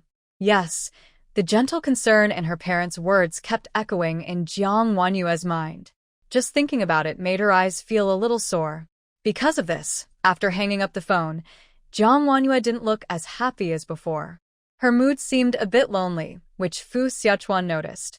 Jiang Wanyue chuckled softly. You're so young, yet you already know how to use candy to cheer up girls? Her teasing made Fu Xiaochuan blush, and his eyes flicker shyly. Fu Xiaochuan was shy and tried to take the candy back. Jiang Wanyue said, You already gave it to me. How can you take it back? She took the white rabbit candy from Fu Xiaochuan's hand, opened the wrapper, and put it in her mouth. The sweet taste made her smile return. She had come to the county town with many things to do. Let's go, Xiaochuan. Next I'll buy you some shoes. Buy more? Sister-in-law, we've already bought a lot. No more spending money. At this moment, Fu Xiaochuan was holding the shopping bags Jiang Wanyue had bought earlier. He looked like a little man taking on a big responsibility. He wanted to stop Jiang Wanyue from spending more, but she had already walked ahead quickly. Older sister-in-law, wait for me. Fu Xiaochuan obediently followed behind, and not long after, he was wearing 2 new pairs of shoes. According to Jiang Wanyue, his old torn shoes should have been thrown away long ago. The new shoes should have been worn directly. But Fu Xiaochuan was reluctant, and after some persuasion, he kept his old shoes. Fu Xiaochuan was sweating nervously, holding the new shoes tightly. He felt a little awkward but also a bit happy and said, Thank you, sister-in-law. Jiang Wanyue patted his head and said, Xiaochuan, only when you stop saying thank you will I really be happy. Fu Xiaochuan didn't understand what she meant and blinked his black eyes in confusion. Jiang Wanyue didn't explain further. She looked forward to gradually getting closer to Fu Xiaochuan through their daily time together. True family members never need to say thank you. After a while, they arrived at the state-run restaurant. Fu Xiaochuan sniffed the delicious smell coming from the restaurant and swallowed his saliva, wanting to look in again and take a deep breath, just to get a little more. But Jiang Wanyue took him inside. Now that they were in the city, how could they not eat at a state-run restaurant? They had been to many places earlier and arrived a little late. The restaurant was less crowded, which also meant fewer dishes available. Jiang Wanyue told Fu Xiaochuan to stay with the things and sit at the table. She went to see what dishes were left and picked the tasty ones. There was braised eggplant, vegetarian tofu, tomato and egg soup. And, of course, a portion of braised pork belly. Jiang Wanhua was lucky. Only one last portion of braised pork belly was left. "Comrade, I'll have a portion of the braised pork belly," she said to the man serving food at the restaurant. At the same time, another proud voice spoke up. "We want this braised pork belly." That voice. Jiang Wanhua would never forget it because it was Jiang Xinyo, the person responsible for her past suffering. Jiang Wanhua frowned, turned her head, and saw three people standing beside her. Jiang Xinyo and two others she recognized from the train, Wu Fangfang and Li Xuejuan. Ha, what a coincidence. Talk about fate. Old enemies are bound to meet again. Jiang Xinro also saw Jiang Wanhua. After noticing her simple clothes, she let out a cold laugh. Haha. "Jiang Wanhua, it seems your life isn't going well either. You've fallen so low, wearing such shabby clothes. Is Fu Qingshan, this poor man, out of money and making you suffer too?" Upon hearing this, Jiang Wanhua didn't react to the provocation. Instead, Wu Fangfang and Li Xuejuan beside her looked quite surprised. Wu Fangfang asked in shock, "Do you know each other?" Li Xuejuan vaguely sensed tension and quickly explained, "Comrade Jiang, hello. I didn't expect to meet you here. We were assigned to the nearby production commune and are all workers there." Jiang Wanhua understood then that after moving to the countryside, she was assigned to work with Li Xuejuan and the others. She sneered, "Jiang Xinro, what kind of clothes I wear has nothing to do with you. But you, a young person sent to the countryside for reform, not working, just wandering around the city. What are you doing?" The two exchanged sharp words, and the tension grew. Suddenly, a voice interrupted. A staff member from the state-run restaurant called out, "Hey, you guys, who wants the braised pork belly?" "I do," Jiang Xinro answered proudly. But Jiang Wanhua reacted faster. She reached out and took the braised pork belly from the other's hand, smiling lightly. "Thanks, but now it's mine." She turned around and looked at Jiang Xinro again. "Jiang Xinro, I don't care where you were sent to work in the countryside or how you managed to do it. But listen carefully. If you dare to provoke me or Fu Qingshan and affect my life now, I won't be polite to you. Here, no second uncle will protect you." Jiang Wanhua's eyes turned cold with a warning tone, giving Jiang Xinro her final advice. Then she took the last plate of braised pork belly and turned to leave. Jiang Xinro, feeling upset, wanted to chase after Jiang Wanhua and argue more, but Wu Fangfang held her back. Wu Fangfang said, "Jiang Xinro, you said it yourself. I helped you earn work points, and you promised to treat me to a meal at the state-run restaurant. I want to eat a big meal. Hurry and order. I want the braised pork belly. Come on, hurry." Jiang Xinro was pulled by her arm and could only watch helplessly as Jiang Wanhua left. "But since people have already met, are you still worried about missing the chance?" Jiang Xinro withdrew her gaze and said casually, "Whatever you want to eat, just order it. Anyway, today I'm treating. I'm paying, so you don't need to worry about the money." When Li Xuejuan heard this, his face frowned, and he no longer agreed with Jiang Xinro. But he couldn't resist Wu Fangfang's happy start-to-order dishes. "Comrade, we also want a portion of braised pork belly." "Braised pork belly? Didn't you see just now? That was the last one," and the female comrade took it. Wu Fangfang heard that the braised pork belly was gone, and immediately complained, "Jiang Xinro, you said you'd treat us, but now there's no braised pork belly. What are we going to eat?" Jiang Xinro's face also looked a bit unhappy. She didn't realize it was the last one, or she wouldn't have let Jiang Wanhua take it. Seeing that both girls were unhappy, Li Xuejuan quickly tried to ease the mood. "No braised pork belly? "There's still ribs. We can eat ribs. They're also pork. And there's sweet and sour fish. Look around. There are many other delicious dishes." After this reassurance, the atmosphere gradually softened. Wu Fangfang finally stopped fussing, and Jiang Xinro's expression returned to gentle. Inside, Jiang Xinro secretly compared herself to Jiang Wanhua.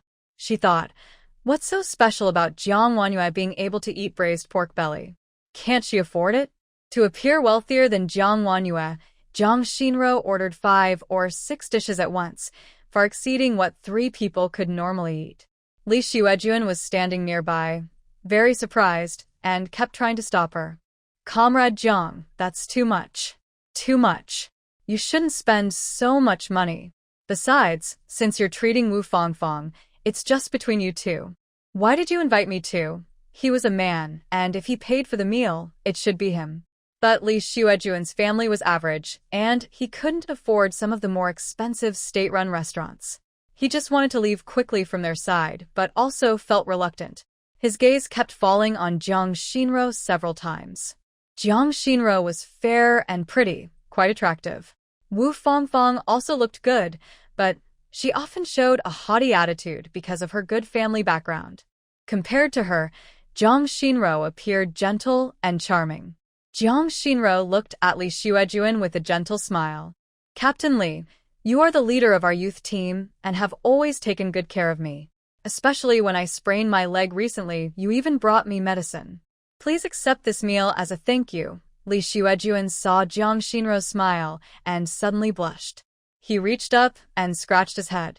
Then, the three of them carried their food and found a table to sit down.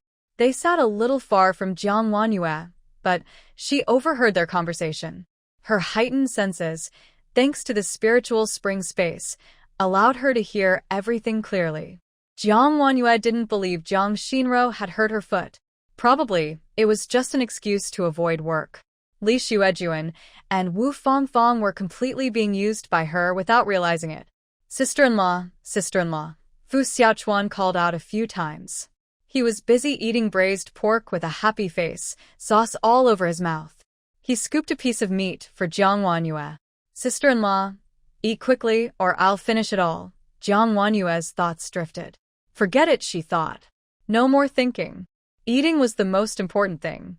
That noon, Jiang Wanyue and Fu Xiaochuan left the state-run restaurant first. As they stepped out, Fu Xiaochuan's shiny black eyes kept looking at Jiang Wanyue. Sister-in-law, who are those three people? Xiaochuan, don't tell your older brother about today's matter. They spoke at the same time, exchanging glances. Fu Xiaochuan had been holding back for a long time. He knew the restaurant was crowded and noisy, so he waited until they left to ask. Jiang Wanyue wanted to stop Fu Xiaochuan from talking more, not wanting more trouble. She, as an adult, put her hands on her hips to show her authority as the older sister-in-law. She pointed at the new shoes Fu Xiaochuan was holding and said, "Your new shoes are bought by me. The braised pork you ate was paid for by me. They say, taking from others makes you dependent, and eating from others makes you soft."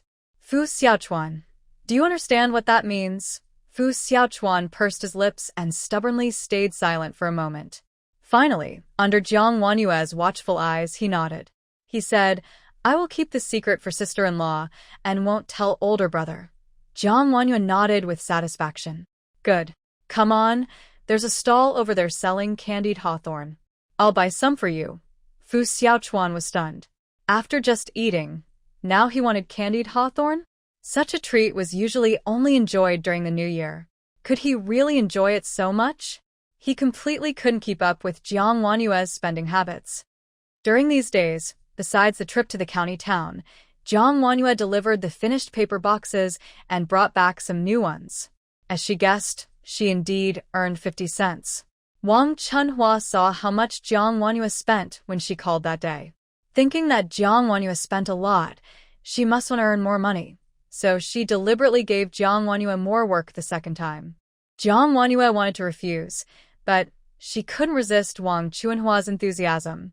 She could only say, "Thank you," and then accept with a bitter smile. Apart from that, Jiang Wanyue and her neighbor Niu Shuyin fell into a peaceful and calm state. When they met on the road, they acted as strangers. Niu Shuyin didn't give Jiang Wanyue a friendly look, but she also no longer argued or gossiped about her behind her back like before. Jiang Wanyue was very okay with this. There are so many sisters-in-law in the courtyard, she couldn't get along well with all of them. This way is fine.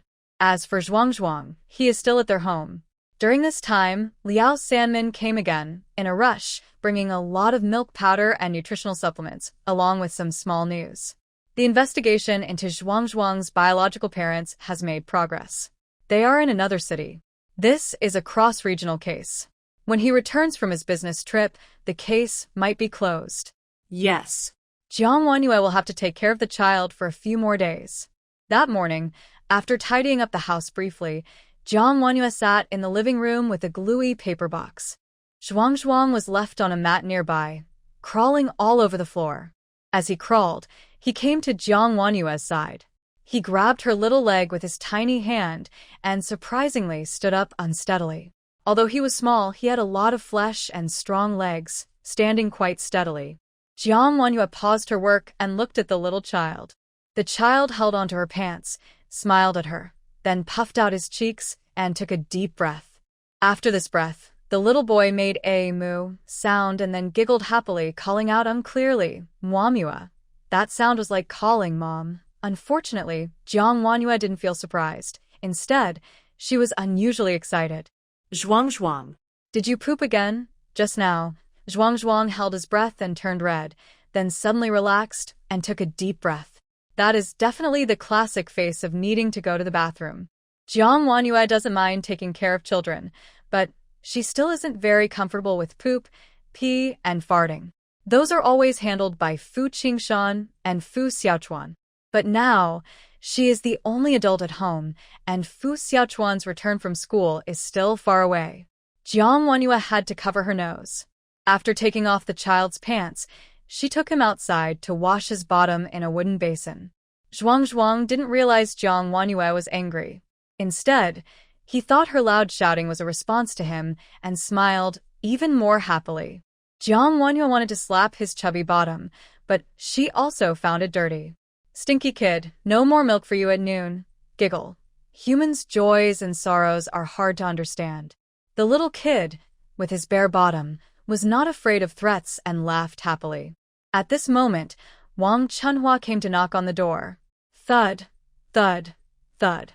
Jiang girl, are you home? I'm coming in. Madam Wang, I am here. Come in. Wang Chunhua pushed the door open and entered. She just saw Jiang Wanyue washing Zhuang's bottom. The way she was holding the child was quite dangerous.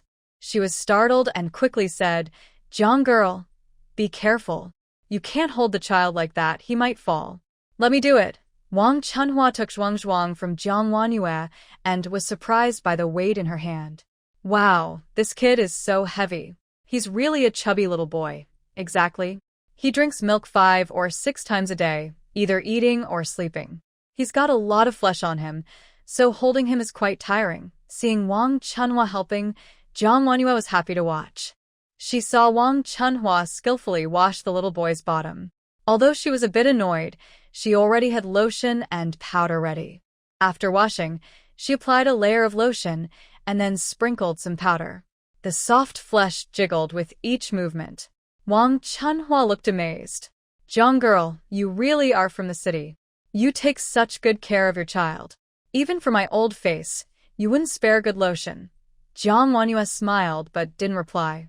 Instead, she asked, "Madam Wang, what brings you here?" Wang Chunhua suddenly patted her thigh and said, "Oh, I almost forgot what I came for. Jiang's sister, a regiment commander, has returned, bringing his newlywed wife to join the army. We all went to the gate of the compound to watch the excitement.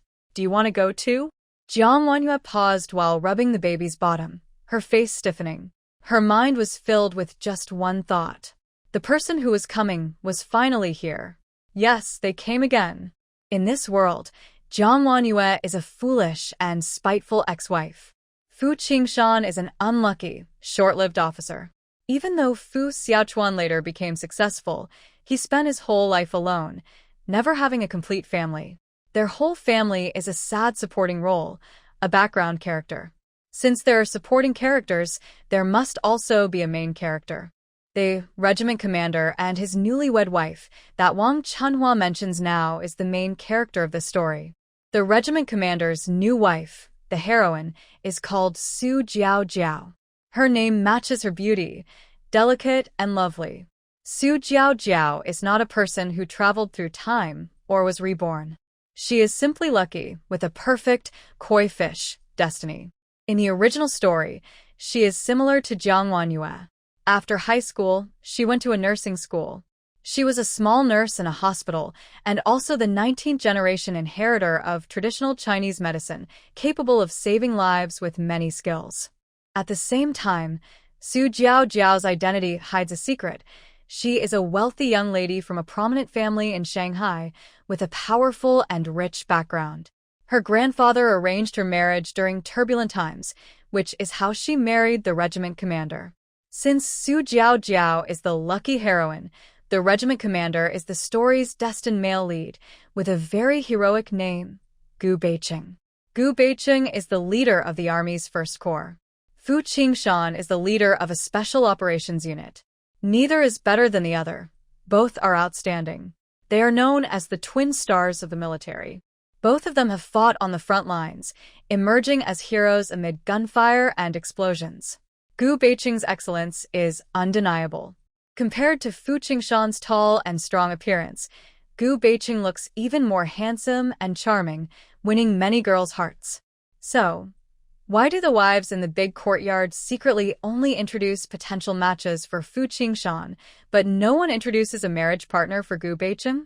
This has to do with Gu Beiqing's background. He comes from a famous military family, the third generation of soldiers. His family sacrificed over 100 members for the revolution. His grandfather and father are now powerful figures in the capital's military. Gu Beiqing's return to the southwest was also a message from the higher-ups, showing everyone that even the general's son must go to the front lines. With such a prominent status, the sisters-in-law knew that their poor rural relatives could never reach such heights, so they all gave up and focused only on fussing over Fu Qingshan. Half a month ago, when Jiang Wenyue first arrived at the compound, Gu Beiqing reported leaving the army, saying he was going home to get married. At that time, the entire compound was celebrating with wedding candies, but they saw that the house of a regiment commander was empty. The two couples had many similarities deep down. Both married because elders demanded it. Jiang Wenyue, a daughter of a cadre, married a simple soldier, an arranged marriage. Su Jiao, a daughter of a capitalist, married into a prominent military family, an advantageous match. After their weddings, both women became pregnant. Jiang Wenyue, who was quite naive, overexerted herself and ended up in a shady clinic, while Su Jiao, after moving to the southwest compound with her husband, announced her pregnancy 3 months later, and 9 months later, she gave birth to triplets, 3 boys, becoming the envy of all the sisters-in-law. Both graduated from a nursing school. Jiang Wenyue was lazy and took a desk job, not even able to give injections to patients. Su Jiao, with her exceptional acupuncture skills, amazed everyone and even caught the attention of Commander He. She later joined the military as a doctor, her life taking a smooth upward path. Not only Jiang Wenyue and Su Jiao, but even Fu Qingshan and Gu Beiqing had similar, yet very different fates. They married within a short time of each other. Fu Qingshan received devastating news about his wife and child, only bringing back ashes. Gu Beiqing, after marriage, happily lived with his wife, becoming a model couple in the compound, their life full of love and happiness. When Gu Beiqing had his third son, Fu Qingshan could only look at the ashes of his wife and child. Later, Fu Qingshan was injured on a mission, sacrificing himself to save Gu Beiqing.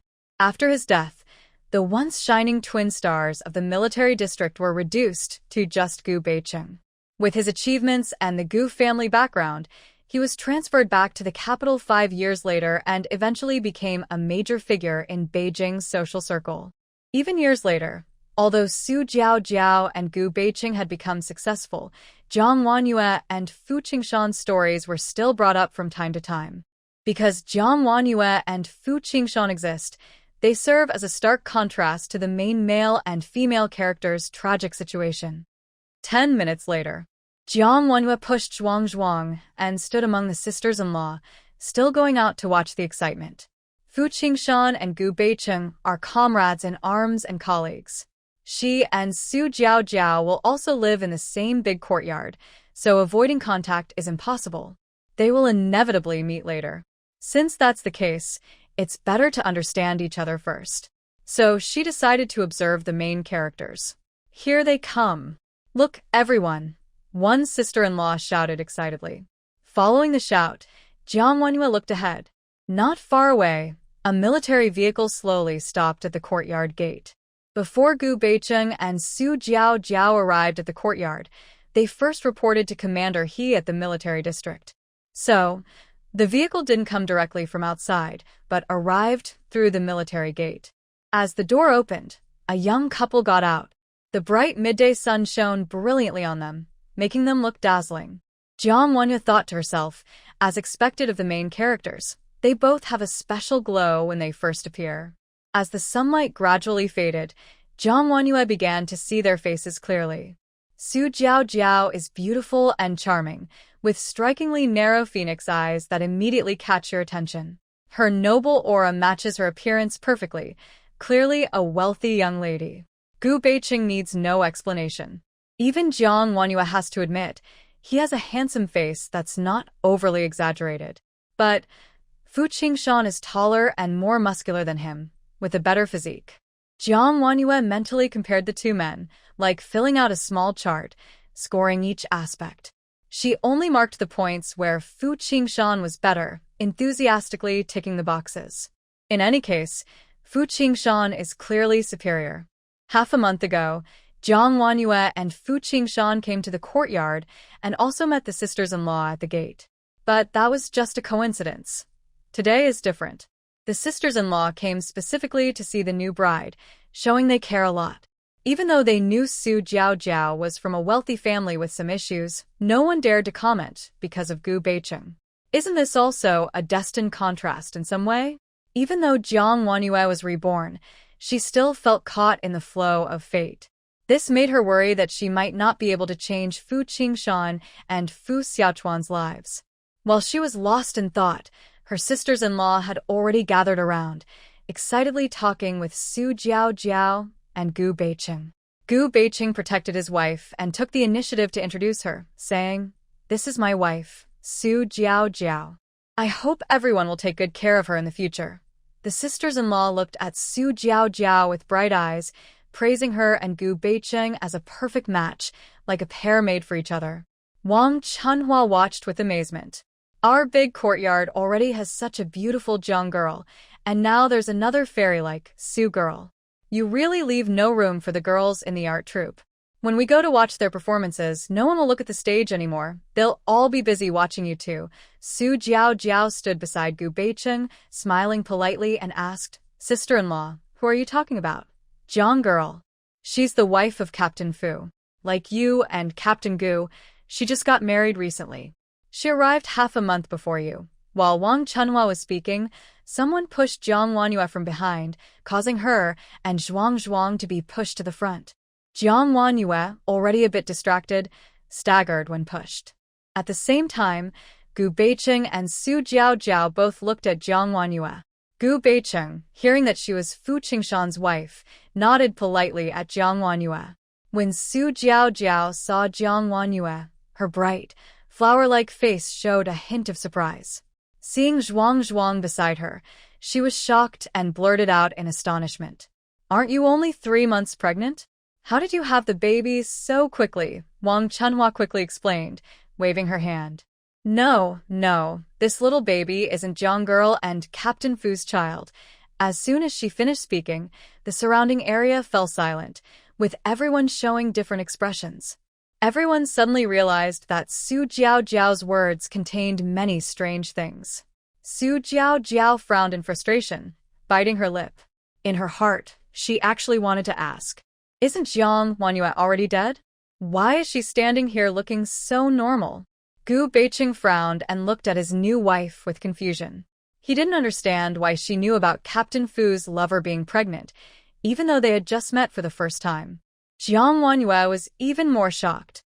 She clearly remembered that Su Jiao in the original story was neither from a different world nor reborn.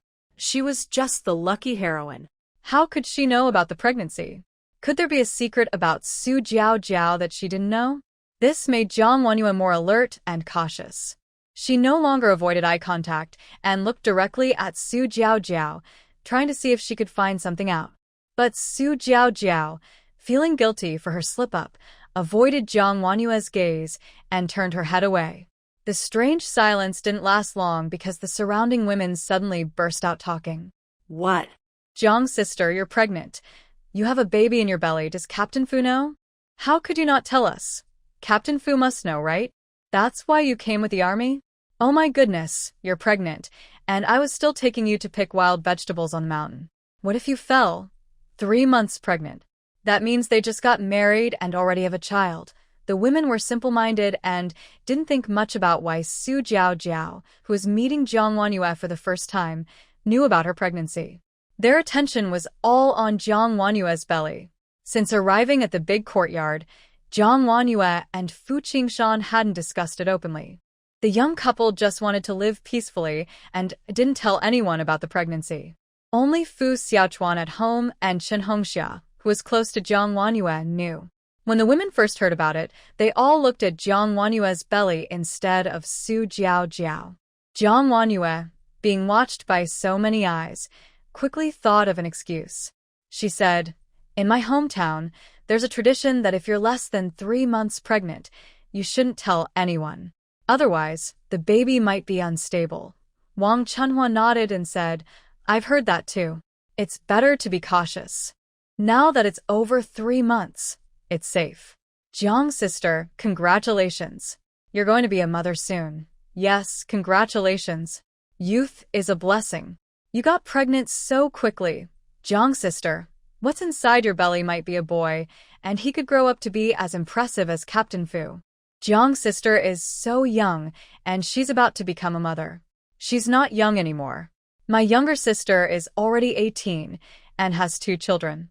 She's a mother already. The word mother used by the sisters-in-law caught Zhuang's attention. He waved his chubby hands and feet, trying to make sounds to get Jiang Wanyue's attention, constantly making Wamua noises. Is this little one calling for mom? Jiang's sister takes good care of this child. When you have your own, it will be even better. Captain Gu, and there's also Captain Gu. Congratulations on your wedding and wishing you a happy marriage and a happy family. Yes. It's best if you get pregnant quickly, just like Captain Fu and Jiang's sister. If you hurry, your children might even be the same age. The sisters-in-law's conversation turned back to Gu Beicheng and Su Jiao, shifting to the newlyweds. Gu Beicheng smiled and thanked the sisters-in-law for their kind words. Su Jiao nodded but didn't speak. Her bright eyes kept looking at Jiang Wanyue, filled with deep doubt. She knew she was right about what she suspected. Jiang Wanyue was the first. Soon after, Gu Beicheng said they were tired from the car ride and took Su Jiao back to their family quarters. Jiang Wanyue also found an excuse, saying Zhuang was hungry and needed to go home for milk. Gradually, the crowd dispersed. As Jiang Wanyue walked, she looked back at the direction where Su Jiao had left. Only after seeing her and Gu Beicheng's figures disappear did she turn her gaze away. Later, 2 pieces of news spread loudly in the big courtyard. One was that the captain's new wife was very beautiful and had come to join the army. The other was that Captain Fu's wife, only 3 months after her wedding, was already pregnant. According to the original story, only Su Jiao's news was known that day. From then on, she became the focus of attention in the courtyard. Because of a single sentence from Su Jiao, Jiang Wanyue unexpectedly stole her spotlight. Whether it was good or bad, she wasn't sure. But after returning home, Jiang Wanyue had no time to think about these things. After lunch, she went straight to the kitchen to start working with flour. That evening, Fu Xiaochuan returned home carrying his school bag. As soon as he entered, he started looking for Jiang Wanyue. After searching around, he found her in the kitchen and quickly said, "Sister-in-law, I met Brother Zhao on the way back. He said their unit is doing extra training, and Brother Zhao is going too, so he won't be home for dinner tonight. Not coming home for dinner?" Jiang Wanyue paused, looked at Fu Xiaochuan with some confusion, and asked. Fu Xiaochuan ran back with a flushed face and nodded. Yes, Brother Zhao said so. Since it was what Brother Zhao said, it must be true. Fu Qingshan wouldn't be coming back tonight. Why did it have to be today? Jiang Wanyue looked at the flour in her hand and the several doughs that couldn't be kneaded into a ball. After feeling a bit down for a moment, she quickly regained her spirits under Fu Xiaochuan's bright gaze. She smiled mischievously and said, "Xiaochuan, let's have noodle dumplings for dinner tonight." At this moment, Fu Xiaochuan didn't realize what her smile meant. An hour later, when dinner was served and he looked at the bowl of uneven, unappetizing-looking noodle dumpling soup, he finally understood. His sister-in-law was treating him like food waste. Jiang Wanyue's attempts at kneading the dough had failed, adding more water when it was too dry, adding more flour when it was too wet, until the dough ended up a messy ball, all turned into noodle dumplings. Although they didn't look very nice, the soup had eggs and tomatoes, making it taste quite good. Jiang Wanyue also prepared a large chicken leg for Fu Xiaochuan to add to his meal. Fu Xiaochuan asked in confusion, "Sister-in-law, did you kill a chicken again today?" "But aren't you afraid?" Jiang Wanyue smiled and said, "Who said you need to kill a chicken to eat a chicken leg? Just eat yours quickly. After you're done, push Zhuang outside to play. He ate too much today, so let him stay outside." Fu Xiaochuan didn't think much of it. Over the past few days, he had gotten used to Jiang Wanyue feeding him. He didn't know where all the food in the house came from, but whatever his sister-in-law gave him, he ate. If he didn't eat, she would get sad. Yesterday, when he saw Chen shouting, she even said he looked like he had gained weight. Why is it gained weight and not got taller? Fu Xiaochuan frowned in slight frustration. After finishing his meal, he immediately helped Jiang Wanyue wash the dishes. Once the dishes were done, he pushed Zhuang out to play. Meanwhile, on the other side, Gu Beicheng had been away for half a month. The family apartment had gathered some dust. The young couple worked together all day to clean the house thoroughly, finally making it livable. Gu Beicheng's guard, Xiao Lin, brought dinner. They sat at the clean table and started eating. He carefully explained, "I used to live in the military office. I only applied for a family apartment after reporting our marriage. The first courtyard only has this house left. You'll have to make do for now. If you're not happy, I'll look at other courtyards to find a better one." After saying that, Gu Beicheng looked at Su Jiao. He knew she was from a wealthy family and was worried that the simple house might scare her away, especially since they had just married. Gu Beicheng and Su Jiao met during a group blind date. The person he was supposed to meet wasn't her. But at a dance party, he saw her and fell in love at first sight. He knew right away she was the one. It was as if he had spent 30 years waiting just to meet her. Even after learning that Su Jiao was from a wealthy family and that her parents didn't approve of their marriage, Gu Beicheng insisted on marrying her. He didn't care about their objections and reported their marriage anyway. Luckily, he was in the southwest, far from the capital. Otherwise, his family might have interfered more. Su Jiao found it a bit hard to get used to everything, especially the climate. Shanghai's coastal weather was humid, but the southwest was very different. She also missed her silk bedding, the music-playing gramophone, and her beautiful high heels, all gone now. Though it was hard to adjust, Su Jiao knew she had to marry Gu Beicheng. If she didn't, her future would be even worse, either in the military family compound or in a dirty, smelly barn. Thinking of the barn, this house was definitely better. She nodded and said, "I will try to get used to it. Don't worry." Gu Beicheng felt relieved. He took a bite of his food and asked, "You and Captain Fu's wife must have met for the first time. How do you know she's 3 months pregnant?" Su Jiao's hand holding the chopsticks froze. She hadn't escaped this question all day. She was too shocked at first and accidentally said the wrong thing. But she had already thought of a good excuse. She said, "I am a nurse at the hospital. Since I see many pregnant women, I can tell it's normal." Gu Beicheng was a bit surprised. Pregnant? No need for tests, just by looking? And he could tell the month? Although he was doubtful inside, on the train back, he saw Su Jiao save an elderly person who had fainted. Her medical skills were truly impressive. Maybe his wife really is amazing.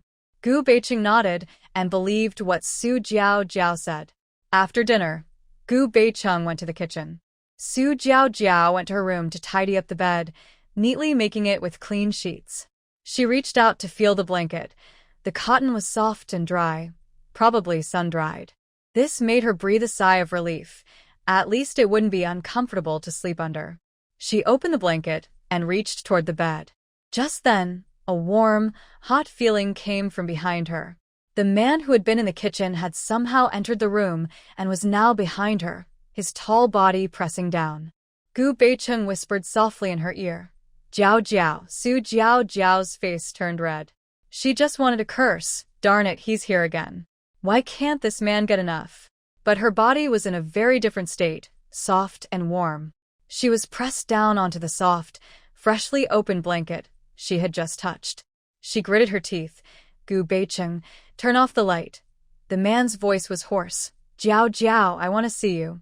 Fu Qingshan finished a day of training and returned to the compound under the starry sky.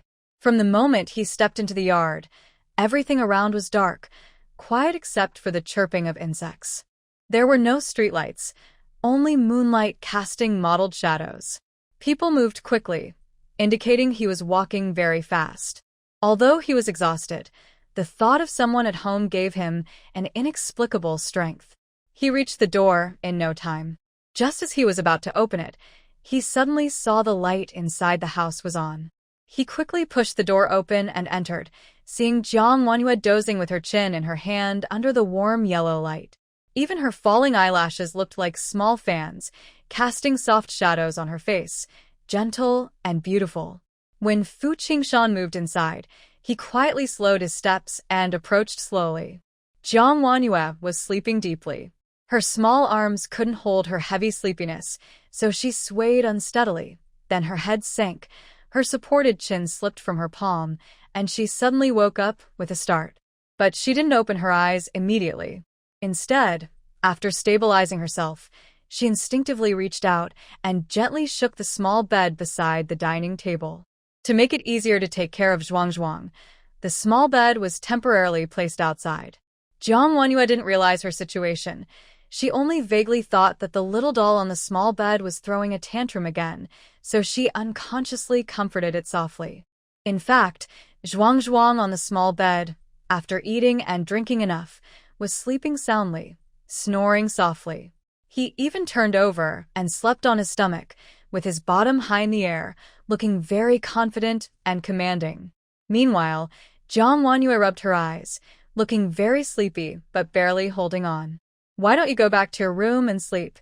Fu Qingshan's voice suddenly sounded deep and hoarse, like grains under the night sky. His dark eyes stared fixedly at Jiang Wanhua, unwilling to look away, with a slight smile at the corner of his mouth, hiding a joyful expression. There was nothing better than coming home late and finding someone waiting with the lights on.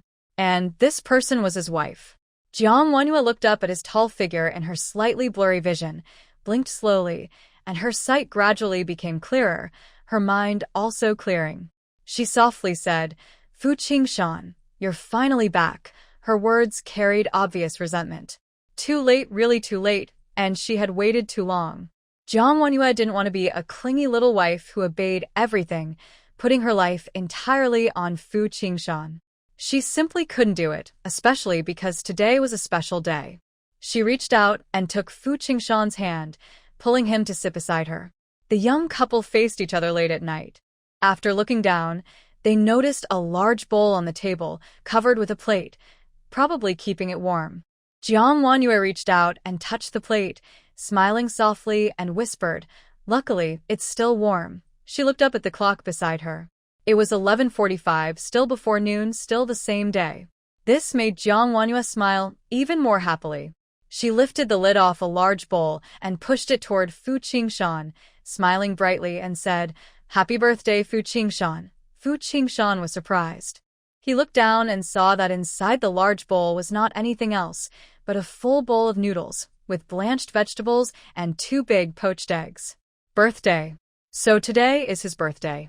Fu Qingshan was busy with training in the army and didn't pay much attention to these things in daily life. He had already forgotten about this day. Jiang Wanhua waited to see Fu Qingshan's reaction, but the man sat there blankly, showing no excitement at all. What's wrong? Don't you like noodles? Or, do you think these noodles look ugly? The noodles in the bowl were of uneven thickness, tangled together.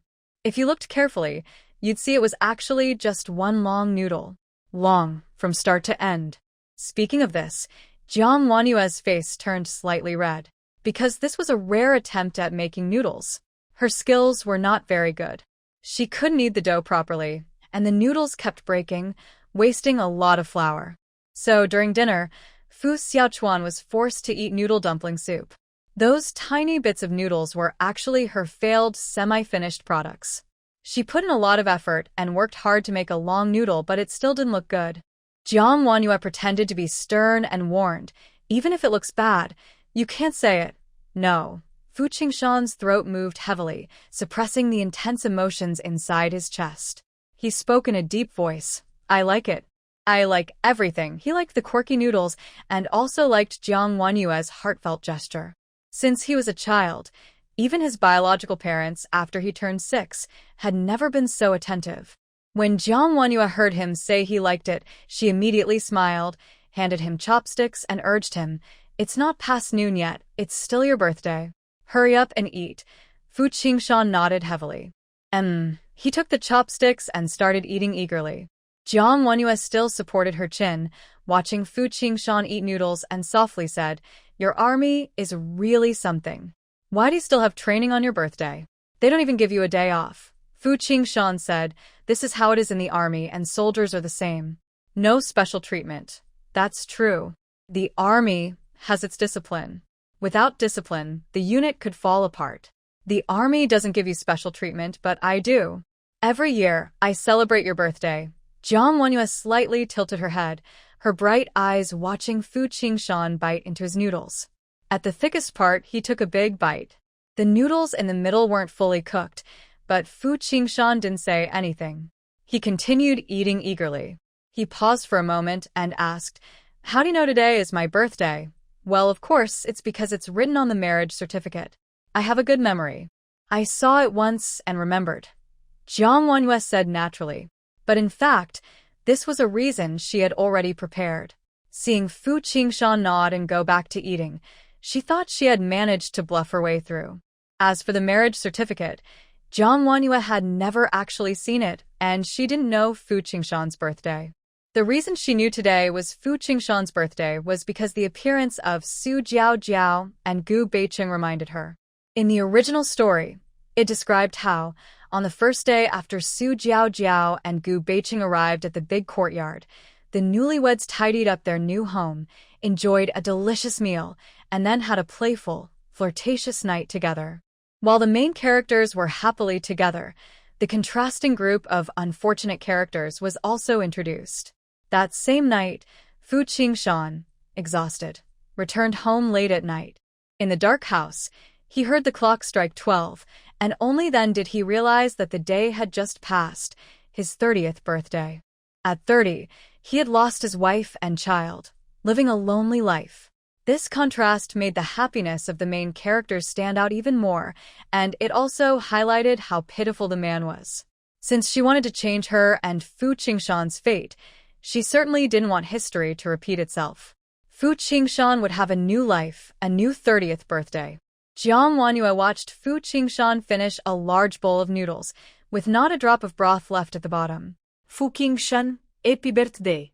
I wish you a long life, free from illness and disaster.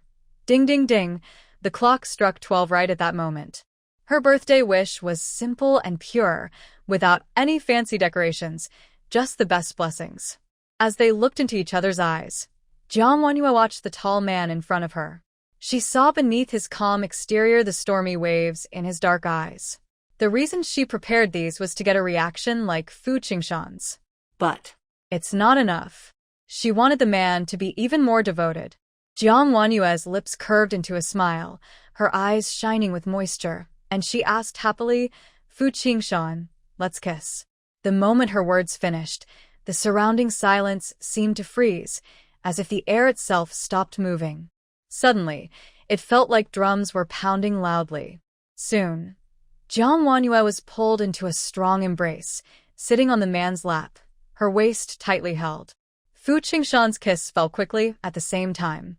After a while, in the deep night, only the sounds of clothes shifting and soft, sticky kisses remained in the room. Jiang Wanyue tasted the noodles she had made herself. It seemed a bit too salty. but none of that mattered. In the end, it would all turn into sweet, inseparable love. After a long time, Fu Qingshan carried Jiang Wanyue into the room and gently covered her with a blanket. She was weak all over, her limbs tired, her whole body hidden under the covers, her head wanting to bury itself in a pillow. Just now, even though it was Fu Qingshan's birthday, she almost mistook him for a birthday gift to eat. In the end, Fu Qingshan held back his fiery desire, controlling the burning passion, and called a halt just in time. He looked at Jiang Wanyue's flushed face and her rosy neck, softly saying, "Yeah, go to sleep first. I'll take a shower and bring Zhuang back." Jiang Wanyue lay on the bed pretending to be dead, silent, and unresponsive. She felt the heat spreading through her body and her inner dissatisfaction. Her fists clenched, and she secretly resented. Why did she get pregnant but couldn't even enjoy the moment? The next day, the trouble caused by Gu Beiqing and Su Jiao hadn't settled yet. As newlyweds, they still had to go through the usual steps, like distributing wedding candies, just like Jiang Wanyue did before. Compared to Jiang Wanyue simply giving out wedding candies, Su Jiao did more.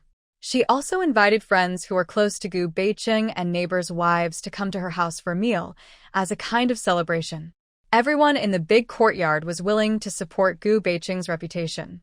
Su Jiao was very thoughtful and liked by the wives, making her the favorite in the courtyard. She truly had the lucky charm personality. Suddenly, there was a knocking sound. The door was not Jiang Wanyue's house, but next door, at Niu Shuyun's home. Jiang Wanyue was outside drying clothes and heard the noise. When Niu Shuyun opened the door, her first impression of Su Jiao was not very good, because Su Jiao looked very bright and attractive. In her words, she was a flirtatious woman who attracts bees and butterflies. No wonder she captured Captain Gu's heart. Even a wealthy young lady would want to marry her. Su Jiao stood at Niu Shuyun's door holding wedding candies, with a polite smile on her face. She was already prepared. If Niu Shuyun dared to scold her, she would reply immediately. Although she was new here, she was not someone to be bullied easily. If she was bullied on her first day, how could she live happily in the years to come? Su Jiao was confident, as if she already knew what kind of person Niu Shuyun was. However, when Niu Shuyun opened the door, Su Jiao saw a flash of dislike on her face, but it disappeared quickly. Niu Shuyun said, "Are you Captain Gu's wife?" "My name is Niu Shuyun. Nice to meet you." Just like that. Su Jiao only heard a polite introduction, greeted simply, and spoke politely. Nothing more. She was not criticized for her looks or her background. Everything was surprisingly peaceful and smooth. Because after what happened with Jiang Wanyue earlier, the once lively Niu Shuyun had become very obedient. She couldn't even offend Jiang Wanyue. If she offended Su Jiao, she wondered if she could still stay in the courtyard. Her husband was a subordinate of Gu Beiqing. After speaking, Niu Shuyun looked at Su Jiao, who was just standing there in a daze, and waited for her response. She frowned and pointed at what Su Jiao was holding, asking, "Isn't that what you brought to give me?" After being reminded by Niu Shuyun, Su Jiao snapped back to her senses and quickly spoke, "Yes. This is a small gift for Sister Niu. In the future, we should stay in touch." She hesitated as she spoke, her eyes flickering several times toward Niu Shuyun. Niu Shuyun felt a bit uncomfortable under her gaze. Since she was holding a heavy piece of candy, she pointed to the side and said, "That's the house next door, where Captain Fu lives. You should go over there. Captain Fu's wife just arrived not long ago, like you, and you're both from the city.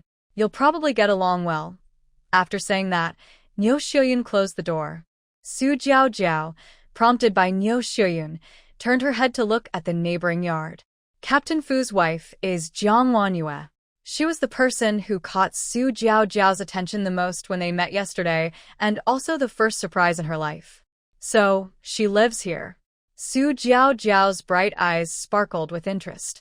She headed toward the next house. Meanwhile, a doubt crossed her mind. Jiang Wanyue and Niu Shuyun live so close. On her way here, she had already heard some things about Jiang Wanyue. She arrived half a month ago and has gotten along well with most neighbors in the courtyard, except Neo Shiyun. Could Neo Shiyun's strange behavior be related to Jiang Wanyue? Thinking of this, Su Jiao quickened her steps and knocked on the door. For Jiang Wanyue, facing Su Jiao directly was unavoidable. They had already met yesterday, and today there was no reason to avoid her. She opened the door and said, "Comrade Su, hello." Jiang Wanyue was politely greeting her, but Su Jiao suddenly spoke out unexpectedly, catching her off guard with a surprise move. "Imperial Jade Liquor." Jiang Wanyue's smile stiffened, and her lips moved slightly. Su Jiao frowned and carefully observed Jiang Wanyue. Was something wrong? Was she changing her approach? How are you? How much is a bicycle plus a pair of crutches? Jiang Wanyue's lips twitched even more, and her smile almost couldn't hold. Su Jiao still frowned and muttered softly, "Could it be that I asked too difficult a question?" She continued speaking. "Unusual changes, not so much. Do you love walking alone down dark alleys?" Based on the information Su Jiao obtained, she was asking a simple question suitable for elementary school students. Jiang Wanyue shouldn't have been caught off guard. She kept her eyes fixed on Jiang Wanyue, never looking away. Su Jiao's move was so sudden that Jiang Wanyue was completely unprepared. Even if she stayed silent and pretended not to know anything, her subtle facial expressions already revealed her inner thoughts. Moreover, her living situation had long attracted Su Jiao's attention. Even if she managed to bluff her way through this time, Su Jiao would try again next time. In short, her true identity would eventually be exposed. After accepting this reality, Jiang Wanyue felt more at peace. She sighed and spoke. 180 per cup. I am fine, thank you. She looked up at Su Jiao and said, "Do I need to say more?" Su Jiao's eyes brightened noticeably, and her whole face seemed to shine. She looked eager to rush over and hug Jiang Wanyue tightly. She shook her head and said, "No need, that's enough." Jiang Wanyue said, "Since everything's clear, come inside and sit inside the house." Su Jiao handed Jiang Wanyue the candy she brought, but she didn't want to visit other families for now. Jiang Wanyue poured her a glass of water, then sat down and asked her a question that had been on her mind. "How did you know these things?" She remembered that in the original story, Su Jiao was just a lucky girl, not someone who traveled through time or was reborn. Could it be that the Su Jiao in front of her was also replaced by someone else, no longer the original? Su Jiao frowned slightly and asked back, "What is traveling through time? What is rebirth?" She was clever and thought quickly. "So, are you someone who traveled through time? Or someone who was reborn?" This made Jiang Wanyue frown as well. Su Jiao's words sounded strange. How could someone who knew that courtly jade liquor costs 180 per cup not understand what traveling through time or rebirth meant? She didn't sense any hostility from Su Jiao. Her straightforwardness, though surprising, was better than secret investigations. From answering Su Jiao's questions onward, Jiang Wanyue no longer hid her thoughts. She replied, "I think I am a time traveler. My soul comes from another world, and I have crossed into this body. You can think of it as a reincarnation. As for the fact that this world is just a story," Jiang Wanyue didn't want to mention it to avoid shocking Su Jiao too much. Su Jiao nodded and said, "That makes sense. No wonder you appeared in front of me, even though you are supposed to be dead." "Then what about you? How do you know those things?" Jiang Wanyue asked. Su Jiao honestly replied, "Because I dream." Jiang Wanyue was stunned. "You dream?" Su Jiao carefully explained her dreams, especially her premonition dreams. For example, her grandfather took her shopping on an antique street. Su Jiao dreamed the night before about which antiques were valuable and which were fake, and the next day, she found a rare treasure. Recently, with social unrest, Su Jiao dreamed that the Su family might face problems. She believed they needed to prove they were red capitalists to protect the family. So she kept persuading her grandfather to donate the family assets. She thought that safety was more important than money, and avoiding danger was the priority. Before her blind date with Gu Beicheng, Su Jiao dreamed of two different lives. One where she refused to marry Gu Beicheng and was labeled as a black category person, ending her life sadly in a cattle shed. The other where she married Gu Beicheng and lived happily. The next day, she chose to marry Gu Beicheng without hesitation. There were other ways, too. On the first day I met Gu Beicheng, he mentioned a military officer he admired named Fu Qingshan. That night, I dreamed of you. Su Jiao looked up at Jiang Wanyue. Later, Jiang Wanyue knew what Su Jiao had dreamed of. She had foolishly undergone an abortion and died in a black clinic. That scene she didn't want to think about again. Jiang Wanyue understood Su Jiao's situation, but she had one more question. How did you know those initial things? You haven't said. Well, sometimes I dream as if I've gone to another world. In that world, there are strange and weird things, and some people say strange things, Su Jiao explained. Because I think every dream is important, I remember everything from my dreams. It will definitely come in handy someday. Now, all of that seemed to be used for Jiang Wanyue. Jiang Wanyue listened and then organized what Su Jiao had said. She was definitely not from another world or reborn, but under her lucky star persona, she was hiding a secret not revealed in the original story, her precognitive dreams. Because of these dreams, Su Jiao knew what would happen next, allowing her to make better choices. As a result, every decision she made was the best one, which deepened her lucky star image. While Jiang Wanyue was thinking, Su Jiao kept watching her without blinking. She said, Jiang Wanyue, you are the first surprise in my life. Hearing this, Jiang Wanyue felt like Su Jiao was confessing to her, especially with her appearance and focused expression. Cough, cough. Jiang Wanyue was startled and choked, coughing loudly. They had just met and hadn't said everything yet, but a voice from outside the door interrupted their conversation. Sugel? Sugel? Are you here? It was Chen Hongmei calling out anxiously and happily. Jiang Wanyue and Su Jiao looked at each other. Their calm reactions contrasted sharply with Chen Hongmei's excitement, and they weren't curious about why she was so eager. Because they both knew the answer. On the train to the southwest with Gu Beicheng, Su Jiao used her medical skills to save an elderly man. That man was very important. He was Qin Chongli, the director of the weapons factory, where Chen Hongxiao worked. When Zhu Chongli learned Su Jiao's identity, he wanted to thank her for saving his life, so he brought his whole family and many gifts to the courtyard to thank her. This was also part of Su Jiao's main character, Aura. Jiang Wanyue didn't want to steal her spotlight, so she said, you should go quickly. If you don't, Sister Hongxiao will get anxious. Jiang Wanyue made it clear she didn't want to join the lively scene, but Su Jiao insisted on taking her along. Besides the surprise after their first meeting, during their later interactions, Su Jiao, the original heroine, gave Jiang Wanyue a very different feeling. In the original story, because of the sweet and pampering tone, Su Jiao was portrayed as a gentle, obedient wife. However, after Jiang Wanyue actually interacted with her, whether through Su Jiao's direct probing or her openly sharing secrets, it seemed as if another soul was hidden inside her body. She appeared different from the original description of Su Jiao. Moreover, Su Jiao was the first and only person she had met who knew about her crossing over. Jiang Wanyue didn't mind getting closer to her. Okay, I'll go out with you. In the end, Jiang Wanyue couldn't resist Su Jiao's persuasion and agreed to go out and see the situation. Just as Jiang Wanyue stood up, the sturdy boy, Zhuang, who had been quietly playing with a rattle on the mat nearby, seemed to realize he could go out. He immediately made sounds like "yi-ya" to get attention.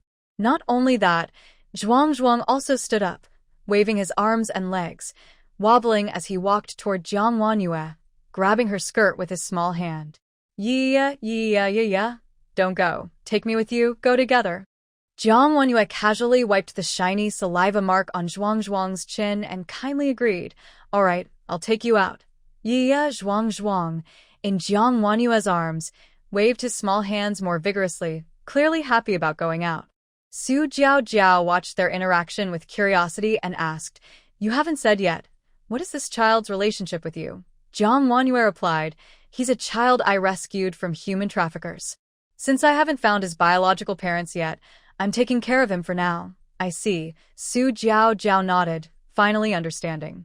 Her gaze involuntarily shifted to Jiang Wanyue's belly, and she smiled. Anyway, you're about to become a mother. Consider this some early practice.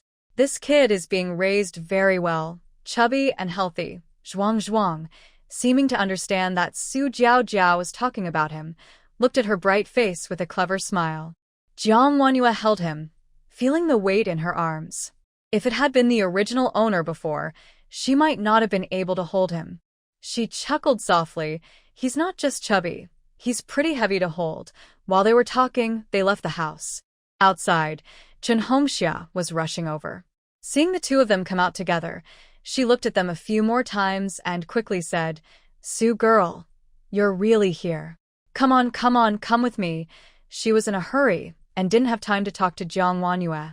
She quickly grabbed Su Jiao Jiao's wrist and pulled her outside. Su Jiao Jiao asked in confusion, Sister Hongxia, what's going on? Su girl, on the train you and Captain Gu returned on, did you save an elderly person who suddenly had a heart attack? That elderly person is very important. Our factory director Qin. Qin's family wants to thank you for saving him. Hearing this, Chen Hongxia took a breath and spoke more seriously. Not only did Director Qin come, but Commander he also came. I want to tell you, Director Qin is now the head of the factory. He used to be a brave soldier who fought on the battlefield, and he is still a comrade of Commander He. Chen Hongxia mentioned these past stories deliberately to remind Su Jiao Jiao and Jiang Wanyue. After all, they are both young girls, new to everything, and don't know much. She wanted to give them a little more information. Chen Hongxia advised Su Jiao Jiao, Su girl, you must behave well later. Be kind to everyone, to our big yard, and even more to Captain Gu. Hongxia sister, I understand. Su Jiao Jiao nodded, understanding. Chen Hongxia felt relieved. Jiang Wanyue watched all this and thought to herself, being the heroine really isn't easy. Luckily, she doesn't have to go through all that. She just wants to live a good life with Fu Qingshan. The three of them walked quickly and soon arrived at the front, where a group of people was gathered. In the middle of the crowd were two lively elderly people. They had white hair but sharp, steady eyes and a strong presence, obvious leaders. One was dressed in dark green military uniform, definitely Commander He. The other wore a black Zhongshan suit, the main guest today, Qin Chongli. Chen Hongxia pulled Su Jiao Jiao inside, while around them, the women eagerly called out, Su girl is here. Director Qin, Commander He, Su girl is here. Jiang Wanyue held Zhuang and watched the lively scene from outside. Wang Chunhua saw her and pulled her over, talking to the women. Jiang girl, oh, you're out here with the child. Such a cute kid. I never thought Captain Gu's new wife was so impressive. I heard that Director Qin almost fainted at the time, but then Su girl took out that silver needle, just a few quick pricks, and Director Qin came back to life. Look at that, Director Qin seems just fine now with a good complexion. Sister Su is such a skilled doctor. Do you think I could ask her to take a look? My husband still wants a son, but I've already had 4 children. If I could be sure the 5th is a boy, I would have another one. That's not really possible. If it were, who would want to have daughters? There are so many boys around. When the time comes, your son might have trouble finding a wife. Hey, look. General He and Director Qin are both praising Captain Gu's wife. The sisters-in-law chat back and forth, still watching the lively scene ahead. Next to General He, there are 2 young men. One is Gu Beicheng, and the other is a handsome man in a suit who is closer to Qin Chongli. Jiang Wanyue doesn't recognize the stranger and asks, Sister Wang, who is that person? Wang Chunhua immediately beams and explains, that person is not simple. He's Qin Director's son, Qin Yu. He didn't join the army and now runs a business. He's a big boss. Nowadays, not just anyone dares to do business. It usually takes some connections. Jiang Wanyue looks at Qin Yu. For some reason, even though it's the first time she sees him, he looks a bit familiar. He stands beside Qin Chongli, and even though he's happy to hear his father survived a serious danger, he keeps his brows furrowed, looking worried. At the same time, Qin Yu is taking out big and small packages as gifts for Su Jiao Jiao and Gu Beicheng. He sincerely thanks them, saying, Captain Gu, Comrade Su, thank you so much for saving my father's life. This is a small token of our family's gratitude. Please accept it. The big and small packages probably contain valuable gifts, making many people envious. Everyone's eyes are on Su Jiao Jiao. But as the main characters, Su Jiao Jiao and Gu Beiqing naturally want to show their integrity. They wouldn't be greedy. Gu Beiqing says, no need for gifts. Before saving Director Qin, my wife didn't even know his identity. It was just a small act of kindness, and we don't expect anything in return. Qin Yu still insists on giving the gifts, and even General, he personally steps in, telling the young couple to accept them with peace of mind. Su Jiao Jiao saw Gu Beiqing in a difficult situation. She comes from a wealthy family in Shanghai and is very skilled at giving gifts.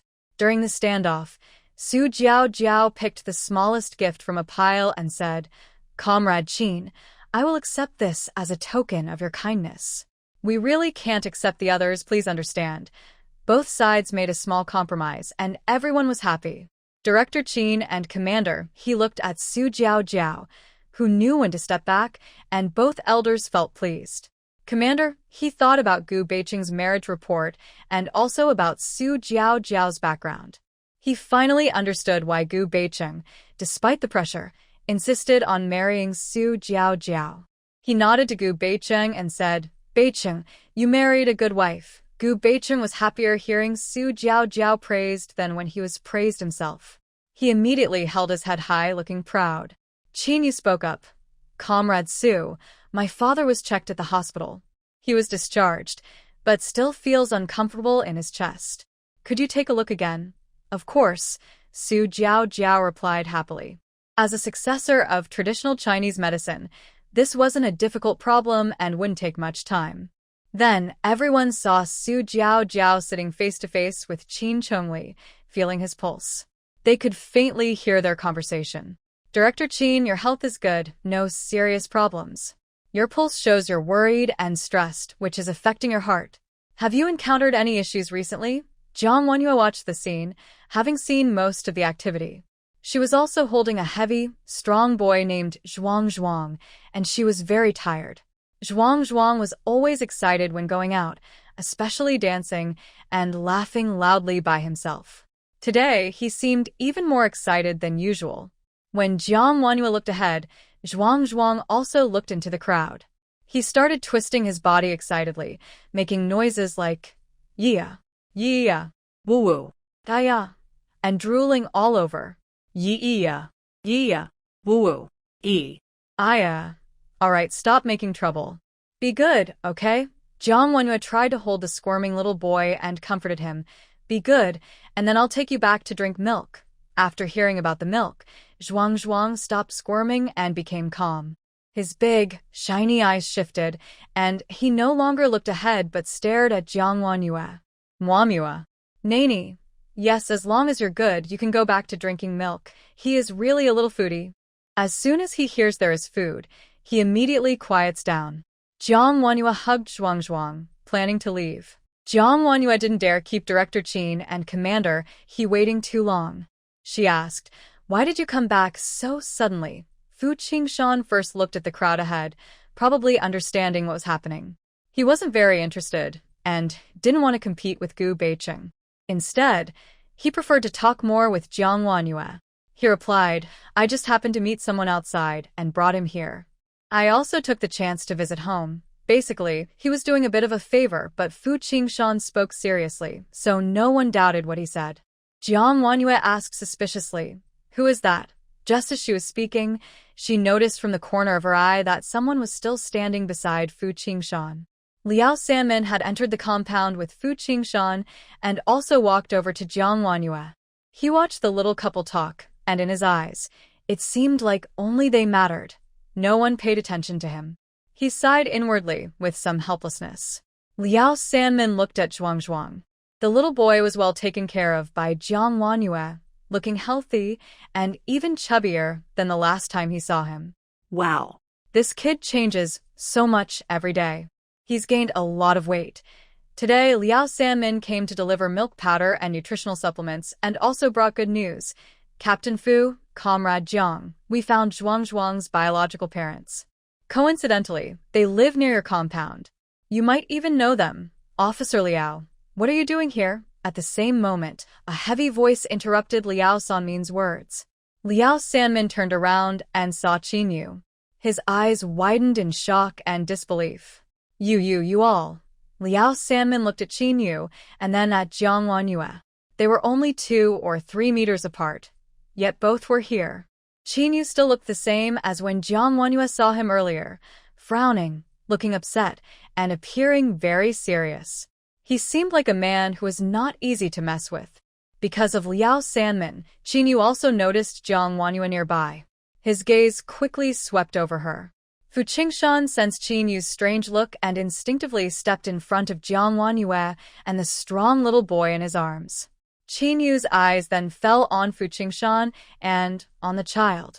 His pupils trembled intensely. This child. Qin Yu blurted out a question, his tone urgent and a bit harsh. Is this your child? Fu Qingshan frowned, his aura cold and sharp. So, what if it is?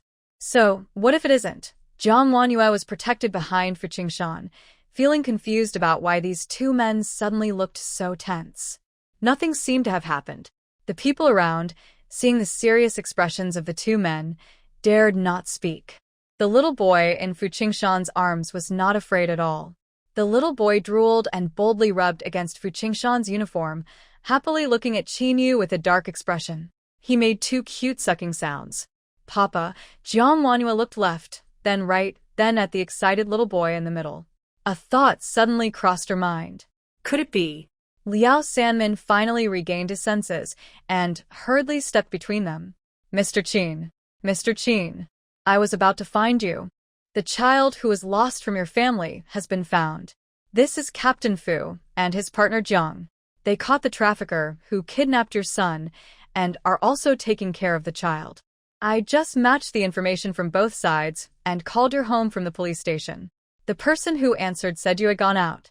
So I came here first to find the child and was about to send him back to your home. There were many misunderstandings and coincidences in this. The children of the Qin family were not lost locally. Instead, the young child was taken by a servant and brought over 100 miles away to the grandmother's house. While at the grandmother's place, the child was accidentally kidnapped by human traffickers. The grandmother immediately reported to the police, and an investigation began. The traffickers had already boarded a train heading toward Qin City. On the train, Jiang Wanyue and Fu Qingshan caught the traffickers and rescued the child. The case was then handed over to Liao Sanmin. Liao Sanmin was responsible for investigating the traffickers. At first, they refused to tell the truth, but eventually, they admitted that the child had been passed through several hands. They didn't know exactly where the child was stolen from, only that it was in a nearby city close to the train station.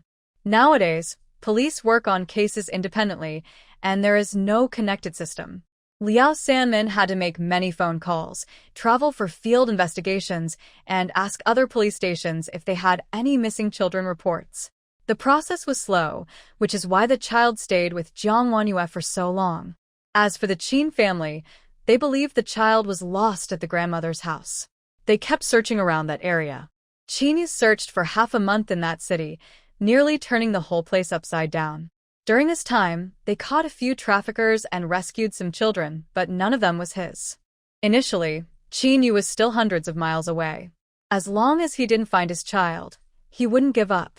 However, Qin Chongli, upon learning that his grandson had been stolen, became very worried and anxious.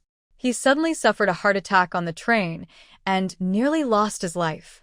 After Qin Yu received the call, he had to temporarily stop searching for his child and hurried back to the Qin family. Once back, Qin Yu decided to try anything possible, even if it was a long shot. He reported his son's information to the local police, hoping to expand the search. As a result, the case of the missing child from the Qin family was handed over to Liao Sanmin. Liao Sanmin looked at the photo of Qin Yu's son. What a coincidence. The child lost hundreds of miles away was kidnapped by traffickers and somehow brought back to their hometown. Such a strange coincidence. Who would have thought? After confirming the details, Liao Sanmin said he would first call the Qin family. However, Qin Yu and Qin Chongli were both out, and no one was at home to take charge. Liao Sanmin couldn't reach the Qin family members, so he decided to take the child with him and return to deliver him to the Qin family later. As a result, Jiang Wanyue was living in the big courtyard, along with Qin Yu and Qin Chongli. They were all together, but Qin Yu and Qin Chongli were inside, while Jiang Wanyue was outside. No one realized that Zhuang was the grandson that the Qin family had been searching for so hard. Qin Yu was already very upset about losing his son. When he suddenly saw Fu Qingshan holding his son, he instinctively thought that these two had bought his son from human traffickers. That's why his tone was so harsh when he questioned them. Fu Qingshan didn't want his wife and child to be bullied, so he responded fiercely. This led to the tense confrontation just now. Later, with Liao Sanmin's explanation, the misunderstanding was cleared up. Fu Qingshan and Qin Yu's tense expressions relaxed for a moment, and they stared at each other directly.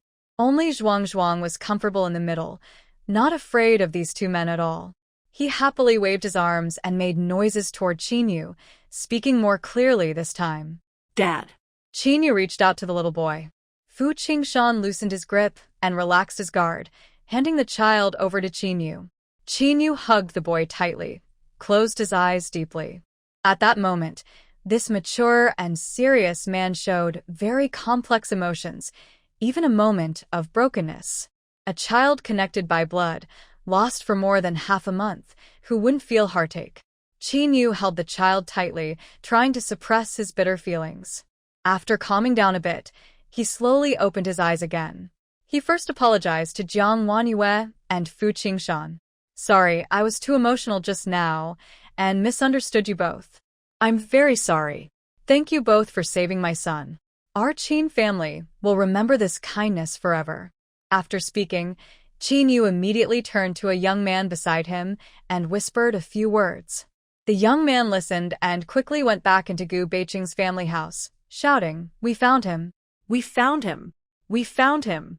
The sisters-in-law had been paying attention to Su Jiao and didn't notice what was happening outside.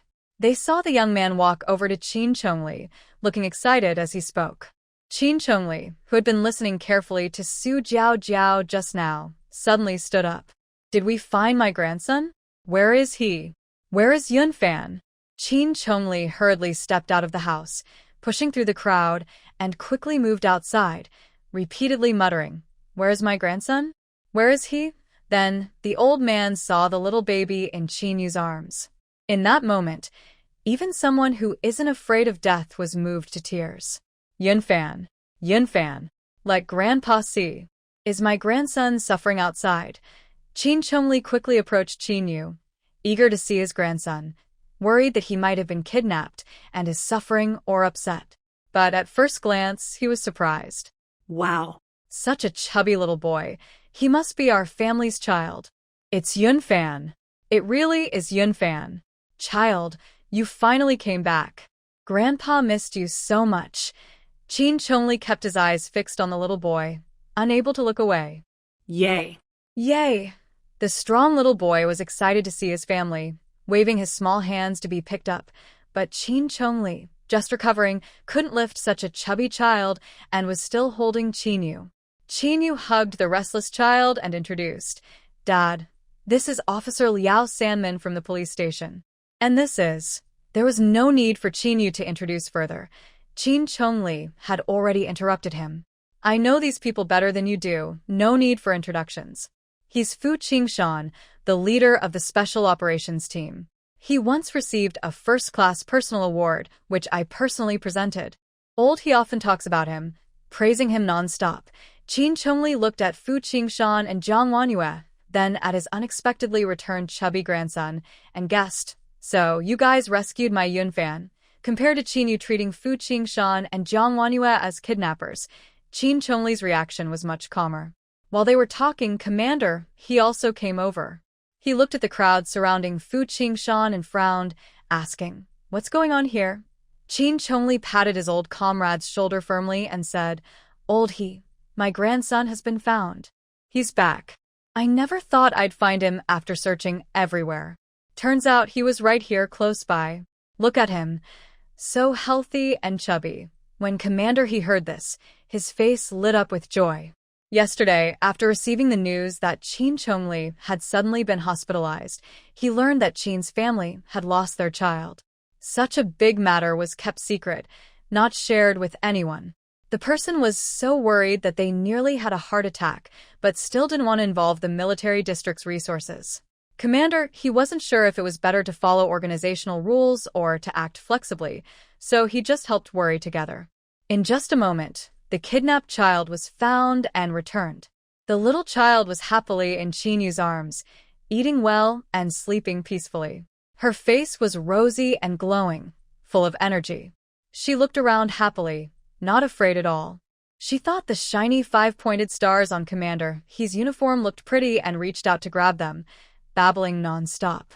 After seeing the child, Commander He looked at Fu Qingshan with a satisfied expression and asked, "Quick, tell me, how did this child end up at your place?"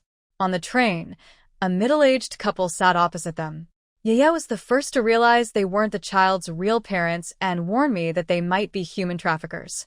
After the traffickers were caught, Comrade Liao couldn't take care of the child, and Yaya felt sorry for her, so she agreed to let the child stay with her and take care of her first. Fu Qingshan began explaining the details, often mentioning Jiang Wanyue. Meanwhile, the women who had been surrounding Su Jiao and Gu Beiqing also moved closer with Commander He, gathering around Jiang Wanyue and Fu Qingshan, listening with amazement. The child Jiang's sister is taking care of is actually the precious grandson of Director Qin's family. My goodness, who would have thought? The Qin family only has this one grandson. Losing a child must be so upsetting. Luckily, Captain Fu and Jiang's sister are clever. They caught the traffickers quickly, saving the child from being separated from her family. I visited the child when Jiang's sister was taking care of her before. After she wet her diaper, Jiang's sister not only cleaned her up but also applied powder and ointment carefully. She took such good care of her. The child was so attached to Jiang's sister that she even called her mom after just a few days. Jiang's sister treats this child very well, and she's good to the Qin family too. The Qin family will definitely repay her many times over in the future. I believe Jiang Mei and Captain Fu are good people who will be rewarded. They will have good fortune in the future. Amidst my sister-in-law's constant chatter, two figures stood behind her, Su Jiao and Gu Beiqing, who had been the focus of the crowd earlier. Su Jiao watched this scene silently, raising her eyebrows slightly, her eyes shining brightly. In the story I dream of, Jiang Wenyu died early, so there was no need to catch human traffickers or raise children, and no lively scene like this now. She felt calm and didn't think Jiang Wenyu had stolen her spotlight. Instead, she found it quite interesting. Jiang Wenyu was the first unexpected event in her life. Naturally, this would lead to more surprises one after another. Days when everything develops as planned are boring. Only with surprises can there be new excitement. However, beside her, Gu Beiqing looked at the group gathered around General Fu Qingshan, Commander He, and Director Qin. The people talking loudly around them made his brow furrow tightly, and his eyes darkened and deepened. Just a few minutes ago, those people were also surrounding him. Now, it was as if a dark cloud hovered over his head, hiding his presence from others. Su Jiao glanced at Gu Beiqing, sensing something was wrong. She asked softly, "Beiqing, what's wrong?" Gu Beiqing quickly changed his expression, a gentle smile appearing on his handsome face. "Nothing. Wife, let's go back to the house." Su Jiao didn't notice anything unusual. After all, whether in reality or in her dream, Gu Beiqing was a very good husband figure to her. Nothing to worry about. The couple turned around and, while others weren't paying attention, they walked back to the house. Ha ha. General He, among the crowd, laughed heartily after hearing Fu Qingshan explain. What a coincidence. This child was lost outside but somehow ended up back home. He's a lucky kid, and it seems fate brought him to you. When he mentioned fate, The little baby lying in Qin Yu's arms suddenly became excited again, staring intently at Jiang Wenyu with bright, shiny eyes, calling out happily, "Manhwa." Hearing this, Jiang Wenyu tensed up and quickly covered the child's mouth with her hand. "Zhuang zhuang, don't shout randomly," Jiang Wenyu explained hurriedly to Qin Yu and Qin Chongli. "I didn't teach the kid these words. He learned them on his own. It would be terrible if there was a misunderstanding." Qin Yu frowned and asked, "Zhuang zhuang?" Jiang Wenyu said, "We don't know the child's name, so we gave him a nickname temporarily." Zhuang zhuang nodded and sucked his fingers in Qin Yu's arms, clearly very fond of his new nickname. Qin Chongli listened and nodded repeatedly. "Zhuang zhuang is a good name. A strong and healthy child is easy to raise. From now on, he will be called this nickname." Inside, Jiang Wenyu was thinking about the big name she had heard several times just now, Yunfan. Yunfan. Yunfan. Meanwhile, Commander He Jing's sharp gaze was fixed on Jiang Wenyu. He was a comrade in arms with Jiang Wenyu's grandfather, but one was in the capital and the other in the southwest. They only called each other during festivals. The last time he received a call from Jiang's grandfather was because Jiang Wenyu was accompanying the army, and he asked him to take good care of her. Looking at the current situation, it seemed Jiang's daughter didn't need his care at all. Not only had she caught the human traffickers, but she also raised the Qin family's child so well, with Fu Qingshan protecting him. After observing for a long time, Commander He glanced at Fu Qingshan and whispered, "You're lucky." Fu Qingshan heard this and didn't argue. Instead, his expression grew even more proud. Nearby, Jiang Wenyu said, "I have clothes, formula, and some toys for Zhuang Zhuang at home. Comrade Qin, if you don't mind, you can take them all." Qin Yu replied, "All right, just call me Qin Yu." After the crowd dispersed, Qin Yu carried Zhuang Zhuang and followed Jiang Wenyu to pick up the baby's belongings. At this moment, Jiang Wenyu couldn't help but ask, "Comrade Qin, I heard you call the child Yunfan just now." "Which Yun and which Fan?"